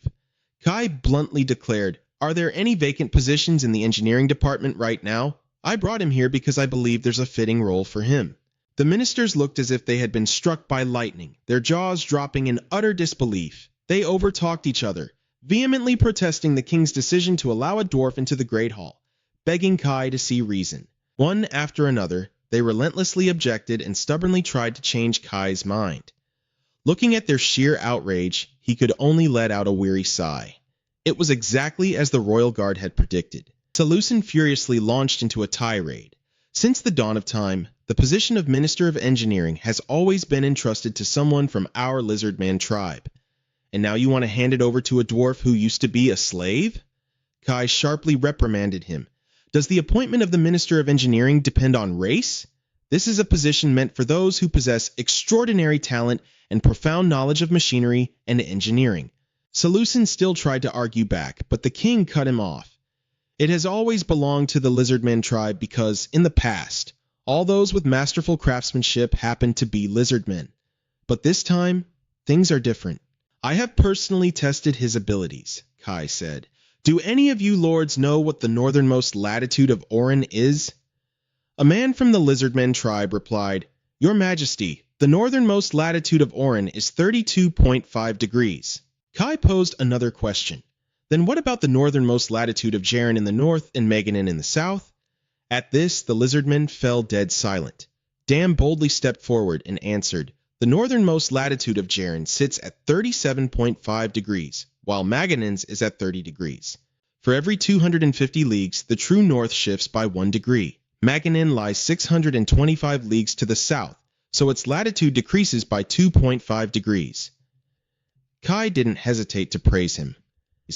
This man just answered a question that not a single one of you lords standing here could answer. Seleucin remained defiant.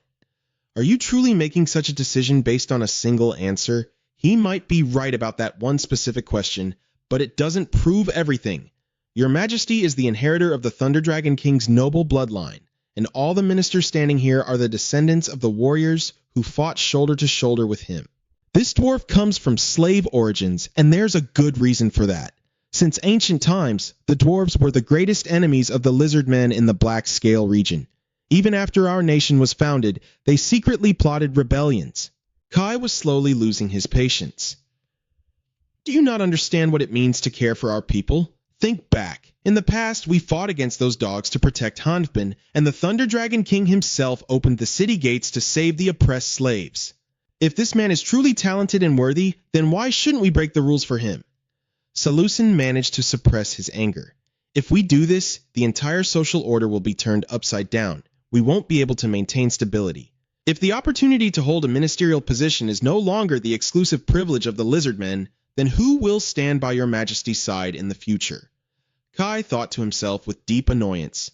Anyone who isn't a damn lizard man, that's who. All the lizardmen pleaded in unison. Please, your Majesty, consider this carefully. Helpless, Kai could only compromise. Fine, I will give the matter more thought. However, for now, I intend to appoint Dam as an official in the Ministry of Engineering. Does anyone have any objections to that? Only then did Seleucin back down. If his abilities are truly exceptional, then there is nothing left to debate about a lower post. Having calmed down, Kai ordered Dam to step back. He resumed the royal court session. Now, let us discuss the upcoming solar eclipse ceremony. A solar eclipse was an astronomical event where the sun was obscured, viewed since ancient times as an omen or a sacred message from the gods. Therefore, accurately predicting the exact time of the eclipse was a mission of the utmost importance to the nation. In Black Scale, the day of the solar eclipse was determined based on 3 values provided by the calendrical mages of the False Heaven Church. These were then combined with the final value provided by the king. Seleucin abruptly stood up, his face full of disbelief. He questioned, Are these calculations truly accurate, Astronomy Minister Azayadap? I have thoroughly verified this using traditional methods. Are you certain your calculations are correct? Seleucin just couldn't understand it. But why is the time calculated by His Majesty a full 4 hours later than the time provided by the calendrical mages and astronomy officials? His expression turned grave. There cannot be any mistakes here. Remember that wise dwarf from before? If we get this wrong, we'll lose all leverage to persuade His Majesty. Normally, the king would just follow a set method for calculation. The astronomy minister voiced his doubts. Could His Majesty have made an error in his calculations? Seleucin's face flushed with anger as he made a decision. We must act immediately. He was secretly indignant. No matter how brilliant His Majesty is, he can't be the only one who's right while all the scholars are wrong. We must first expose His Majesty's tyranny and prove it on the day of the eclipse. However, everyone was absolutely stunned when the predicted time arrived. Yet the sun was still blazing bright in the sky. The eclipse didn't happen at the time the scholars had forecasted. No one could believe their own eyes. Kai stood high above them and spoke in a booming voice. The calendrical mages and astronomy officials have all been relying on ancient formulas. Dam recognized this flaw and shared it with me. That is why my calculations differ from yours. The group of scholars frantically dropped to their knees to defend themselves. But it's written in the Thunder Dragon King's book that the heavens never change. Kai shot back even more harshly. And that is exactly why I'm telling you that book is outdated.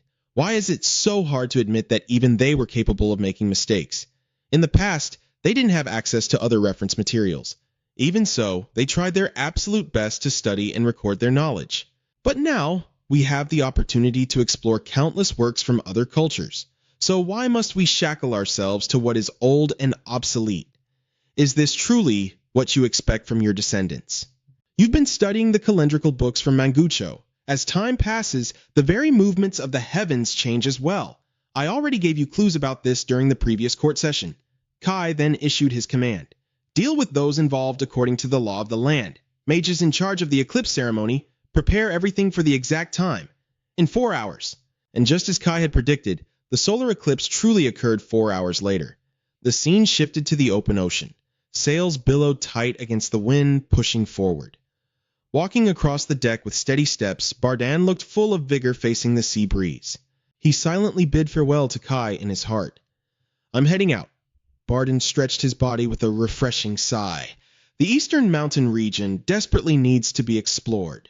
I left the royal palace for the sake of Kai's growth and expansion, but I didn't expect to feel this excited to start the journey. The ship named the Pirate's Disgrace is the one I'll be boarding. In addition, there are 3 warships with 150 soldiers assigned to the fleet. Even though I'm considered the leader of the Eastern Expedition, I'm not even allowed to board the warship. They even made sure to send an overseer to ensure I don't step out of line. I honestly have no idea who it is. Maybe the first person I meet will be... Just then, as Bardan was reading through his documents, he caught sight of a silhouette. It was a woman from an ancient merchant family with royal ties. Tio Nitimo ran up to Bardan with a bright smile, extending her hand. A pleasure to meet you, he replied politely. The pleasure is mine. I am Bardan Jack Oren. So, you're an elf. Tio Nitimo didn't hesitate to shake his hand eagerly. You're the very first person to recognize that right away. Lizard men usually say they can't tell the difference between humans, elves, or Nix. Bardan spoke courteously. We will surely be working closely together. I hope I can count on your support. However, Tio Nitimo clearly had something else she needed to lay on the table. He stood quietly, waiting to hear what it was. She announced boldly. No matter how noble your status is, once you step onto my ship, you must follow my rules. If you're not happy with that, you can go find another ship. Bardan didn't see any issue with that. As long as you don't make any unreasonable demands, I'll comply. Tio Nitimo was quite surprised by how flexible he was. She added, That being said, you are the leader of the expedition and an honored guest on this vessel, so I will do my utmost to treat you well. Bardan thanked her, then asked, But where is my luggage? Tio Nitimo assured him not to worry, as his luggage would be brought up by Heza. Hearing the name Hesa, Bardan immediately wondered who that was. But Tio Nitimo replied, I never said that was a person's name. But since everyone calls it that, I suppose you could treat it like a name, right? As soon as she finished speaking, a giant figure, 10 times his size, appeared. Blocking out the sun above them, Hesa boomed, Who called for me, the #1 navigator? Tio Nitimo smiled brightly, introducing him to a dumbfounded Badan. He's the best navigator on our ship. He always says Hesa, so we just call him that. Tio Nitimo then asked curiously, It seems this isn't your first time seeing a goblin, right? People are usually terrified the first time.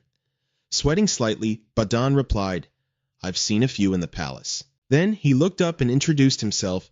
I am Badan Jack Oren. It's a pleasure to meet you, Sir Goblin. Hesa politely returned the greeting. He clumsily introduced himself. I am the first-class navigator. Badan was puzzled. Don't you have a name? Hesa gave a rather baffling answer. I used to have one. But I, the first-class navigator, didn't like it, so I threw it away. Badan marveled. This is my first time seeing a goblin working on a ship. Since food is scarce at sea, wouldn't it be better to have species that eat less? But Hesa shook his head. No way! I have lots of little friends. But I, the first-class navigator, eat a whole lot. Tio Nitimo cheerfully chimed in. He might look like this, but Hesa is actually from the North Sea. Badan immediately understood. Ah! If he's from the North Sea, that makes sense. Goblins from the North Sea have always been highly intelligent. I think it's a lingering trace from the Age of the Gods. Though their bloodline has been diluted over time, making them less brilliant than before. Even the Black Scale clan considers clothed goblins to be a highly valuable workforce. but seeing one sail the seas and become a first-class navigator is truly surprising. You'd never see a sight like this in the royal palace. Hessa proudly declared, I, the first-class navigator, have left the land behind. The land can no longer scare me, the first-class navigator. How pitiful. Creatures on land could never be stronger than me, so I boarded this ship to conquer the ocean. Hearing this, Badan could only wish him the best in conquering the sea. Once Hessa walked away, his suspicions turned back to the giant. Could that goblin have been sent here to spy on me? Just as he was deep in thought, Tionatimo interrupted him. Hearing her call him Prince, he quickly corrected her, just call me Badan. But Tionatimo hesitated. For someone as noble as you, isn't that a bit too casual? Left with no choice, he suggested an alternative. Then, call me Captain. She quickly agreed to the new title and asked, Do you know what our next destination is, Captain? Badan replied, We head south across Maganan, and from there, we sail along the east coast, right? Tionatimo explained, That's the standard route, but our actual next stop is Babrin. Aside from Origen, it's the largest port city in the Moidon region. Badan was a bit puzzled. But that's a foreign country, isn't it? Why are we going there? Tionatimo answered simply, Because ours is a merchant ship. It finally dawned on him. Ah, so we're going there to trade goods? Tionatimo decided to save the rest of the explanation for later. I'll show you to your quarters now. We're about to set sail, so please follow me. The ships trailed one after another, gliding over the rolling waves. Badan leaned against the mast, staring up at the cloudy sky in boredom. Tionatimo had been looking everywhere for him and finally spotted him. When she ran up next to him, he finally spoke up. You're a merchant, so why take on such a complicated job like an expedition? Tionatimo didn't hesitate for a second, because it pays a lot of money, obviously. The Black-Scale royal family always pays incredibly well. The down payment for this trip alone was enough for us to acquire some exquisite glass art. That sounded vaguely familiar to Badan. I think I broke a few pieces of that glass art when I was a kid, she sighed helplessly. Since you grew up a prince, Captain, you clearly don't know their worth. Black-scale glass art is incredibly intricate and sells for exorbitant prices overseas. That's why we're heading to Babrin to sell them. He guessed, and then you'll buy something there to bring back, right? Tionatimo nodded. Of course, it's all about the money. We can't just sail back with an empty ship. The royal palace also requested that we buy a few things. Badan was curious. What exactly did the royal palace ask you to buy? The moment she brought it up, Tionatimo stammered. They said this part has to be kept a secret. Her answer only made him more curious, but Tionatimo decided to spill the beans anyway. They want to buy limestone. I heard the Amgun region has tons of it. I'm not entirely sure, but apparently it's really good for farming. Badan was skeptical. Are they planning some large-scale agricultural project? Like having lightning strike the fields to improve the soil quality? Hearing that, she realized, Are you talking about the lightning catalyst? I saw that once when I was little. It's absolutely magical. But he thought to himself in confusion, If buying limestone was Kai's order, why does it have to be a secret? Meanwhile, back at the royal palace, after the solar eclipse ceremony concluded, Kai had officially begun consolidating his internal affairs. The figures who posed a threat to the imperial power submitted mere formal resignations, while the loyal ministers who supported Badan were called in privately and reassured. One high-ranking minister bowed respectfully and said, I honestly thought Your Majesty would demand my resignation. To be treated with such grace is a profound honor. Kai looked mildly confused. Why would you think that? The minister voiced his assumptions. Because surely Your Majesty would want to replace all the old officials. Furthermore, I am a commoner without a surname, making me an easy target for elimination.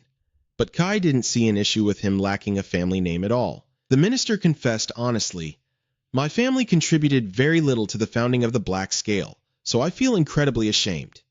Kai quickly encouraged him, Then that means you relied purely on your own merit to reach your current position.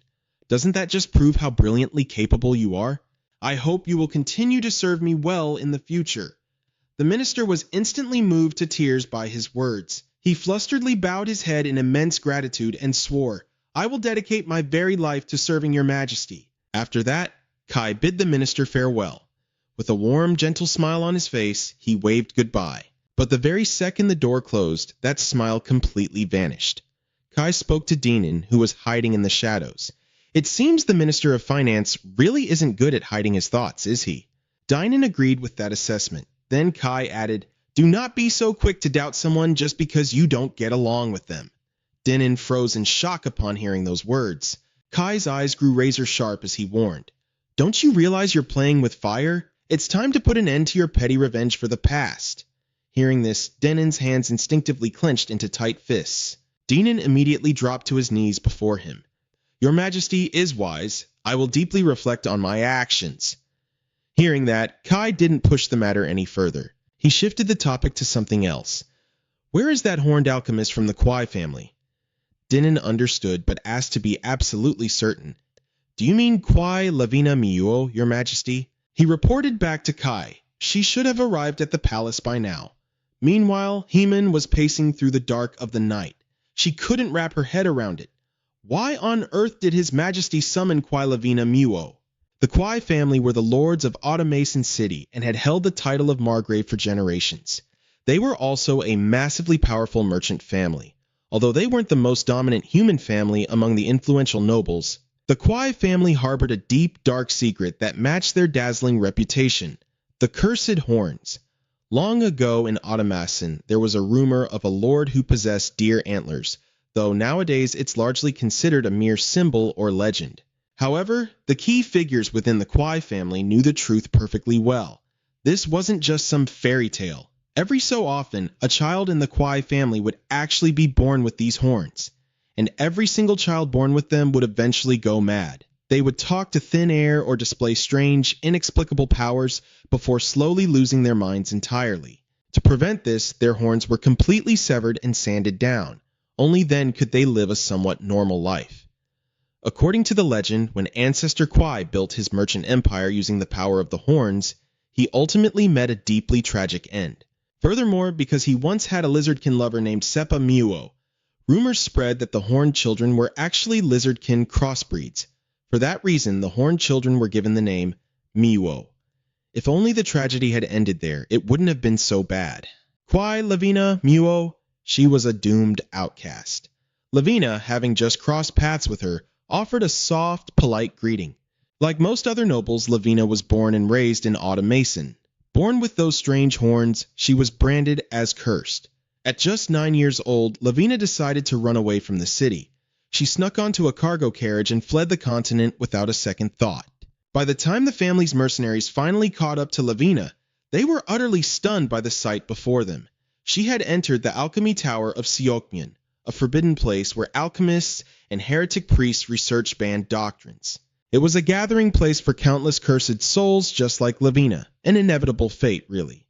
Seeing Haimon stay silent for so long, Lavina finally spoke up. "Are you staring at my horns? Everyone looks at me like that." Realizing she was being a bit rude, Haimon quickly apologized.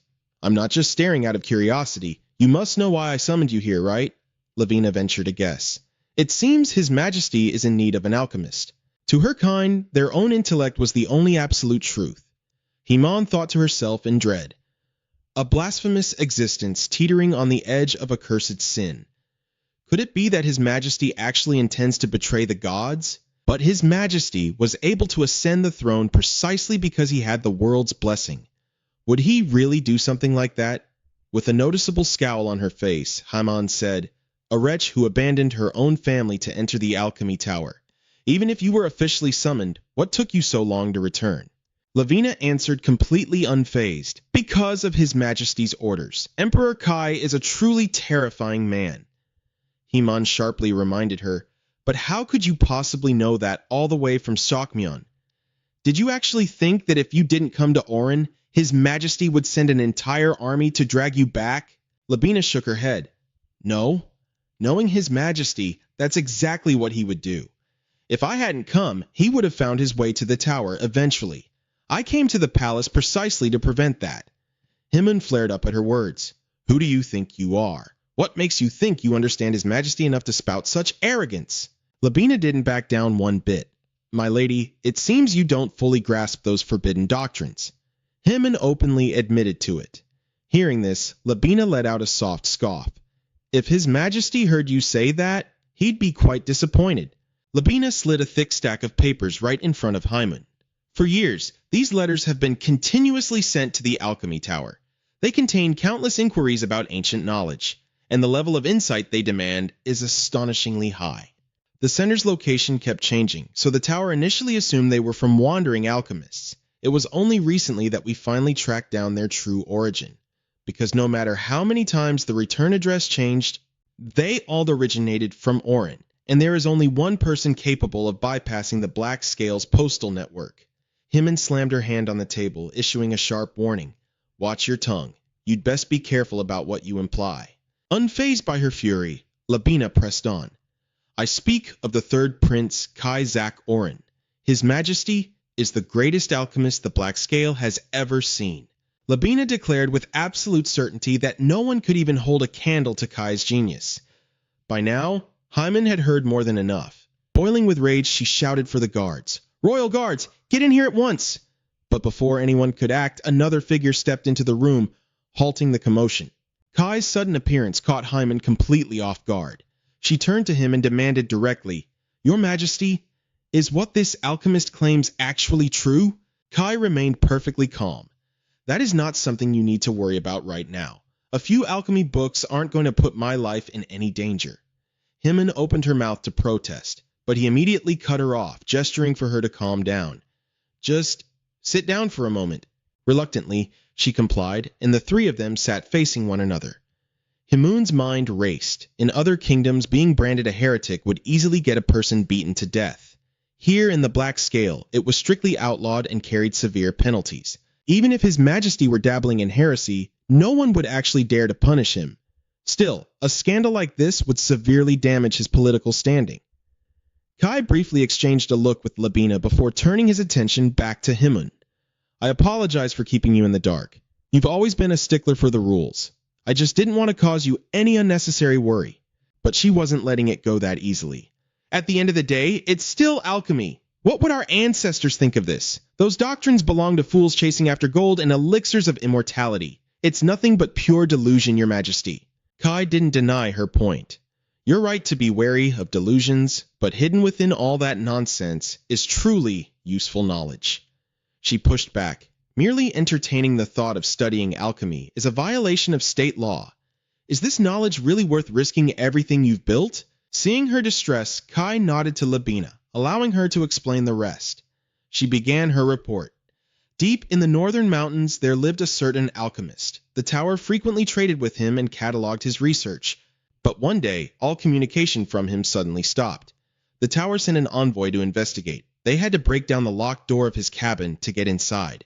And the gruesome, blood-soaked scene they found is something no one could ever forget. Let me guess, Hymun interrupted. It was because he was messing with those forbidden arts? Labina nodded in confirmation. Hymun let out a heavy sigh. Just another fool who sold his soul to the abyss. But Labina shook her head. No, the alchemist actually died in a tragic accident. Fortunately, right up until his death, he kept meticulous records of his experiments and the exact materials he used. Because of that, we were able to pinpoint exactly what happened. He had mixed various substances together in an attempt to forge gold. But during the heating process, it triggered a violent explosion. Hymun looked baffled. So, wasn't it just a failed experiment then? Labina's expression turned dead serious. To an alchemist, there is only the pursuit of knowledge. There is no such thing as failure. The black powder discovered in the aftermath of that explosion is a creation far greater than anything we've ever seen. Even the tiniest pinch of it, the moment it touches a spark, detonates with absolutely terrifying force. He had even tried to contain it safely inside a heavy lead box. But the blast simply ripped the metal to shreds, sending shrapnel tearing straight through his throat. Hymun sat there, utterly stunned. Wait. Are you saying he accidentally invented some kind of weapon? Kai's deep voice broke the silence, confirming her exact thoughts. Precisely, a completely revolutionary kind of weapon. Before Hymun could even process that, Kai pressed on. The unfortunate reality is that this knowledge isn't exactly a well-kept secret, and I am far from the first person to get my hands on it. The true alchemists at the tower and countless cursed ones scattered across the lands. They are still heavily monitored by their former kingdoms. Those nations absolutely do not want them returning home armed with this kind of knowledge. They're terrified of alchemy falling into foreign hands. In fact, just on my way here, I was ambushed over 10 times. Seokmyeon, the very home of the alchemy tower, has likely already been seized by their forces.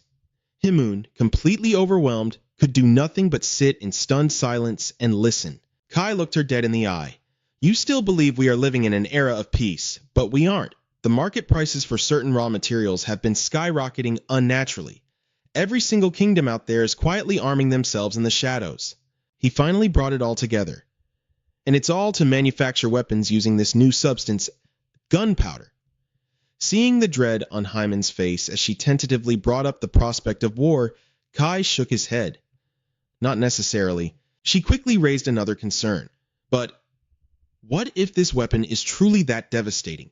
What if it allows a peasant who has never even held a bow to become a lethal soldier overnight?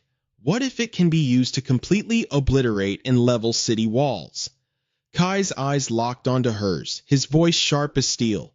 If we had something with that kind of power, don't you think we could guarantee our own victory? That sheer reality forced Himon into a long, heavy silence. Finally, she let out a long breath, her rigid posture relaxing slightly. I cannot openly endorse this, but I understand that your intentions are meant to protect us. If you need my assistance in this matter, Your Majesty, just tell me what to do. A subtle smirk crossed his face. I actually do need your help. Originally, I was quietly funding this through the hunting guilds, but since you're already in on the secret, Himmoon immediately caught his drift. You want to tap into the royal treasury. Well, I am the one managing it, but legally, those funds do belong to you. I can authorize the transfers. Have you already decided exactly how and where you want to allocate the money? Ding! Instantly, a system prompt popped up on the screen. Conditions met for the production of black gunpowder. Nebula rubbed his chin, carefully reading over every single word on the glowing panel. All right, we're finally in business. Leveling up alchemy or making progress in elixir crafting is a massive headache in this game. The stronger a society's religious faith, the more they actively suppress any kind of scientific advancement. The alchemy tower in Seokmyeon is literally the furthest known point from the black scale. If our luck was just a bit worse, we might have completely missed out on this tech tree. Take Labina, for instance. A character with a probability trait definitely has higher survival odds, but there was zero guarantee she'd actually master the skill tree properly. I guess I really just lucked out this time. Suddenly, a crisp, clear voice broke through his train of thought. Hey, wait a second. They spent all that time talking about alchemy and gunpowder, but they completely skipped over that specific branch of knowledge. Nebula blinked in surprise, repeating her last words. That specific branch? Then it slowly clicked in his head. Oh, you're talking about magic. Alchemy and elixir crafting are essentially early forms of science. The alchemists are the scientists, and their wild brews are just scientific experiments. But there is one massive secret that the alchemists try incredibly hard to bury, and that is the existence of magical traits.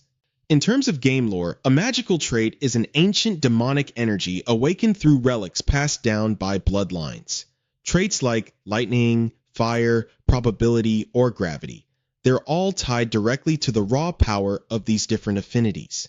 The power channeled through these demonic souls is basically a straight-up superpower.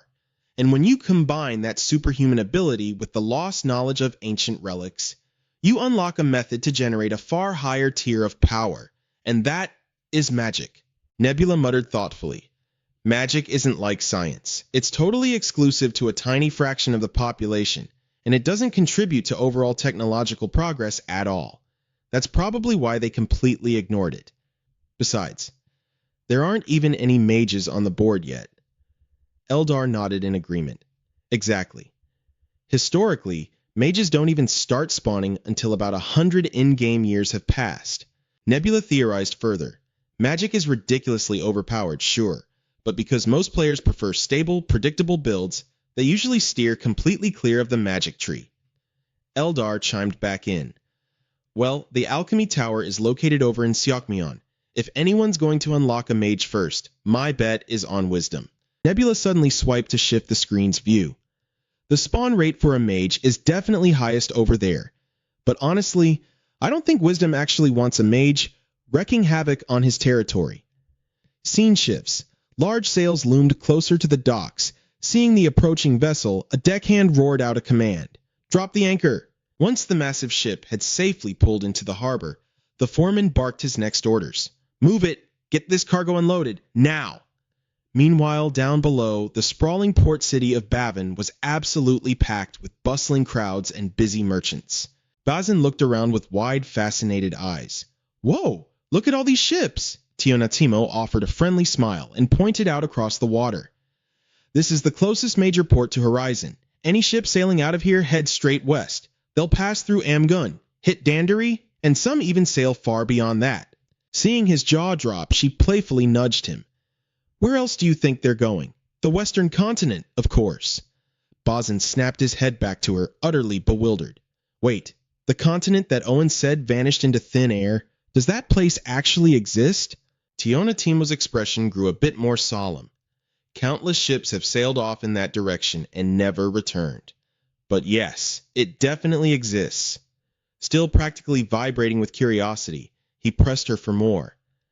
Then why don't the merchant guild set up trade routes across that continent? Sure, it might be incredibly dangerous, but the profit margins would be astronomical. Yet, I've never heard a single rumor about it. She suddenly gave a very bizarre answer, saying they would set sail if the danger was worth facing. Be it pirates, hidden reefs, dead zones with no wind or massive waves, sea monsters, or violent storms. A little while later, Tionatimo instructed Bazan. I need to trade a few things, so I'll be getting off the ship. You can rest here or head down to the port, as long as you're back before the scheduled time. He stretched his arms to loosen up his muscles. Well then, rather than staying on this tiny ship, I think I'll go for a walk. Bazan and his two guards stepped down onto the port. He stood there for a long time, completely overwhelmed by the bustling scene. After that, Bazan walked over to a small roadside stall selling various tools. He looked around and pondered. Well, I don't see any surveillance anyway. It'd be weird if I could easily spot them. These items reminded him of a certain place. All these goods came from Hukran. The stall owner cheerfully replied, We get a ton of goods from there. You're from the ship that just docked, aren't you? Are you guys just here to trade and then heading straight back to Hukran? If so, you better pray to the gods that you don't run into any pirates. There's a pirate crew controlling the Bafrin area. They usually target ships that are leaving. The name of those pirates is Tionatimo Kingak. Repeat that name? The Black Knight Pirates? Never heard of them. I wonder if they're just a newly formed pirate crew that merchants are blowing out of proportion. His Highness did say to bring back as many items as possible, but the rest of the goods won't arrive until tomorrow, Bazan deduced. Does that mean we have to wait until then? She turned away and continued, No, we'll head out first, and the remaining warships will bring the rest back. He asked anxiously, Then we won't have the warships to protect us? She only cared about the list in her hands. There's a lot of cargo to unload, and some supplies need to be brought on board at Sassian. When you factor in drinking water, food, and the crew's wages, the time we spend on this ship is literally money. Bazan was holding his head in fear over the pirate rumors, while she remained incredibly optimistic, reassuring him, Don't worry, we've never encountered pirates the entire time we've been sailing. And yet, that very afternoon, Tionatimo screamed at the top of her lungs, Pirates! Seeing the menacing fleet of ships right in front of them, she announced, It's pirates! Bazan could only sigh helplessly. It was her overconfidence that had pushed them into this corner. Tionatimo climbed up high and shouted her orders. Reduce the ship's weight to increase our speed. Throw the sandbags, food, and drinking water overboard. Everyone, gear up with whatever essentials you have. Bazan suddenly interrupted. Tionatimo, can we even escape from them? She looked at the ships in the distance. Pirates use merchant vessels, but they modify them into pirate ships. They're built from lighter wood and have massive sails to catch the wind better. Those pirate ships are built exactly like that, and pirates usually travel with minimal cargo on board. It won't be easy to shake them off. Seeing the fleet behind them drawing closer and closer, a panicked voice cried out, Are they catching up already? Bazan thought for a moment and said to her, Throwing everything away just to run like this isn't working. If we want to go faster, we have to toss those valuable goods too. Tionatimo completely refused. No way. If I throw those away, I'm as good as dead. They're about to catch up. Hurry up and use this time to prepare for battle. Besides, we've hired quite a few sailors today. With any luck, we can use brute force to gain a bit more distance. Tionatimo walked over to check the sails. If only the wind would blow a little stronger. Her face darkened, clearly showing that things were not going the way she wanted. Tionatimo's hands immediately clenched into tight fists. She completely dropped to her knees on the deck, closed her eyes, and began to pray. Bazan looked at her in sheer confusion. "What are you doing?" Tionatimo snapped back irritably. "I'm praying for the sea breeze to blow harder. What else?" A wildly arrogant laugh echoed from the ship in the distance. The pirates were incredibly hyped up. They're weighed down by too much cargo, so they can't run fast. Looks like we've hit the jackpot this time. It wasn't a waste of time waiting and praying to Lord White Chi-Chu. At the same time, the ship on the other side had also received urgent orders. "Fire the arrows to hold them back. Don't let them board the ship." Bazan, hiding in a blind spot, had heard everything. Lord White Chi-Chu? I feel like I've heard that name somewhere before. However, he quickly pushed the thought aside and began focusing on their defense. The furious pirates barked out orders, "Fire back!" Bazan ducked back into his hiding spot. "Looks like the pirates have us outnumbered. This is going to be a tough fight." Seeing the pirates throwing out their grappling hooks, everyone started shouting to one another, "They're boarding the ship!" The grappling hooks quickly latched onto the side of the ship. One by one, the pirates used the ropes to swing over to the other side. "Hurry up! Take their ship! There's nowhere left to run now!" The first to step onto the ship's railing was a goblin pirate. "You guys are dead meat!" But unexpectedly, a massive punch sent him flying into midair, spewing blood. A colossal black shadow loomed over the pirates trying to climb aboard. Hessa roared with absolute fury. "As the #1 navigator, I hate pirates more than anything! I'll kill you all!" Immediately after, they were all tossed into the sea at once. He scoffed coldly after taking care of that bunch of scumbags. Over on the pirate ship, chaos erupted once they saw what was happening. "A giant? Be careful! They only have regular sailors on board. Aside from that giant, there's no one else of threat." Bazan looked at Hessa's back with hope. "Now, as long as he doesn't go down, we'll be fine." A barrage of arrows rained down. While they didn't cause any major injuries, they were still enough to sting. Suddenly, Hessa started sobbing like a little kid who had just been severely punished. Bazan was dumbfounded. The #1 navigator is scared of pain? He looked at Tionatimo in total confusion. What's wrong with him? She gritted her teeth and shot back. Of course it hurts getting shot by arrows. Bazan still couldn't believe it. "But he's a giant," she snapped back furiously. "He's still human, isn't he?" Hessa is being overly dramatic. With a build like that, if he were articulate and had an overwhelming aura, he'd be serving as a general somewhere right now, not slumming it on this merchant ship. There's one extremely important thing. We absolutely cannot let the pirates board our ship. Just coax Hessa for now to buy us some time, and we'll figure out a plan later. Suddenly, Tionatimo looked at him with dead seriousness. "If anything happens to the captain, I'm a dead woman," Bazan replied. "And if the pirates manage to board the ship, how can we guarantee anyone's safety?" Tionatimo shot back. "Oh, so telling them you're the Prince of Black Scale will guarantee your survival? What if they actually have half a brain?" Bazan calmly explained, "I'll be fine, but at the very least, we need to ensure everyone else's safety, right? If their fleet catches up, the pirates will board from the opposite side. Even with a giant here, he can't fight off that many people, not to mention he's scared to death like this. We have to take down a small squad before they can regroup and combine their forces." Tionatimo still wanted to argue, but he cut her off. "If you don't want me to turn into a pincushion for their arrows, then tell Hessa to awaken the strength and courage inside him." After that, Tionatimo turned around and yelled, "Hessa, didn't you board this ship because you wanted to challenge the open sea?" He mumbled softly. "But the arrows hurt so much." "Hessa is a failure." She cranked up her volume. "You idiot! Then attack them from a distance." Bazan was still hiding in a blind spot to conveniently observe the surrounding situation. He silently calculated in his head, right now all their attention is completely focused on Hessa. But the noise of me jumping down will be an issue. I wonder what Hessa is doing now. The giant's massive hands lifted a wooden barrel. Using all his might, Hessa hoisted the barrel even higher into the air. His actions left Bazan completely dumbfounded. Hessa used all his strength to hurl the wooden barrel straight down. But at that exact moment, Bazan leaped from his ship over to the enemy's side. The wooden barrel plummeted down. shattering completely the moment it smashed into the ship's hull. The pirates were entirely dismissive. "No worries, it's just a water barrel. Just keep your eyes peeled and dodge it." However, the real danger was silently closing in right behind him. Hessa continued to hurl another wooden barrel down at the ship. "Even if we shoot arrows, they'll just hide away." The wooden barrel smashed into pieces, and the liquid inside splashed out, triggering a massive explosion. The shrimp monster pirate was immediately given a report. "The ship's deck is getting smashed full of holes." After that, he spun around and snarled, "Fine then, I'll personally climb the rope myself." Suddenly, a voice rang out. "You're the captain, aren't you?" Bazan, completely drenched in blood and dragging one of the monster's subordinates by the hand, stepped forward. The provocative tone grew louder. "Your sailors are all dead." Bazan flashed a sly, cunning smile. "So, what are you gonna do now? Surrender?" The shrimp monster quickly calculated in his head. "I thought this was just a normal merchant ship. I didn't expect someone like this to be on board. Sneaking an ambush from behind is a bit clever, but in a one-on-one fight, we'll see about that.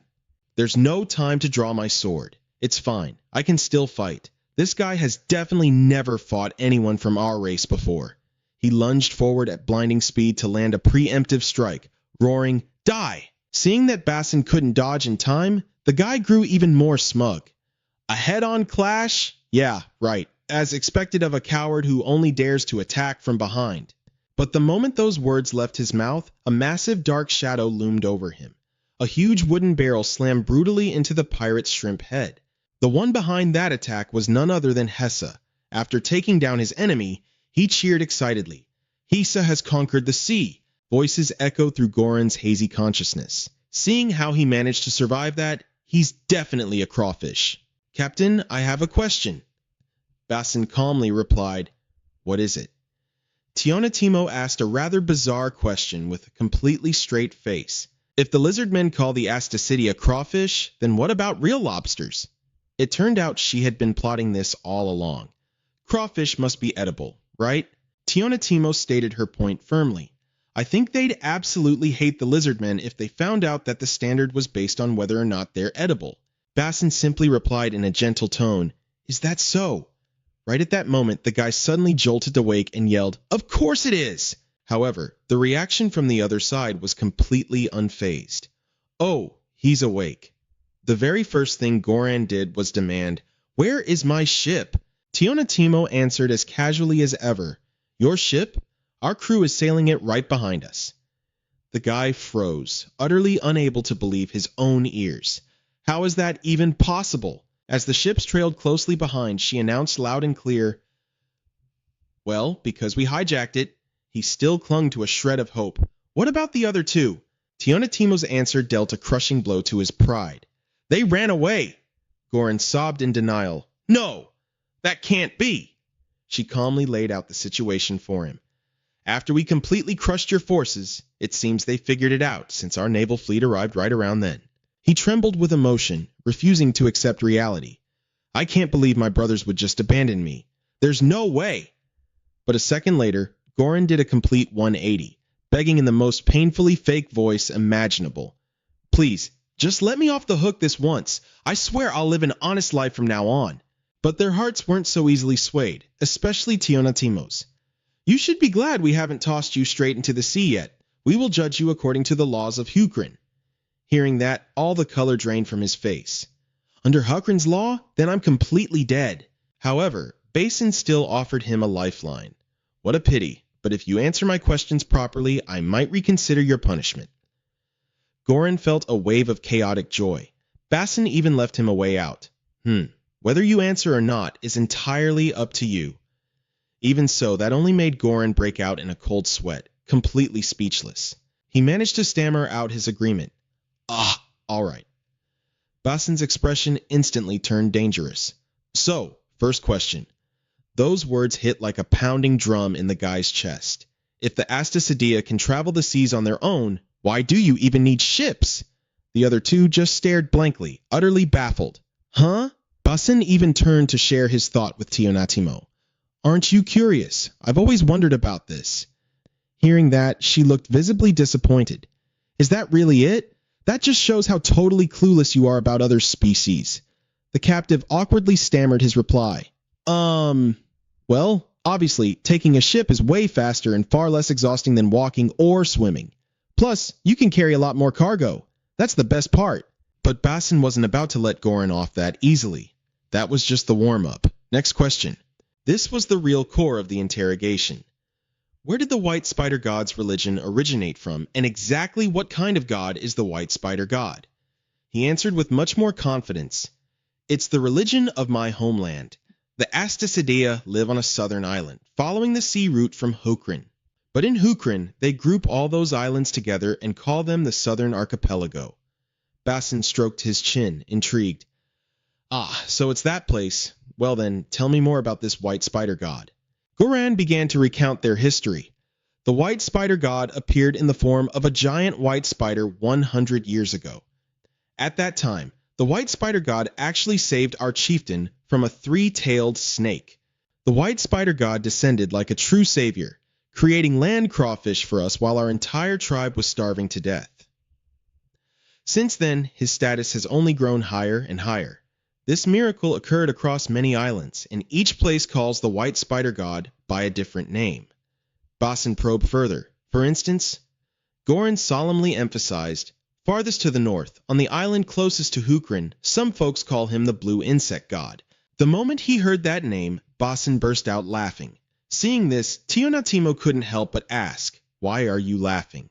He stroked his chin, explaining with great amusement, it's just that the blue insect god is the old name of the night god, our very own god. Because of this, his attitude softened and became far more amiable than before. Which means he actually believes in the same god that we do. She felt a shock that was hard to swallow. Wait, what? He slowly explained, since they are so far away and completely isolated, we've never interacted with them in any religious capacity. Then he suddenly paused, flashing a deeply cryptic smile. But in the very next second, the atmosphere plummeted into sheer, palpable danger. Running around, pillaging while daring to call the night god by a different name, I simply cannot forgive you. Basin instantly pushed his murderous aura to the absolute limit. Your entire tribe isn't made up of pirates, are they? Goran scrambled to deny it as fast as humanly possible. No, they aren't. Only then did he stutter out everything he knew. I was the only one kidnapped when I was just a kid. The rest of the Astacidea still live on the southern archipelago. And the pirates who abducted me, they already got swallowed up by the Dark Knight pirates. As Basin's overwhelming presence continued to crush him, he asked, so these so-called Dark Knight pirates didn't originate from the southern archipelago? The captive frantically confirmed, that's right! Goran then added another crucial piece of intel. Yeah, they came from a completely different continent. Basin turned to Tionatimo. Another continent? A specific name immediately popped into her head. If so, could it be the Western continent? Basin quickly chimed in. That makes the most sense. We only know of that one continent after all. But the pirate emphatically clarified, I heard they came from the southern continent. If you sail even further beyond the southern archipelago, it's right there. Before he could even offer a word of advice, both of them cut him off in unison. The southern continent? The scenery of the southern archipelago then unfolded in all its majesty, boasting a raw, refreshing, and untouched natural beauty. Nearby, there was an incredibly mysterious cave entrance that seemed completely unexplored. Deep inside stood the silhouette of Nebula, staring up at a glowing system monitor. He was communicating with all of his allies. Every single key figure was present on the comm screen. Wisdom's calm voice rang out. This is the very first time you've initiated contact, and it happens to be an emergency call from the southern islands of Hukrin. Quite an interesting location, I must say. Nebula didn't beat around the bush and cut straight to the chase. The reason I initiated this emergency call, the latest bombshell was swiftly dropped. What? Is because the fourth continent has been discovered. Vanda was so utterly shocked she couldn't even utter a single word. Even Wisdom and Jiangwang could no longer maintain their composed expressions. Nebula looked at the other man's reaction and immediately guessed it. It seems you already knew something about this. Krampus. He nodded in agreement. He then laid out his own findings. A group calling themselves the Dark Knight Pirates has been rising to power in the south. These Dark Knight pirates clearly didn't come from the eastern or western continents, but from the south. He pressed Nebula for his perspective, but since we lacked solid proof, I couldn't definitively say it was a brand new continent. What makes you so certain about this? Nebula answered in a rather nonchalant tone. I'm not completely certain of anything. Then he explained his specific reasoning. I literally just heard the news and rushed straight here. This is the territory where those crawfish live. Yet, in just the few short years I wasn't paying attention, they were entirely conquered by those Dark Knight pirates. He even emphasized the looming threat. The casualties aren't huge, but they are now paying regular tributes to those bastards. Wisdom chimed in to point something out. Nebula, the Astacidea tend to exaggerate. It's highly possible they simply mistook a massive island in the southern hemisphere for a full-blown continent. He fully agreed with this point. You're right about that. Then he brought up the core issue they were suspecting. But the islands in this southern archipelago aren't exactly small either. If a fleet is capable of subjugating this entire archipelago, their scale must be absolutely massive. Nebula continued to lay out the intel. If those pirates originated from a tiny island, it would be extremely difficult for them to build such a massive fleet, given the strict limits on population and technology. Wisdom partially agreed, but still decided to issue a reminder. Emergency calls were not created to be used like this, per our agreement at the end of the last major battle. Before he could even finish, Nebula confirmed it. Right.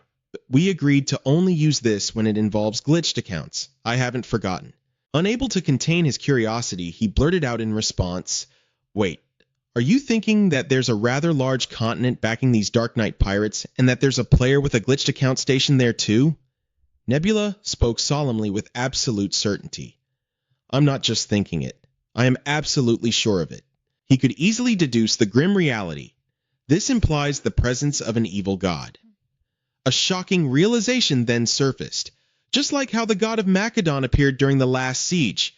Nebula continued to spearhead the meeting. After our battle against Macedon, a new pact was forged among the gods of the third continent, and the most critical issue is those possessing glitched nicknames. He presented an incredibly concrete piece of evidence. Obis Websic, also known by the name Jagubi. The mere presence of them in those new races feels like an absolute earthquake to the players on this continent.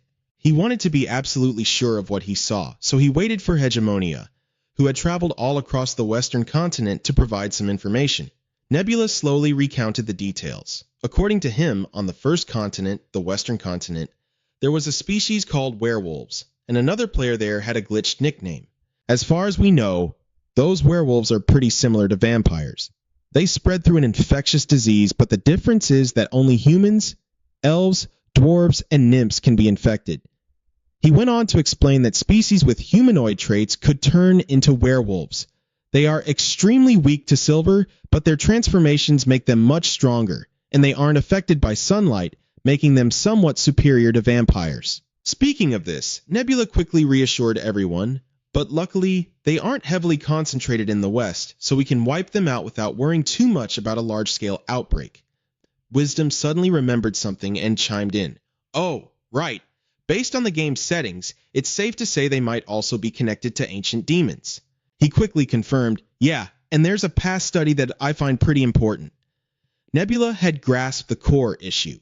Excluding those who gave up when the game first started, leaving 27 players, after sending inquiries to players on other continents, they got a surprising result.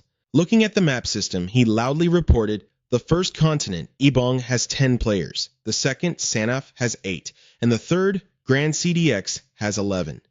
He stared intently at the information on the screen, tallied it up, and announced the result. There are 29 players in total. The number has actually gone up. Nebula looked at the map using a country's territory as an example. In Grand CDX, where we are right now, the number of players is confirmed to be 11. He deduced the reason behind the increased number and the mysterious factor at play. And that total of 29 includes both Joel Gooby and the werewolf guy. That means that player was added after the game had already started. A was a bit confused and quickly asked, So, Nebula, do you think that player is the mastermind behind the Black Knight Pirates? The one with the glitched nickname who got added after the game began? But just seconds later, she contradicted her own theory. But if that were the case, wouldn't Krampus have spotted them already? If you interacted with another player, it should have shown up in your player history, right? Hearing his name, Krampus immediately denied it. The ones I ran into were just a pirate crew affiliated with the Black Knight Pirates, and I think their captain was an Oster sea deer. I never met the main guys in person. Tapped her fan against her palm, creating an invisible pressure. In that case, Nebula, you're going to need more evidence. He didn't hesitate and replied sharply, yeah, I got some when I interacted with that new continent. He then projected the content onto the system for everyone to see. This message popped up. Clash of civilizations. The enemy tribe has established their faith. He stated firmly, this right here is absolute proof that the other side is also a player. Nebula typed a few commands on the keyboard and pointed it out. And this is the name that showed up in the local player history. Local player history, Chuck Mewkid. Wisdom began to analyze it. The character right after the first question mark is a Cyrillic letter.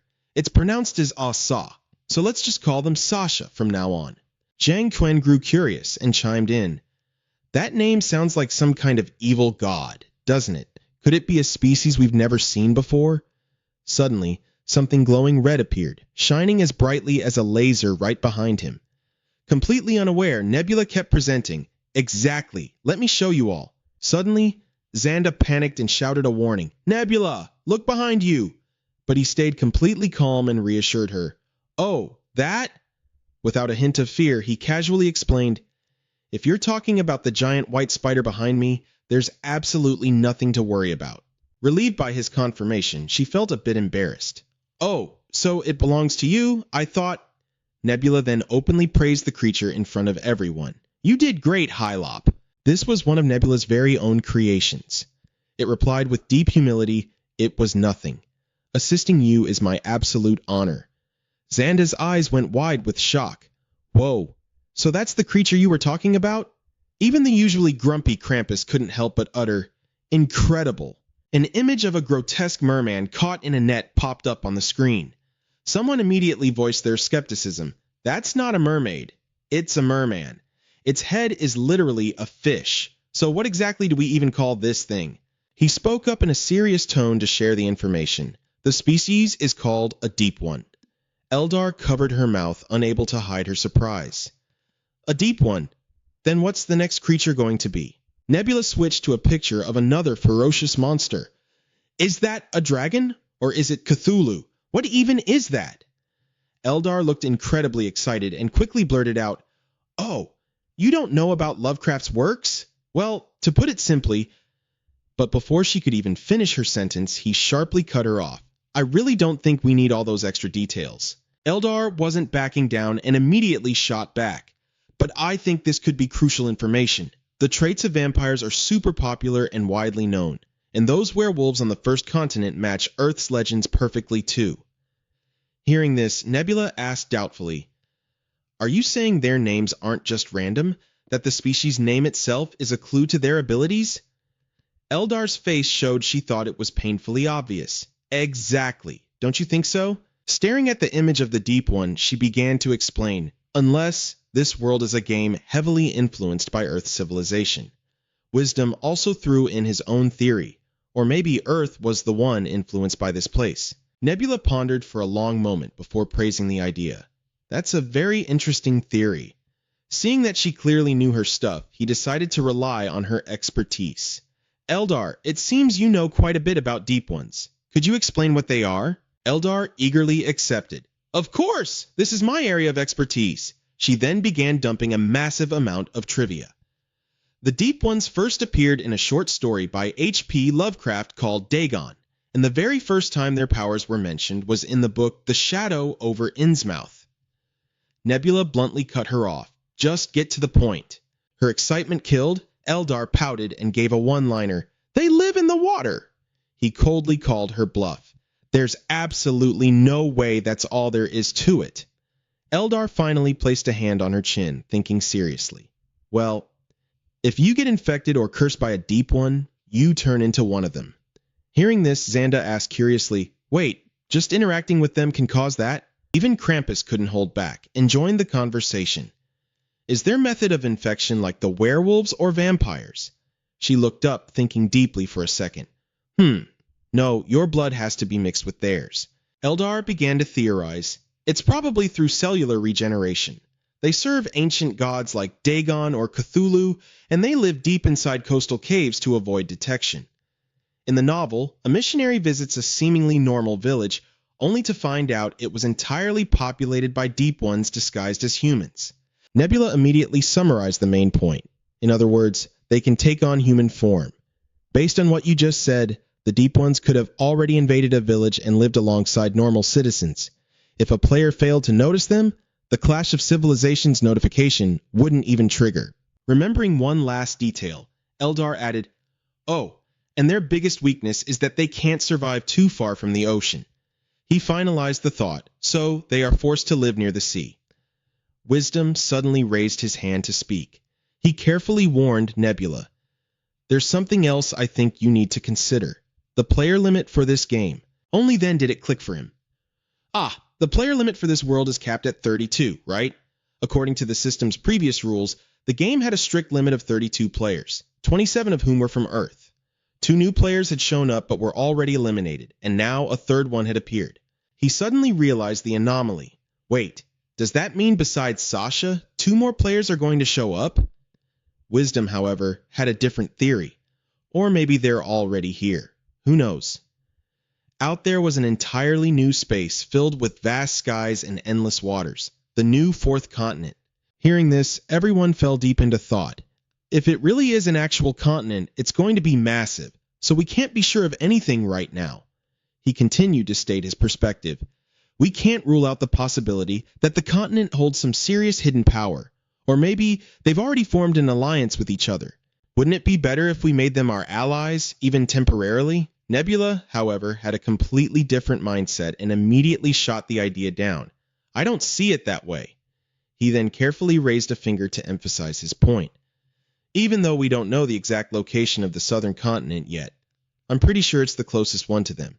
Who knows what kind of chaos is going on over there under the guise of an alliance? If we get involved, we'll be the ones taking the biggest loss. Krampus looked extremely suspicious, not buying it at all. Are you absolutely sure you just don't want to beat this Sasha guy and conquer a continent to run it exactly how you want?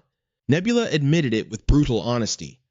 I can't say that didn't factor into my decision. Jiang Quan quickly chimed in to wrap things up, clearly not caring too much. Well, if you're going to be stubborn about it, then go ahead and be stubborn. If you want to take the plunge, then just go all in. Not wanting to argue any further, he immediately agreed. I'm in as well. If things go south, don't forget I can step in to help at any time. Krampus, feeling uneasy, didn't hesitate to make a plea. We're closer to them, so the damage we take from the pirates would be much worse. I'd like some backup on this. What do you all think? The other side quickly replied, That's fine by me. The last to chime in was Wisdom. Yeah, Nebula, you going at it alone really isn't a bad idea. Wrapping up the meeting, Nebula delegated the tasks, since Hegemonia was currently locked in an all-out war with another continent. Jiang Quan, you're the one closest to him, so fill him in on this meeting. The official gave a nonchalant reply. Got it. After that, not wanting to stick around any longer, he immediately took his leave. I'll be taking off then. At the same time, the others also disconnected. Looking around at the empty space, he let out a heavy sigh. Well, that was fast. What lingered after the meeting was Jiang Quan's indifference with a short, "Just do it, along with A's promise. I can help any time." As for Krampus, he was practically begging, "I need backup." Even the most promising one, Wisdom, only remarked, "You going at it alone isn't a bad idea." Thinking back on this, Nebula felt a twinge of disappointment. In the end, no one actually said they wanted to join in, huh? Looks like they want to get a head start on the path to the new continent. Vonda, completely missing the underlying meaning, innocently asked, "Oh? So everyone wants to go to that new continent?" She rested her chin on her hand, rationally pointing out the blind spot in all this. But isn't it a bit of an exaggeration to say that continent has abundant resources? Plus, a lot of different factions are going to interfere. Nebula pointed a finger, analyzing it clearly for her. It's not exactly an exaggeration. A new continent always has plenty of things waiting to be discovered. He even elaborated on the underlying intentions of the others. For instance, A's offer to help basically means they'll intervene there whether we want them to or not. And Krampus asking for backup implies he might already have an alliance with someone else to meddle in this. Finishing his thought, he concluded, "So, they've practically given us advance notice. The rest of them are definitely scheming on their own." Connecting this to their recent actions, Nebula made a prediction. It's highly likely that Krampus has already reached out to other players to form their own alliance. Elda wore an exhausted, deadpan expression, speaking from experience. When facing completely new factions with unknown strength, we need to stand united. Just look at how those vampires ended up, and you'll understand. She didn't just make sweeping generalizations, but seriously dissected the shifts in the political landscape. This time, it's a bit different from how it was with Yogubi. The other players have already made their preparations, so they definitely won't go down easy. On top of that, our current military strength is only about equal to the Pirate Legion. Having figured things out up to this point, Elda's tone softened as she wondered aloud. "So, are these the enemies we'll be going up against?" The answer was obvious, so he didn't rush to reply, simply reminding his team, "There are still a lot of unknowns, so we need to prepare ourselves far more thoroughly." Seeing the two across from him lost in thought, Nebula casually dropped a bombshell. "It's somewhat reassuring that we've gained support from 2 new weapons. Now is the perfect time to put them to use." Hearing this, Elda raised an eyebrow in intrigue, testing the waters. "The mages?" Vonda shared the same thought, and followed up with the rest of the answer. "And the gunpowder?" Holding such top-secret weapons in his hands, he confidently envisioned an almost absolute victory. If we have gunpowder and our opponents don't, then their defeat is practically sealed. That's exactly why I said we can be much more confident in this battle than before. Knowing both himself and his enemies, Nebula analyzed the obstacles posed by the opposing side. To the other players, the southern peninsula of the Black Scale tribe is the stepping stone to reach the 4th continent. But to do that, they have to deal with the pirates, Sasha and Ayabun. They absolutely won't let us monopolize it. These words made Vonda grimace. "So, the other players are going to attack us too? That's just unprovoked aggression." He casually laid bare the brutal reality of war. Reasons can just be fabricated. A simple excuse would be attacking to reclaim the southern archipelago that was seized by the Pirate Legion. Elda frowned, joining the discussion. "If that's the case, we'll be facing a ton of dangers. Both advancing and defending are going to be infinitely harder." Nebula agreed with her point, but didn't forget to reassure his teammates. "Exactly. We're used to fighting on land, so naval warfare is going to be pretty new for us. Still, with gunpowder on our side, things will be at least a little bit easier." He laid out the rivalries for the upcoming war and gave a preemptive warning. "Ultimately, this upcoming clash will be a massive battle between us, Krampus, and Sasha. You could call it a war between the 3 strongest factions right now." He stared seriously at the 2 of them and declared, "With an unavoidable situation like this, a grand naval battle is bound to break out soon." Meanwhile, at the royal palace, Sun ran frantically into the study, clutching a message in his hand. Hearing a cry of "Your Majesty" from outside the door, Ko lifted his gaze. He cleared his throat and asked, "Who is it?" Sun immediately bowed in deep respect and replied, "It's the priest, sire." Panting heavily, he bowed his head and presented the item. "I have brought the letter sent by the Oracle Priest, Your Majesty. He said it was incredibly urgent and had to be delivered to you immediately." Hearing that, he jolted in surprise and shot to his feet, asking, "Does this mean the gods have finally answered our prayers?" Ko hurriedly skimmed through the letter, and suddenly his eyes widened in realization. He immediately issued an order to his subordinate. "Summon the Grand Minister of Administration at once!" Receiving the directive, Seleucin quickly appeared in the study, bowing respectfully as he greeted, "Did you send for me, Your Majesty?" Ko cut straight to the chase. "I have an imperial decree." Ko clenched his fist and issued his royal command. "Notify all the officials in the coastal holy territories." He delivered a resolute order, refusing to let anyone interfere. No village in that region is permitted to have any contact whatsoever with the merfolk or the pirates. Anyone who defies this order is to be arrested immediately. The moment this decree was issued, the room fell into a heavy silence. Sun let out a long sigh, accepting the command. "I truly didn't expect war to be upon us already." His face and eyes were tinged with melancholic worry. "This battle is going to be incredibly brutal. I thought our era of peace had finally arrived, but it seems I was wrong." Ko nodded, offering a reassuring smile to comfort his subordinate. It is indeed a deeply concerning matter, but now that we have the intel, we can prepare our defenses early. Unexpectedly, Sun bluntly reprimanded him as if scolding a child. Everything right now is extremely critical and urgent, sire. Therefore, your majesty must weigh every single word carefully. This forced Kao to reply with a helpless sigh. I know. The two of them sat down, calmly analyzing the military situation on all sides. The soldiers of the Black Scale tribe aren't as battle-hardened as they used to be. They used to fight constantly in the past, but living in peace for so long has severely dulled their edge. He looked at his teacup, steam gently rising from the hot liquid, and let out an empathetic sigh. Too much peace has completely stripped the troops of their fighting spirit. Kyo lifted his teacup with the impeccable grace of royalty, then cryptically remarked, but it seems not everyone is like that.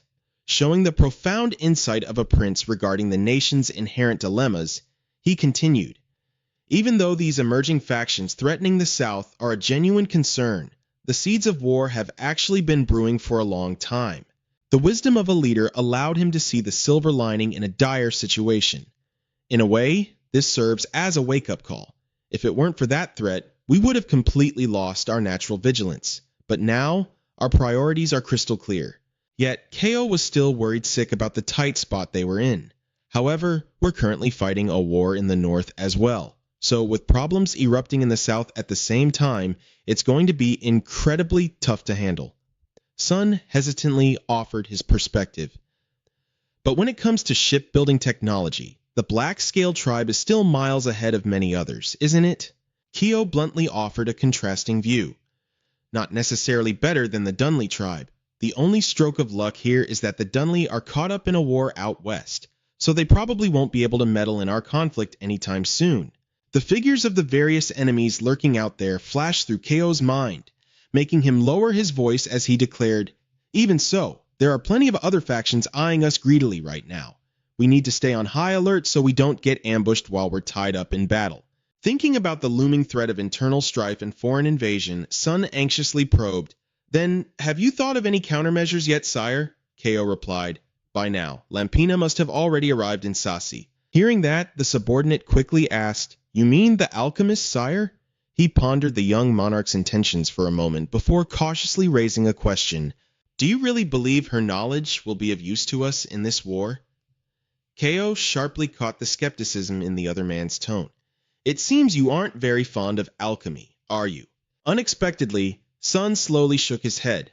Not exactly. Everything is the will of the night sky. If an alchemist is here, then that too is the will of the night sky. Kao smiled and explained it thoroughly. To put it simply, Lampina is one of the closest things we have to a true mage on this entire continent. The image of her setting off completely alone into the night surfaced in his mind, cementing his absolute faith in the young mage's abilities. The sheer fact that she managed to survive and make it here all the way from that wicked alchemist tower is more than enough to prove her strength. Kao gently blew on his hot tea and calmly made a prediction. Sooner or later, every faction will get their hands on the knowledge of gunpowder. But when it comes to the power of mages, the entire tide of the war will change once they enter the fray. At that exact same time, a completely different situation was unfolding in a mountainous forest blanketed by white snow and a chilling drizzle. In the dead, frozen silence, a pair of feet suddenly appeared, stepping lightly onto the thin layer of snow covering the ground. Madari trudged forward, his silhouette looking utterly exhausted and worn down. Mazma, lurking within his pitch-black left arm, sneered mockingly, Ah, is your pitiful little life finally coming to an end? The biting cold had already ruined his mood, so he snapped back bluntly, Shut your mouth, monster. That title clearly offended the entity, forcing it to manifest and argue, I, Mazma, am no monster. I am a spirit. He kept walking, harshly judging it in his mind. From what I was taught, you're nothing but a pawn of an ancient demon. Spirit or monster. What's the difference? Having no real counter-argument, Mazma resorted to more sarcasm. Think whatever you want, but you know damn well it won't be easy to shake off your pursuers, right? Taking advantage of the silence, he dragged Madari's entire lineage into his mockery. You Garudas seem a bit too confident in your physical prowess. Either way, you'll never outrun an elk in this snow. Mazma really knew how to rub salt in the wound as he added, Besides, you guys have wings, but it's not like you can fly. He rambled on with arrogant superiority. I suppose that's exactly why the gods chose other tribes to rule, leaving you lot as mere tools of war. Spitting venom to deliberately provoke Madari, he sneered, once your people are sent to the front lines and die off until they're completely useless, you'll be discarded without a shred of pity. Seeing Madari's hand slowly clench into a fist, as if his resolve was wavering, Mazma grew even more eager. You know it's true. If only another god had chosen your people, your fate would have been completely different. The demonic whispers kept echoing in his ear. Instead of being used and thrown away... Driven to absolute frustration, Madari growled, just shut your mouth. Madari clenched his fist, his eyes sharp and filled with unyielding resolve. We will never place our faith in gods. This firm declaration stemmed from an ancient legend of the Garuda tribe. Back in ancient times, the Garuda race stood at the very pinnacle of all skyfaring tribes. It was an era of pure glory. Even back then, the Garuda tribe always held an honored place on the demon-slaying battlefields. They fought fiercely, forever leading the vanguard against the demon lords. But the good times didn't last.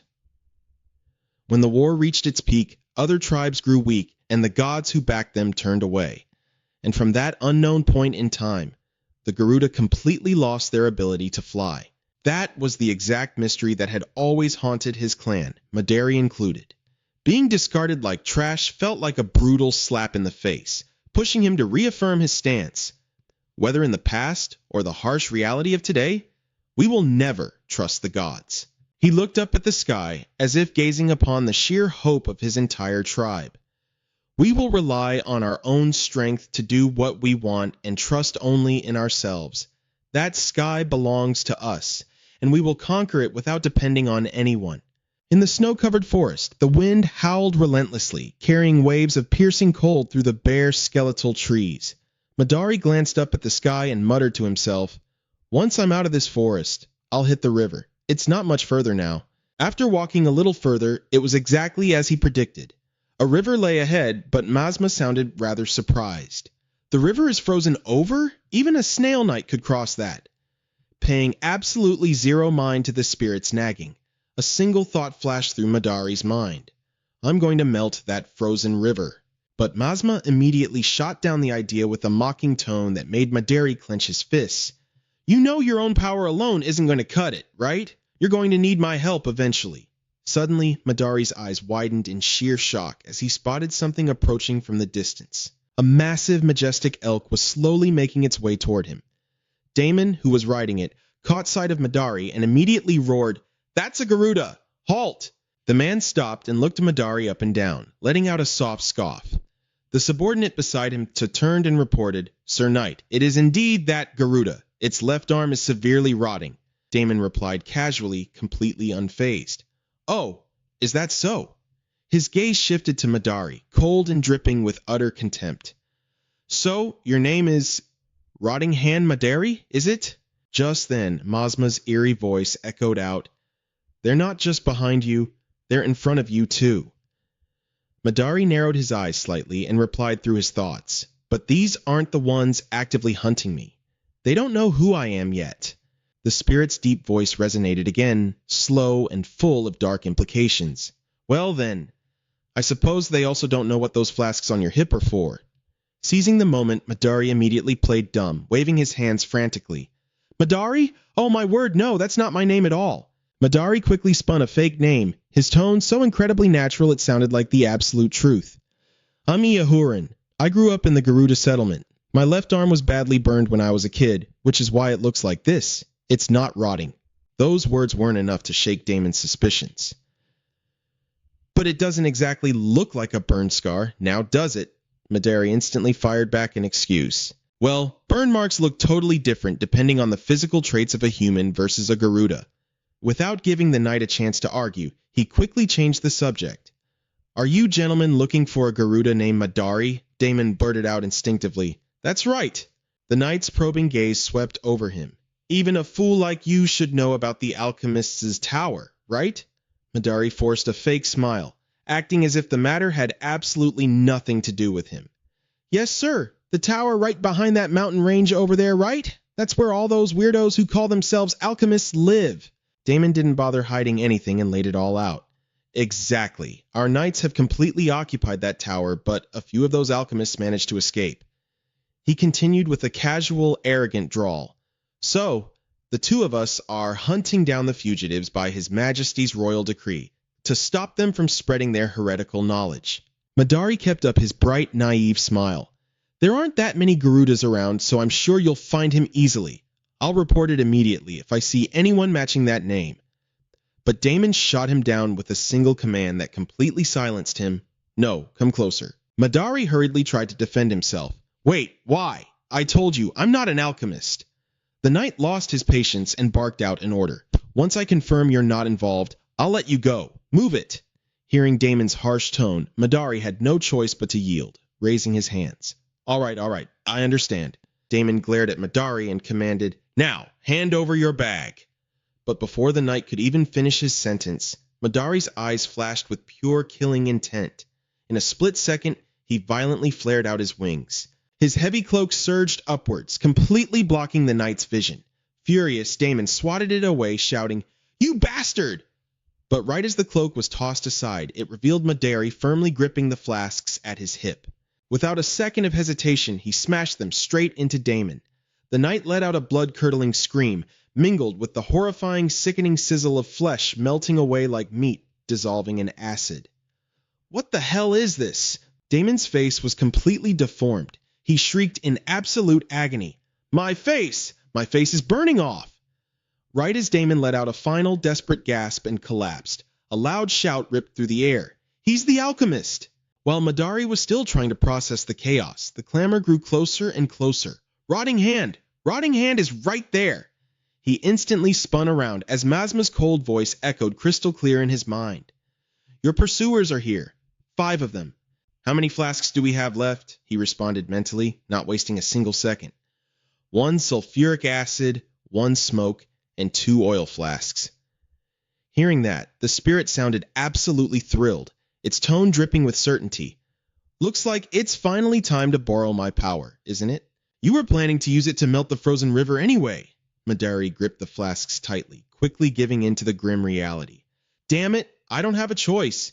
In a flash, he hurled all of them right at the charging enemies. Looking at the sticky substance smeared across his shield, Erindo frowned in confusion. "What the hell is this? Oil?" Before he could even process what was happening, Madari swiftly channeled the power of fire into his palm. "Now!" Mazma cheered in his mind, thoroughly entertained. "Good boy." Without a sliver of hesitation, he blasted a torrent of flames straight at the man. The moment the fire sparked the oil, it erupted into a blazing inferno, completely engulfing Erindo in a sea of flames. His agonizing screams pierced the air, sending Gareth into an absolute panic as he roared, "Fall back!" Watching the scene, Madari gritted his teeth, silently cursing, "Damn it, they're running away! I need to kill them all!" Mazma watched them flee with a hint of regret. "Ah, so my flames can't reach that far. You see? Because you're so scared to rely on me, my power can't evolve."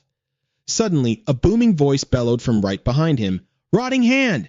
Busa stepped forward, radiating an absolutely overwhelming presence.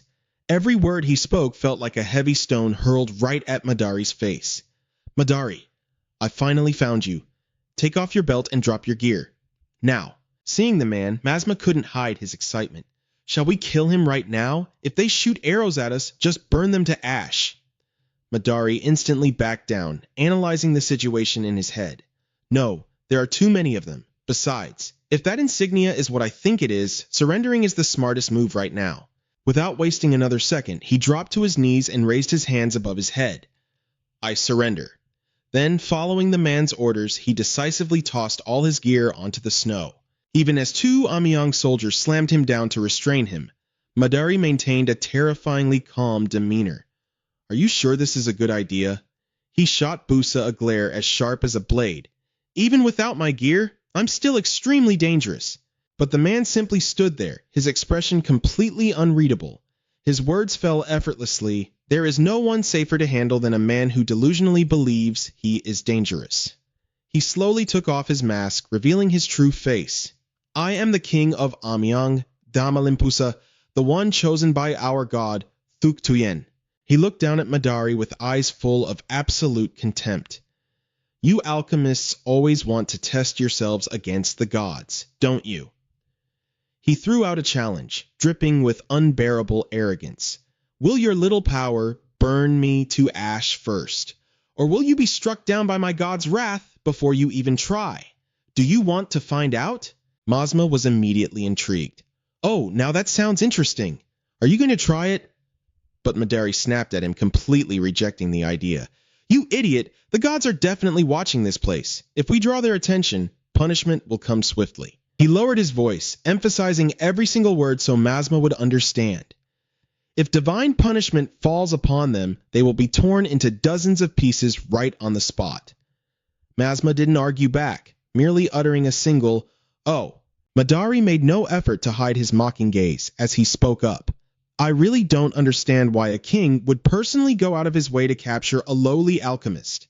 Haven't you people completely ignored the alchemist's tower in this country up until now? Pusa heard this and let out a disdainful laugh. Alchemists hate seeing their knowledge go to waste, and you understand that better than anyone. He paused for a moment before continuing. The only reason we left that tower alone was because I didn't want to interfere with your research. The gods have simply been waiting for the knowledge within that tower to ripen. His gaze swept over Madari with the confidence of someone who held all the cards. Even if we deal with the godless, there's no reason to reject the useful things they create. Grasping the gist of the situation, Madari immediately tried to negotiate. I can teach you the formula to create gunpowder. Then you'll let me go, right? But the man shook his head. That is not what we want. Pusa didn't even bother hiding his secrets anymore, letting the truth spill out. You wouldn't know this, but there is an alchemist in the tower who has been colluding with our side. So, we've known about gunpowder for a long time now. No, we know much more than that, actually. Madari's eyes darkened, and his voice turned as cold as steel. Then what exactly do you want? Or are you just looking for a lapdog to hunt down the godless? Pusa casually dismissed the idea for a second time. Not that either. Suddenly, Pusa's voice dropped to a much lower register, as sinister as shadows creeping through the crack of a door. I and our god want magic. A look of pure confusion and disbelief washed over Madari's face. He blankly repeated, "Magic?" Faced with this absurd demand, he hurriedly tried to explain, "Even I can't just obtain magic simply because I want it." But Pusa only offered a calm explanation. I am not trying to obtain it myself, nor do I have any need to know your identity. Pusa's voice echoed through the freezing mountains. We only need power. He began to picture the true might of magic, a force that could allow a mere lowly elf to control the entire world. According to our people, magic is a power that can reshape the very order of this world, just like a god. Hearing this, Madari flatly denied it, his voice echoing with fierce determination. That is nothing but a legend. It's just a fairy tale. Pusa looked down at the captive bound on the freezing ground and calmly interrogated him. You don't believe it? His leisurely tone caused Madari to hesitate for a split second, a sudden, uncertain tremble running through him. You... As suspicion flared up in his mind, Madari called out the true intentions hiding behind the imposing figure before him. You people don't want magic. You just want a mage, someone to help you rewrite the order of the world. The man's face darkened, but the corner of his mouth twitched upwards in a mockingly appreciative smirk. I suppose because you are a Garuda, you catch on quite fast. Those other alchemists certainly didn't. Pusa thought back to the gruesome fate of the previous alchemists. Perhaps their bodies were just too fragile, because after barely exchanging a few words, they simply died. Recalling the sheer despair etched on the faces of those who perished, he carelessly added, but luckily for us, they all talked. The distance between them vanished in the blink of an eye. Pusa's freezing breath brushed against his neck, sending a violent shudder of goosebumps down his spine. The greatest alchemist of them all is Madari. Madari's eyes flashed with deep caution. He quietly observed the man, probing him one more time. You want me to become a mage? Seeing that Madari had finally grasped the situation, Pusa immediately returned to his composed demeanor, laying out the deal. I will give you all the magical knowledge we have managed to gather. Under Madari's utterly stunned gaze, he revealed his ultimate goal. You can use that power to become a true mage, and in turn spread the glorious legacy of our warrior tribe far and wide. The moment the demand was laid out, Madari composed his expression, lowering his head in deep thought as if weighing a momentous decision. His mind drifted back to his past journeys. Even if they hadn't demanded this, I was already planning to gather knowledge from alchemists all across the continent, all so I could become a mage. He had already uncovered countless ancient artifacts holding invaluable wisdom, and I'm so close to reaching my goal. Every step he had taken followed a clear, calculated path, every single detail aligned perfectly. There is only one missing piece left. Hesitation flickered in his eyes as if a heavy weight in his heart was holding him back. But this is knowledge they gathered through blood. A voice echoed from deep within his conscience, causing him to clench his fists as his thoughts wildly churned. Even if it's knowledge they only obtained by brutally torturing other alchemists. Seeing him still hesitating, Pusa pushed forward with the negotiation. Naturally, you will be treated well. Rumor has it that you, Garuda, helped build this very nation. Pusa ruthlessly targeted Madari's deepest insecurities to tempt him. Even if you are rejected by your own kind due to that curse, wouldn't it be immensely satisfying to restore honor to your tribe? These incredibly tempting offers only made him waver more. I need time to think. Pusa calmly urged him, though his tone carried a sharp warning. You'd better decide quickly, because another mage candidate, someone just like you, has already fled the country. These words instantly caught Madari off guard. Another mage candidate? While his mind was still reeling in confusion, a rough cloth sack was abruptly yanked over his head. An alchemist actually managed to escape? Who could it be? Not long after, sitting in the damp dungeon, his mind spun wildly over those cryptic words. An alchemist who actually slipped through their fingers. Ian? Taylor? If not them? Could it be Quila Bina Muo? Masma's voice echoed in his ear again, chiming in with a plan. Hey, if you're so curious, just become a mage and ask them. Or, we could find a way to break out. Hearing that, Madari shifted his gaze to the door in front of him. Masma immediately pitched a solution. The window is pretty tight, but I can easily melt through that iron door. But those words did little to lower Madari's guard. I'm going to observe a bit longer. The gods might be watching every single thing in here. The voice didn't push him any further, instead asking with genuine curiosity, well, whatever you say, but why on earth are you hesitating?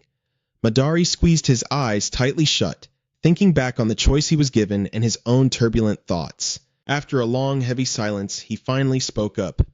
I don't know either. I thought I was ready to do absolutely anything to become a mage, but Madari pictured himself turning into nothing but a puppet once he finally achieved his goal.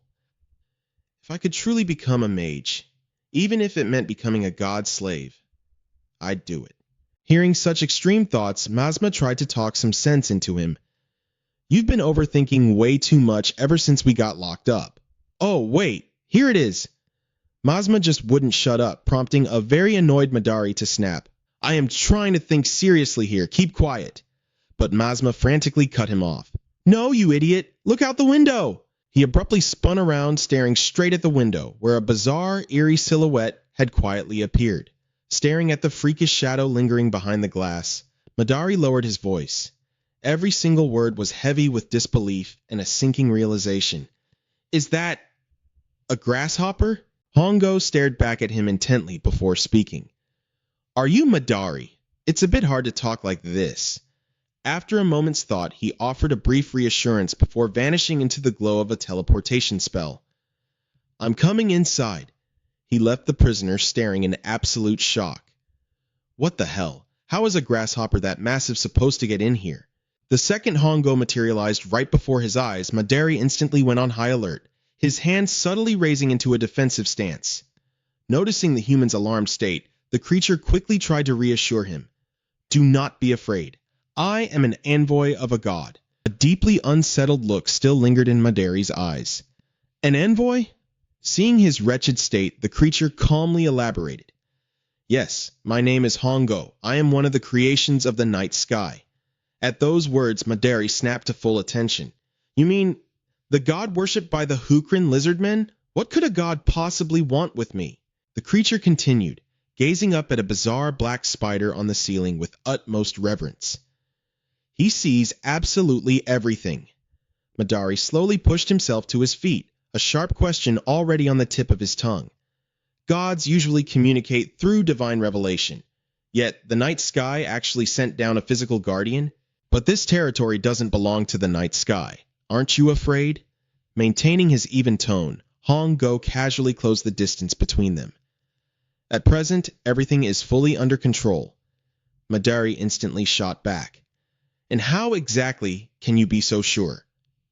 The creature's voice remained steady, brimming with absolute devotion to the nebula, the entity silently watching over the cosmos in the quiet dark.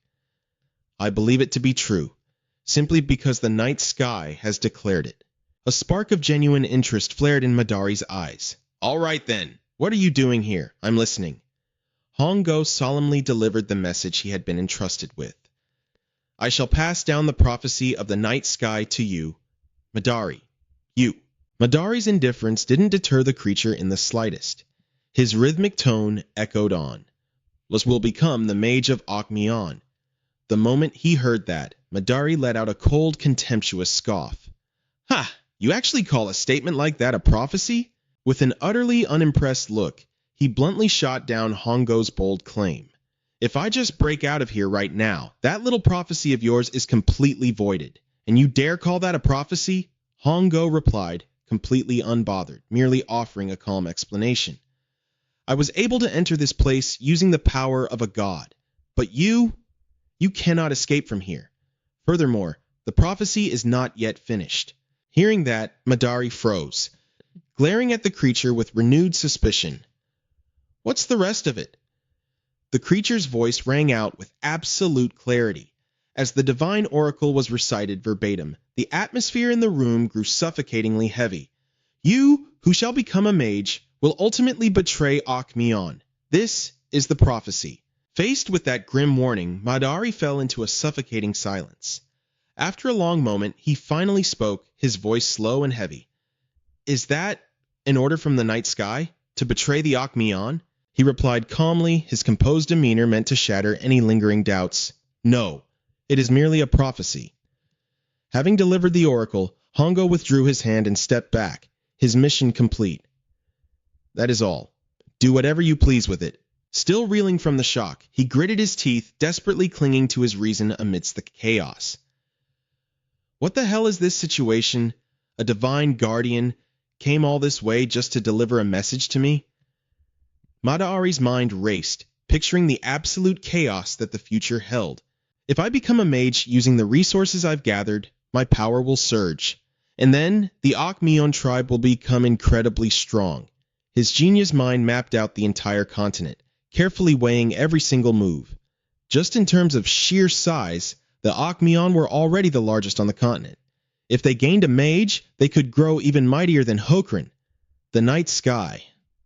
Must be wary of this. Yet, refusing to drop his guard, he carefully probed further.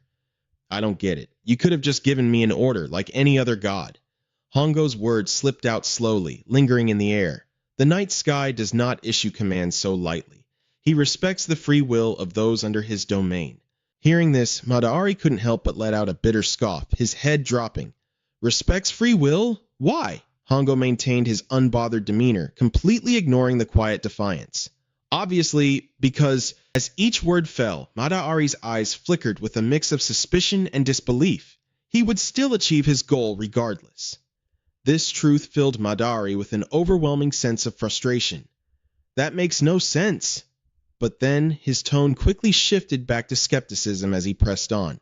But if I go against the prophecy, Da Tian wouldn't be too happy about it, would he? Hongo could only shrug in defeat. I have no idea about that.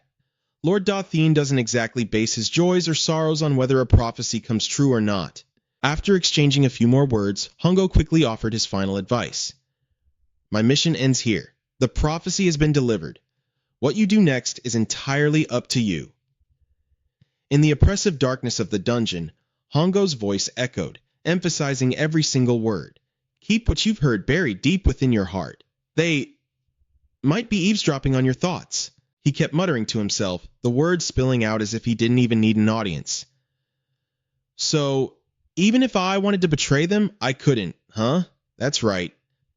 In the blink of an eye, Hongo's figure dissolved into a strange, glowing light and vanished without a trace. Mazma's voice slithered in, trying to tempt Madari. That guy looked pretty creepy, didn't he? But hey, the god of complexity isn't watching us right now. This is our chance to escape. Madari coldly swept his gaze around the room, silently calculating his next move. I've changed my mind. Those words made Mazma agitated, practically snapping back at him. What? You despise the gods so much, yet you're still going to dance to their tune? Madari stared blankly ahead, lost in thought. Perhaps. It's just that, after hearing that prophecy, in an instant his calm facade shattered, replaced by a look of absolute unhinged excitement.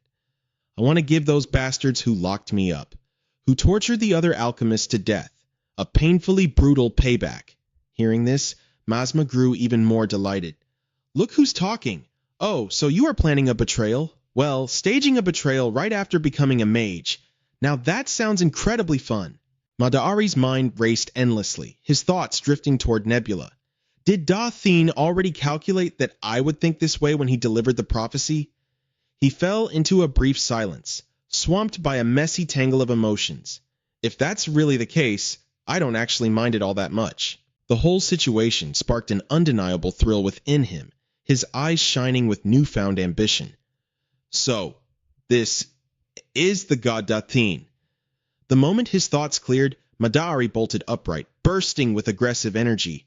Guards, send word to Dermalin. Tell him, I've made my decision. His tone rang out, brimming with absolute resolve. I, Madari, will work for you Akmion. Meanwhile, out in the vast open ocean, a solitary ship sailed along the ancient tides. Basking in the quiet sea breeze, Labina watched the world drift by, casually taking in her surroundings just to pass the time. As soon as she spotted buildings peeking out in the distance, her curiosity spiked. Is that Satyansao? The older man beside her stared thoughtfully ahead before finally replying. So, I've heard. Unfolding before their eyes was a bustling settlement, Satyansao. It was a modest port town nestled between Orin and Maganin of Harkland, a rather beautiful piece of land compared to the surrounding territories. The locals toiled endlessly just to survive. Despite boasting fertile soil and sweeping plains perfect for farming, it remained nothing more than an ordinary port village, which was exactly why no one paid it any special mind. The sight of the land made Labina skeptical, prompting her to press further. That's the place where Harkland hides its secret weapons, right? Built right on the coast to easily smuggle in materials from all over the place. Ram kept his eyes locked on the horizon, his voice smooth and patient. Well, you're not wrong, but rumor has it it's not just a place for forging weapons. As his words trailed off, she rested her chin in her hand, her mind silently churning through the implications before she spoke again. So, this is a gathering place for the knowledge of the faithless, just like the thing we're carrying right now. He shot her a brief but heavily loaded warning. Da Thien will hear you. She was completely taken aback by his attitude. But Da Thien was the one who ordered it to be made. Why would you say that? Unwilling to let her curiosity fester, Ram let out a soft sigh and reluctantly explained. Because, at its core, it is an inherently blasphemous object. I really don't want to invite any bad luck before we even confirm if the damn thing works. He even went as far as offering a careful prayer. May Da Thien bless us. Seeing his overly reverent demeanor only made Labina sigh in sheer exasperation. I will never understand how someone from such an oppressed tribe can be this blindingly devout. But the moment her eyes landed on the massive cannon resting securely by the ship's rail, she couldn't help but marvel. Still, his craftsmanship is absolutely incredible. All he needed was the basic theory of gunpowder, and he managed to build a working prototype like this. Her eyes quietly tracked the hunched back of the dwarf as he walked away, her mind still turning gears. Judging by that dwarf's skills, this thing is bound to work flawlessly, and even if something does go wrong, I can always shut it down with my magic. Labina stared into the distance, 1,000 thoughts swirling in her head. The alchemist's tower may be gone, but their knowledge remains. This is definitely going to reshape the entire world. Beneath the bright, sunlit sky, she felt a knot of anxiety tighten in her chest as she murmured softly, Da Tian, are you watching? I ask this in the name of Mule. Unable to hide her lingering dread, she continued her desperate questioning as the cool sea breeze brushed her face. Where exactly is this world heading? And what is it that you truly want? The following day, the twilight sky blanketed Setiansao. The townsfolk bustled about, completely absorbed in their peaceful, everyday lives. Inside a bustling tavern, Solon eagerly poured another drink for the man across from him. Come on, drink up! Basan, completely hammered and dizzy, desperately clung to his last shred of consciousness to refuse.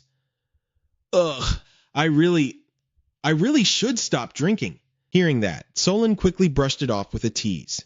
Oh my, why would you say that, your highness? He then laid on the flattery without an ounce of shame. A prince gracing our rundown little village has breathed life into everyone here. Taking advantage of Basan's drunken state, Solon swiftly revealed his true intentions. I just hope you might mention to His Majesty how incredibly hard I've been working. I've been the magistrate of this tiny port for years now. Basan mumbled his reply, his mind clearly drifting off somewhere in the clouds. Yeah, I know. Through the drunken haze, Basan managed to pull himself together just enough to speak up. More importantly, what about that guy, Aster Sidon, the one I handed over to you? I promised him leniency if he spilled some information.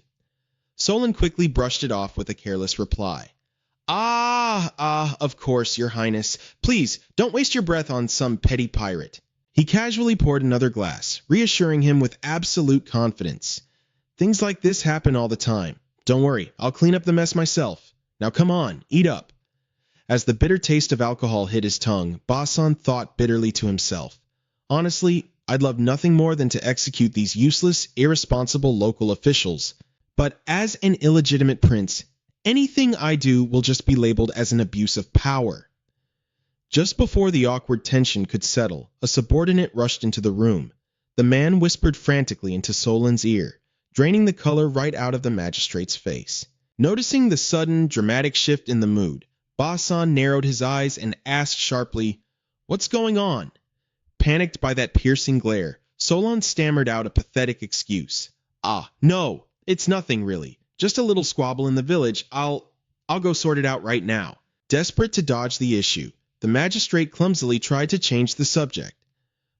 Besides, we still have plenty of food left. Please, your highness, enjoy. Having lost all patience, Basan abruptly stood up. I'm going to the restroom. Ignoring everyone's bewildered stares, he casually strolled right out of the tavern. Waiting until the surroundings were dead silent, Basan's figure smoothly vaulted over the tiled roof, landing near his trusted personal guard who had been waiting in the shadows. The guard bowed deeply. Your highness. Basan dusted off his hands, his tone instantly sharp. What happened? The guard reported honestly, without an ounce of hesitation. The pirate, Aster Sidon, he's escaped. The news hit like a physical blow, shattering Basan's composure. He did what? The guard kept his voice low, though fear clearly laced his words. He's currently holding a hostage and causing massive chaos. The sheer incompetence of the situation made Basan's blood boil. That utterly useless magistrate. I swear I'm going to execute him. Take me there, right now. Meanwhile, down at the docks, the tension was suffocating. Goras had Labina tightly in his grip, screaming wildly, Get back! Don't come any closer! Standing just opposite of him, Raven was the only one aggressively pressing the issue. Hey, Aster Sidon! Or is it Goras? Your name is Goras, isn't it? Just calm the hell down. Hearing that name, the pirate's face twisted in rage. His fury exploded, and he tightened his grip so violently that Labina had to thrash wildly, just to breathe. I've been played by Basan. He promised leniency if I gave him information, so why is he threatening to chop my head off? Goran's bitter voice echoed down the street corner. Bring Basan here. Until I talk to him, I am not letting this woman go. Revan didn't back down, immediately retorting, What right does a plundering pirate have to talk about promises? This only made Goran dig his heels in further. But he promised! His eyes suddenly turned wild, suppressing his rage while looking at Labina with confused panic. Human! I told you not to move! Why do you keep pushing and shoving? Hearing this, she helplessly shot back. "I'm not moving. You're the one shaking my neck." Feeling incredibly embarrassed, he could only whisper in her ear, "Oh, is that so? Sorry about that." Labina's hand lightly touched the cold armor, thinking a thought she couldn't say out loud. So clumsy. It wouldn't be hard to use his muscle spasms to break free, but... Right at that tense moment, Basan stepped out from nowhere and spoke coldly, drawing everyone's attention. "Are you looking for me, Goran?" Goran shrieked in panic. "Bah! Basan?" The other man replied calmly, as if this were just a trivial street encounter. "Yes, Goran, I broke my promise." His voice rang out, seemingly indifferent to the listener's reaction. "But you have broken the law." This declaration threw Goran into absolute panic. "What? What?" In the midst of the silence, Basan's eyes suddenly changed color. The words he spoke next completely crushed the listener's spirit. "I will make you a promise. This time, I absolutely won't break it. If you kill that woman, I will strike you down right here, right now." At the same time, his strangely soothing tone left Goran completely frozen. "But if you surrender peacefully, I will give you a chance to talk. Answer quickly, Goran. What will you do?" Those cold, sharp words kept drilling into his head, shaking Goran's resolve. Knowing full well he was at a disadvantage, he finally had to let Labina go. "Go, human. I surrender." The soldiers rushed in all at once, creating a loud, chaotic clamor. "The hostage is free! Grab him!" Labina sighed in awe. Well, that was surprising. Basan didn't quite catch her meaning. "What's surprising?" Labina's eyes purposely avoided his, but her answer was entirely honest. "I didn't expect you to choose persuasion first. I thought lizardmen only relied on brute force to charge into battle." He let out a long sigh and explained, "That is the wisdom of our Jagrath ancestors." This made Labina unable to hide her curiosity. "And if that doesn't work?" Basan clenched his fist, his tone dropping a few pitches. "Try hard? No. We use words first. If that fails, we switch to fists." Her expression froze in place, looking exactly like her brain's operating system just lost its connection. Labina lifted her head, bluntly pointing out to the man in front of her. "You are a dignified crown prince, yet your answer is so straightforward." Hearing this, he immediately raised an eyebrow in question. "You speak as if you used to know me. Who exactly are you?" Suddenly, Dom appeared out of nowhere, cutting off their conversation. "Your Highness!" Seeing him, Basan hesitated. "You're—" The heavy object he was carrying made him pant heavily, but his eyes were bright. "Thank goodness you're here!" He stood there dumbfounded, taking a moment before asking to clarify. "You're Dom, the Minister of Technology, right?" Pushed out of the conversation, Labina tried to chime in, her face looking pitifully awkward. "Do you two know each other?" He gave a faint smile, his tone frustratingly evasive. "Ha ha. It's a long story." The group stood in the middle of the market, arguing endlessly, oblivious to their surroundings. Bassans pondered for a long time before sharing his theory. "Based on the current situation, the fact that you and I ended up in Sassien is definitely part of His Majesty's plan." He looked closely at the two in front of him, secretly raising his guard. "So, us arriving and meeting at the same time wasn't a coincidence. Just what's that old tiger thinking?" Catching sight of the strange object on the man's shoulder, he immediately spoke up. "But Dom, what is that thing you're holding?" The man smiled sheepishly and replied with hesitation. This is..." Dom slowly peeled back the white cloth. "I brought it along to see if it might be of any use." He gently set the object down, revealing a massive, heavy metal tube. His voice held a mix of pride and caution. "It's a weapon." Basan scrutinized it meticulously, still not entirely grasping the concept. "A weapon?" They quietly moved to a training ground hidden at the edge of the forest, which left Labina utterly baffled. "Here?" Basan observed the muscular men around them, then introduced the place with a short, decisive tone. "The Hatlan Armory." Dom chimed in from the side to add some context. "That's right, this is a classified area, so it's strictly off the record." His gaze swept over the pile of strange weapons in the corner, asking in a voice as light as the wind, "Is this that new weapon?" He silently picked the object up, carefully running his hands over every single part. After examining the gun, he bent over, bombarding them with questions while looking quite disappointed. It's pretty heavy and way too bulky. Were these holes carved out to reduce the weight? Without warning, he took a deep breath to gather his strength and build momentum. Basan slammed the metal tube into the ground, making Dom want to laugh, though he quickly intervened. Ha ha, that is not how you use it. He stepped forward and firmly took the firearm. Let me show you. He pointed toward the opposite wall. That wooden plank over there will be the target. Basan watched in confusion, his bewilderment clear as day. A ranged weapon? It doesn't look like one. While setting up his gear, Dom calmly and clearly explained, it's a gunpowder weapon created by the alchemists. Basan's initial confusion only grew into utter bewilderment. Alchemists? Gunpowder? Before he could even process that, he turned to ask Labina, now that I think about it, you have horns on your head. Humans don't usually have horns, do they? She lazily threw Basan a compliment. Wow, you noticed that so quickly. Opening the cloth bag, Dom patiently explained more about the weapon inside. Gunpowder is a type of powder that explodes when ignited. Every motion of pouring it into the barrel was executed with perfect precision, as if he were purposely putting on a show for his special guest. At first, I tried making the gun barrel out of wood and bamboo, but they were too weak to handle it. Making it out of ceramic just caused it to shatter. While operating it smoothly, Dom continued his non-stop lecture. If we reduce the amount of gunpowder, the firepower drops right along with it. Then it fails its purpose as a weapon, so I use steel for durability, even though it makes it a bit heavy. He excitedly pulled out a strange round object, chattering away with his introduction. This is the bullet. It's what gets fired out the front. Without stopping, he vigorously struck two flints together to spark a flame. Once done, he carefully aimed the barrel, then lowered his voice to tell Basan, "Please step back, Your Highness. Once the fuse burns out, the bullet will fire immediately. I've made it as safe as possible, but..." With just one shot, the blast shook the heavens and earth within the training ground. Dom covered his ears, not forgetting to add his commentary. See, the sound is massive. In the blink of an eye, the bullseye target was obliterated, and the entire wall behind it was left with a gaping hole smoking ominously. Basan's eyes sparkled with shock, as if witnessing a miracle. He whispered in disbelief, "Amazing!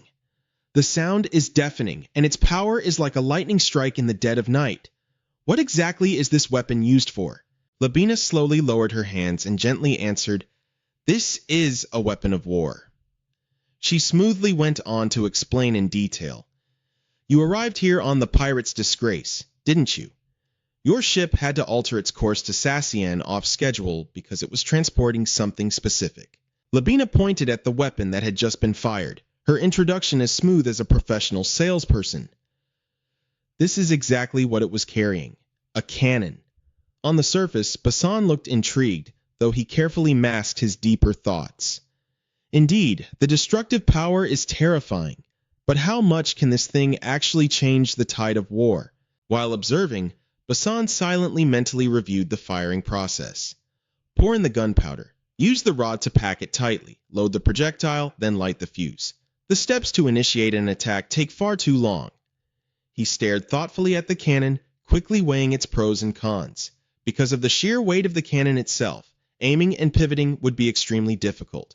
On a chaotic battlefield, it might kill a few enemies, but the formation would scatter immediately.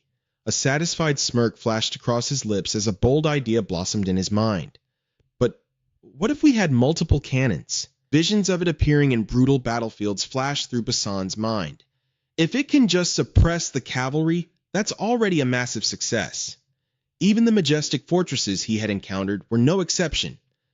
In siege warfare, where the targets are stationary, it would unleash even more terrifying power. The imagery of naval warfare made his blood pump with adrenaline. Mounting them on ships eliminates the mobility issue. If we'd had cannons on our ships during that last battle with the pirates... Drawing upon the vast tactical knowledge in his head, Basan quickly grasped an undeniable truth. Naval warfare is exactly where the power of the cannon will reach its absolute peak. This changes everything. He rejoiced internally. This will absolutely reshape the entire landscape of war. Watching quietly from afar, Nebula gave a slight nod, offering a word of praise. "You're on the right track, but you're not quite there yet. Elda, sitting right beside him, was practically vibrating with excitement. Muzzle-loading cannons are pretty awesome, but compared to modern weapons, they still have a lot of flaws. Nebula listened silently, then nodded in agreement. Exactly. Looking through the screen, he didn't rush, thoroughly breaking down every single flaw. The reload speed is slow, and you have to swab the barrel after every shot. More importantly, it's way too heavy, so it requires a whole crew to operate. And training them to shoot accurately? That is no walk in the park either. Elda chimed in with another point. On top of that, it's terrible to use in rainy or humid weather. Nebula, sitting next to her, continued in his steady tone. Right. Black powder clumps up fast if it absorbs too much moisture. She looked toward where the three of them were discussing. Keiho was a genius, and that dwarf jam's talent was truly remarkable. He'd probably develop the next generation of gunpowder soon. Nebula glanced down at the mortals below, his voice unusually distant. Things are fine for now. It's not like optimizing technology guarantees the next breakthrough will just magically appear. Still, he didn't deny her prediction. But just as you said, it'll happen soon enough. Once the nations start using this gunpowder, an arms race will absolutely explode. Elda gazed off into the distance, her eyes tinged with sorrow. Are you certain that war will break out? Nebula answered clearly, without hesitation. It's almost inevitable. He spoke with absolute certainty, yet his mind was restless and uneasy. But Wisdom's movements are still highly concerning. In a quiet corner of the forest, a tiny sparrow perched on a branch, looking around as if it had just spotted some fresh drama. Nebula had been silently watching every single move of the group below. He was gathering resources as if determined to pull something off. In the silence, he secretly mapped out a plan. Of course, I'm not just going to sit back and watch. Thinking about every shift in the world, Nebula couldn't help but sigh. The power driving this world was growing stronger by the day, and as a result, the scale of this war would be unlike anything seen before. But just a moment later, a thrill ran through him as he realized the real fun was about to begin. We'll soon see who is better prepared. The sky was a clear, brilliant blue, and gentle waves rippled in the breeze. T.O. Nightmare frowned in deep annoyance, looking like she was about to start spitting fire. Her eyes were glued to the backs of Labina and Jam chatting over there, and she called out, Commander! Basin, standing nearby, looked at her in confusion. What is it? She looked incredibly dissatisfied. Is that horned person over there dangerous, or what? Knowing T.O. Nightmare wasn't too thrilled with Labina, he quickly explained, She's probably not a threat. We've only just met her. But hey, the way I see it, elves and humans aren't all that different. Why do you always have to emphasize the whole normal person thing? T.O. Nightmare furrowed her brows and shot back. Are you kidding me? Hearing that is like saying lizardmen and frogmen are the exact same thing. He just sighed helplessly. I'm telling you, they are completely different. T.O. Nightmare stood her ground. Humans and elves are entirely different. Those two species can't even have children together, and the differences in other aspects aren't exactly small either. Basin stubbornly stuck to his guns. Even so, Labina is still a normal person. Sure, she's cursed, but it's not like she's crazy or anything. T.O. Nightmare pulled him down by his collar and whispered with intense judgment, The horn isn't the main issue. She simply doesn't believe in the gods. Basin was left speechless. What's so weird about not believing in gods? Looking at Labina's lonely figure, he calmly defended her. I think everyone has moments of doubt every now and then. T.O. Nightmare looked absolutely appalled. An alchemist having just a little bit of doubt about the gods? You think that's acceptable? Basin's expression remained perfectly calm, not shifting in the slightest. Yeah, I believe the heavens will understand even when we lose our faith. T.O. Nightmare stared at him, completely bewildered. You speak in such riddles. It's so frustrating. Right at that moment, Davian ran over to report, cutting their conversation short. Captain, there are some strange ships approaching from behind. In the distance, Arts and Force, a large fleet was rapidly cutting through the waves straight toward them. Basin immediately asked for clarification. Are they warships? The boy quickly shook his head. No, but they're moving incredibly fast. Seeing this, Basin urgently shouted orders to his crew. Quickly, identify where those ships are from. Suddenly, Goran's whimpering caught his attention. Ugh. Sob.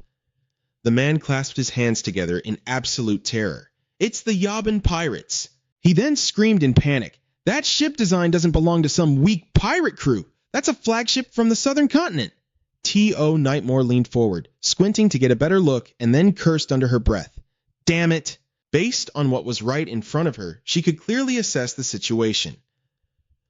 Looks like this is the real deal. Prepare for battle, right now.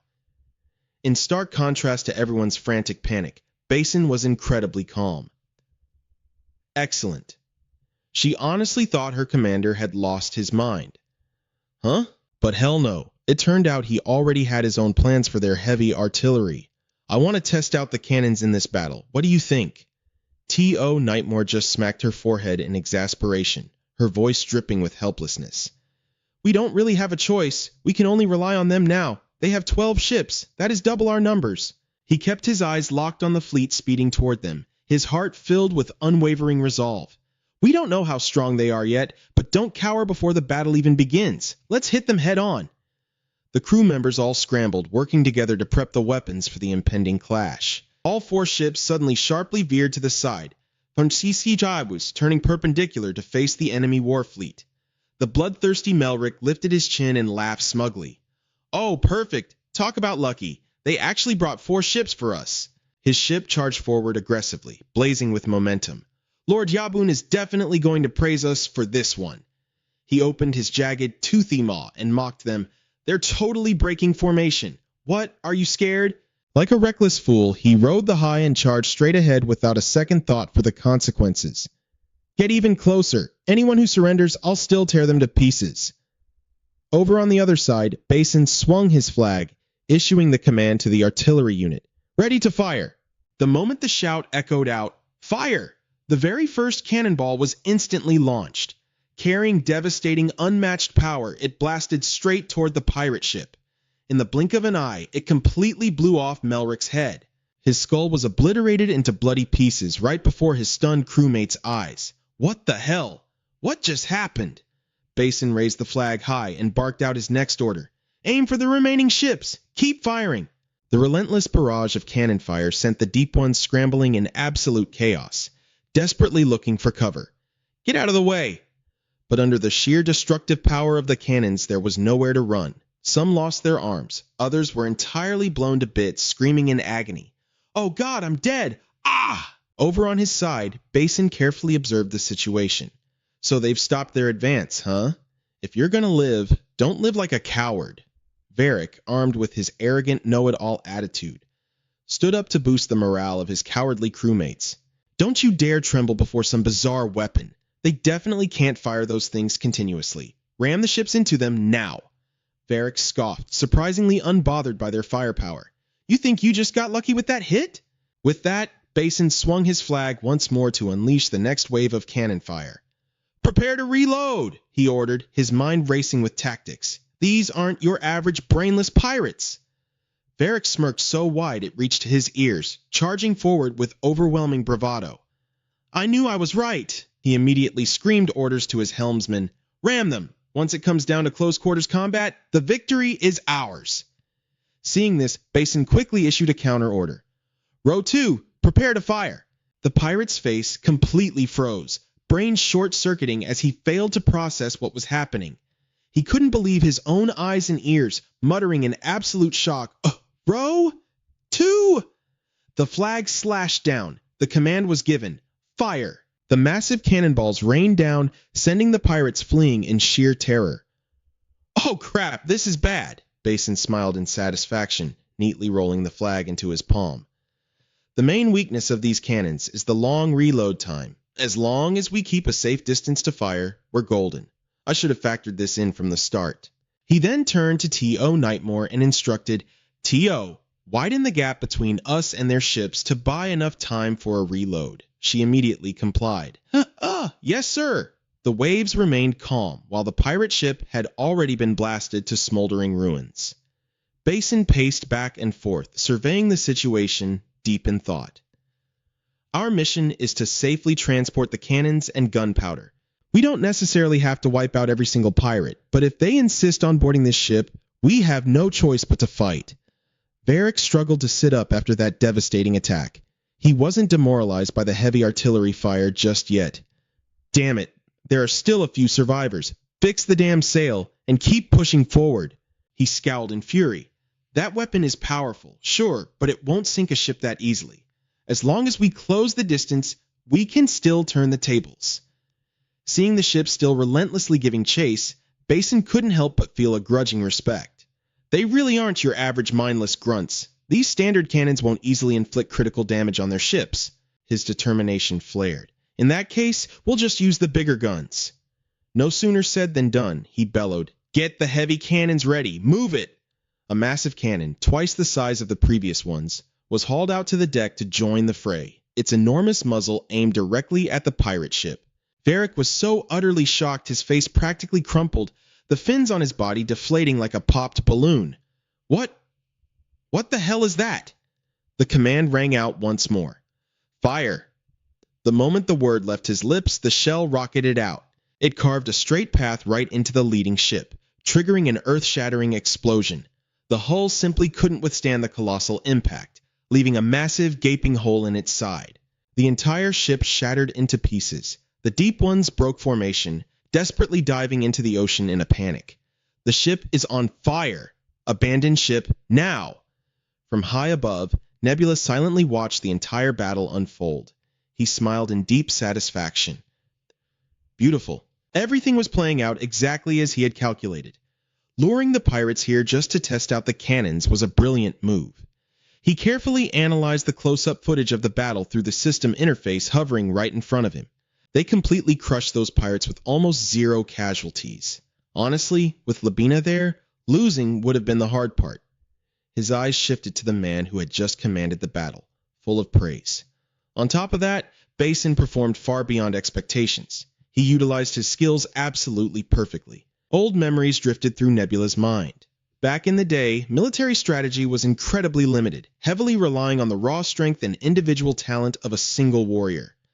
But looking down at that advanced artillery, the birth of firearms had completely leveled the playing field, making the role of a commander more crucial than ever. He smirked, continuing to watch the events unfold. This war, it's going to be truly something to look forward to.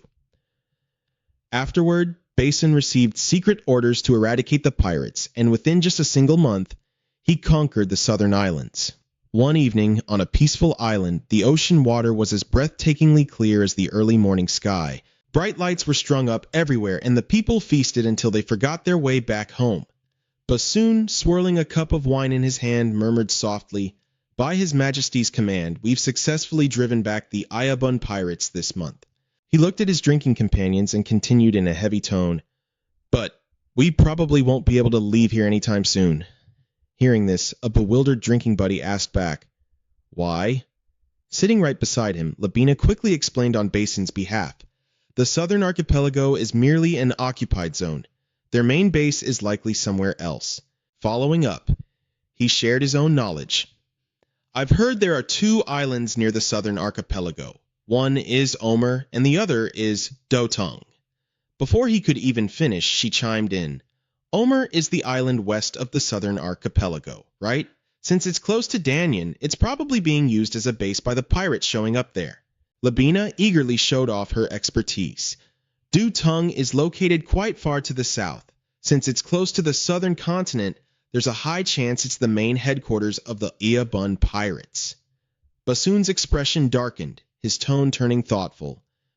"We've fully trained our soldiers in artillery tactics, but it's too difficult to split our forces in 2. We have to conquer one place first." Right in the middle of their strategy meeting, a voice suddenly cut in. "Don't worry, we've already captured Omer Island." The moment she saw him, Labina bolted upright in shock. "You!" she shouted his name. "Madari." Yet he just casually replied, "Ah, long time no see, Labina." Their reaction left Bassoon completely dumbfounded. "You two know each other?" Labina nodded, about to explain. "Yes, he is." But Madari coldly cut her off. "I am an alchemist, Prince Bassoon." Hearing this, Bassoon maintained a cold, calculating expression. "An alchemist, huh? You know who I am? Then you—" Suddenly, Bassoon's gaze shifted elsewhere. The Chan tribe who had anchored their ships at the island God knows when, were marching step by step toward him. "Looks like you brought your little gang along." Bassoon immediately stood up, taking a deep breath to bellow a command. "Send word to General Egyon on the warship. Assemble the men. Prepare for battle." Madari just chuckled, trying to diffuse the tension. "No need to be so on edge. We just want to drive these pirates away as quickly as possible." Only then did Bassoon lower his guard slightly. Is that so?" He then cast his gaze toward the strange guests' ships. "Now that you mention it, you arrived on Danyan merchant ships. No wonder the Astokshidins didn't raise the alarm. But how do you expect us to feel at ease when Zeokmion soldiers arrive on Danyan vessels?" Just then, Odo approached his companions and called out, "Madari, so this is where you are." Hearing him, Madari quickly signaled, "Ah, General, don't come too close. The Grand Prince of Black Scales is here." Despite the warning, the shameless general marched right up to Bassoon, putting on a friendly facade.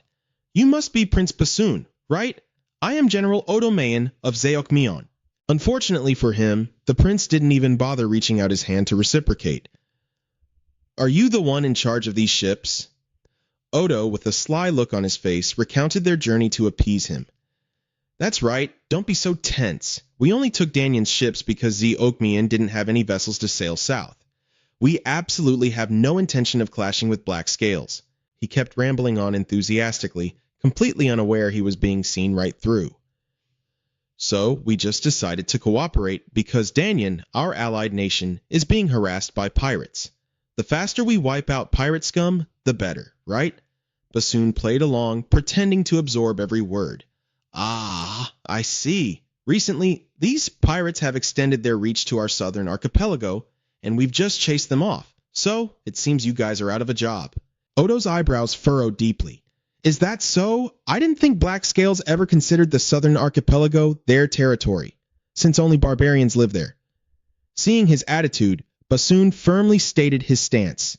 "We respect the autonomy of the Astokshidin people, and we have been continuously receiving tribute from them. Besides, we believe in the exact same god." But Odo still wasn't satisfied, even showing signs of suspicion. "Isn't the name of the god worshipped by our side different from Black Scales? Here, they call it the White Spider God." Bassoon generously explained the whole thing. "That is the exact same deity as the night sky. Soon, a priest from the main headquarters will come down to officially confirm it." He might have looked like a cold, aloof prince on the outside, but deep down, he had completely seen through his opponent. These bastards! If we'd been even a little bit slower. The images of Krampus and Wisdom flashed through his mind. They were planning to declare both Omer and the southern archipelago as their territory. The fact that Zeokmion arrived on Danyan's ships meant the two nations had already joined hands. Ultimately, with Jaguar, Mangoon, and German as well, it was highly likely that all 5 nations would get involved. Bassoon quickly reached a conclusion, secretly calculating his next move. Even if they don't wage an all-out war with Black Scales, we won't be able to avoid a fierce competition. Their ultimate goal is definitely the route to the southern continent. It seems there's no way to shake them off at this point. Thinking this, he spoke up and asked, "So, do you have plans to head to Doutung Island?" Odo didn't hesitate, declaring with absolute certainty, "Yes, if necessary, we will go even further." For the first time that day, Bassoon let out a relieved smile. "Just as I thought." Finally, he calmly extended an invitation to everyone. "Well then, please enjoy the festival until that time comes." Soon enough, the next day arrived. The sound of the hulls crashing against the waves created a roaring echo. Only from a high vantage point could one see the dozens of ships drifting across the vast ocean. Tio Nightmare stood with her hands on her hips, surveying the entire scene. Mangoon's ships have joined in too. She cast her gaze toward the trailing vessels and voiced her doubts. Are they planning to claim rights over Doutung after helping wipe out the pirates? But Bassoon could only give a hesitant reply. They've probably already reached an agreement with each other. She felt so exhausted she could collapse at any moment. I thought they were busy exploring the eastern mountain range. How did things end up like this? This wasn't part of the contract. And it's an absolute disgrace for us pirates to be sailing on merchant ships. Yet, he was the only one maintaining a painfully optimistic attitude. There's really no other way around it.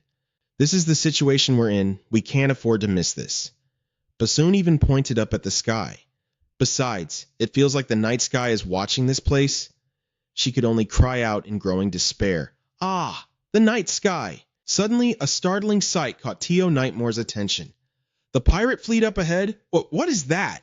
Before their eyes was a dense, overwhelming armada of countless warships. Just how many ships are there in total? Watching from afar, even Nebula was completely stunned. No way! Where on earth did these pirates get all those ships? Suddenly, his screen began glitching for no apparent reason.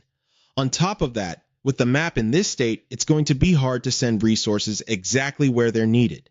If we want a clear picture, we'll have to head straight to the southern continent ourselves. Suddenly, Nebula's mind raced to another conspiracy. Or maybe, this is a divine seal? If so, their level must be at least 19 or higher.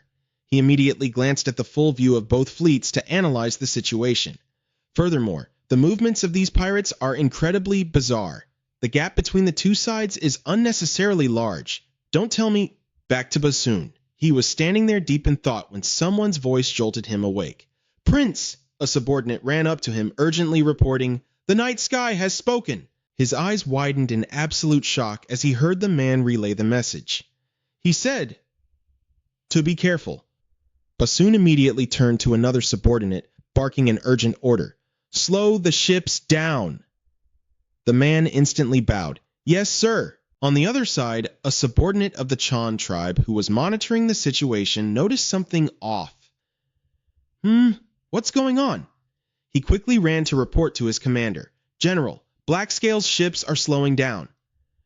Odo just stood there with his arms crossed without a single shred of suspicion. He's just a pampered little prince. He lacks combat experience, looks like he's terrified by the enemy's numbers and is trying to stall for time to come up with a plan. Seizing the opportunity, Odo arrogantly commanded his men, "Quickly, use this chance, advance, wipe out the pirates, and we'll demand even more rights." But before he could even celebrate, Odo froze dead in his tracks. Ah! An unfathomably massive tentacle suddenly erupted from the water right in front of him and his crew.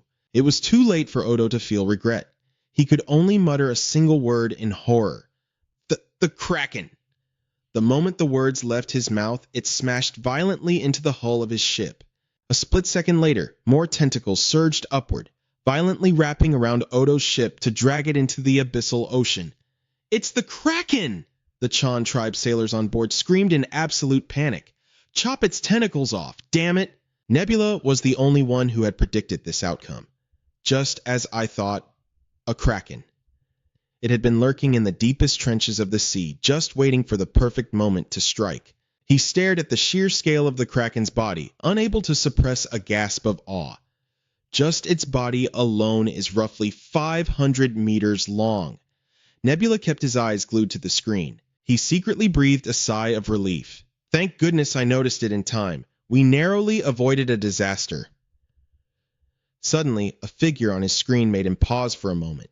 It was none other than Krampus, completely enraged by his losses, screaming at the top of his lungs. "Nebula! Did you know about this beforehand?" He could only act helpless about the situation. "I apologize for not informing you earlier." However, Krampus was far from calming down. Unable to swallow his blinding rage, he continued his interrogation. "Don't tell me this was a trap set up by you?" Nebula didn't bother arguing, merely shaking his head softly in denial. "There's no such thing." The image of the Kraken hiding beneath the deep blue water, waiting to strike, became crystal clear with his every word. "If we could use it, we would have done so a long time ago. You guys can't even control that Kraken yourselves.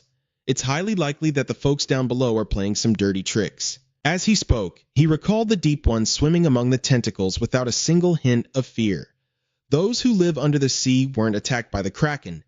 Have they actually tamed it? Or... A sudden thought flashed through Nebula's mind. Could the Kraken be connected to that ancient monster? What if they're in a symbiotic relationship? With that in mind, he spoke up softly. "Krampus!" He shifted his gaze toward the group in front of him, making sure to warn them. "Watch out for the second wave of attacks. The underwater creatures are surfacing, and they'll use the Kraken's tentacles to strike." This seemed to be exactly what he had anticipated. "That's why I'm warning you about the upcoming third wave. 2 pirate crews are already on their way here." Through his words, the image of a fleet splitting in two became clear, ready to surround the remaining ships. It seems they want to focus their forces to stop us from escaping the Kraken's assault. At this point, Nebula couldn't help but feel a bit curious. So, what do you plan to do next? Not giving the other party a chance to reply, he quickly intercepted, "You wouldn't need my help for such trivial matters, right?" This made Krampus hesitate for a moment. "You..." Seizing the opportunity, he continued with a tone full of hidden meaning. "Just use that thing you've been hiding. That's more than enough, isn't it?" The people on the ship gripped by the Kraken had already fallen into absolute chaos. "Cut the tentacles! Use the axes to chop them off! Stop panicking!" The urgent situation only made Odo even more frantic. "Just leave anyone who gets bitten behind!" Seeing a tentacle latch onto the main mast, the subordinate behind him could only stammer, "Ka, Commander!" The main mast, taking an incredibly heavy impact, started to show deep cracks, making the crowd below even more terrified. "Hoist the sails!" Just as the words left his mouth, the massive mast simply snapped in half, sending wooden splinters flying everywhere. Suddenly, a hand gently supported the falling pillar, saving them from an inevitable disaster. With just one hand, Madari easily stopped the massive falling object. He even looked a bit annoyed. What a mess! Suddenly, a ghostly voice echoed, "Aren't you afraid at all?" He stared intently at the pen in his hand, but didn't deny it. Just a little. But almost instantly, he brushed the thought aside, focusing only on the task at hand. But that feeling is completely useless. It only gets in the way of what I need to do. It didn't take long for Madari to finish. He lifted his pen and stood up. Everything is all set. Right at that moment, Odo also came rushing over to Madari, panting heavily. A faint smile flashed in his eyes as a pale blue light began to glow beneath his feet. Commander Odo Mayan, this is the perfect timing." The older man was completely stunned by the scene, not processing what was happening for a moment. "This thing, what exactly are you planning to do with it?" He looked at the lines he had just drawn and patiently explained. "This is the very reason Madame Aline, the ruler of the Meong Empire, hired me and brought me to these southern waters. And it's also why you've been relentlessly hunting me down." Still not grasping the hidden meaning, he blurted out, "Wasn't it because of your magic? How interesting. The Kraken's tentacles... Madari didn't let Odo finish his sentence and just cut him off. "How many ships are there within a 300-mile radius right now?" Completely oblivious, the commander obediently gave him the numbers. "Roughly 10 ships. Madari went back to fiddling with the drawings beneath his feet, his voice hinting at a calculated plan. "About 10 ships, huh? And what kinds of creatures are on board?" Asked so directly, he answered honestly. "Most of them are trolls, but there are also Linas, elves, and satyrs. There are quite a few slaves on board, so..." Feeling like something was missing, Madari turned around and pointed at himself, startling Odo. And there's one Garuda too." After confirming he had everything he needed, he began to cast his spell, causing the blue light to surge upwards. "Thanks for the information you just provided. But if there are any mistakes, that's completely on you, alright?" The magical light grew more and more blinding, reflecting Madari's incredibly smug face. "I need to focus entirely now. Leave this place." In just a few moments, the entire area was engulfed in a hazy blue glow. Along with every wave of power radiating outward, the mysterious voice inside Madari's head spoke up. "Shall we begin?" He raised his hands to cast the spell, his calm face offering a soft reply. A hazy magical aura began to emanate from the palms of his hands with every chanted word of the spell. The more he chanted, the brighter his eyes glowed, even flashing with streaks of blood red. Madari stood all alone in the center of the magic circle, with streams of light wrapping around his body, creating an incredibly mystical scene. As time passed, his eyes began to emit a powerful aura that could be seen with the naked eye. A glowing sigil clearly appeared from the depths of Madari's eyes. It didn't take long for the overwhelming magic to spread across the entire area, enveloping the ship in a blinding blue light. "I'll show you true magic." Standing outside, Odo had to use his hands to shield his eyes to avoid getting hurt. A long while later, perhaps driven by sheer curiosity, he slightly opened his eyes to peek at the situation. The sight before him left him completely dumbfounded, with absolute shock painted all over his face. The massive tentacle that had just been thrashing wildly was now frozen completely solid. Suddenly, deep cracks began to form, running all the way down the length of the tentacle.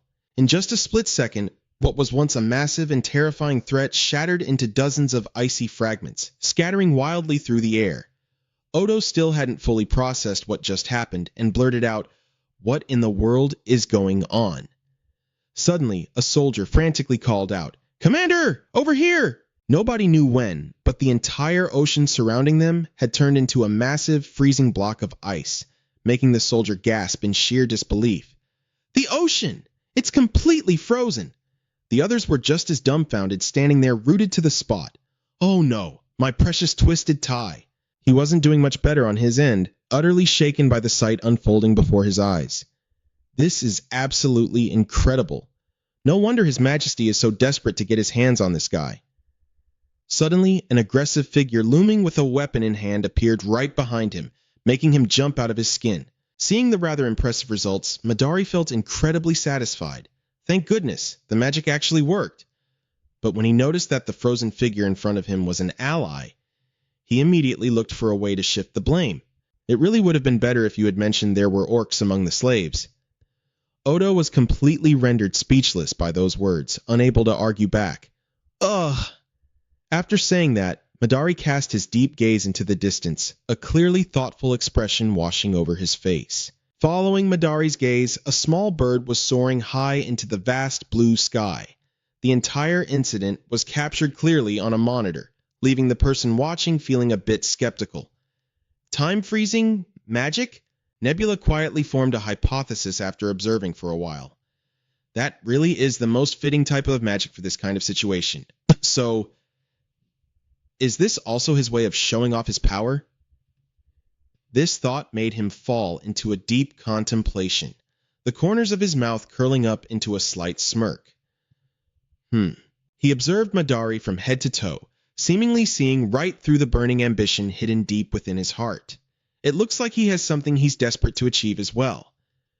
Before long, the fleet resumed its journey, sailing forward smoothly as if nothing had ever happened. Watching each ship peacefully sail away, someone couldn't help but sing their praises.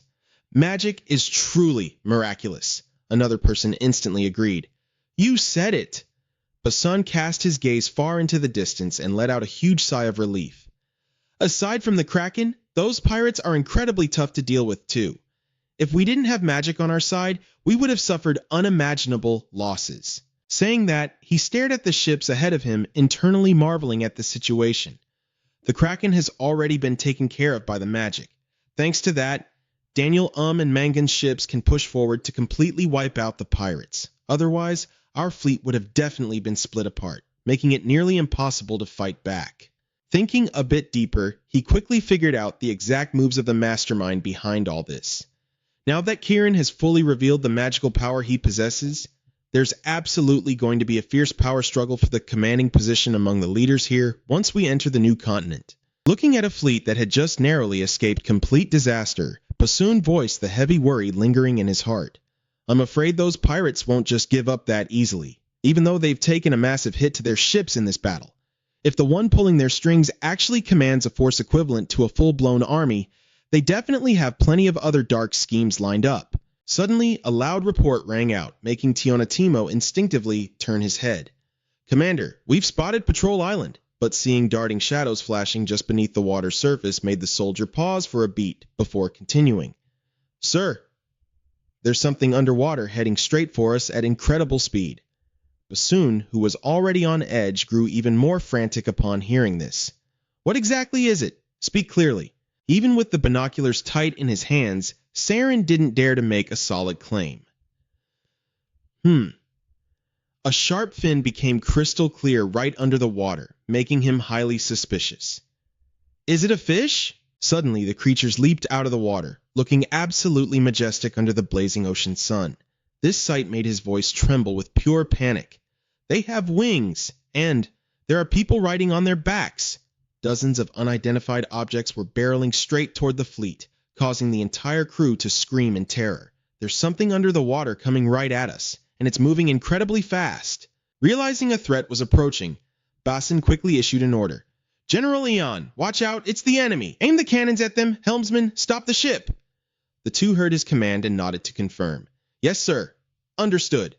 Then he reminded the entire fleet to stay on high alert. Everyone, keep your guard up and prepare for battle. By now, the fleet had come to a halt on the deep blue sea. The navigator on Odo's ship noticed the unusual movement and shouted, "General, the Hatland fleet has stopped the ship."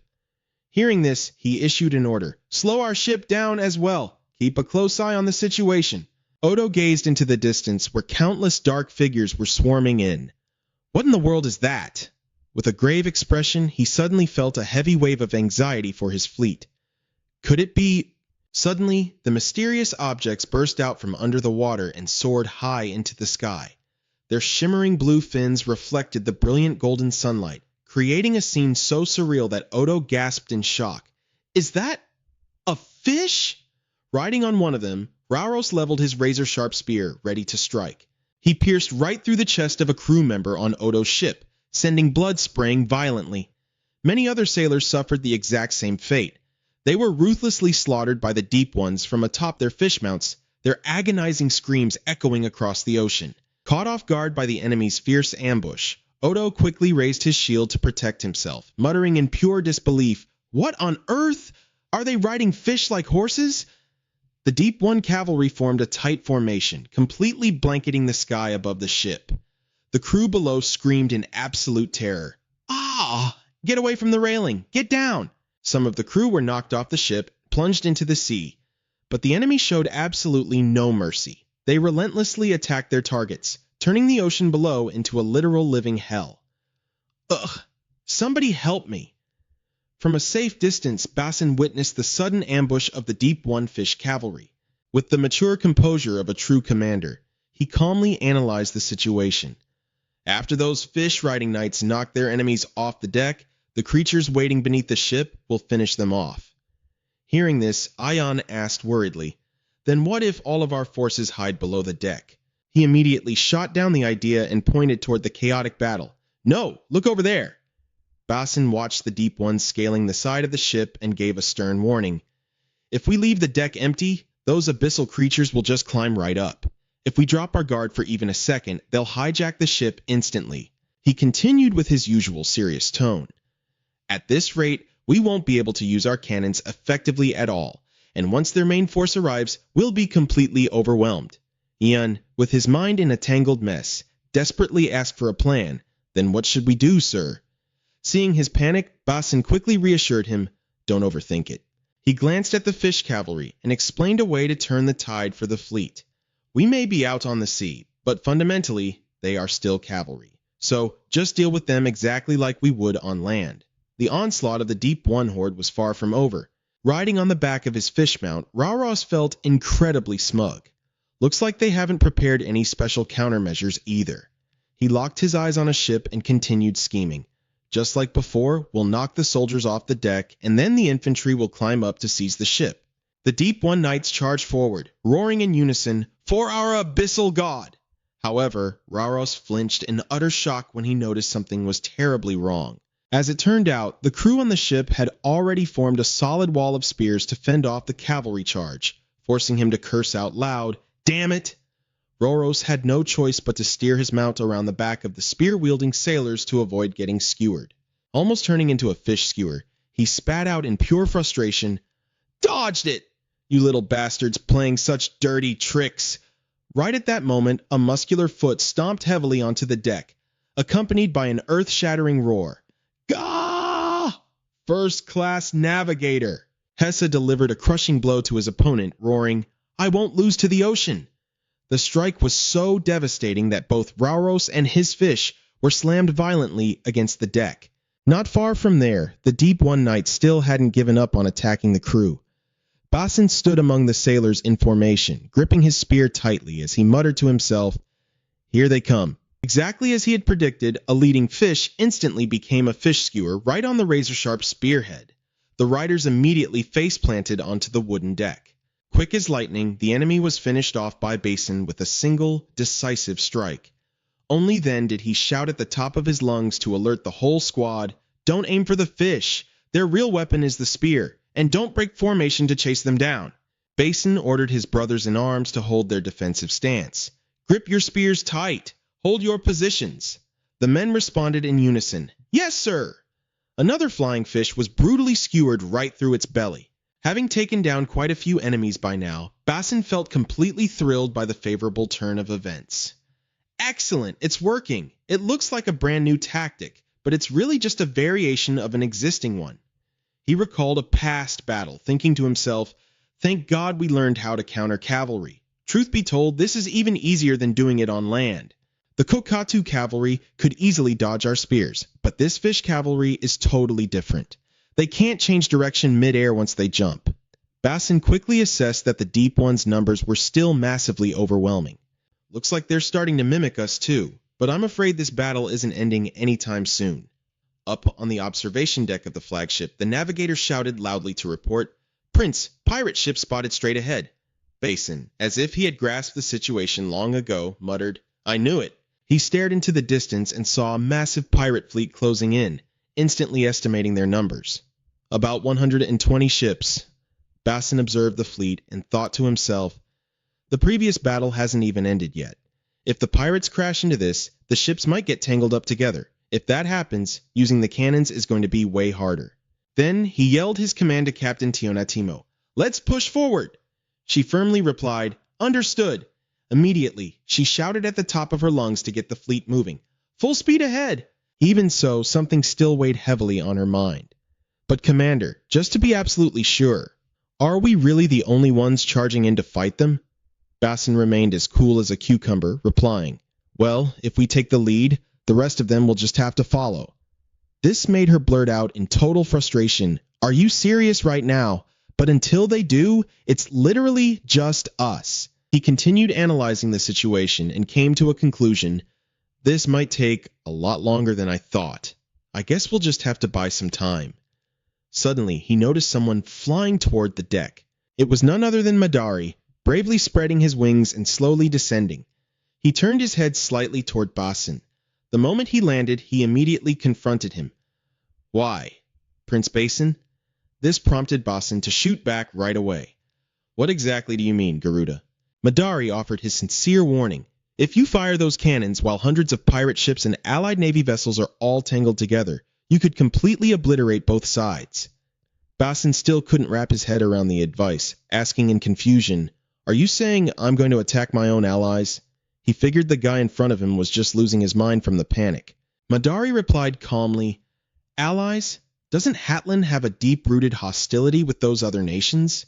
You could easily justify it by claiming it was absolutely necessary to stop the pirates. Only then did Basin let out a soft sigh of relief. Hearing that from you is honestly quite strange. Does this question stem purely from your curiosity, or are you secretly hoping we'd actually pull a stunt like that? Madari made an offer. If my magic somehow limits your choices. But Basin immediately cut him off. No, even without you here, I would still make the exact same choice. He whipped around and declared, this battle is far from over, and there's absolutely zero guarantee that those 120 ships are all they've got. As the pirate fleet crept closer and closer, Basin turned the tables and offered Madari some advice of his own. Chasing only after short-term gains isn't exactly the smartest move, Garuda. Madari fell into an uncomfortable, prolonged silence. After a while, he finally spoke up again. Come to think of it, both their god and their followers are pretty damn similar to each other, aren't they? This made Basin turn his head in confusion. What did you just say? But Madari simply brushed it off. No, it's nothing. The real reason I came here is because I figured you'll be needing my power real soon. He pointed directly behind Basin. You'd better start bracing yourself. At that very moment, a mysterious creature beneath the surface was dragging a ship by massive iron chains, rushing furiously toward the flagship. Madari just gave a brief, chilling warning. Someone extremely dangerous is heading right this way. Its colossal body, easily 100 meters long, slithered forward with terrifying force. The serpent let out a deafening roar, putting all its strength into dragging the immense weight, churning the ocean into violent, crashing waves. Standing on the ship, Iyabun roared at the top of his lungs, sparking the full-scale war. Attack! A grotesquely twisted smile spread across his face, his razor-sharp teeth grinding up and down as his jaw clamped down violently. Destroy their ships! The moment it received the command, the serpent appeared surprisingly obedient.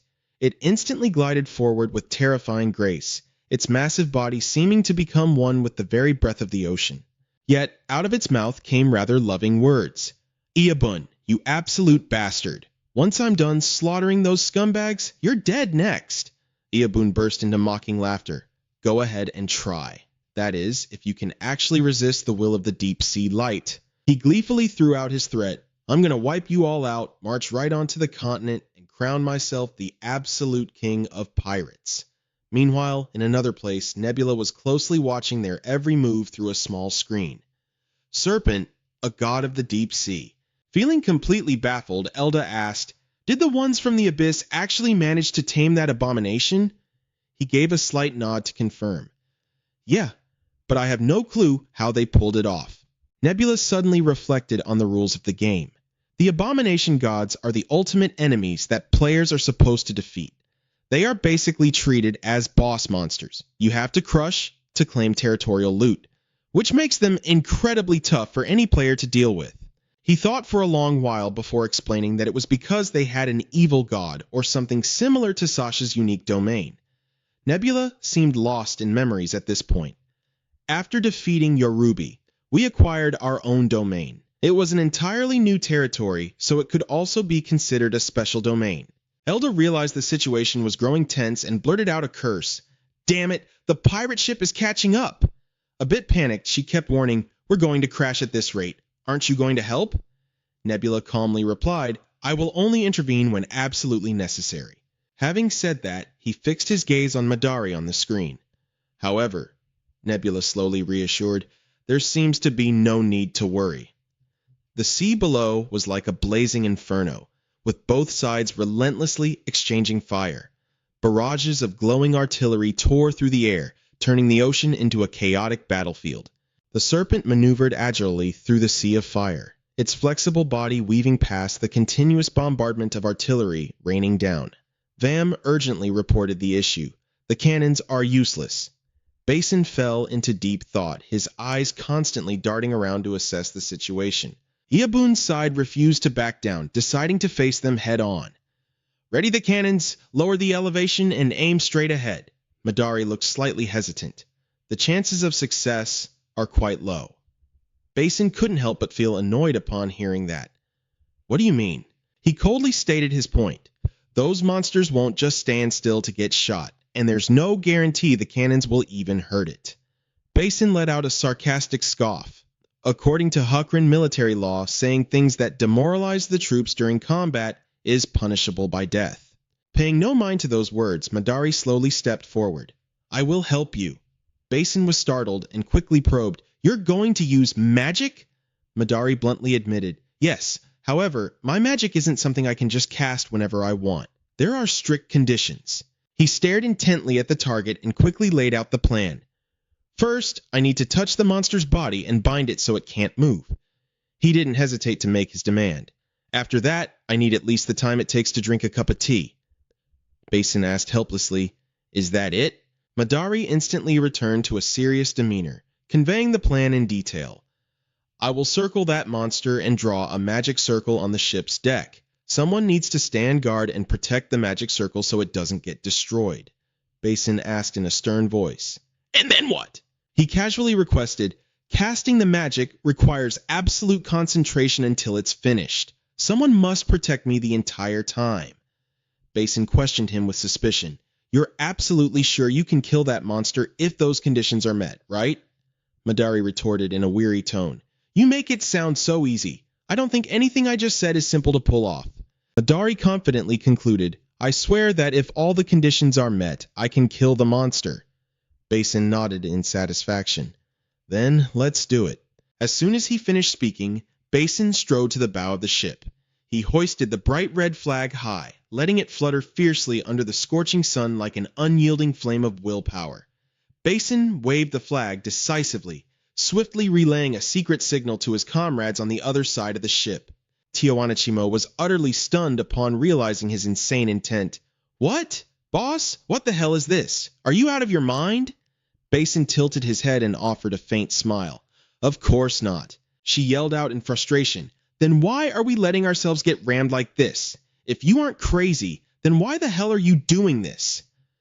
Witnessing this entire spectacle unfold, Madari could only shake his head in disbelief.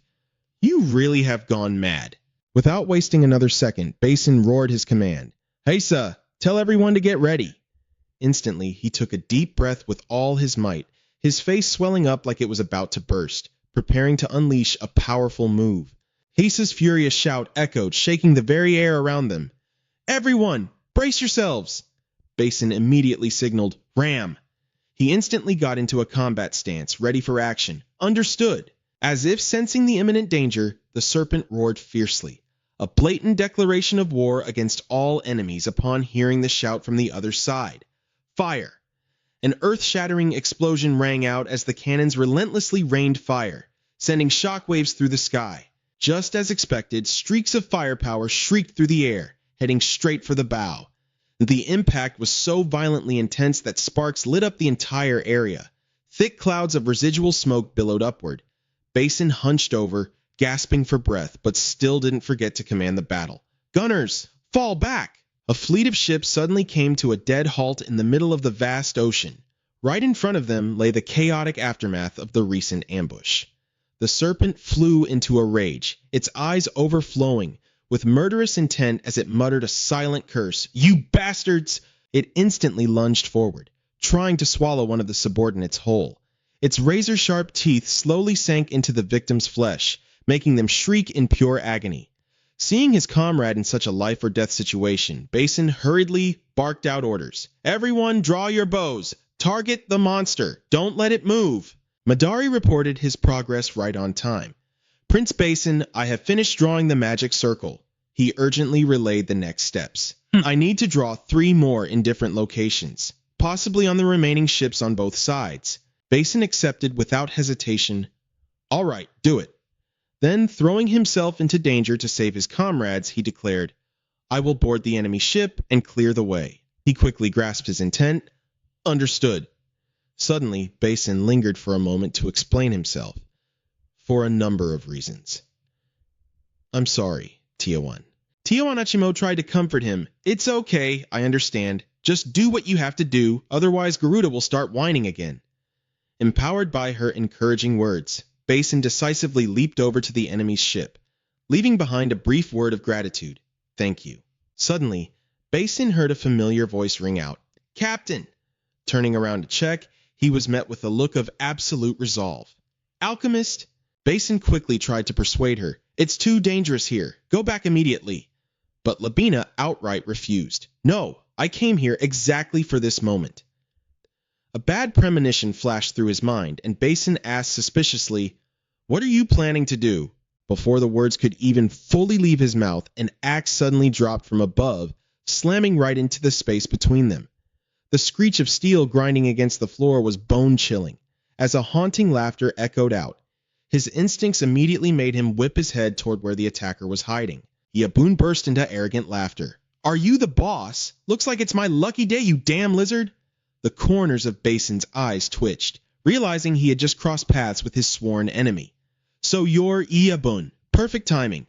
The arrogant brute stood there as imposing as a mountain, roaring a bold challenge, Come and get it! Without a second thought, they instantly lunged at each other. Their weapons clashed with a screeching sound, sparking violently and dialing up the intensity of the fight. Yaboon chuckled heartily, exposing Basin's deceitful scheme. You fools! You're just trying to buy time to use magic, aren't you? Yaboon immediately lunged forward, delivering a lethal strike at his opponent. Resisting is pointless! He gritted his teeth, barely managing to survive that deadly blow. The brute gave his opponent no room to breathe, swinging his arm in a devastating arc.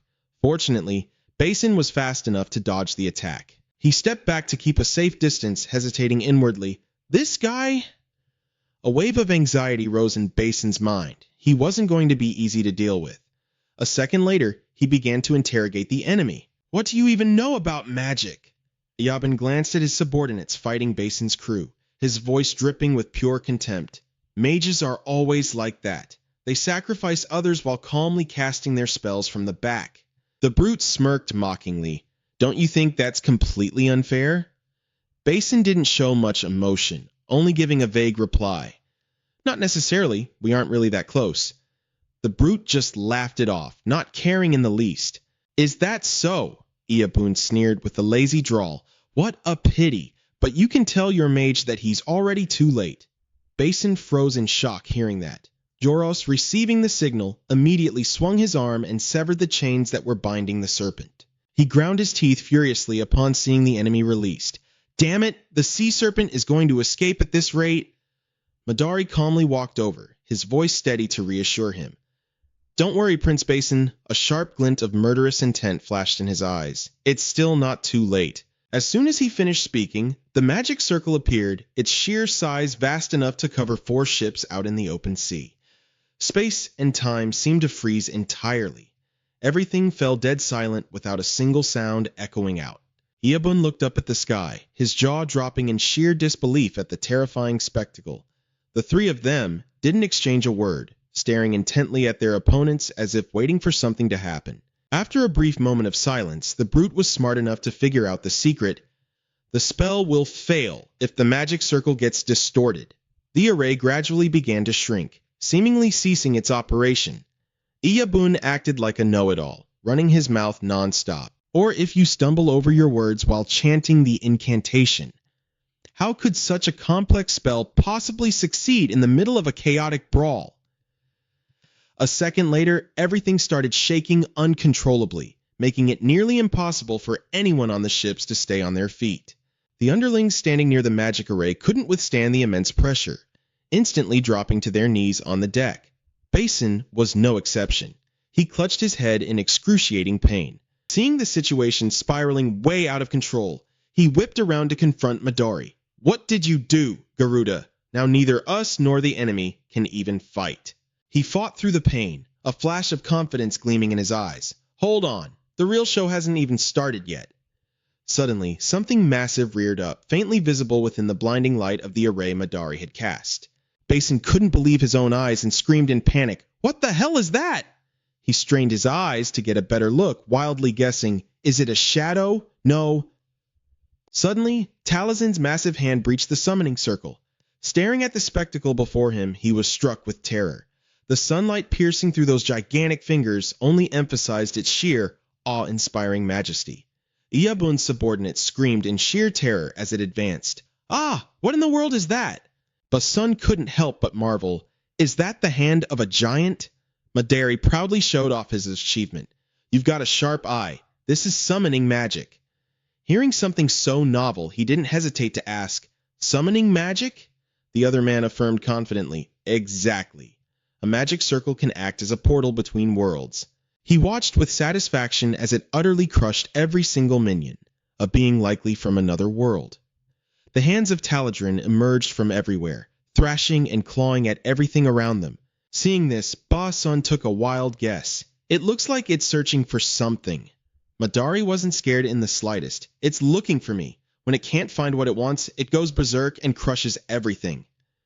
He remained completely unfazed. The Hand of Taladrin is a spell that drives Taladrin completely mad. He turned and painted a vivid picture for Ba-sun. Imagine this. On an autumn day, you're taking a nap on a warm, sunny hill. Madari added another detail to the scene. Then, suddenly, a massive ant crawls right by your ear, waking you up. It just stands there, constantly annoying you. You'd feel incredibly frustrated, right? Thinking, how dare this tiny ant bother me? He pointed at Ba-sun, continuing to weave the story. And then, what if you saw an entire anthill right next to you? As if acting out Madari's words, the Hand of Taladrin crushed the fishmen like tiny, insignificant ants. You would shove your hand right into that nest. Watching this brutal display, Ba-sun spoke up. Isn't that way too dangerous? The other man simply replied with a cold, undeniable truth. Magic, by its very nature, is always dangerous. Blood dripped profusely from its hands. He watched the scene as if it reflected his own future. But I've come prepared. Magic always has its rules. Madari looked at those endlessly slaughtering arms and explained carefully to Ba-sun. First, the Hand of Taladrin only recognizes those it truly despises in this world. He turned to look at him, his voice holding a warning. Second, watching the arms close in, Serpent gritted his teeth, thrashing his tail in resistance. Taladrin will attack anyone who fights back. In other words, a summoner like me will be the very first target. Ba-sun watched its every move, frozen in fear as he saw it preparing to strike him. Over on the other side, clinging to a mast, Iyabun saw Serpent just sitting there and screamed at the top of his lungs, "You stupid sea snake! Crush that damn hand to pieces!" Snapped back to reality, Serpent immediately followed his orders, sinking its fangs into the massive wrist. But he failed to notice the swarm of other hands closing in around it. The giant hands relentlessly advanced on Serpent. Without a moment's hesitation, they grabbed him by the neck like snatching up a chicken. Working together, each hand squeezed a different segment of his body. Right now, Serpent was squeezed as tightly as a wrapped bundle. Squelch, blood and flesh splattered everywhere. With just one swift motion, his body was ripped into pieces. Seeing this gruesome sight, the crew members on the ship descended into absolute panic. "Ah! The sea snake! Oh God, this is a nightmare!" Sitting off to the side, Ba-sun sighed after witnessing the bloody spectacle. "Now I finally understand just how dangerous magic really is." Madari, seeing that he grasped the concept, nodded. "Exactly." He continued to explain the spell's scale and limits. That is why you must never draw a magic circle too large. It wouldn't just be hands or arms. Other things might slip through, things we couldn't possibly control. He then suggested a plan. "I want to keep an eye on that hand, but we also need to use this chance to capture Iyabun." Madari agreed to his request. "Then I will stay here and watch the hand." Ba-sun turned back and told him, "As for you, go on ahead." He looked up. He couldn't help but marvel as Taladrin's hands continuously crushed their enemies' subordinates. Perfect. Everything is going exactly according to plan. The hands of Taladrin had completely torn Serpent into pieces. Seeing this, Iyabun immediately turned tail and ran for his life.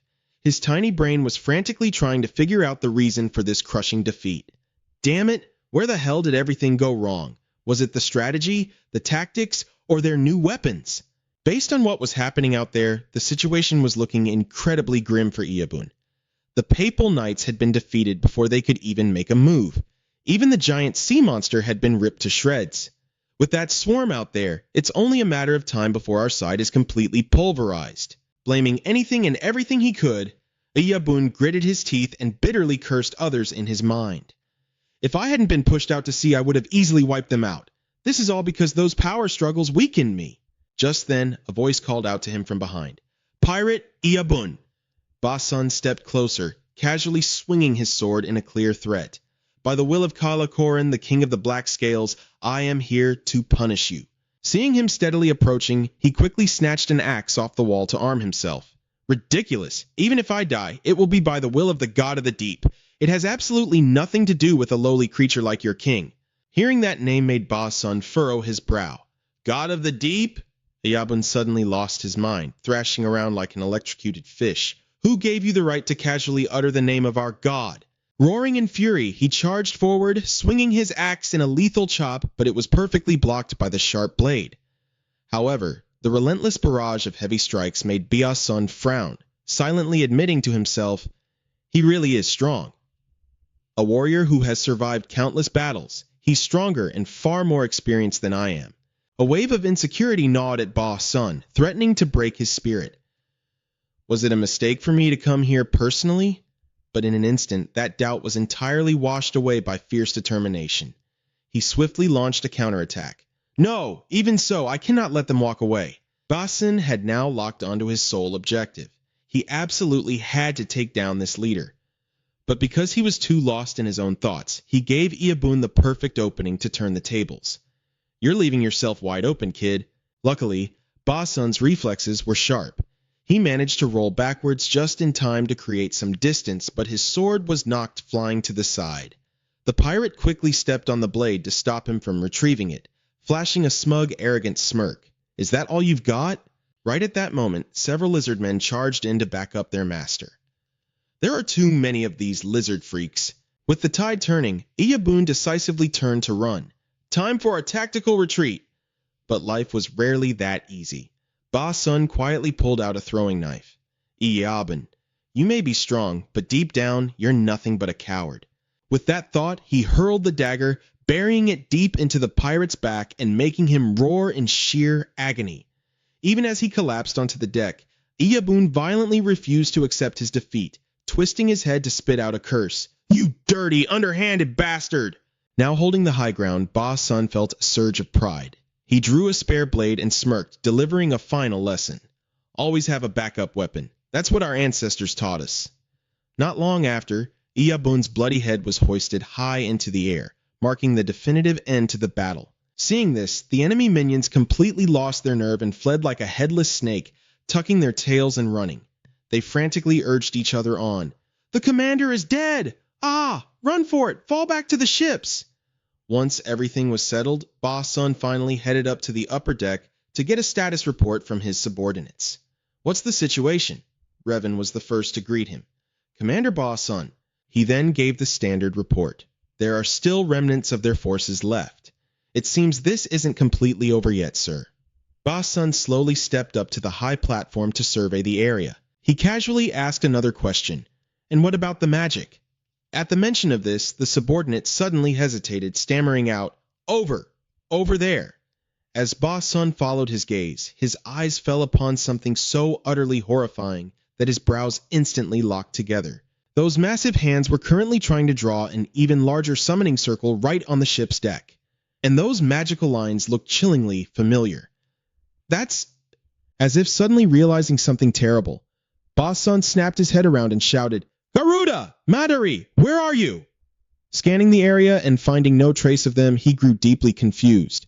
"Why aren't they here? Where did they go? This is strange." Suddenly, the largest hand lifted high into the air, making a surge of deep unease churn in Ba Sun's stomach. That thing is way too dangerous. It quickly pressed a single finger down onto the magic circle to activate it. At this point, he couldn't just stand by and watch anymore. He drew his sword, fully intending to charge in. Damn it! Am I too late?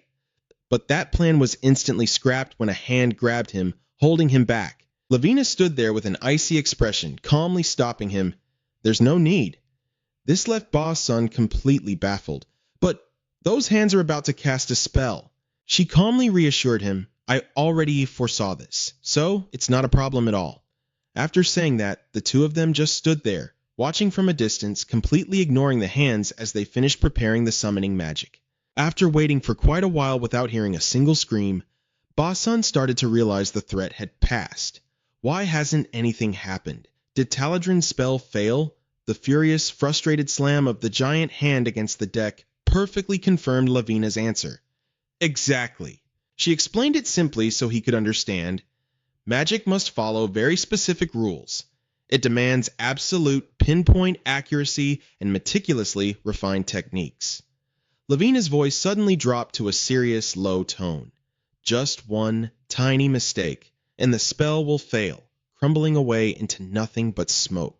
Saying this, she tapped her own head and proudly declared, "But with my innate talent and deep knowledge of magic, I can easily cause those tiny mistakes." Lavina then quickly urged Ba Sun, "Come on, let's move to another ship." Knowing he still had plenty of questions, she kindly took the time to explain.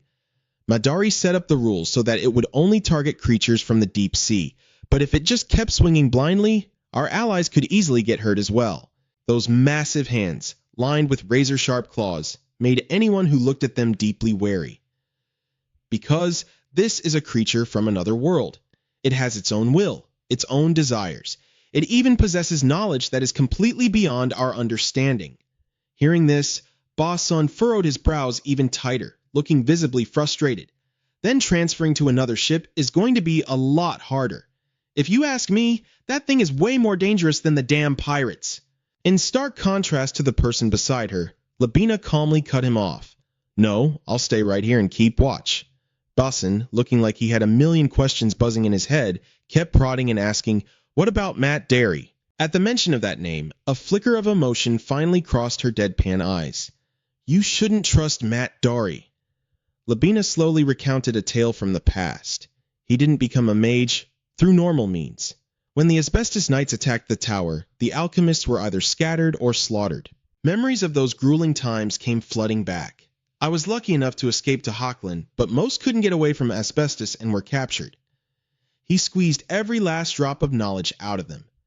Being different is always seen as strange, but Matt Derry was the only one who mastered all that knowledge, which absolutely means he betrayed the others. Labina once again affirmed her role in this battle. That's exactly why I'm here. My knowledge and skills are among the very few things that can counter magic. She kept rambling on, trying to make Basin understand the gravity of the situation.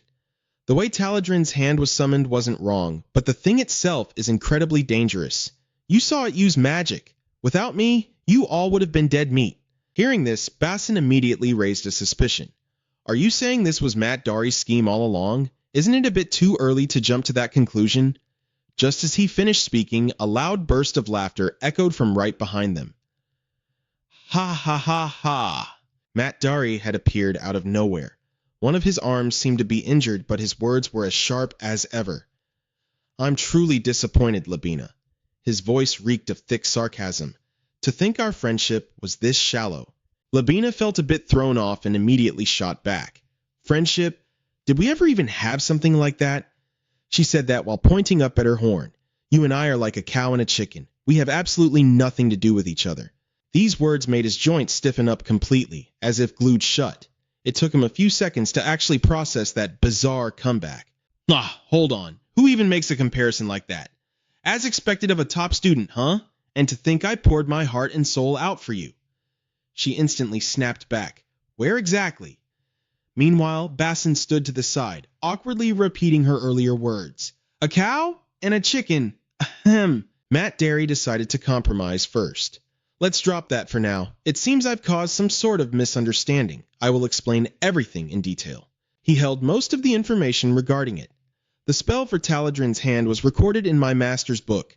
It states that if we just leave it alone, it can cross over into this land. Right after hearing the first sentence, Labina quickly concluded, then it's exactly as I predicted. But the other man helplessly shot her down. No, no, no. Matt Dari didn't bother explaining further and instead tossed the issue back to her. Labina, I sort of guessed that you'd be able to stop it. Sure, it was a gamble, but didn't it work out perfectly in the end? He then flashed a cunning, deeply cryptic smile.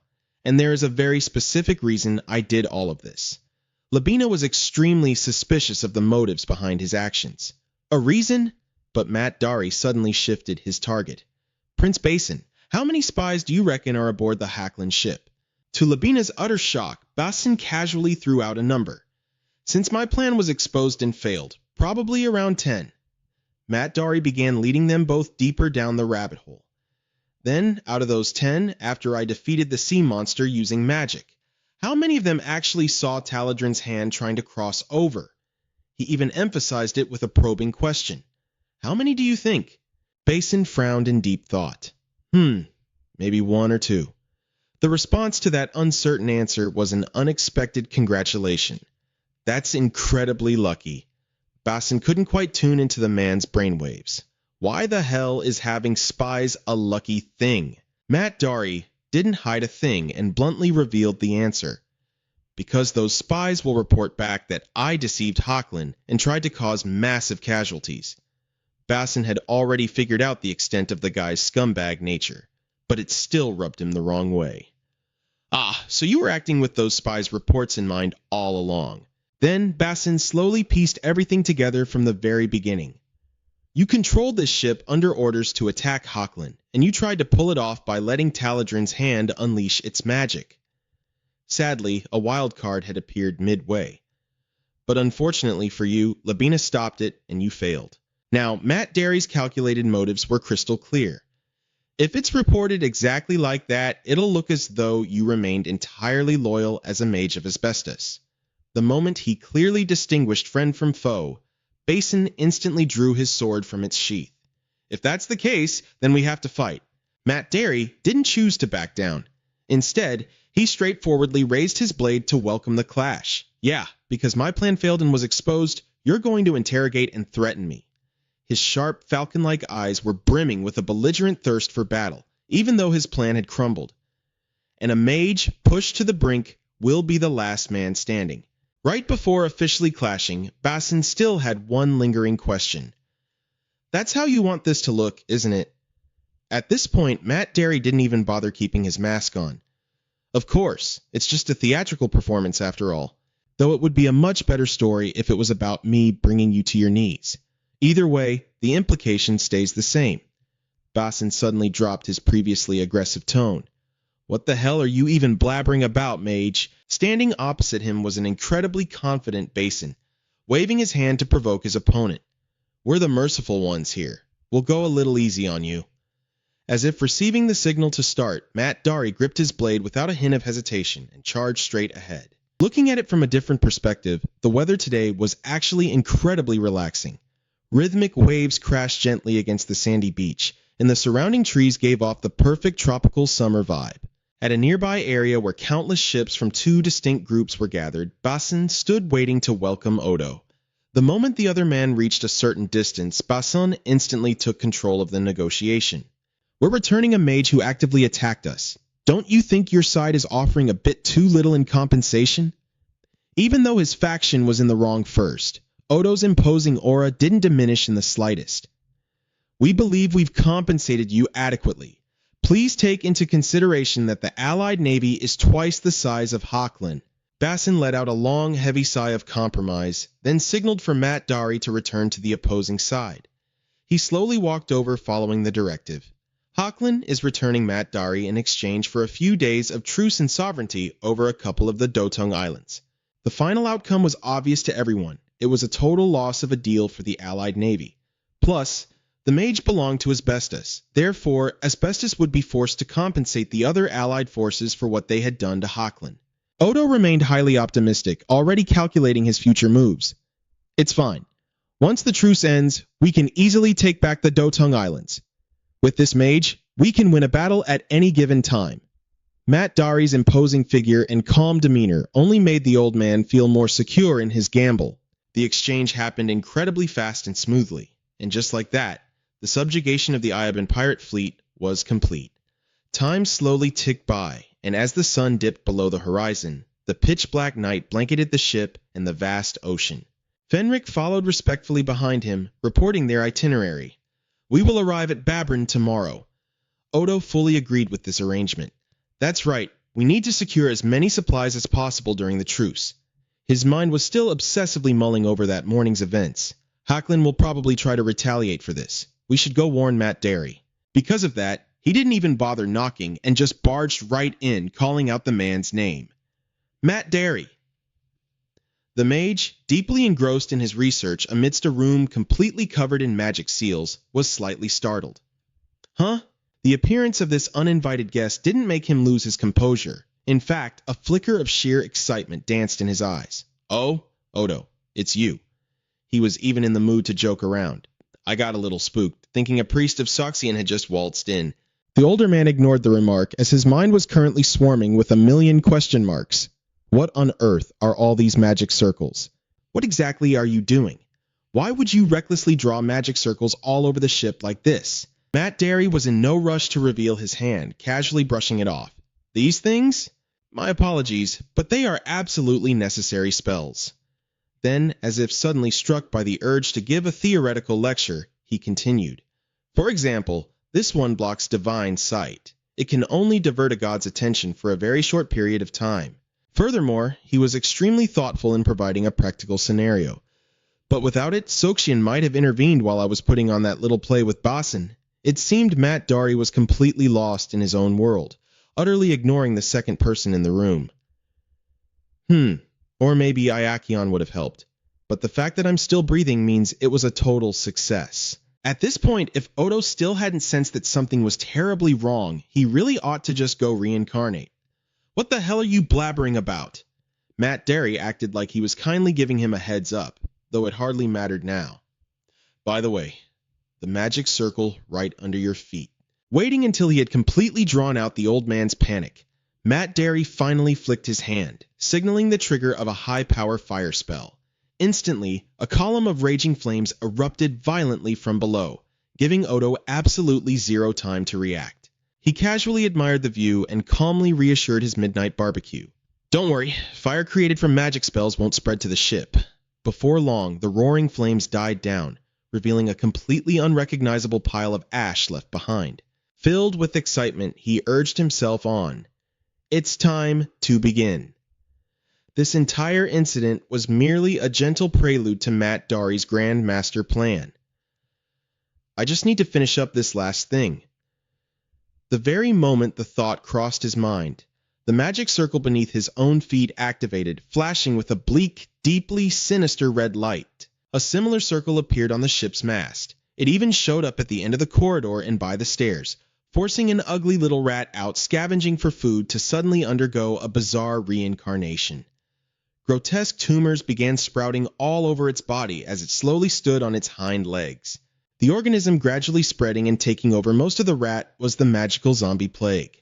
While Odo's subordinates had long been deep in slumber, it slowly approached the bedside. Then, using its two massive incisors like twin pickaxes, it sank its teeth right into the sleeping man's toe. Jarek jolted upright in an instant, his screams waking up the entire room. "Ah, my foot!" His comrades quickly rushed over, asking with concern, "What is it? What happened?" Clutching his wound, he yelled in frustration, "A rat! A rat bit my foot!" That night, agonized screams echoed throughout the entire ship.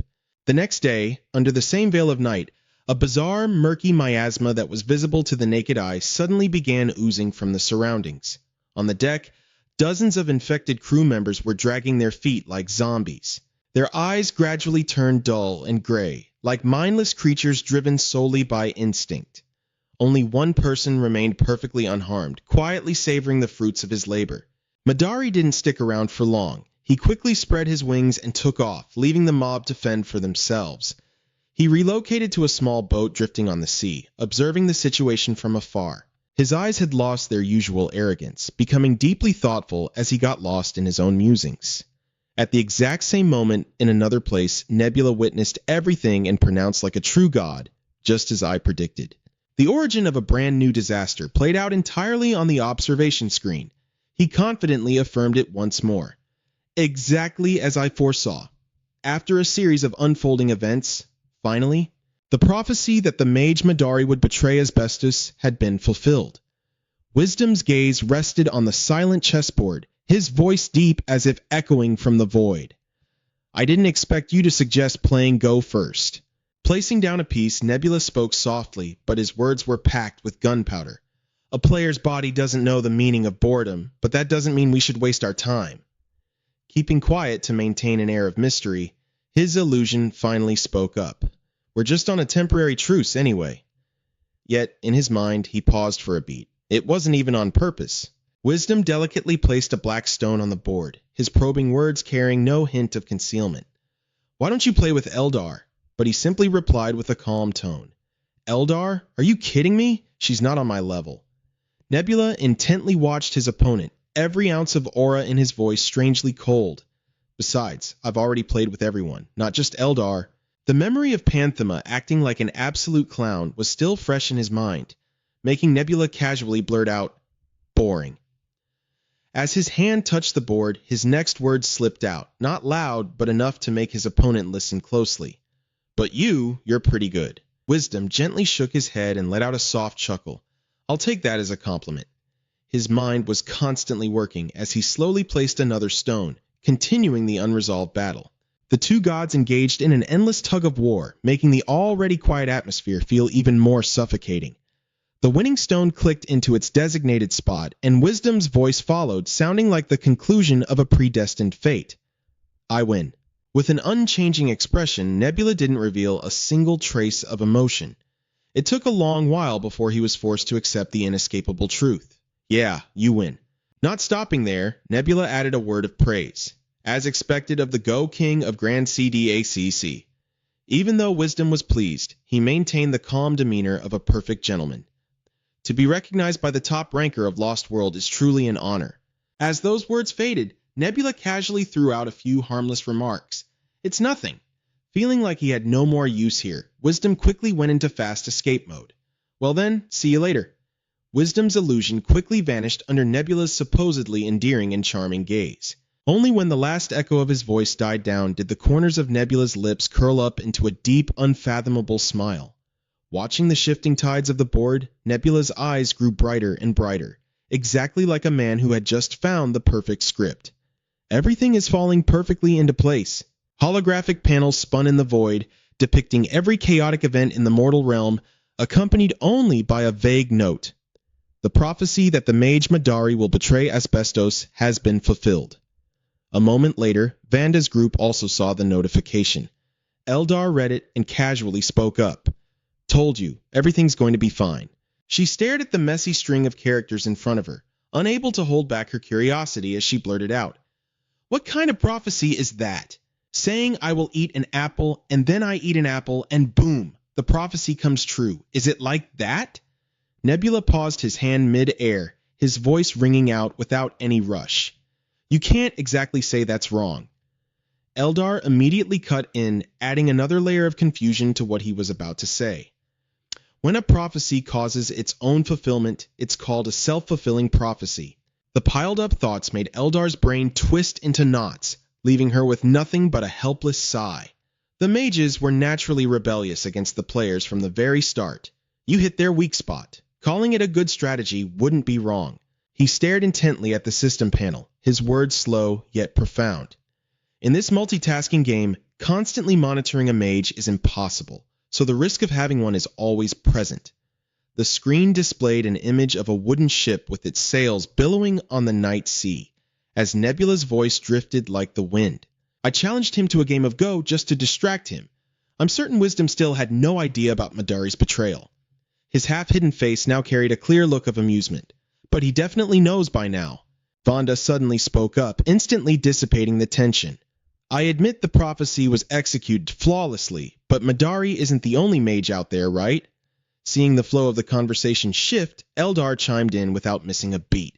Exactly. Asbestos was faster, but Joman and Danyom have already captured the alchemists and gathered all the knowledge. It was rare for the encyclopedia of the elf race to fall into a sea of question marks. They even turned a few cursed individuals into mages. What are you planning to do with them? Nebula kept his eyes on the chessboard he had set up himself, his reply full of unspoken meaning. Did I ever say I only made Madari betray them? Naturally, that left the other two gods stunned, completely unable to grasp the hidden implication. Amidst their confused stares, he slowly uttered words that weren't directed at anyone in particular. I already had the method and the opportunity. Why would I let it go to waste? 2 lines of text slowly materialized in his vision.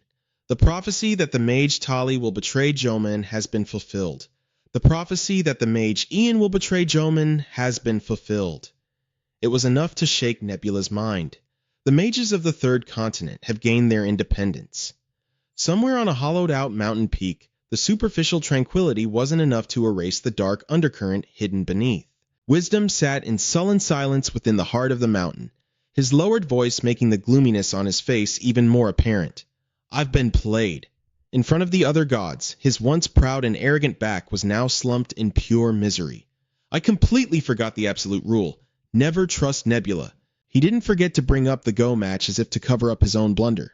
The game of Go was just too interesting, so I didn't realize Nebula had another scheme going on. Jiang Wan, sitting next to him, was burning with raging fury. Who the hell cares if your Go match was fun? As his anger subsided, he looked at Wisdom with a heavy expression. What now? You've lost all your mages. You don't have any weapons left to fight against Black Scale either. Seeing the opportunity, Vanda chimed into the conversation. Maybe I shouldn't be the one to say this, but Nebula doesn't have any mages either. So aren't we all in the same boat? She didn't forget to drag Lavina into the mix as proof of her point. And what about that horned human girl, Lavina? She's not a mage. Her character history doesn't even mention her wanting to become one. Seeing Wisdom's grim expression, Krampus, who rarely spoke, decided to leak a bit of confidential info. Besides, it seems Nebula's strategy is anti-magic. Fortunately, that caught his attention. Anti-magic? Anti-magic, a strategy that completely eliminates magic from the gameplay of Lost World, leaving only a single mage wielding the power of hundreds or thousands of soldiers, a power that places them above tens of thousands of people to monopolize all the glory. But the moment they lose control, they might attack the player's race or consume a massive amount of faith resources, becoming a huge burden. In fact, Ian, Tali, and Madari, who were members of the Five Nations Alliance, have all harmed the player's nations and fled, no longer distinguishing between divine races or mutants. Suddenly recalling that detail, Jiang Wan began to explain further so the gods could clearly understand. If it's anti-magic, The state must use suspicion and fear as its core policy. But Black Scale isn't like that. Even though magic is considered illegal, the king is extremely tolerant of it. Taking the cue, Krampus smoothly continued the thought. Despite having access to magic, they still haven't produced any mages. Even Lavina hasn't approached the alchemists. This made the other nod in agreement. Exactly. He pondered for a moment before suddenly waving his hand, abruptly shifting the topic entirely. By the way, has anyone found the missing mages yet? The gods looked at each other in bewilderment, having no clue what was going on, so they just stayed quiet as statues and kept listening. She suddenly lowered her voice, her gaze mysterious as if intentionally dropping half hints for the group to figure out on their own. In my experience, missing mages like these are incredibly hard to track down. There's no search function, so we have to check manually. And those mages even have illusion magic. To back up his point, A opened the system panel. After a manual search, the results confirmed it. Das Samu appeared before the gods as a 3D projection on the screen. So, I made a tracking familiar. Seeing the creature's ugly, misshapen form, Krampus looked a bit confused. Shouldn't it be a dog? Yet, her reply was sharper than someone running on pure caffeine. Pigs actually have a better sense of smell than dogs. They're even used to sniff out truffles.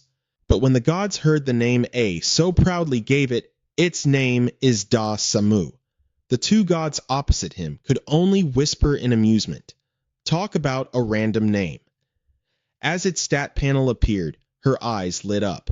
It's fully equipped with tracking functions, and thankfully, it even has a highly sensitive sense of smell. With the situation finally shifting, a faint glint of joy appeared in Wisdom's eyes.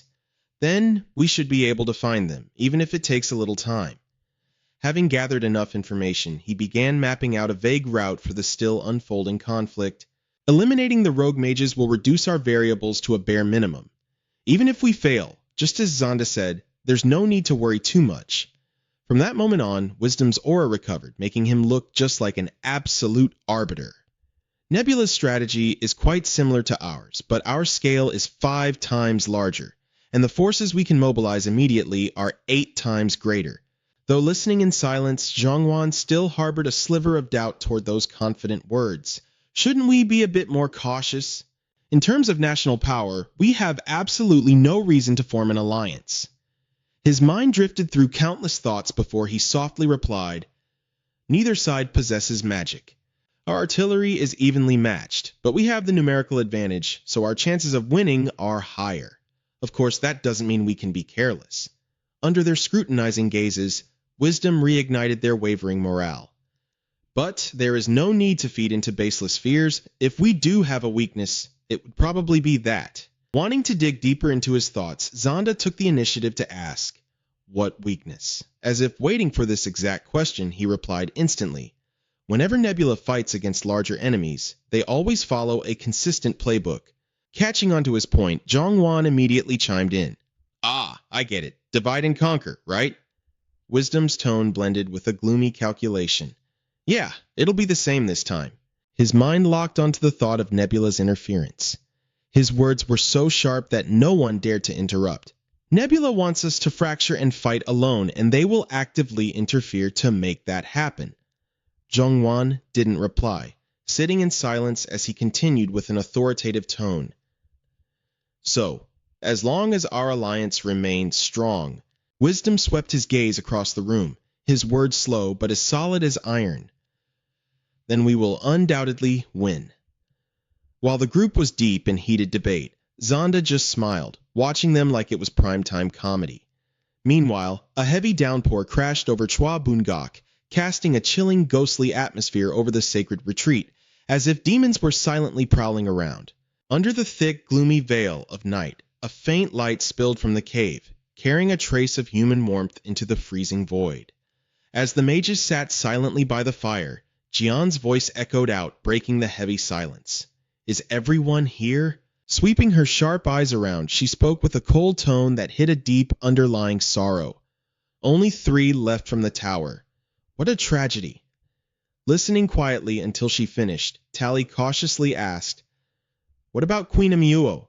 Madari closed his eyes to center himself before softly explaining, Labina isn't really interested in becoming a mage. Under the flickering firelight, he fell deep in thought before sighing and continuing. Someone born with a curse has no reason to shoulder even more suffering. I just hope she finds her own path. Jian cut him off with a decisive raise of her hand.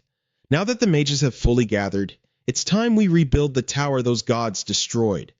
From now on, we won't call it the Alchemist's Tower, but the Mage's Tower. Let's give the cursed a chance to embrace magic. Seeing no objection, she continued outlining her plan.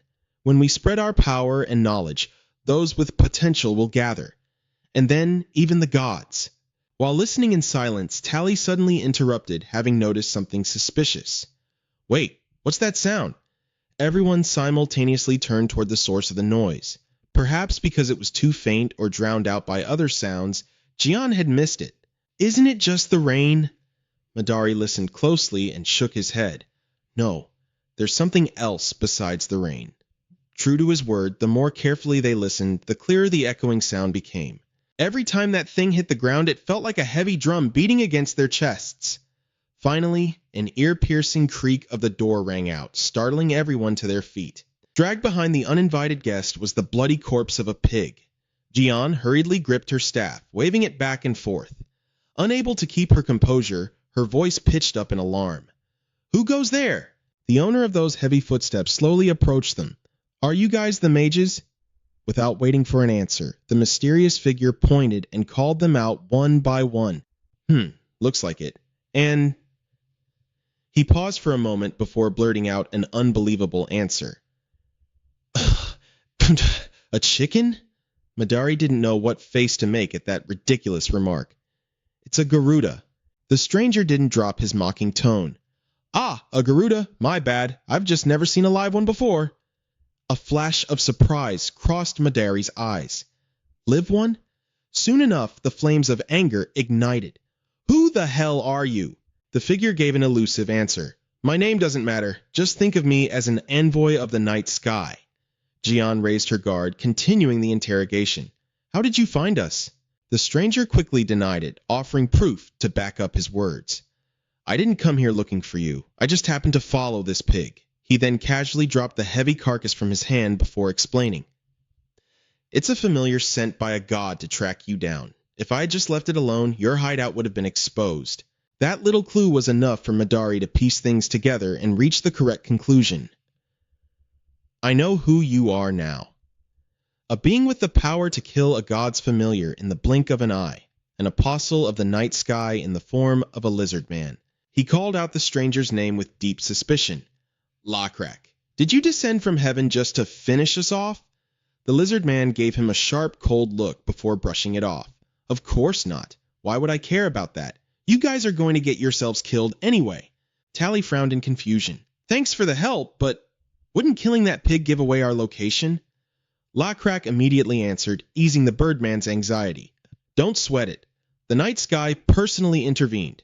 He honestly recounted exactly how it went down. I severed the connection between the god and his familiar first, then killed it. And the night sky created a brand new creature that looks exactly like this one. Having explained it all, Lakrak quickly summed up the result. So right now, that god is looking at the wrong pig. Still not entirely trusting the guy, Madari pressed on.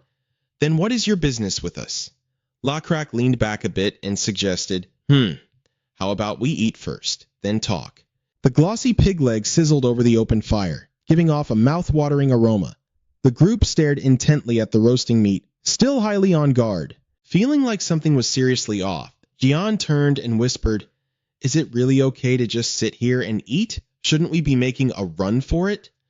Faced with her question, Madari simply closed his eyes in silence. He looked completely calm on the outside, but inside, his mind was racing in turmoil. Can a mage actually fight an apostle of a god? Madari quietly watched Lakrak taste a piece of the meat, evaluating the odds. If we use every tactic we have, maybe. Still, without knowing their exact chances of winning, he decided to stay put. But right now, he's too close. If the old legends are true, our heads would be rolling before he even swung his sword a third time. Lakrak started offering it around. It's fully cooked. Dig in. It might be the meat of a divine familiar, but it doesn't taste all that special.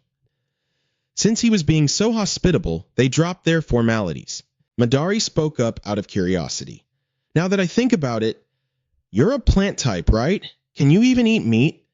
Tally was momentarily stunned by the question, but quickly explained. Oh, right. Normally my kind wouldn't eat stuff like this. Sunlight and moisture are usually enough. But there's a cursed part inside me, and that part needs nutrients from meat. Lakrak nodded in utter agreement. I get it. Hey, a balanced diet is always better anyway. The casual exchange made Madari completely drop his stoic image, his jaw hitting the floor in shock. Suddenly, Lakrak casually dropped a massive, heavy question. By the way, how much longer do you guys think you'll survive? Without caring about their shocked expressions, he pressed on. You might have gotten lucky this time, but you can't rely on blind luck forever. Madari lowered his eyes in sorrow, pouring out his honest feelings. We know that right now, our survival is just a gamble, because compared to the gods, we are nothing but fragile mortals. He continued with a bitter tone. We also know the gods only see mages as disposable tools, and we have no intention of just being pawns on their chessboard. Those heartbreakingly honest words made Jian anxious, forcing Tally to step in and comfort her. If we have to die at the hands of the gods, then let it serve as proof that the gods fear mages. No matter what happens, magic will endure, forever. Lakrak nodded in agreement. You're not wrong. Completely caught off guard by that response, Madari gasped slightly. Wait, what? Lakrak then continued to explain further. Only fools sit around doing nothing just because they lack a god. And yes, it's true that the gods are using us. Madari didn't hesitate to question him. If you already know that, then why are you... The other man quickly cut him off with a firm declaration. It is exactly because I know that I act this way. Lakrak furrowed his brow and proposed, if we already know we can survive on our own without the gods, then even if we stand on their chessboard, we won't just be mere pawns. Madari didn't think so. Sounds like quite the excuse to me. You would need the power to defy a god's will to actually prove that. Lakrak replied with a series of his own questions. And what if the god's will aligns perfectly with my own? What would that proof even mean then? Unable to stand his stubbornness any longer, Madari spoke up to snap him back to reality. You're only lying to yourself. Lakrak sadly accepted it. Yeah, maybe so. He smiled a perfectly contented smile. If so, then this is a very happy lie. The rain continued to fall without end, creating a steady pitter-patter sound. Madari remained on high alert. So, you're saying you will protect us from the other gods and expect us to worship the night sky? Listen here, Apostle. We will not put our faith in any god. Lakrak shook his head in denial. No, if you don't believe in the night sky, I have no way of protecting you. But if this is just a simple transactional relationship, then that's a different story. He looked earnestly at the other man. My lizardman god only asks for one thing, but I am not entirely sure you can pull it off. Madari couldn't help but ask, what is it? Beside the warm, flickering firelight, Lakrak dropped a word that sounded as light as a feather, yet carried the weight of a mountain. Survive. Just that. The group of mages instantly fell into absolute silence. In that cramped space, only the crackling of the embers could be heard. Madari finally decided to break the suffocating atmosphere. That contract, does that mean our very existence, as a threat to the other gods, is what makes us valuable? Lakrak waved his hand dismissively, like he was teaching a child. You could look at it that way. Still far from being at ease, Madari continued to press him. And what if it's not? He didn't shy away from painting the absolute worst-case scenario. If it isn't, then we are simply cast aside for bearing a curse, wandering the world, gathering with others who share the exact same miserable fate. Just imagine if even that little bit of comfort is shattered. Lakrak stared into the flickering flames, his somber tone reflecting the exact grim reality of the people sitting across from him. A handful of survivors huddled up in a damp cave, absolutely drenched by the rain, their stomachs growling with hunger, yet here they were, discussing a bleak, uncertain future. Lakrak focused his gaze solely on them, slowly and deliberately emphasizing every single word. Could compassion not be a reason? Even a god is capable of showing mercy, mages. These deeply touching words plunged the group into dead silence. Any words of rebuttal were left completely choked in their throats, unable to escape. The person beside him seemed to share the exact same sentiment, and without a single word, the whole group let the heavy silence take over the room once again. Madari fixed his stare on the half-eaten pork bone in his hands, quietly trying to convince himself in his own mind. Did you really think that feeding us was just part of the negotiation? The moment we accepted your goodwill, we already lost the upper hand. His train of thought quickly spiraled into self-reproach. To think that a so-called apostle would actually use a strategy as simple as feeding us first. Finally, he let out a long, heavy sigh, deciding to just let his guard down. Fine then, Lakrik, the first apostle of the night sky. As Madari spoke the words of compromise, I accept the contract. Lakrak wore an expression that said he had expected this all along. Outside the tightly sealed doors, a solemn vow echoed out, blending seamlessly with the sound of the pouring rain. We will survive, at all costs. Meanwhile, on the other side, Zonda, who had just equipped a new accessory on her face, looked deep in thought. Elda, do you honestly think we can win this war? Even though she heard the question, Elda just spaced out, her face flushing bright red. Her lips parted slightly, but she completely lost her ability to form words. Finally, unable to hold it in any longer, Elda timidly spoke up. Say, are you just wearing those glasses to look smarter? That immediately set Xanda off. Yeah, so what? I want to look smarter, okay? Anyway, what do you think about the question I just asked? Elda furrowed her brow, trying to choose her words carefully. The situation is a bit tough, isn't it? Zonda was just waiting for that, immediately jumping up to validate her point. Right? A strategic map flashed through her mind as a flood of analysis poured from her lips. The Allied forces already have over 100,000 troops. Meanwhile, Harklin's forces are barely a quarter of that. Xanda thought of the massive pink-colored territory on the map and couldn't help but waver. This is a massive alliance between 5 nations. That's practically the entire continent, and that number doesn't even account for their full military might. Caught up in the sudden, serious atmosphere, Elda rubbed her chin thoughtfully. Still, you can't judge the outcome of a war entirely based on numbers. She then shifted the focus to analyzing the physical differences between the two sides. Using the cave-dwelling Kobans and Reynador as examples, she pointed out. 2/5 of the Allied army consists of smaller, petite races. Their average height is under 150 centimeters. Xanda was quick to fire back. Yeah, but they still have trolls with an average height of 230 centimeters. Elda didn't hold back as she immediately pointed out their fatal flaw. Fine, I'll admit that the lizardmen are incredibly fierce fighters. If we had the chosen ones on our side, we might actually hold the upper hand in a defensive siege. But now that firearms have entered the battlefield, they simply won't be able to dominate the way they used to. Furthermore, she dropped a truly critical piece of information. However, Lord Nebula holds an absolute advantage when it comes to divine power. Elda clearly had a firm grasp on the strengths and weaknesses of both sides. Lord Nebula's divine power is at 21. Meanwhile, the one with the highest power on the Alliance's side is Wisdom, sitting at a level 19.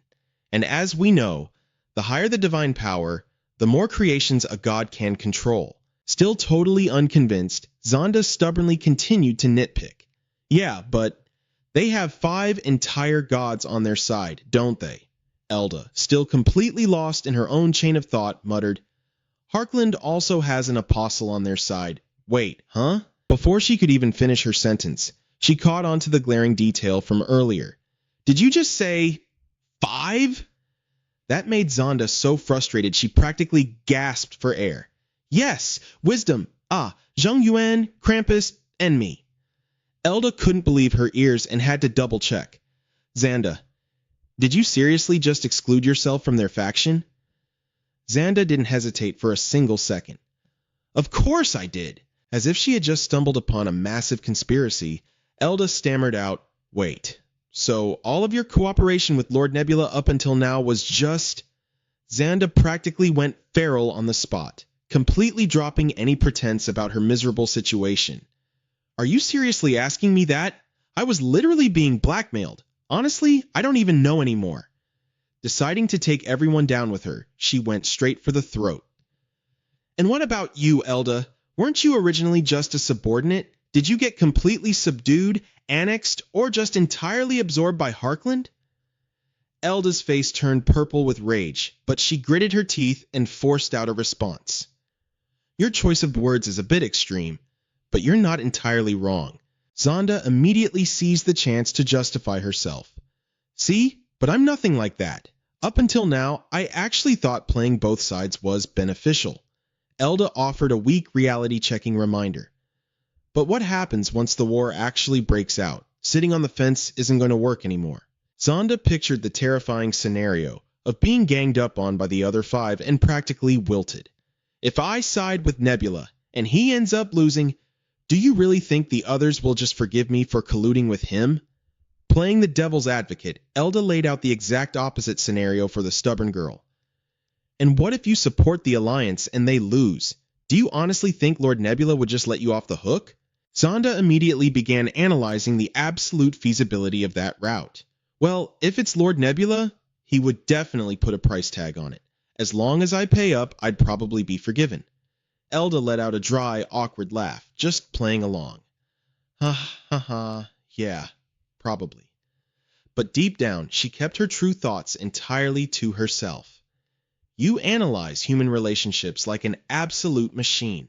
Going back and forth without reaching any real conclusion, Zonda found herself standing right on the razor's edge of a massive decision. Honestly speaking, the chances of winning a 4-on-2 battle if I side with Nebula look way worse than the 5-on-1 odds if I just stick with the Alliance. She agonized over the decision endlessly, but finally blurted out her ultimate desire.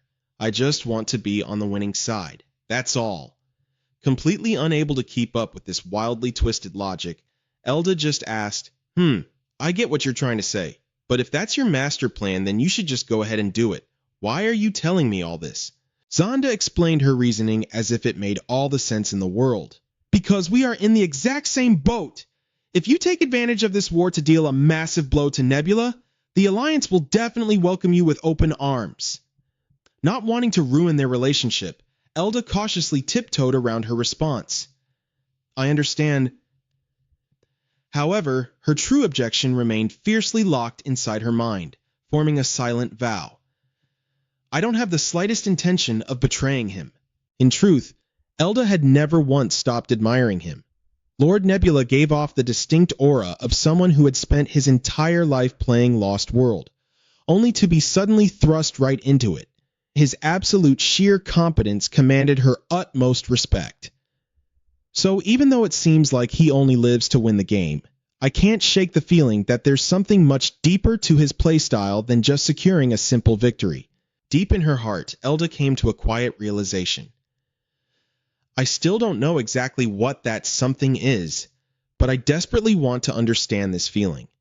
Outwardly, however, she had zero intention of completely burning her bridges with Zonda just yet. I really need to think this over. Could you give me a little bit of time? Zonda agreed generously. Of course you can. But the very second she finished speaking, Elda frantically scrambled to cut off the connection. She sat completely frozen in her chair. Her distant, unfocused gaze was a dead giveaway to the massive storm raging inside her mind. Finally, with absolute sheer determination, she clicked the button to initiate a brand new video call. In a mere fraction of a second, Lord Nebula's face materialized on the screen. Completely skipping any small talk, he cut straight to the chase. Elda, what's wrong? Since her hands had moved way faster than her brain, the sudden question caught her completely off guard, making her stammer. It seems like Zonda has been doing a whole lot of overthinking. Once the first sentence managed to slip past her lips, the rest of the story flowed out much easier. Elda went on to spill absolutely every single detail of the conversation they just had. After getting a solid grasp of the general situation, he bluntly delivered his final verdict in a single, cutting sentence. Overthinking, my ass. Even though he was only hearing it secondhand, Nebula instantly saw right through her petty little schemes. She is just desperately trying to drag you over to her side. Zonda wants you to put your life on the line in a 6-on-1 bloodbath. That is exactly what that woman is plotting.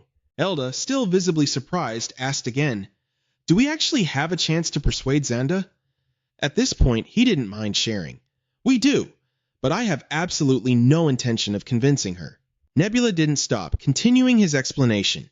Zonda is completely misunderstanding the flow of this war. Like I told you, our true advantage lies in a defensive battle.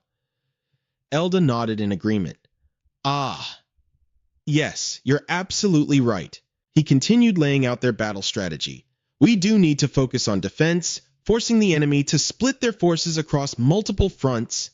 She anxiously interrupted him. But what if we just stay on the defensive forever?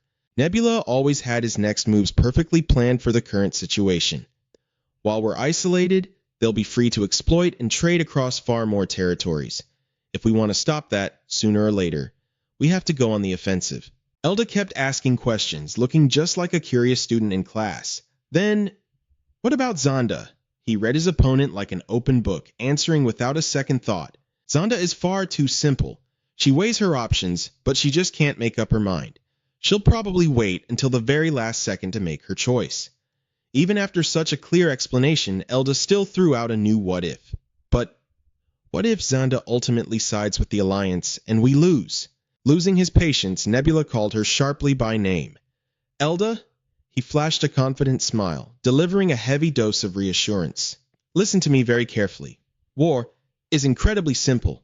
Mere calculations are never enough.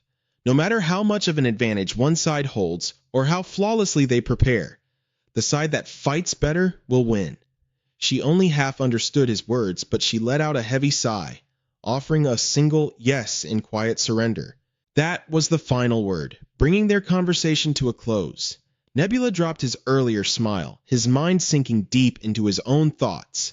Zonda is still acting exactly as predicted. But why hasn't this girl, Elda, betrayed us yet? Even as he stood up to leave, he still couldn't wrap his head around it, silently marveling to himself. How incredibly strange. Time flew by in the blink of an eye, and the entire valley remained perfectly peaceful, right up until exactly 1 month later. The bodies of soldiers littered the ground, with smoke and fire billowing up everywhere, signaling that the very first battle between the Alliance and the Black Scale had erupted. And then 10,000 Black Scale troops marched right into the wasteland, every single one of them fully armed to the teeth. They utterly crushed an enemy army of 30,000, as the tide of battle unexpectedly turned in favor of the underdog. Exactly 1 month ago, inside the main hall of Hukrin Horizon, a voice echoed throughout the room. His Majesty, Kilarak Orin, has arrived. He sat down, looking completely exhausted. I'm busy, so let's skip the formalities. Has everyone heard the news? Rabin spoke timidly. Are you referring to the incident where the mage from Zeokmion burned their ships and fled, sire? They are blaming us for it. Kilarak replied, Exactly. Do any of you have thoughts on this? He offered his perspective.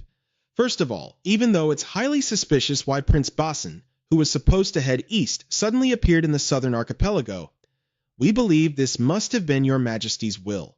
Rabin continued, They are demanding compensation and an apology. If we refuse, they're threatening to send in their army. This clearly seems like a pretext to wage war. We believe we must investigate the truth behind the Zeokmion incident.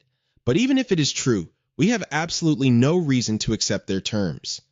The others simply remained silent, quietly agreeing with Rabin. Kilarak shook his head in sheer frustration. You all are completely missing the most important point. His words immediately put everyone on edge. First and foremost, we must prepare for war. The entire hall fell into a suffocating dead silence. Kilarak laid out his plan. We are going to war against the 5 alliances, just as our ancestor Lord Lakrak once said. If we fight, we must win. Another retainer voiced his anxiety. But sire, we still lack sufficient intel. We must avoid war at all costs to minimize the casualties. Countless innocent lives will be lost. Kilarak let out a deeply helpless sigh. I wish we could avoid it too, but... The corners of his eyes crinkled in absolute powerlessness. Kilarak gazed out toward the sunlight. If the world is turning in this direction, and if the gods truly desire it, then how could we, mere mortals walking upon this earth, ever hope to stop it? Meanwhile, Nebula was observing everything through his screen. He sat back in deep thought. The military strength of Hukrin is fully on par with Zom. The nobles are also warriors, meaning they have a bounden duty to charge onto the battlefield. so their training and equipment are guaranteed. Nebula pondered further. They have forces dedicated to protecting the capital and the borders, acting as Hukrin's standing army. Their total number is 10,000. A clear picture formed in his mind. But we can't just force every single soldier into the war. We still have to protect the capital. If we deploy the entire army, the military's core strength will be severely weakened. At the end of the day, we'll still need to conscript more troops. Suddenly, the corners of Nebula's mouth curled up in deep satisfaction. He looked at the image of Kalerak with immense pride. Having a brilliant mind is simply the best. After the strategic meeting, Kalerak divided his forces into the Central Army and the Provincial Army. The Central Army consisted of elite troops responsible for striking the invading enemies, while the Provincial Army would stay behind to defend each region.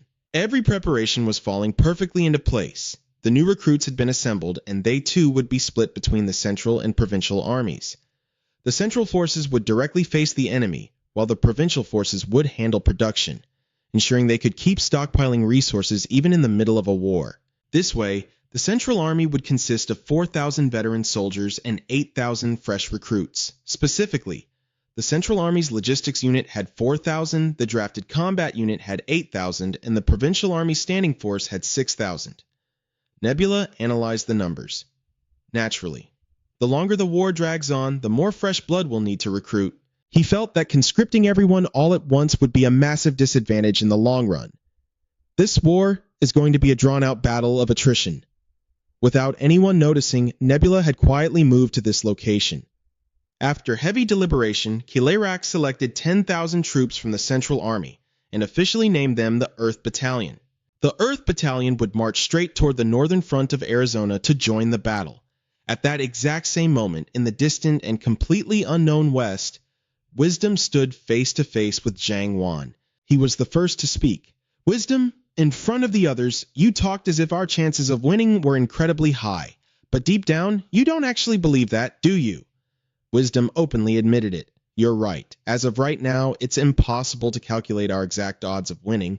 Even with our overwhelming numbers, we still have far too many critical weaknesses. He placed a hand over his chest. I don't want to lose to Nebula either. But at the end of the day, this is still just a game. If we give it everything we have and still lose, then so be it. Zhang Wan squeezed his eyes shut. Like you said, it's just a game. But I despise Nebula. I refuse to let him conquer this continent. He pointed his finger directly at Wisdom. There might be a traitor hiding among us, so we absolutely must prepare countermeasures. There's still an insurmountable gap between us and Nebula. You know that perfectly well, don't you? Hearing this, Wisdom was visibly taken aback, but all Zhang Wan received in response was a slow shake of the head. He recalled a crucial detail: an apostle. No matter how flawlessly we prepare, victory or defeat ultimately hinges entirely on the actions of an apostle. Zhang Wan pressed him intensely. Can you just turn any target into an apostle? Wisdom answered, I don't know the exact conditions to create an apostle, do I? Wisdom dug deep into his memory before giving Zhang Wan a proper answer. The target must be above level 21. His legend must be widely known to the masses, and deep down he must possess absolute faith in the gods. Hearing those conditions, Zhang Wan felt somewhat reassured. All right, then I don't need to explain any further. Who have you chosen? Wisdom calmly pulled out a card. This is the one I've chosen. He began introducing the target he had handpicked. He is the 21st son of Dermandine, the current reigning king of Xiaokmian. According to historical records, in order to solidify the royal family's absolute power, the king of Xiaokmian burned his eldest and third sons alive, a man with a truly wicked nature. In other words, Wisdom had absolutely no intention of stopping him, acting as though he fully condoned such vicious atrocities. Wisdom knew all too well that fear and sheer brutality were the most effective tools for controlling others. This meant that if a god could fully capitalize on that ruthlessness, the overall effectiveness of their strategies would skyrocket. However, nothing in this world works perfectly in tandem forever. Pure brutality does not guarantee a prosperous kingdom, because the strongest empire on this entire continent is undeniably Hukrin. Wisdom understood his own limitations perfectly. What is my playstyle lacking? What am I blind to? What am I missing? He manipulated everyone like mindless puppets dancing in the palm of his hand. No, if I lack anything at all, it's purely brutality. Wisdom cast a long look in Nebula's direction. I have no idea what Nebula's overarching strategy is, so utilizing my own unique methods is the best possible approach. He calculated every single detail. Even with war rapidly approaching, the current king's ego is far too massive. I have to forge a perfect, controllable war machine and have him usurp the throne. Meanwhile, Ledin was still out helping his people, completely oblivious to the dark conspiracy about to crush him. If the greatest weakness of an apocalyptic world is how insanely hard it is to control individuals with strong, independent wills, then I just need to mold them into something easily manipulated. That was exactly why Wisdom had set his sights on Ledin, a red-skinned mutant and the 21st son of the king. Wisdom reviewed the data on his screen. He was born to a concubine, and because of his cursed red skin, he was forced to grow up banished from the royal palace. But when it comes to raw strength, sheer intellect, or leadership, he easily ranks in the top 1%. However, because Ledin was genuinely content with his humble, quiet life, Wisdom felt an overwhelming need to ruthlessly push this character to the edge. Wisdom slowly raised his hand. Without a single ounce of hesitation or remorse, he mercilessly murdered Ledin's mother. In a twist of cruel irony, the only things Ledin found when he finally returned home were his mother's lifeless body and a blood-stained dagger. Ledin gripped the dagger tightly, his heart boiling with pure, suffocating fury. I will have my revenge. To be perfectly thorough, Wisdom then tracked down and killed the original owner of that dagger, the very man Ledin was hunting. It was the 6th prince, and because of that, Ledin was immediately arrested as the prime suspect at the murder scene. Every single agonizing ordeal Ledin endured was perfectly orchestrated, resting squarely in the palm of Wisdom's hand. While desperately fighting to clear his name, Ledin was forced to unleash his true, terrifying potential. And in doing so, he inadvertently earned the absolute trust of Dermandine. Wisdom showed it to Derman. During his secret investigation, Ledin found out he clearly saw the connection. The princes were constantly at each other's throats, a direct result of someone intentionally fanning the flames. But the most shocking twist, he discovered that the one benefiting the most from this royal bloodbath was the king himself, his own father. Derman took a guess. So, he decided to kill his own father, right? Wisdom replied, exactly. He explained further. Unable to find his mother's killer, the hatred inside him just kept growing. Eventually, he believed he'd find the truth only by standing at the absolute pinnacle of the kingdom's power. Zhang Wan smiled, looking quite satisfied. Not bad at all. His reputation has already spread far and wide. He praised Wisdom. It didn't waste my efforts. This apostle of ours is shaping up nicely. Wisdom thought of Ledin.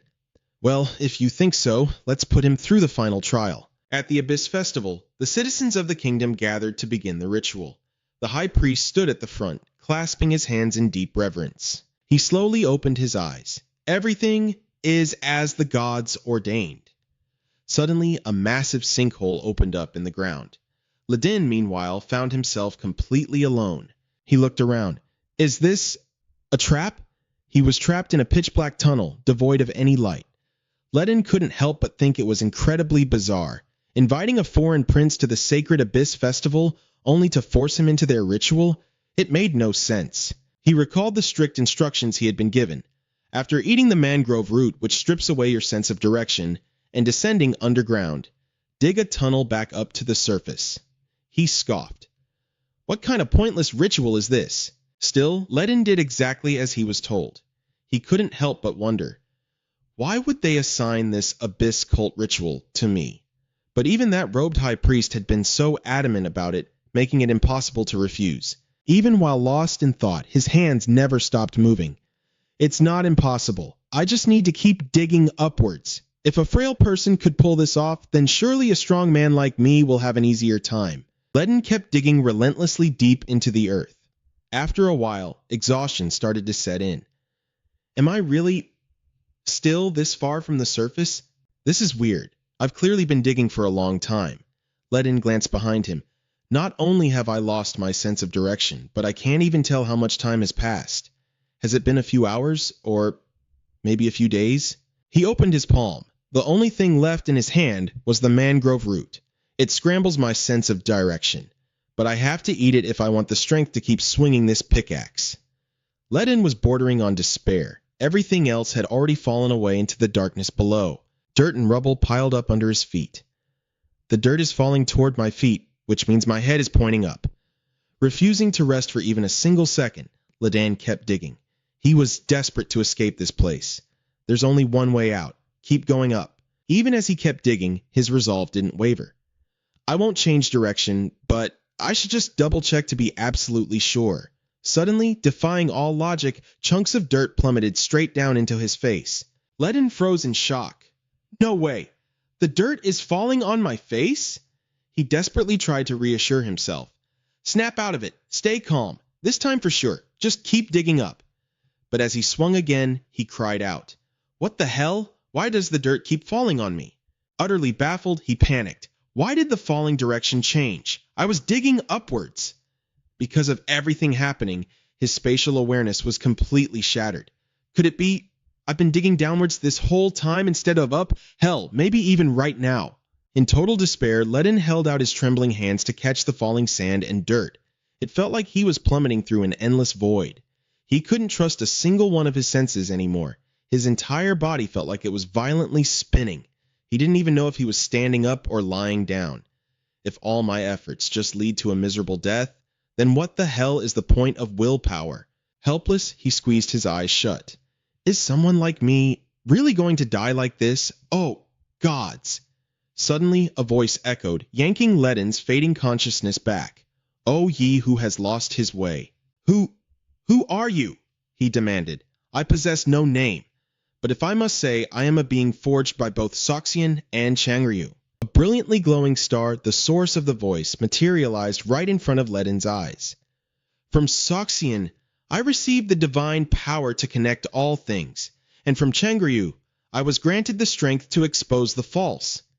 Ledin forced himself to sit up and look at it. What? What do you mean? The star offered him a lifeline. I shall guide you to the exit. If you still have the strength, simply follow my words. Discard them if you wish. But now, dig forward. Hearing this, Ledin gripped the pickaxe in his hands tighter than ever. He did exactly as the star instructed, digging straight down. It guided him with extreme precision. Now, turn to the space behind your back. Though he followed the orders, Ledin was still riddled with doubt. This is bullshit. Can I really escape like this? He even second-guessed himself. What if this is just some twisted hallucination echoing in my own head? But at this point, nothing was certain anymore. His only option was to put his absolute faith in this voice. His body was completely drained, but Ledin's iron will refused to break. The star's voice grew louder and clearer. Now, fall to your knees, reach out your hands, and touch the earth. Instantly, a blinding light erupted from right beneath his palms. Just as the star had promised, Ledin had finally breached the surface. Now, do you see the truth? I understand. Feeling the warm rays of the sun, tears streamed relentlessly down Ledin's face. He reached his trembling hand up, trying to grasp the sunlight.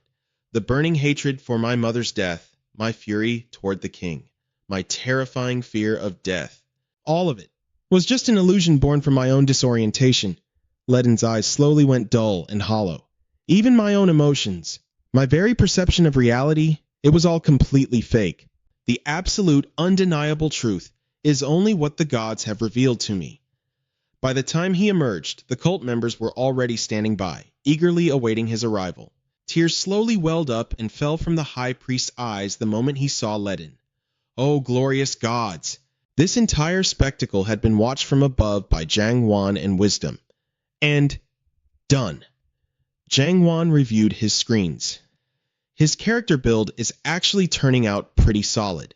Wisdom couldn't help but ask, are you holding up okay? I mean, I really like having a future king to puppet around like this, but pulling this off severely dropped your power levels. So, I can't exactly say it's all good.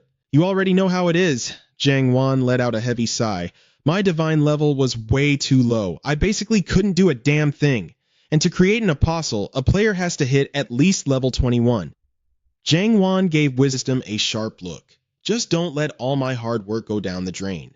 Wisdom went silent for a moment before replying. I know, I know. Zhang Wan then shifted his perspective, zooming down right above where the high priest was standing. The high priest looked completely hypnotized, murmuring in a trance, "What a supreme honor. Oh, Changryu, the hidden god." His empty pupils made him look like nothing more than a brainwashed puppet. "I beg of you, my lord, please ensure that my sacrifice is not in vain." Up above, Wisdom was extremely smug, entirely satisfied with the perfect puppet he had just created. Meanwhile, the god's command echoed directly into Ledin's shattered mind. "And now, you shall claim their lives." Ledin's eyes narrowed dangerously as he glared straight ahead. "There is only one way. I must obey the will of the heavens." The second those words left his mouth, Ledin launched a brutal strike, killing the high priest right on the spot.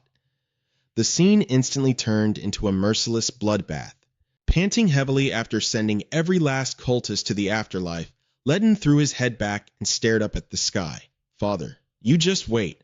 Brainwashed to the core, Ledin wholeheartedly believed that all of this slaughter was for his divine awakening. A system notification suddenly popped up. "Your divine level has increased from 20 to 21. You have chosen an apostle." Wisdom sat quietly, observing the stats. Zhang Wan couldn't contain his impatience and asked, "Well, were your calculations right or what?" Wisdom confirmed the results. "My divine level just hit 21. Ledin met the level requirements and has successfully become our apostle." Zhang Wan wiped his mouth with a smirk. "Yeah, my level took a massive hit after descending into that high priest's body.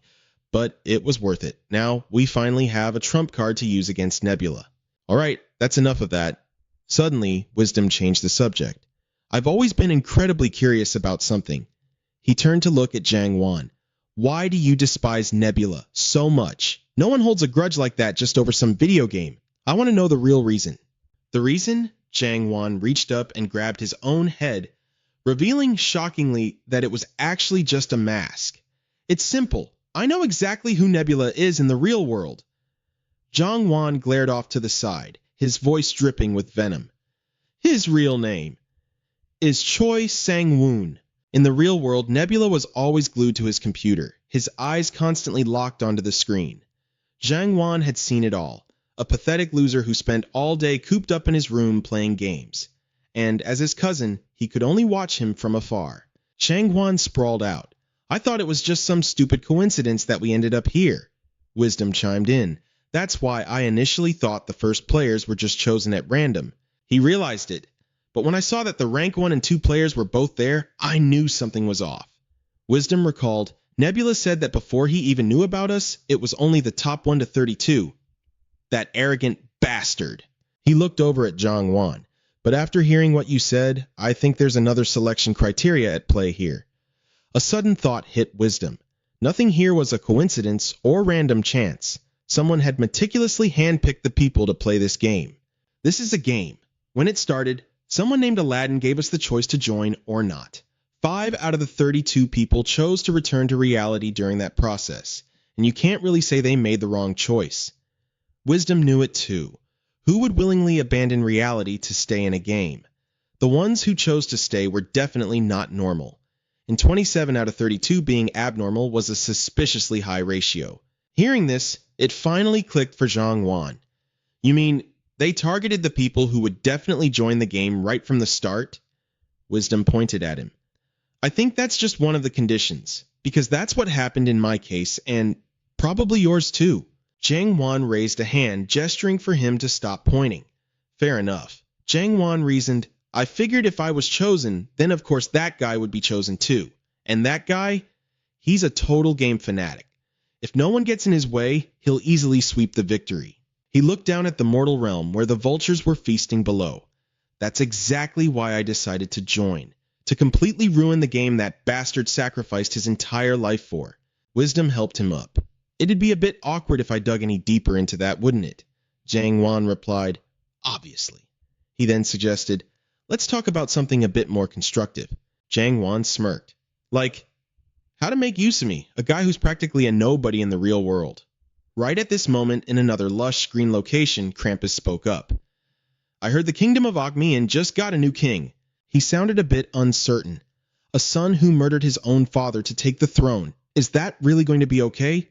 Wisdom replied, That's exactly what I anticipated, so it's not a problem. Changwan sat in silence, keeping his thoughts to himself. I don't need to bring up the fact that my divine rank dropped. Rank 8, he clenched his fist tightly. Saying it out loud will only increase the chances of Isangun finding out. I'm the last line of defense anyway, so I won't have to fight directly. Changwan understood. Gaining an apostle was far more beneficial than the drawbacks of a rank drop, because apostles were the very core of this world. Right now, Ledin wasn't as famous as Lakrak, but he could start building his reputation from here on out. Lakrak was the first apostle capable of defeating multiple creations. No, perhaps even the summoned players themselves. But until the real war officially begins, we need to nurture Ledin to a level where he can actually go toe-to-toe with Lakrak. Wisdom showed a hint of concern. Krampus, are you holding up okay? You're out at the border, so you have to deal with Nebula too. Krampus frowned slightly. I have the numerical advantage, and I've prepared quite a bit, but honestly, I'm not entirely confident we can wipe out Harkland's 10,000 troops with Daniel's 30,000. Hearing this, someone chimed in, so, you've even factored in the possibility of losing, haven't you? Krampus fell silent for a moment before speaking. It sounds a bit pessimistic, but I don't want to let my guard down. You all know exactly what he's managed to achieve so far. Even if I lose, while I'm stalling for time, the rest of you can mobilize the remaining forces. He opened his system interface. We can drain Nebula's faith resources. What? Ganda was taken aback. What's going on? Krampus saw something that suddenly made him frantic. Damn it! Hold on, I need to step out for a sec. With that, he vanished right in front of the group without any explanation. Meanwhile, the night completely swallowed Daniel's capital, Dimurid. The entire kingdom was thrown into chaos. The enemy is approaching! Ready your weapons! Light the torches! The king was so terrified his face turned stark white. The cannons! Where are the cannons? But before they could even roll the cannons out, a booming voice echoed through the air. Basson had successfully breached the gates. It's useless. Don't even bother. Seeing him, everyone panicked and scattered in sheer terror. It's Apostle Latrak. Apostle Latrak is here. The king trembled, barely able to form his words. I am the king. I couldn't just stand by and watch Harkland's pathetic state, which is why things came to this. But deep down, I bear you no ill will. Basson slowly approached him. I understand how you feel. Really? Then... But before the king could even rejoice, a swift blade slashed through him. Basson spoke with cold, inhuman detachment. I don't hold any personal grudges either. A familiar silhouette hovered above the castle. Nebula looked down with amusement. I've let you guys overthink this way too much. The castle began to shimmer brightly against the pitch-black night. Eldar was confused. Leaving your apostle completely alone in the enemy capital, aren't you using your trump card a bit too recklessly? Nebula, appearing out of nowhere, replied, What are you talking about? He sighed. What's the point of holding him back? Is an apostle some kind of museum piece? Am I supposed to just hoard him? But wait, a museum piece? She thought to herself, if Krampus hadn't attended today's meeting, you might have actually lost Lakrak. That is, if the players went all out with their creations and faith resources. I get it. It was definitely a huge gamble. I managed to figure out the meeting time thanks to Ganda. Nebula guessed there was a chance Krampus might not attend, or the meeting would end early. Exactly. He stared at the screen, but I managed to trade it for something absolutely incredible. Hearing this, Eldar grew even more curious. Is there something else I don't know about? Plenty, Nebula replied, but it also proves that I'm perfectly capable of making unorthodox moves, and that in itself is a massive advantage. He elaborated. In this world, there are two main playstyles. First, the all-or-nothing approach. Then, on the flip side, there's the low-risk, low-reward method. Nebula asked her, which playstyle do you think is more beneficial? Eldar guessed, low risk, I suppose. He corrected her. High risk, high reward is much more advantageous. Do you know why? Because safe moves are far too predictable.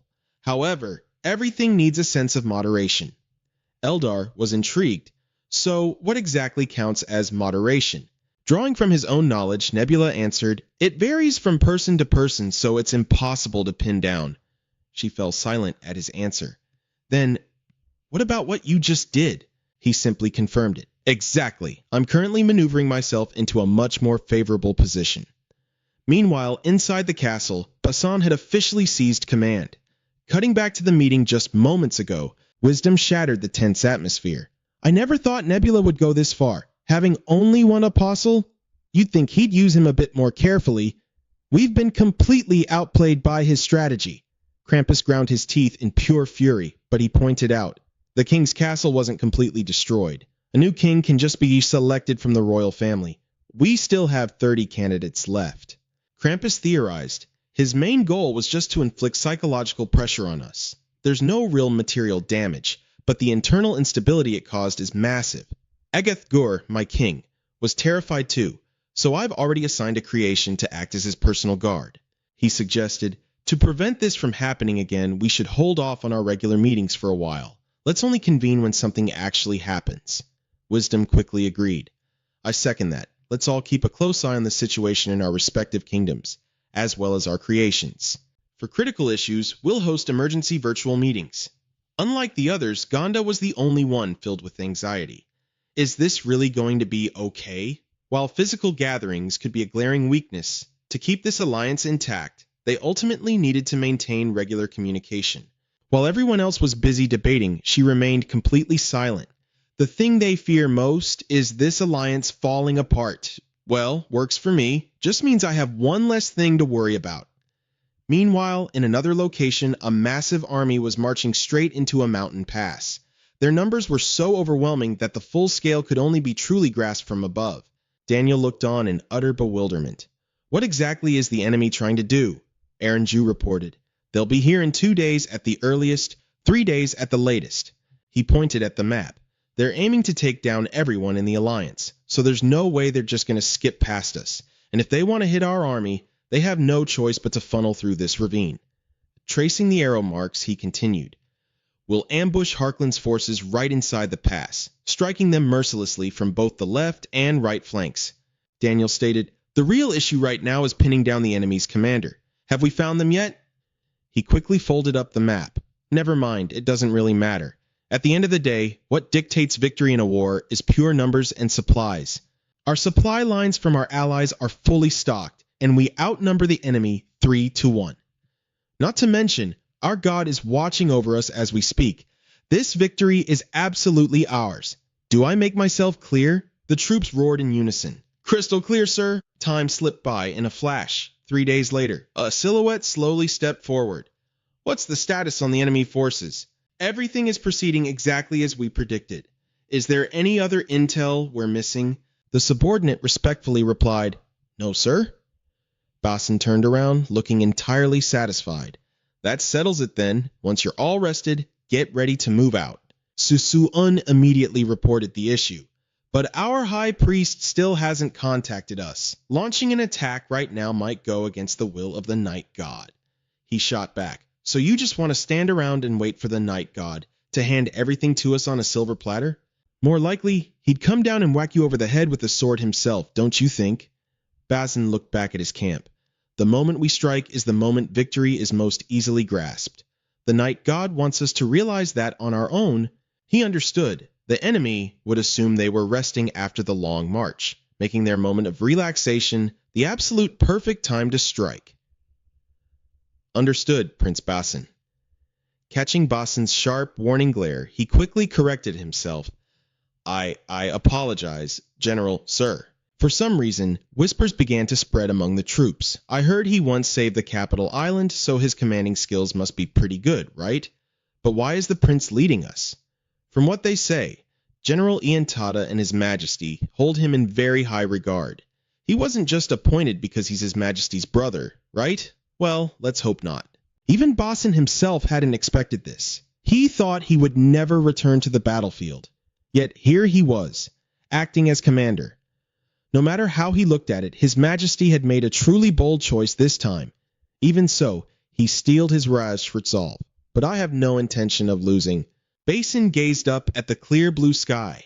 It's true that right now, we are at a severe disadvantage in both terrain and numbers. But it's only numbers. He swept his eyes over his soldiers, calculating everything meticulously. If they prepared for battle the exact second they arrived, Danielum's army would be deeply shaken, and Suddenly, a blinding bolt of lightning violently struck down from the sky. Lakrak's body seemed utterly reborn, his gaze sharper and more piercing than ever before. The soldier stared in absolute awe, jaws dropping to the floor. Radiating a massive surge of power, Lakrak charged straight forward. The shockwave was so massive that even the enemy forces instantly realized what was happening. Daniel roared at the top of his lungs. "I knew it! We have a hidden trump card of our own!" Out of absolutely nowhere, an endless horde of monsters spawned into the battlefield. Just one look at them was enough to tell they were completely bloodthirsty beasts. The pack instantly swarmed and surrounded Lakrak. Seeing this, Krampus sneered with twisted excitement. "I leave all my lovely creations to you. The Apostle Lakrak won't be able to interfere in this battle anymore." The moment those words left his mouth, the beasts bared their razor-sharp claws and lunged straight at Lakrak. Suddenly, violent explosions ripped through the once peaceful green forest. Moving with blinding speed, Lakrak effortlessly slipped out of danger. He vaulted high into the air, completely evading the pack of ferocious monsters. Seeing this, Daniel couldn't hide his wild joy. It worked!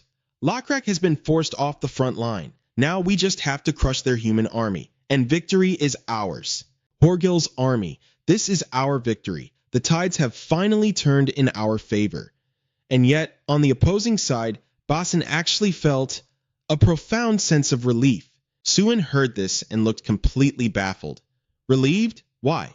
He explained. "Think about it. There's no way Lord Lakrak would ever actually follow my orders." Basin shook his head with a weary sigh. "Just trying to factor that massive wild card into my strategy was making my brain spin in circles. That's exactly why I'm relieved he's out of the equation." He pressed further. "But General, the enemy vastly outnumbers us, and they hold the high ground." Hearing that, Basin just offered a confident smirk. "They are nothing but a human army, and I have never, not once, lost to a human army." The monstrous horde relentlessly chased after Lakrak, yet he remained dead calm, not showing a single ounce of fear in the face of their overwhelming numbers. Suddenly, something violently zipped past, grazing his cheek. He simply raised his hand, instantly activating his weapon-crafting skill. In the blink of an eye, a gleaming spear materialized in Lakrak's grasp. Gripping his weapon tight, he blasted up into the sky.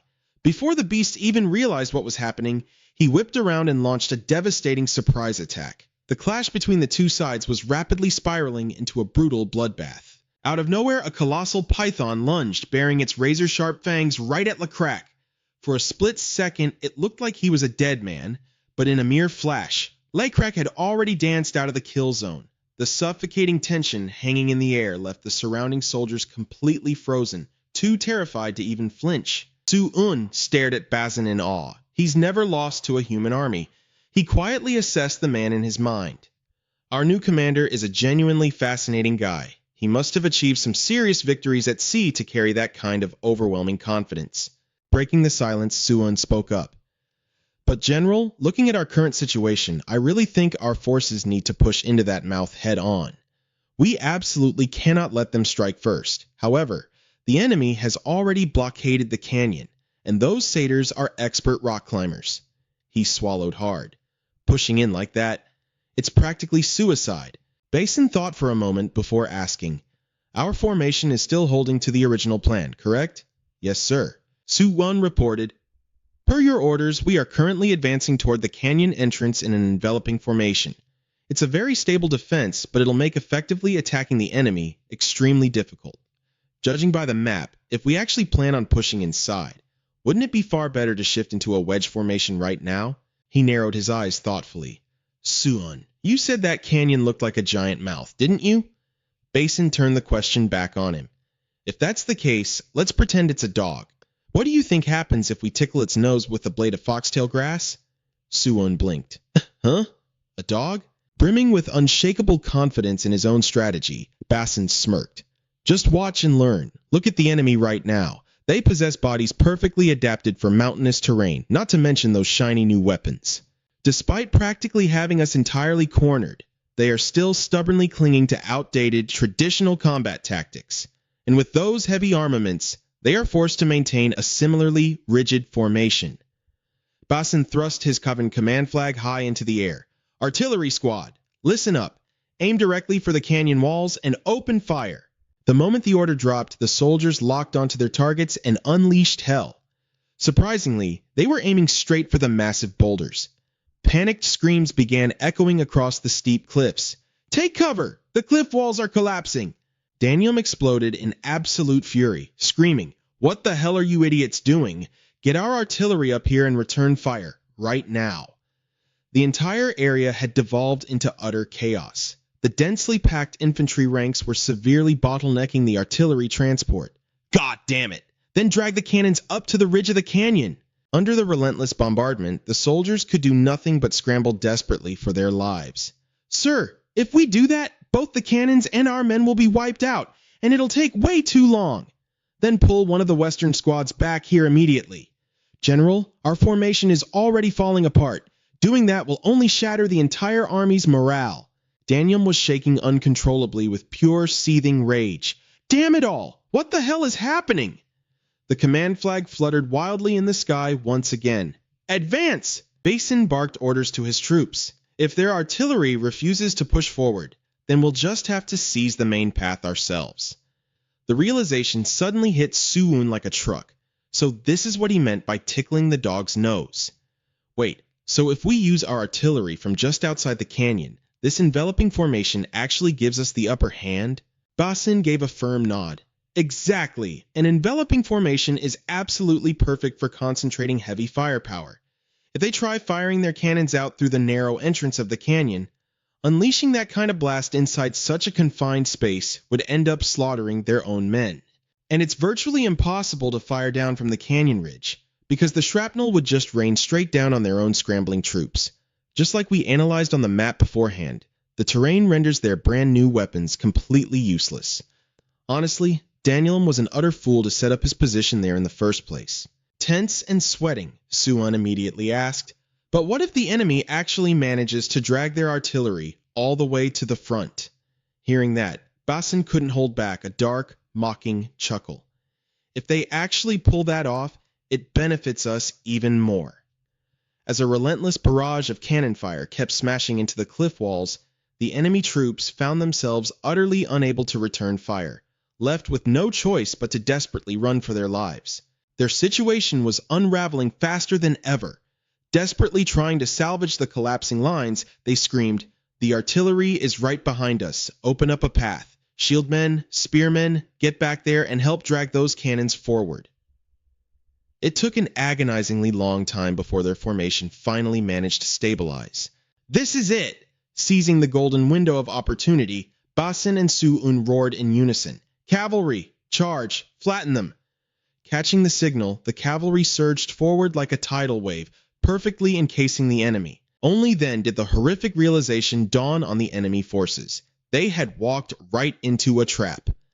"It's the cavalry!" Panic erupted as they desperately screamed at each other. "Protect the artillery! Shieldmen! Spearmen! Get into defensive formation now!" Watching the scramble, Basin let out a heavy, disappointed sigh. Spearmen are only effective at halting cavalry if they maintain a solid formation. In a chaotic mess like this, they're completely useless. Daniel felt a sickening knot in his stomach. Things were rapidly falling apart. Whether he wanted to or not, they had to push forward. But his lieutenants vehemently disagreed. "General, no. We can't just throw away our terrain advantage when our forces are still largely intact." Daniel glared at him like he was insane and roared, "Terrain advantage? Are you totally blind? Look around. We vastly outnumber them, yet we're sitting here completely unable to use it." Another officer frantically agreed with the lieutenant. "But sir, the enemy has already locked their formation in place. If we step out of this canyon right now, we'll be marching straight into a slaughterhouse."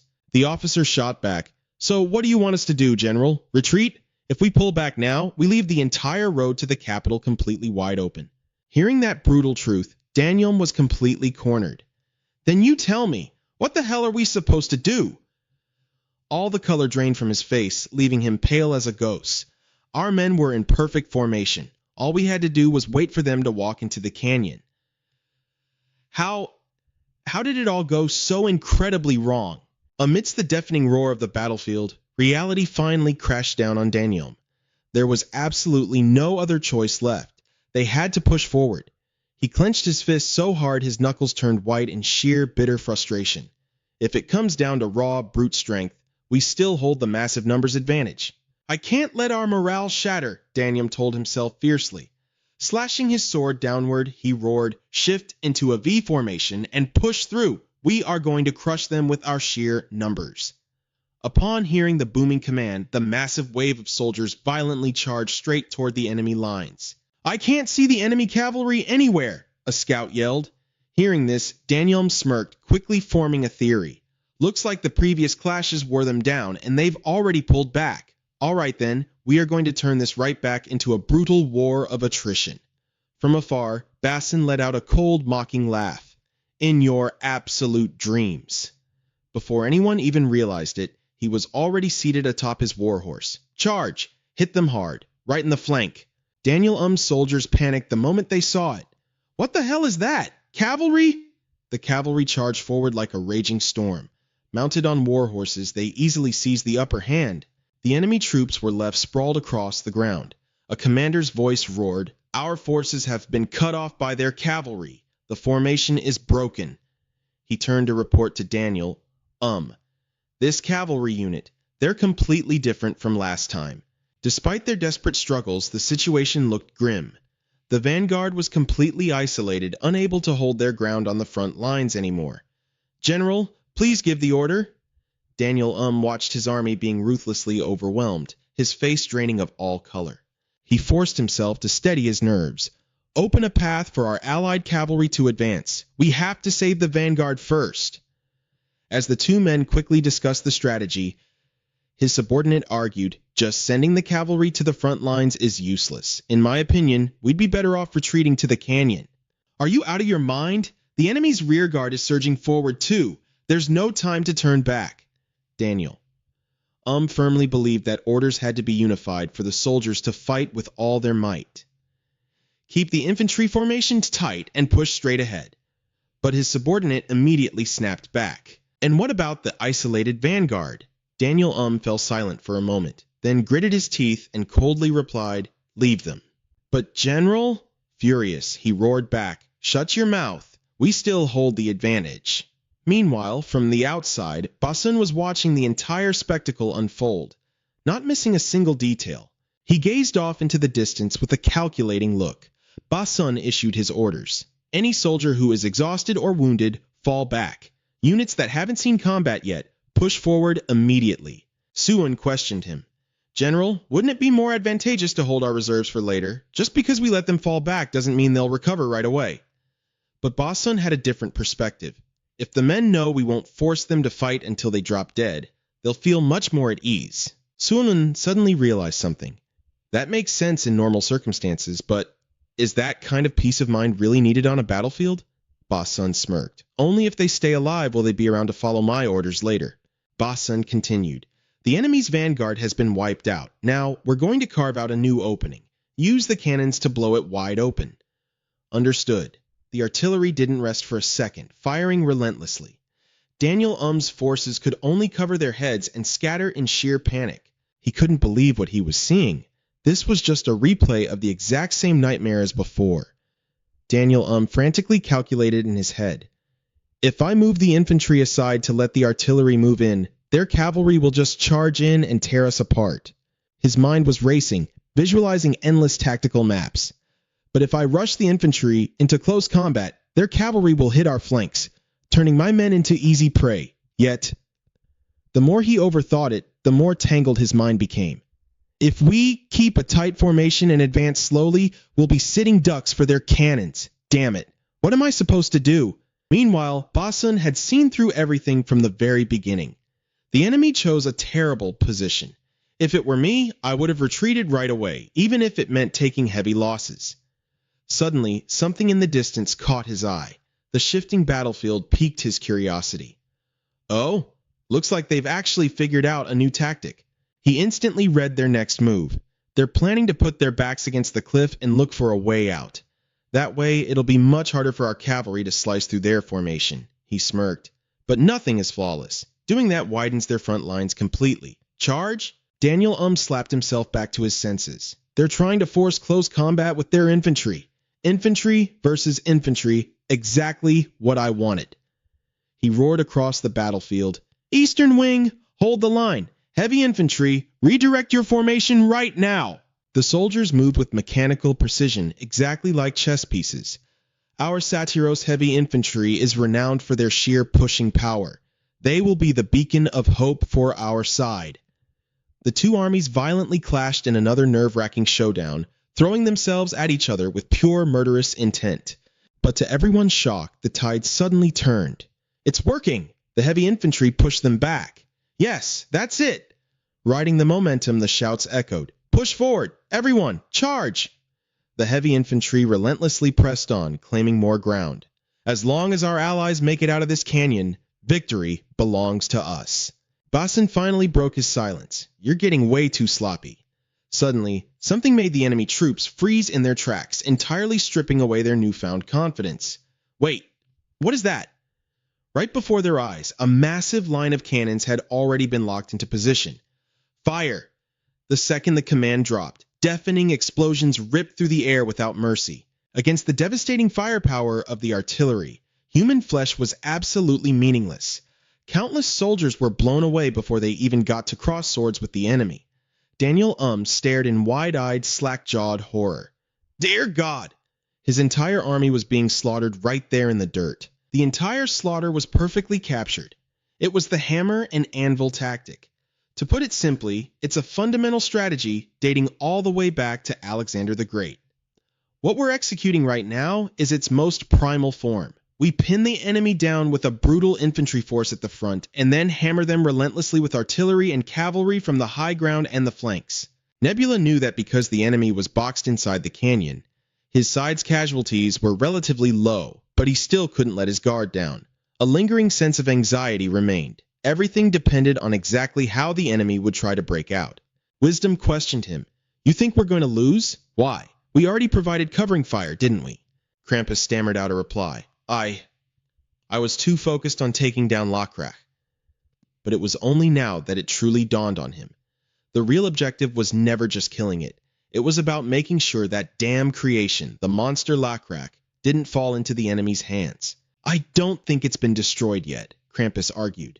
But if we retreat now, our forces will suffer catastrophic losses. If you could just spare a little more backup, everything would be fine. What do you say? Hearing this, Wisdom just muted the mic. After a heavy pause, Wisdom finally replied, I'm sorry, Krampus. Cold sweat immediately poured down his face. What did you just say? Wisdom shot him down without a second thought. I cannot help you. Krampus slumped in utter despair at the ruthless rejection. Wisdom calmly offered an explanation. To send reinforcements, I would need time to prepare properly. Besides, the capital of Daimaret still stands, doesn't it? Krampus knew better, though. The harsh truth was that the Apostle Ledin simply wasn't ready. Right now, Ledin was gearing up for the final battle against the rebellion back home. He absolutely had to keep winning to cement his reputation, because an apostle's true power was fueled entirely by their victories and prestige. Realizing nobody was coming to save him, Krampus gritted his teeth. Fine, I'll retreat, he let out a bitter sigh. It's not like the Black Scales can conquer Danielum with just 10,000 troops anyway. I'm better off falling back and fortifying the capital Daimaret. Suddenly, an urgent report echoed across the camp. General Yubem, Mujin has issued the order to retreat. Realizing that the battle was completely lost, he sighed heavily. All right, pull the troops back. Retreat, fall back to the capital and reorganize the camp. The moment the command dropped, the battered army scrambled for their lives. Watching them break, Su-un immediately called out, The enemy is retreating. Pursue them. Wipe them out while they're on the run. If we can crush them now, our next battle will be a walk in the park. Even as the enemy desperately fled, the Black Scales hounded them every step of the way. They chased the broken soldiers deep into the ravines, showing absolute zero mercy. Finally, the bloody aftermath spoke for itself. That evening, Basun called for a war council. We estimate the enemy has lost roughly half of their total forces. Susun chimed in. And there will definitely be waves of deserters on top of that. As for us, we've only suffered 1,000 casualties. Su-an was buzzing with excitement. They outnumbered us 3-1 and they still got crushed. This battle at Linfa Canyon is going down in Danielim's history as an absolute humiliation. In stark contrast, Ba Sun remained disturbingly calm. Do you really think Danielim is even going to exist after this? Suan frowned, but Danielim is a major superpower. Even if we somehow take the capital, he trailed off. Ba Sun nodded slowly. Exactly. Just taking the capital isn't enough. We don't have the manpower to conquer the entirety of Danielim, especially with the royal family and all those regional nobles still in power. He spoke with a slow, deliberate drawl. Take their massive army of 30,000 men, for instance. Don't you think that's a bit overkill? Ba Sun recalled Kyle's previous warning. Sustaining a military force of that sheer scale was obviously bleeding the nation dry. His Majesty mentioned that Danielim has been crumbling from internal issues for a while now. And after a catastrophic defeat like this, those issues are going to violently explode. Suan tilted his head in confusion. Issues? What kind of issues? Ba Sun slowly pushed himself up from his chair. A wicked smirk crept across his face. As for that, I think it'll be a lot more entertaining to watch it happen with our own eyes. Time quickly slipped by. 7 days later, the Black-Scale army finally arrived at the gates of Daimeret, Danielim's capital. As they marched up to the towering fortress walls, it didn't take long for Suan to figure out exactly what Ba Sun had meant. From beyond the massive gates, a single young woman walked out to meet them. She stood tall and introduced herself. I am the daughter of General Yubam Dylan. My name is Aranju Dylan. Suan's jaw practically dropped. Yubam? You mean the supreme commander of this entire war? She nodded calmly. That is correct. Aranju then dropped a massive bombshell. And as of yesterday, I have become the absolute ruler of this capital city, Daimeret, and the new empress of Danielim. She extended her hand in a gesture of utmost sincerity. Danielim officially surrenders to the Black Scales. Meanwhile, in a completely different realm, Krampus was clutching his head in sheer panic. I'm ruined. I'm so screwed. He was losing his mind trying to figure it out. Where the hell did it all go wrong? The whole point was just to hold out until the Alliance forces could assemble, but we didn't even get close to making that happen. Suddenly, a system window flashed right in front of Krampus's face. He stared at it and let out a long, deeply pathetic sigh. Nebula had suddenly popped in on the chat. Have you considered giving up yet? Krampus gritted his teeth, stubbornly refusing to utter a single word in reply. After a painfully long silence, he finally cracked. Nebula, do you really think I just suck at this game? Nebula fired back without an ounce of hesitation. No, I think you're just making an absolute mess of everything. Utterly defeated, Krampus swallowed his pride. Then, can you please explain what just happened? Nebula had seen right through him from the start. Your master plan was to let the Chancellor seize all the power right after the king died, wasn't it? Krampus begrudgingly admitted it. Yeah, at the time, I figured the Chancellor was the most competent guy for the job. Krampus explained his reasoning. He had raw ambition. I genuinely believed he was the only one ruthless enough to stabilize the country's internal chaos. Nebula put the pieces together instantly. So, the moment Supreme Commander Yubem returned from the front lines, you had him framed for treason and executed on the spot. Because as long as a war hero like Yubem was alive, the Chancellor could never fully consolidate his power. Krampus was completely stunned that Nebula had read him like an open book. Yeah, I thought it was the most obvious tactical choice. But I never in a million years expected that Yubem's daughter Aranju would stage a massive rebellion just to get her revenge. According to what he said, she didn't show any signs of having such potential at all.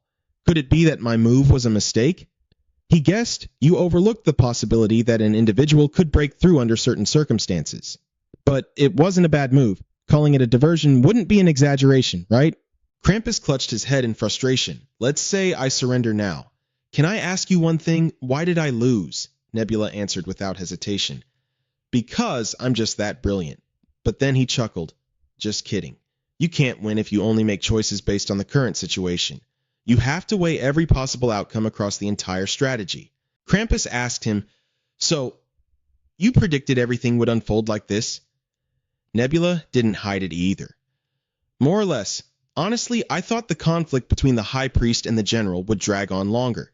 But in the end, Things turned out even better than you expected. Hearing him say that, he also admitted, something like that. Getting his answer, Krampus fell silent, saying nothing. Seeing time ticking away, Nebula grew impatient. Well, yielding yet? If you surrender right now, I'll offer you much lighter terms. Krampus hung his head low and let out a massive sigh. Suddenly, his expression changed completely. Me? Surrender right now? Not a chance in hell. Right after that, he hung up. The video call ended. Only then did Eldar peek out. Why do you think Krampus refused to yield? Nebula guessed. He wants to see this through to the bitter end.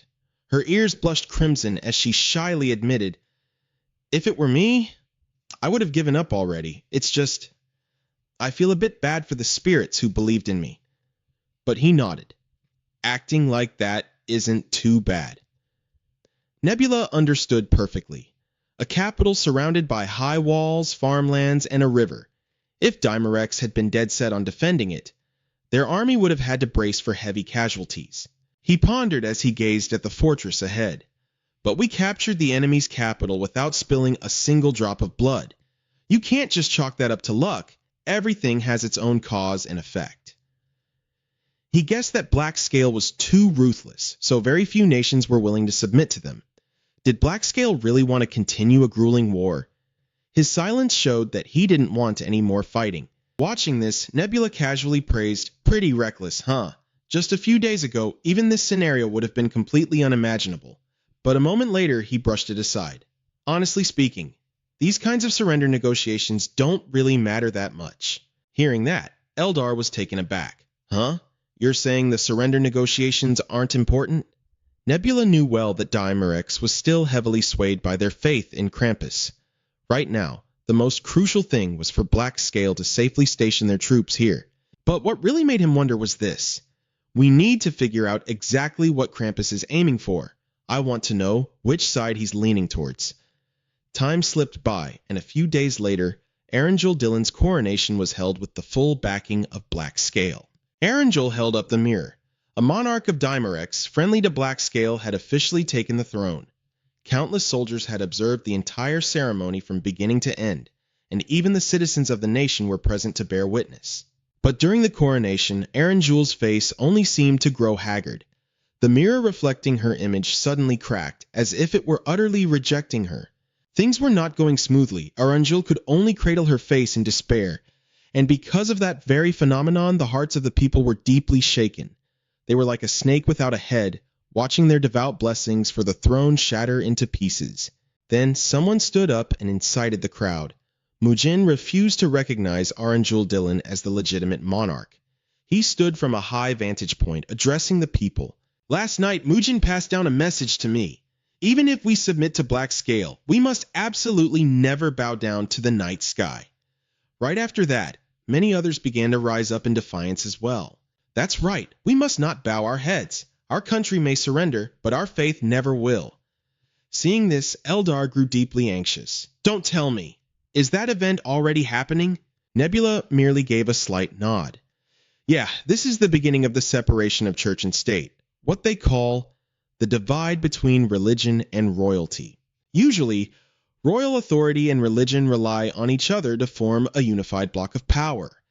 But as the church grows stronger, they naturally tend to split apart. Nebula explained, back on Earth, this separation usually starts with the political side severing ties with religion. But in this lost world, it's the exact opposite. Here, religion holds far more influence. Eldar was frantic. Separating the church and state right now, everything's going to fall into absolute chaos. He also offered a word of praise. Clearly, Krampus is no amateur in this game. Flocking to the place where she stayed, more and more people were boiling with outrage. Erangel, with her face now bandaged, showed no change in expression. In times like these, there was only one thing left to lean on: faith. She bowed her head devoutly before the statue. Erangel pleaded with utter desperation. "Oh Lord, why do you remain silent? Are you telling me that I was wrong?" She knew all too well that the high priest was completely blinded by greed. Erangel was trying to salvage things bit by bit, and this was the only way left to protect her nation. But when she opened her eyes, a deeper despair than ever before could be seen. Nebula noticed the look in Erangel's eyes. She's extremely resilient. Ever since the mirror shattered during the ceremony, her endurance stat has actually gone up. Eldar also wondered, but why didn't Krampus just kill Erangel outright? Wouldn't it be easier to assassinate her first and then deny her claim to the throne? He calmly explained, he wants to drive Erangel to despair so that it forces my hand. And once Erangel starts trusting me, she'll become a staunch heretic, making her much easier to overthrow. Nebula recalled their conversation. I dropped a hint, and it seems he took the bait. Holding up 4 fingers, he continued. Krampus has definitely prepared 4 possible scenarios. 1. Erangel retracts her surrender. 2. Erangel gets assassinated. 3. Erangel submits to the night sky. And finally, 4. Under the current circumstances, the night sky protects Erangel. Hearing this, Eldar broke into a cold sweat. Options A, B, and C all push Black Scale into a massive disadvantage. As for option D, Nebula raised his hand as if grasping his prey. That's exactly the outcome they want the most. They're trying to bleed my resources dry just to protect Erangel. They want me trapped here in Dimerex, even though we've already conquered the place. The naive girl asked him, So, what should we do next? Nebula just smiled nonchalantly. We have to show them that merely having multiple plans isn't enough. The second lesson is this. Always have more schemes up your sleeve than your opponent. As night fell, Erangel lay exhausted on her bed. Despite her best efforts, she simply couldn't drift off to sleep. Suddenly, an unknown sound made Erangel snap her eyes open. She quickly darted her gaze toward the intruder and demanded, Who's there? The woman pulled back her heavy cloak. Erangel Delan, Queen of Dimerex. I am Jean. Erangel seemed to realize something. Jean, you're the alchemist, aren't you? The woman gave a slight nod. Not anymore. Now, I am a mage. She cautiously prepared her weapon. A mage? Isn't that just stuff from fairy tales? Jean just kept walking closer. Well, what do you know? A young general has actually taken the throne. Her voice echoed through the freezing room. And yet, there are still so many things you remain ignorant of. I managed to get in here, slipping right past your guards without a single soul noticing. I could easily end your life right now and just casually stroll out. Erangel found it almost laughable. You're nothing but a decrepit old dwarf. Jean fired back with a challenge. Care to test that theory? Then I won't hold back. The moment she said that, Erangel whipped out a dagger from her clothes. She lunged straight at the old woman without another word. Surprisingly enough, Erangel landed a direct, precise strike on her target. And yet, John didn't die. This sent a jolt of absolute terror through Erangel. The old woman's body kept moving as if absolutely nothing had happened. It seems your kind only believes things when you see them with your own 2 eyes. Jean loomed right over Erangel. Is it clear to you now, O young king?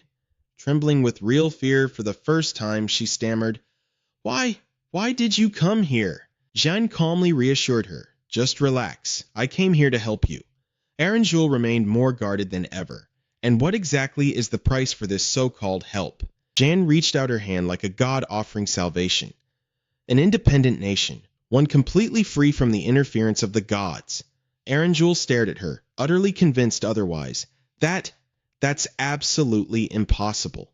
Because deep down, she understood the brutal reality better than anyone. Don't you know the history of the races that were entirely wiped out just because they refused to worship the gods? Without a god's protection, a nation simply cannot survive. Jean persistently urged her on, but what if there was a power that could completely replace the gods? Erangel's face was painted with heavy skepticism. There's no way. The old woman firmly insisted once more. There is. We will make magic the very core of this nation. Jean gently touched the ground. Erangel questioned her. If magic is truly that powerful, shouldn't you be able to drive back the Black Scale army? The old woman shook her head. I can't. Even for me, going up against the Black Scale army right now would be nearly impossible. Besides, the night sky keeps a very close eye on mages, so I can't exactly act on a whim. Erangel frowned in confusion. Then what can you even do? Jean answered with complete sincerity. I can protect the people of this country. She recalled her own agonizing past. Just like my own people, those who refuse to follow the gods are doomed to spend their entire lives living under oppression. Now that another god rules this land, do you really think you and your descendants will be left in peace? June relentlessly urged Erenju. Under the iron fist of the Helen army, even the very name of Danim might be erased forever. And there's absolutely no guarantee they'll let you keep your freedom of faith. But the only thing truly worth protecting isn't the nation, nor the gods, but the people. The most important thing that gods often overlook. We don't serve the divine because we have the power to protect ourselves. If you accept my offer, I will grant you that exact power. Erenju listened in absolute silence. Jun gazed at the moon with deep melancholy. What a pity. There isn't much time left to decide. You must make your choice before sunrise. Having to make such a heavy decision in so little time left Erenju with a splitting headache. In just a fleeting moment, the sun began to peek over the horizon, signaling the dawn of a new day and the moment Erenju made her choice. All right, I've made my decision. She agreed with June's vision. Let us forge a nation that bows to no god. Unsurprisingly, their entire conversation had been watched. Nebula showed clear satisfaction at Erenju's decision. The warm sunlight bathed the world in its golden glow. Dynan walked in carrying documents. It has been a long time, General Bazin. He recognized the man instantly. Ah, Minister of the Hunt. It truly has been a while. The two shook hands and exchanged pleasantries. I never expected you to come all the way here yourself. Well, since the war has made it impossible for us to host banquets or hunting parties, I figured I had to come in person. Dynan reported the latest intel. I have rallied 5,000 troops and brought them with me. He then asked Basin, You are fully aware of our current military situation, aren't you? Ah, yes, I am. Based on recent events, after the capital of Danim fell to the Helen army, forces from other nations began mobilizing at a terrifying pace. Things escalated quickly. From Jagwa, Danim's closest ally, 20,000 troops have been deployed. From Mangan Sasoi, 24,000. And from German, 18,000. In total, a massive force of 62,000 soldiers is marching toward the capital, Daimaret. Basin asked him, They'll be here within a month, and the state of Mia Eong is still embroiled in civil war. Am I right? Dinan replied, Spot on. And that war will surely end with the victory of that treacherous son. Dynan had a strange feeling. It's almost as if he's been blessed by the gods themselves. His momentum is completely unstoppable. According to Dinan, he even proclaimed himself to be the apostle of Joxian. I see. Dinan suddenly remembered, Oh, I also brought along some new weapons that I believe will be highly effective for this battle. Basin was a bit surprised. Cannons? We can just take cannons from Danim. Dinan corrected him, Well, they are cannons, but a completely new prototype. Dinan gestured with his hand to introduce it. It's an upgraded model with an extended barrel. It is much heavier, of course, but it can fire 50 paces further than a standard cannon. Basin was genuinely surprised. 50 paces? Now that is impressive. And what about the second prototype? Dinan smirked. The second one boasts a far more revolutionary design. Take a look for yourself. He then pointed Basin in the right direction. Over there, a group of people was busy testing out a brand new weapon. Basin was somewhat taken aback by the lack of a deafening boom. It's pretty quiet, isn't it? Exactly, Dinan explained. It's also much smaller and can be fired by just a single person. He described the firearm. It has a trigger mechanism, much like the crossbows Mangun soldiers usually use. It technically counts as a cannon, but you can think of it as operating just like a crossbow.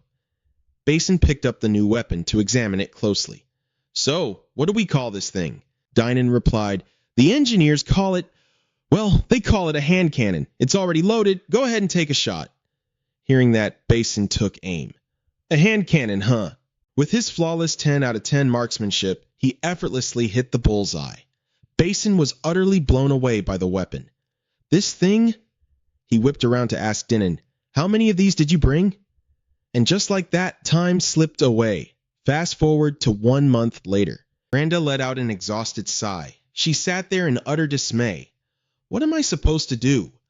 Randa couldn't stop cursing him in her head. That bastard Nebula. He's clearly playing everyone. He wants me to betray them. She recalled their previous conversation. But I'm already in an alliance with them, Nebula retorted smoothly. Aren't you also in an alliance with me? Randa stammered out an excuse. Well, it's sort of like that. Consider it a personal alliance with you. But getting branded as a traitor is... His voice dripped with mockery. Oh, so that's how you see it. Nebula leaned in slightly. Then perhaps I should help you make up your mind. He made an offer that sounded exactly like a deadly threat. Randa, if you refuse to cooperate, I'll just leak every single piece of intel you've ever fed me. Sure, you could deny it, but the seeds of doubt will be sown. They will isolate you. And once you're left all alone, I will crush you. Seeing Nebula so terrifyingly resolute sent shivers down Randa's spine. Wait, what? She screamed in fury, spitting curses at him. If you do that, what the hell do you think I'll see you as? A rotten piece of trash, Nebula coldly reminded her. Listen to me, Randa. I believe you're a rational person. Think very carefully about whose hands your life rests in and make the right choice. Randa's face went completely pale, drained of all color. She could only clutch her head in helpless despair, having no idea what to do anymore. But in the end, Randa had no choice but to cave in to Nebula. What the hell do you want me to do? He smiled in satisfaction, seeing she had made the smart choice. Excellent. Your mission is extol the Safo as back in the present. That damn Nebula. If you're going to tell me something, just say it straight. Being vague is one thing, but you'll know when the time comes? What the hell is that supposed to mean? Hey guys, look at this. Suddenly, the room erupted into a flurry of murmurs. Chang Wan had noticed something very strange. Nebula's movements are incredibly suspicious. Countered immediately. Really? I don't see it?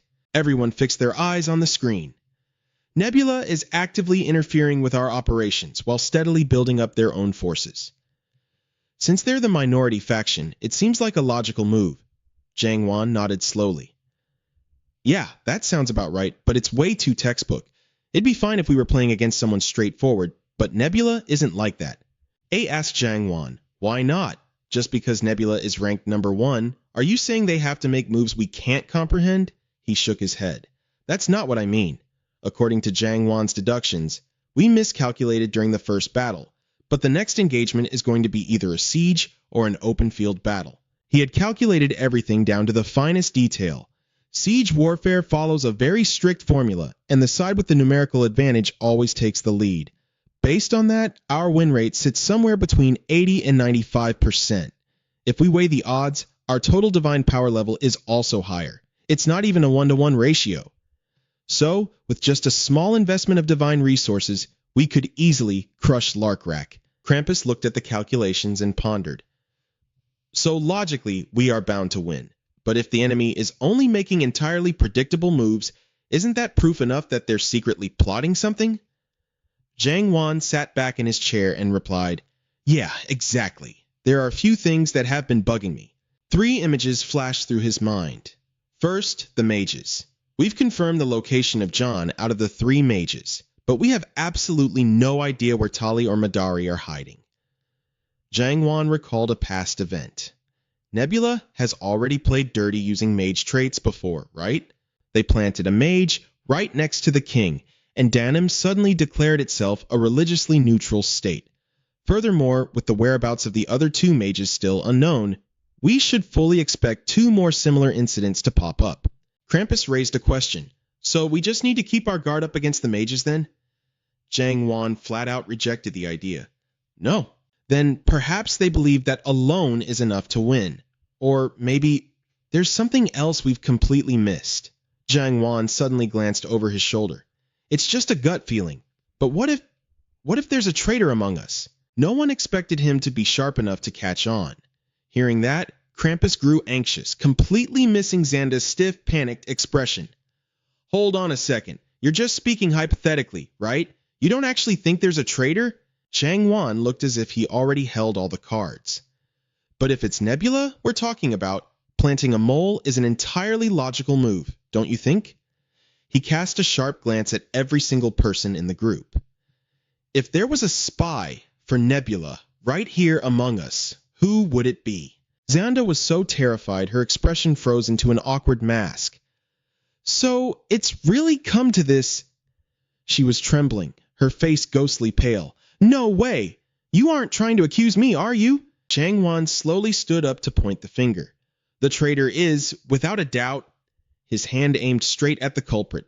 But shockingly, the person Zhang Wan pointed at wasn't Xanda at all. You, player A1026. Hearing this, she was utterly baffled. Me! The two people behind her mirrored the exact same bewildered expression. What did you just say? Wait, what? Excuse me? Even the real traitor didn't see such a massive plot twist coming. What the hell are you talking about? Xanda stammered. Zhang Wan, do you actually have any proof to back up this accusation? Zhang Wan bluntly admitted, Nope, like I said, it's just a suspicion.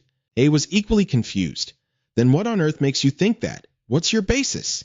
Zhang Wan quickly pulled out a piece of evidence. This right here. He had observed everything meticulously. This guy, Nis, has traveled back and forth between German and Hawk Long several times. He has no notable status whatsoever. He's just a common merchant. Krampus asked, Have you tried making contact? Zhang Wan revealed, We already dispatched priests to apprehend him, but Nebula intervened and silenced him for good. Despite these heavy accusations, A remained completely quiet. She simply shrugged, as if quietly conceding.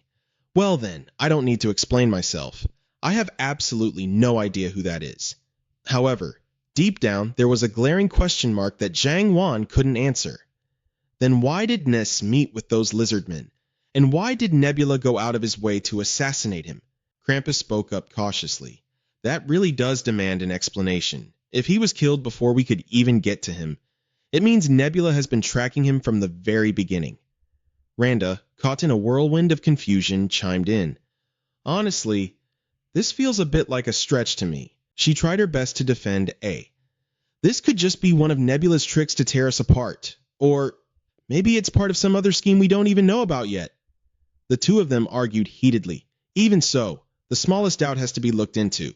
But how exactly do you expect me to explain this? The guy is dead, right? Chang Wan didn't think it needed to be that complicated. It's quite simple, really. I should just reveal all of her personal data.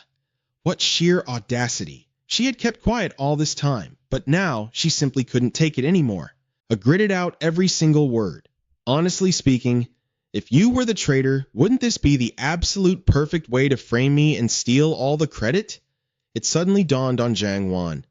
At that exact moment, Xanda also grasped what Nebula had meant.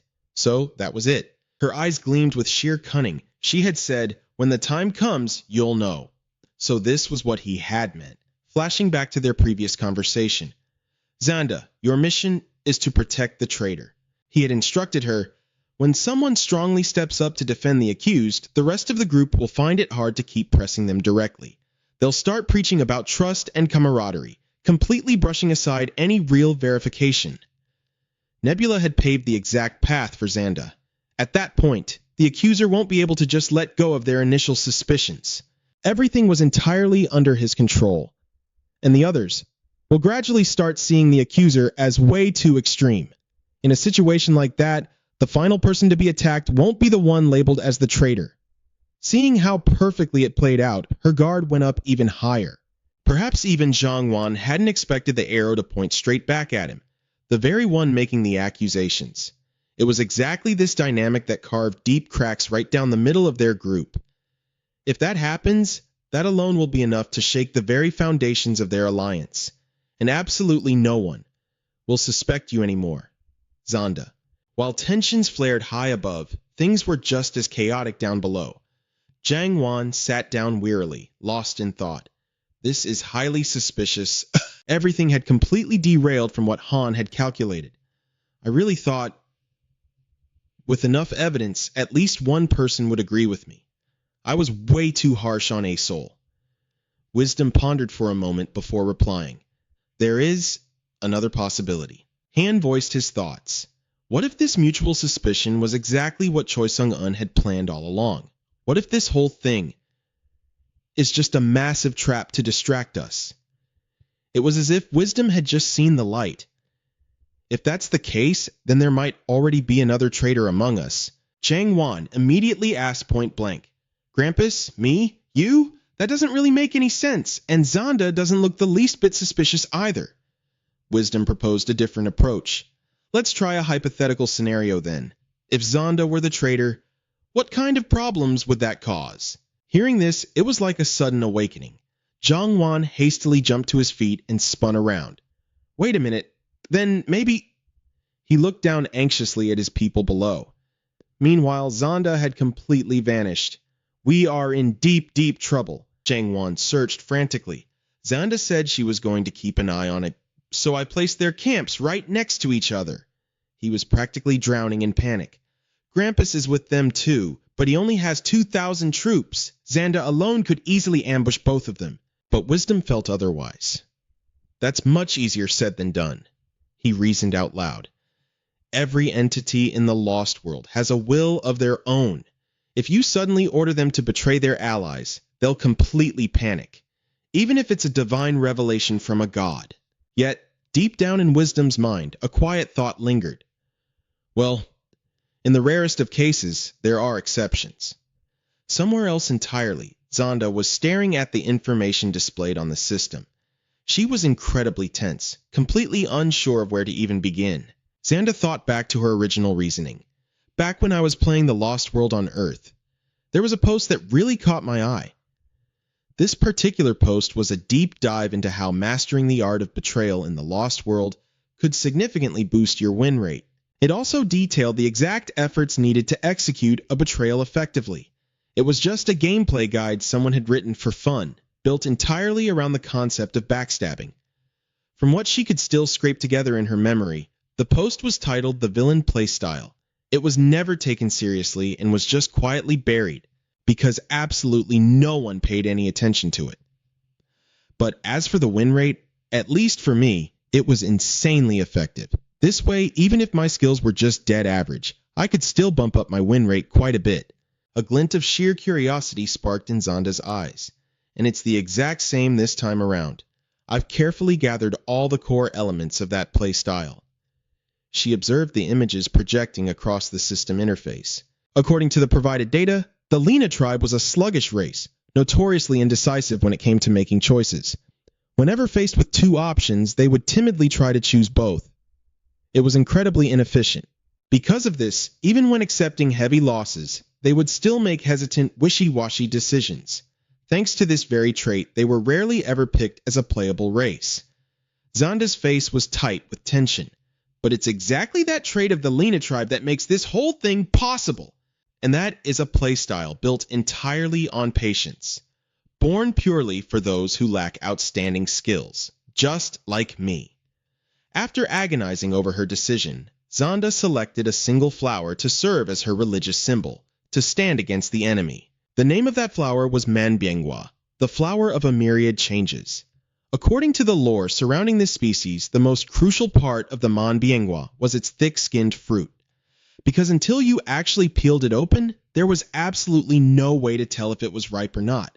On top of that, the exact moment it ripened was incredibly unpredictable.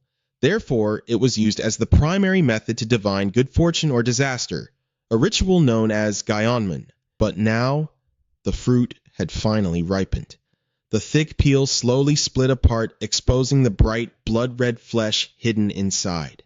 Toby couldn't believe his own eyes. The Manhwa fruit. Right now, he hurriedly barked an order to the soldier beside him. Bring out your Manhwa fruit, right now. Yes, sir. But the moment the soldier looked at it, his hands started violently trembling. It's ripe, Toby asked with extreme caution. Do you remember what the prophecy of war dictated for today? Shaking uncontrollably, the soldier looked up at his leader. It said, if the fruit is unripened, we are to protect our allies. But if the fruit has ripened, betray them. Needless to say, this was an agonizingly difficult choice for them. Trembling all over, Toby was at a complete loss for what to do in the face of this absolute prophecy. He let out a heavy sigh, staring off into the distance. Right and wrong hold no meaning anymore. Everything was destined by the divine from the very beginning. We merely realize it only after the deed is done. Toby stood paralyzed, unsure of how to cast the final die. Our sheer ignorance and agonizing slowness in making choices. They only exist to prevent us from straying too far from the predetermined will of the divine. Oh, great God!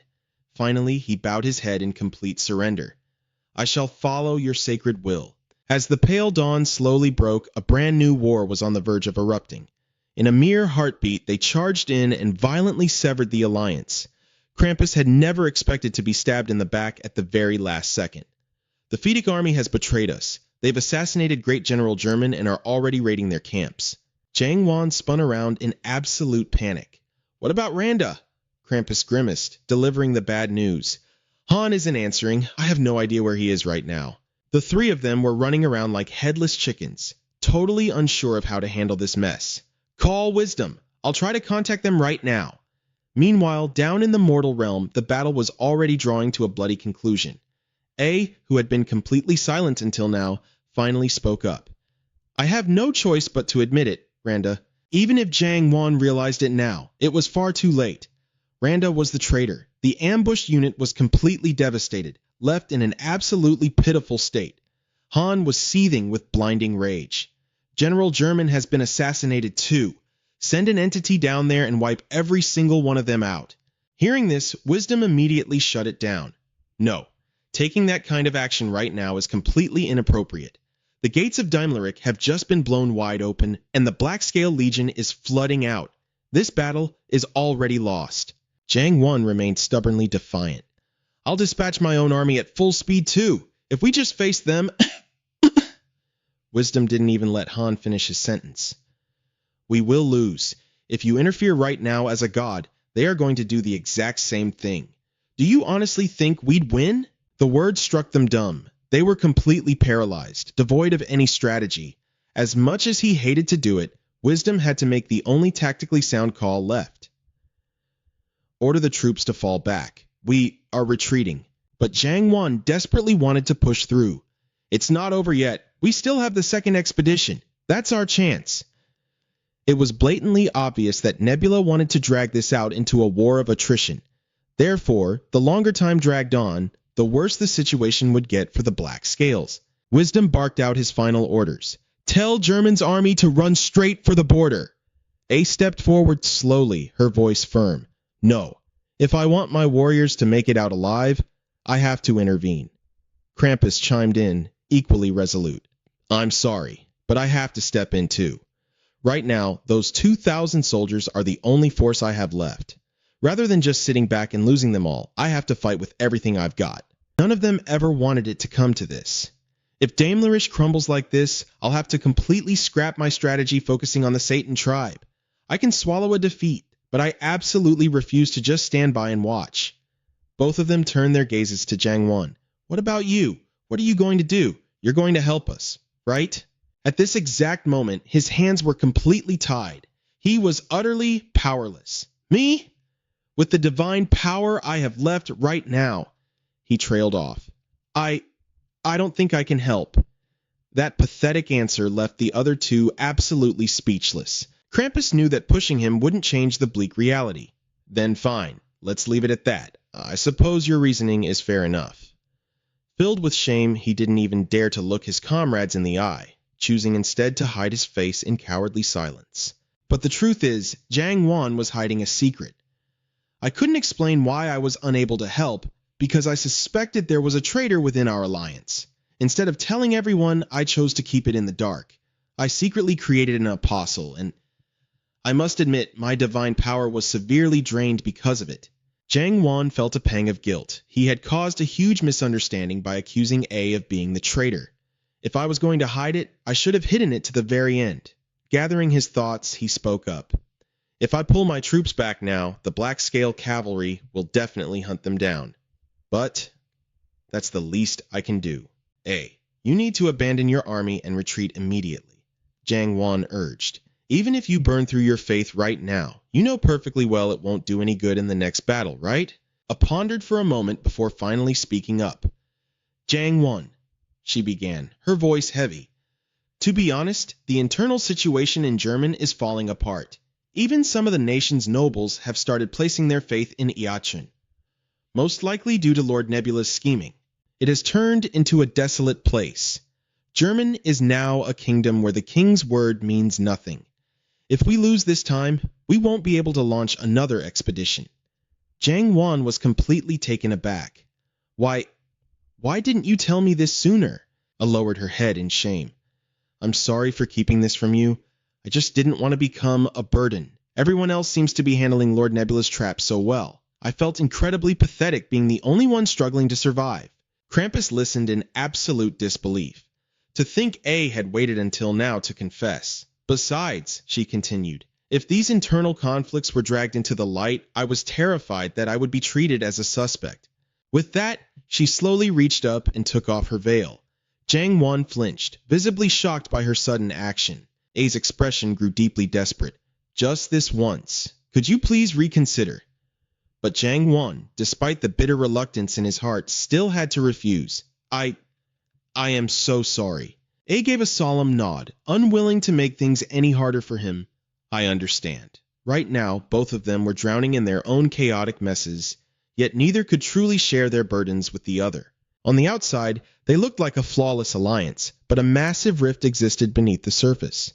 Jang Wan knew this perfectly well. It wasn't just A, it was him. Wisdom and that absolute bastard Zonda too. A turned around with a soft, bittersweet smile. What's done is done. Just be careful. Please don't make the same stupid mistakes I did. Her voice carried the heavy weight of a final farewell. Thank you for everything. If fate permits, we will meet again. Before Jang Wan and Krampus could even process her words, A raised her hand and tapped the system interface. Confirm. In the blink of an eye, she vanished right in front of them. Only then did the horrifying realization hit the two of them. Don't tell me. Down below on the battlefield, A's silhouette suddenly materialized. She wore a dark, mysterious gown, its edges already scorched and smoldering. This was a desperate gamble that no one could have ever predicted. Is she manifesting her avatar? But her manifested form was downright terrifying. Seeing her descend, her subjects on the battlefield burst into ecstatic cheers. The Dark Avatar! The Dark Avatar has graced us! Jang Wan was furious, but completely powerless to stop her. Are you insane? If the German army is wiped out and you die in your manifested state, he screamed in helpless frustration, your soul could be permanently sealed. But down on the chaotic battlefield, I couldn't hear a single word from above. Krampus was just as terrified for her safety. That was A's absolute last resort after being backed into a corner. We need to stay calm and focus on what we can do. He turned to Jang Wan, urgency in his eyes. Pull your troops back. If I retreat now, how the hell are you going to survive? Suddenly, a massive shockwave grabbed both of their attention. Dark, menacing clouds had already swallowed the sky. The inevitable had finally arrived. Seeing this, Krampus gritted his teeth and changed his mind. I wasn't planning on manifesting, but I have to throw everything I have into backing A up. He was dead set. No matter the cost, he was going to make Nebula bleed for this. Meanwhile, on the opposing side, Zonda was having a full-blown panic attack. Has manifested. What the hell do we do now? Nebula stared at Zonda's terrified face in absolute confusion. We are literally winning. What are you screaming about? He calmly explained. Sure, dealing with an avatar is a bit annoying, but A's divine level is only 18 right now. That's barely any different from Jogobi. But no matter what he said, Zonda's face remained utterly drained of color. Are you out of your mind? How can you even compare Jogobi to A? That idiot doesn't even know how to play the game properly. Nebula mused to himself. Doesn't know how to play the game. Well, it's not quite that simple, but I get her point. He had to admit, just looking at the sheer size of A's avatar, it was already leagues beyond Jogobi's. At the end of the day, the raw power of a manifestation comes down to the player's faith level and domain. But the actual abilities the avatar wields, that's entirely dictated by their playstyle. Jogobi's avatar had been hyper-focused on raw physical strength. But that wasn't a popular meta, purely because it burned through way too many faith resources. That's why the vast majority of players dumped their physical stats, and instead, gracefully raised her arm, seamlessly commanding her form while funneling her resources into entirely different attributes. Sensing the overwhelming danger, Toby screamed at his soldiers at the top of his lungs. Fall back! Everyone, fall back immediately! With nothing but a mere flick of her finger, the entire tide of the battlefield flipped. The system panel violently flashed, Enemy forces, 300. Zonda completely lost her mind and shrieked, "We're screwed! We are so screwed!" Trembling, she frantically grabbed and shook Nebula, but he just calmly told her to relax. It's not over yet. Just as he spoke, another system notification blazed across the screen. Apostle Lacrac has descended. A deafening bolt of lightning tore through the black clouds and smashed into the earth.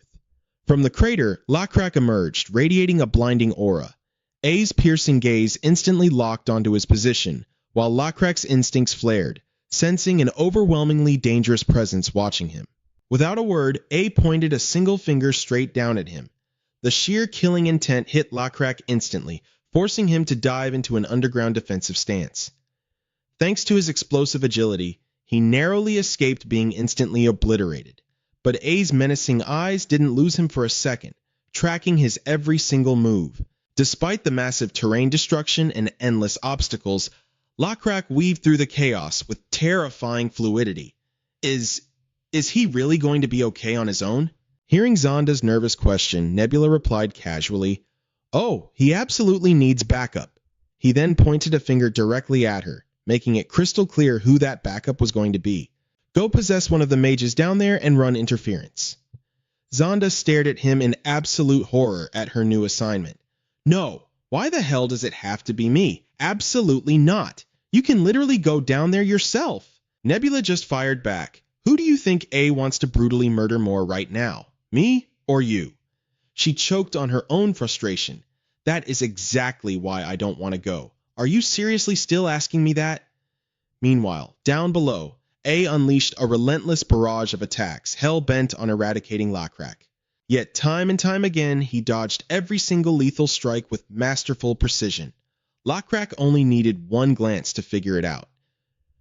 "Those aren't normal thorns. If they even graze me, they'll drain my life force." He quickly deduced her strategy. She's trying to turn the entire battlefield into a literal sea of thorns. In that case, Lacrac rocketed straight up into the sky and roared at the top of his lungs, "Come to me, Annex!" A rift to the underworld tore open, summoning a massive swarm of spectral beasts. He pointed his weapon and gave the absolute command, "Tear them apart, Annex." Screeching in obedience, the entire horde surged violently toward A. But the exact millisecond his strike was about to connect, she vanished into thin air. Lacrac's eyes widened in sheer shock. Where the hell did she go? This is bad. Twisting his body mid-air, Lacrac scanned the area and instantly spotted AI rematerializing in the distance. He glared at her, thoroughly annoyed. "Teleportation, huh?" Refusing to be outdone, A began summoning her own horde of demonic beasts to counter him. The battlefield exploded into pure chaos, the tension sky-high with no clear end in sight.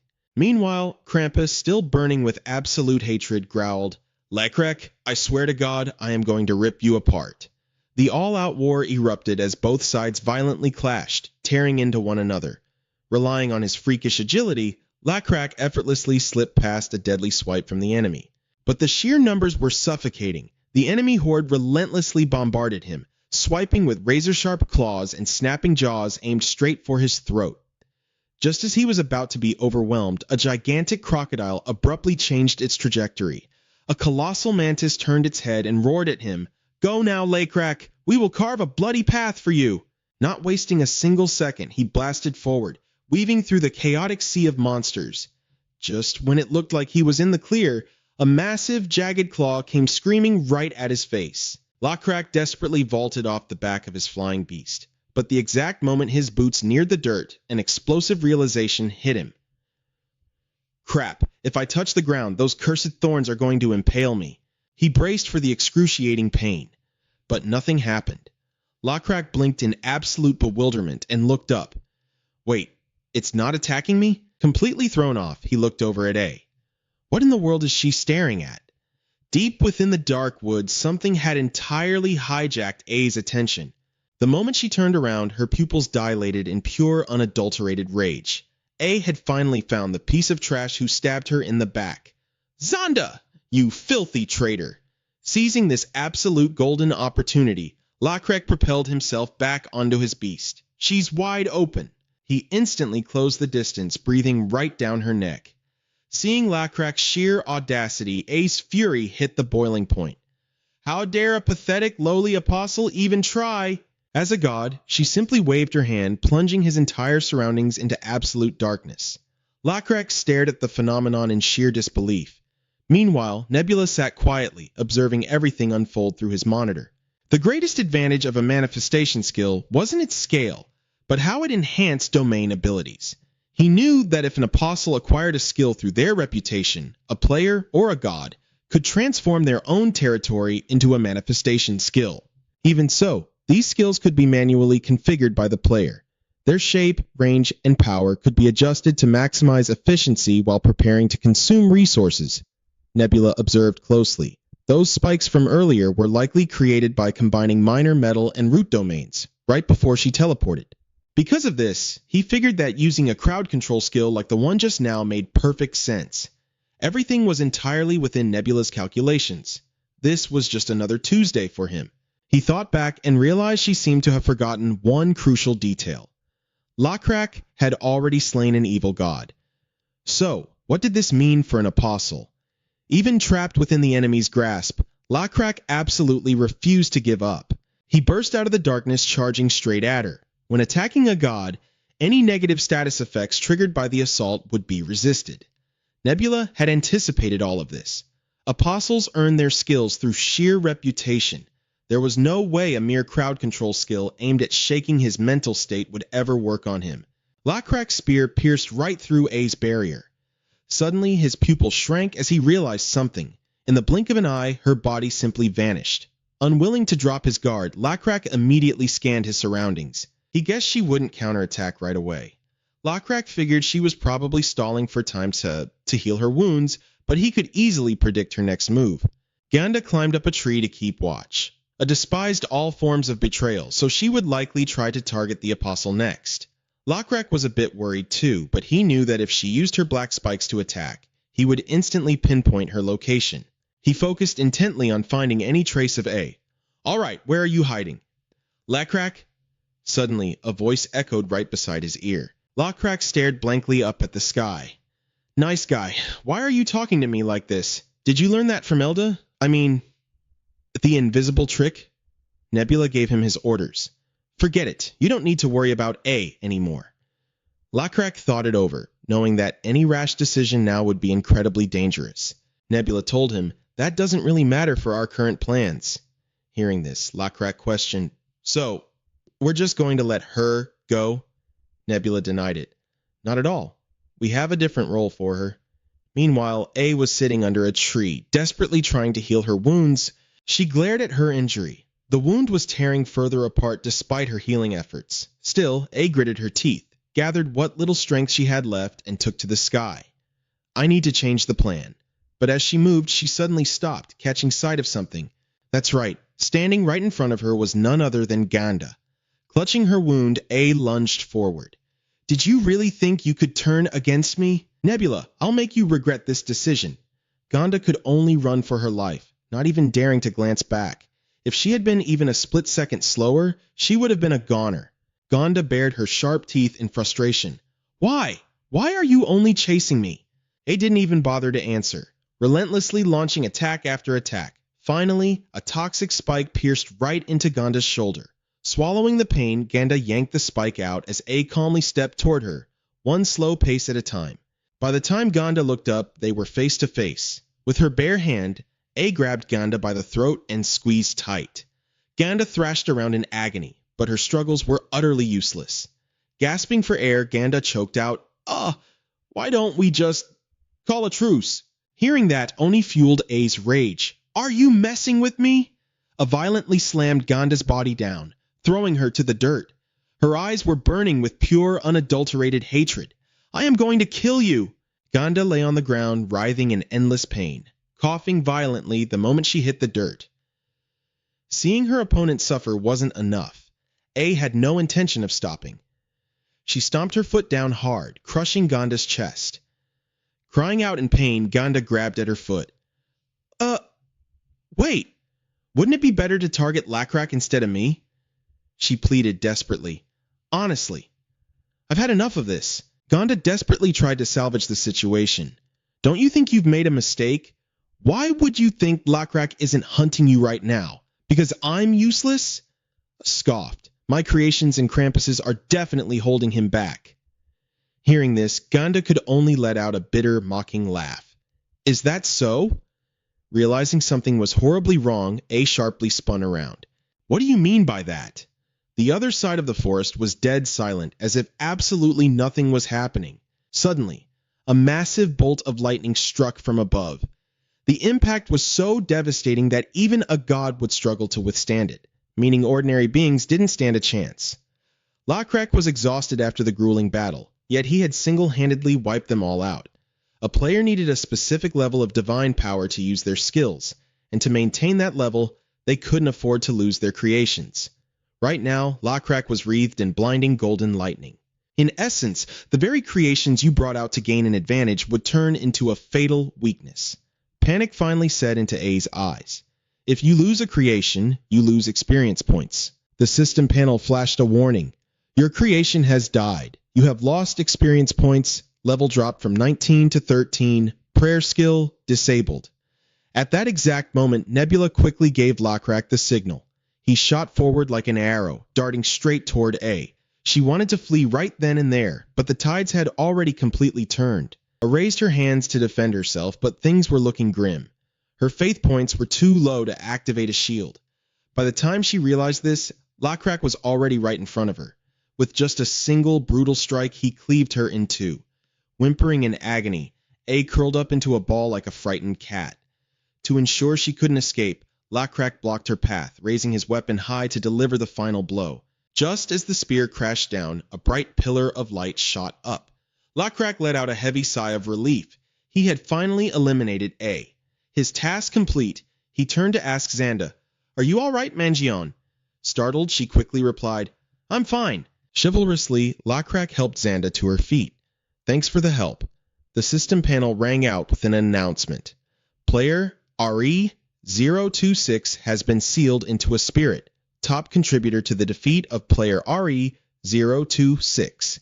Player Nebula 64 at 3%. Xanda stared at the text, looking far from happy. A really got sealed into a spirit. She read the details on the board. Nebula's contribution is under 70%. Does that mean I actually played a part in this too? Right then, Nebula suddenly appeared, giving her a jump. He asked in a sharp tone, "What are you doing? Keep moving." While she was still looking utterly confused, Nebula explained, "You're bleeding faith points. Are you just going to sit there and pray all day? I've confirmed A is dead, but this war is far from over." Xanda stood up wearily. "Ugh, fine, let's go." With that, the two of them left the forest behind after the brutal battle, returning the area to the quiet peace of Mother Nature. Time flew by. 1.5 months had passed. After A's death and Xanda's betrayal, the entire landscape of the war had shifted drastically. Currently, Zhang Wan was exhausting everything he had to rescue as many Bongun and German soldiers as possible. Soon after, the main front shifted to Guna's hostile territory. Wisdom mobilized the soldiers of Asbestos, a force that had stayed out of the fight due to their civil war, to invade and destroy the enemy's farmlands, mines, and trade routes. Nebula put himself in the enemy's shoes. Since Xanda betrayed them, they must be treating this as revenge. But looking at it from this angle, their true intentions are a bit blurry. He was lost in deep thought. Are they trying to drag out this war? If not... Suddenly, something popped up, catching Nebula's attention. He was surprised to see a text prompt appear right in front of his eyes, and an incoming video call from Zhang Wan. Nebula quickly regained his composure and picked up. "What is it?" Looking absolutely exhausted, Zhang Wan replied, "I'm offering our surrender. They will hand over Daniel." Nebula stayed silent, simply listening as Zhang Wan continued. "Krampus has already agreed. Handing him over means they won't have any special countermeasures to restore him anymore." He went on, "Furthermore, they'll surrender A's entire territory, which means it practically belongs to German now. They will also return all the land they seized from our allies." But Nebula wasn't about to agree right away. "Hold on, is there anything else? Let's hear all the terms first." Zhang Wan listed the remaining conditions. A full ceasefire, no retaliation, A's soul remains sealed, and they'll even consider paying war reparations. Hearing this, Nebula swiftly cut him off. "Forget it, I refuse. Jiangwan flared up in anger. You haven't even listened to all the terms yet, Nebula shot back. We both know exactly where we stand. Why waste time listening to this? Hearing that answer, Jiangwan looked so shocked he practically wanted to jump through the screen. What the hell? Hey, wait up! Before Jiangwan could say another word, Nebula hit the end call button. No way! Why on earth would you reject that? That offer was as good as it gets. A tiny, timid voice spoke up from behind him. Nebula replied, The call is over anyway. Go ahead, ask whatever you want. Randa cautiously stepped out from behind him. She was utterly baffled. Accepting that surrender was a good deal. They agreed to hand everything over to you. Nebula admitted it freely. Honestly, the offer wasn't bad. If we took those terms, we would definitely have the upper hand in any future wars. Randa kept pressing him. Wait, future wars? If we accept it now, doesn't that mean we've already won? She couldn't wrap her head around it. If taking the deal means we win, why are you acting like this? Nebula, however, thought differently. It's not that I'm chasing some flawless victory or that I'm obsessed with unifying this continent. If stopping the war benefits us, I'd absolutely call a ceasefire. The more he spoke, the more frustrated Randa became. Jiangwan literally said they were surrendering, and he's keeping A's soul sealed. Nebula easily grasped the enemy's mindset. They wanted to revive A. He explained to her that if the soul seal was broken, they could maintain their overwhelming numbers. Plus, if revived, A's level would remain exactly the same. But of course, the unsealing ritual would cost a massive amount of money and time. Nebula's voice grew deeper, but one thing was for sure. They fully intended to continue the war. There was no need to bring up any more useless variables. The scene then shifted to the night at Zerman Castle, where Kaloa sat tensely in front of her magic crystal ball. She was worried sick. It had been so long, yet the god still hadn't responded. Could the rumors be true? Was Ambon really dead? Kaloa thought of a certain someone, the one who killed the evil god, Lakrak.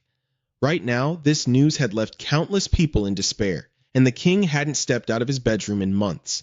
Kaloa felt utterly helpless. It was no surprise. A country without a god to watch over it had no future.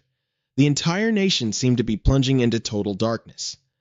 Watching the soldiers outside, Kaloa noted that the Blackthorn faction was demanding they side with them, while their Mongol allies insisted they become part of the Mongol territory. She was fraught with anxiety.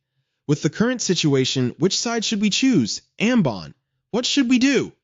Right at that moment, there was a knock on the door and someone stepped in. A foot that looked like a block of wood slowly made its way inside.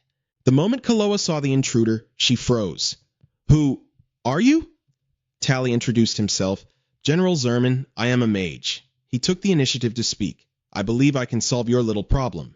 In another development, inside a grand castle, noisy chatter echoed endlessly. Our nation's current fate doesn't allow us to maintain such a foolishly extravagant ego. Or has the Chancellor lost his mind, just like that mad emperor? Exactly. Another sighed heavily. Whether it's the Mongols, Helkin, or Seokmyeon, Zerman has no choice but to rely on outsiders.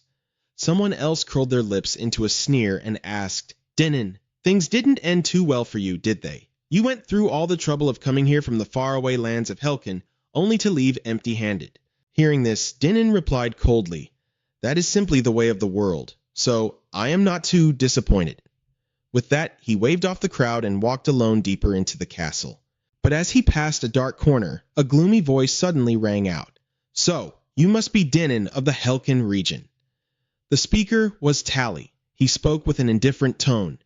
Everything has been completed exactly as promised. Have you verified it yet? Hearing that, Dinin let out a contemptuous smirk. He then nodded and replied, I have. He confirmed that everything was fine and going exactly as planned. Dinin believed that an invasion wasn't the best solution anyway. Zerman was located far too far away from Helkin. As long as this land didn't fall into enemy hands, their objective was achieved. Thinking of this, he slowly spoke up. From this moment on, Helkin will cease all hostilities against Zerman, and the faction supporting Helkin will also remain silent. Hearing this, Tally nodded in satisfaction. Excellent. For now, I will put my faith in your promise. So, are you satisfied? Everything is falling into place just as you calculated, isn't it? Is that right? Dinin slightly furrowed his brow and muttered, Satisfied? Perhaps so.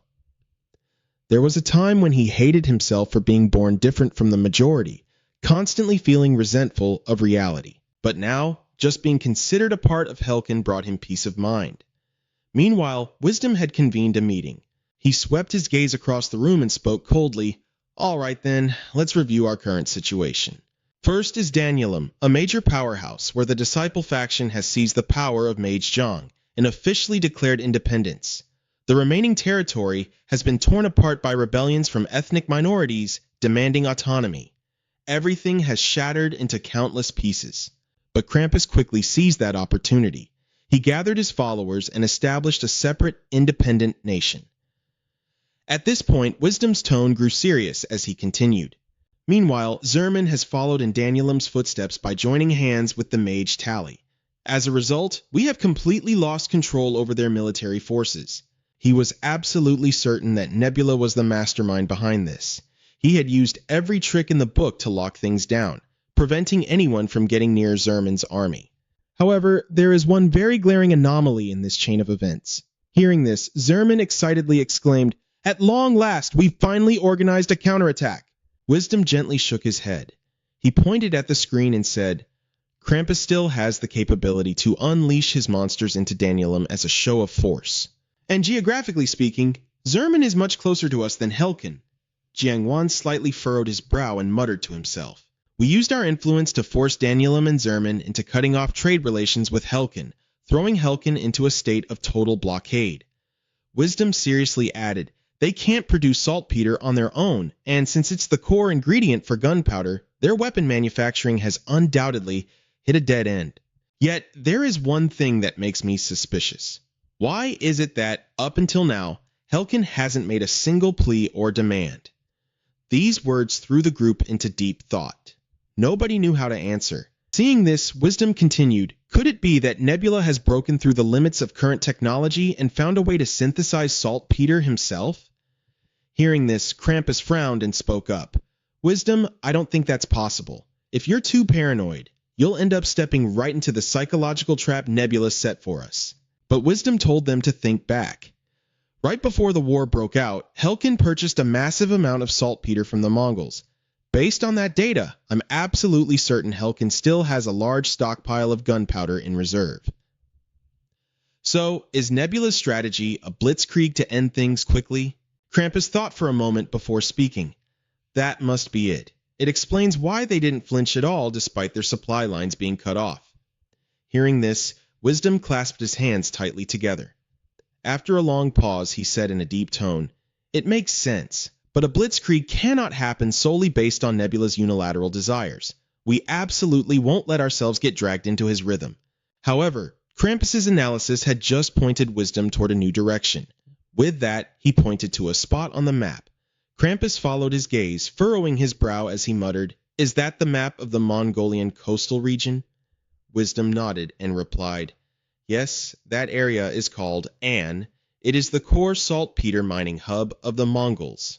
Wisdom stated calmly, Nebula's next target will definitely be An. They will mobilize their warships to attack and plunder the saltpeter. We need to reinforce the Coast Guard immediately. 2 months later, perfectly matching the Alliance's data, 150 Helkin warships weighed anchor and set sail toward the coast of An. It was truly a massive and highly unexpected offensive. However, someone was already lying in ambush waiting to intercept Helkin. It was 260 warships that the Alliance had urgently mobilized. In the end, victory leaned toward the Alliance. When Zhang Wan heard the news, he sighed and muttered, we won. But the damage we inflicted on them is too small compared to the effort we put into reinforcing our fleet. It's a rather bitter victory. Hearing this, Krampus argued back, but a win is still a win, and after this naval battle, Helkin has most likely depleted almost all of their high-grade gunpowder. In the future, they will be hard-pressed to use firearms at all. So, even though there are still some tactical loopholes, strategically speaking, this is still an overwhelming triumph. Jiang Wan furrowed his brow and asked, would Helkin recklessly attack An again to seize the gunpowder? Wisdom shook his head and said, I'm afraid that's highly unlikely. He assumed that right now Nebula would prioritize hunkering down on defense. After all, they only had low-quality gunpowder left in their hands. Still suspicious, Jiang Wan continued to ask, But if this war drags on, the advantage will shift to us, right? Wisdom nodded slightly and replied, because of that, I also predict they will find a way to strike somewhere. They might attack Danielum, the nation currently maintaining neutrality, to expand their territory, or perhaps... At this point he paused, glancing over at Krampus, making him freeze and mutter in shock. They're... attacking me? Wisdom calmly stood up and declared, exactly. Based on the geographical map, it's highly likely they will strike the independent nation you just established in Danielum.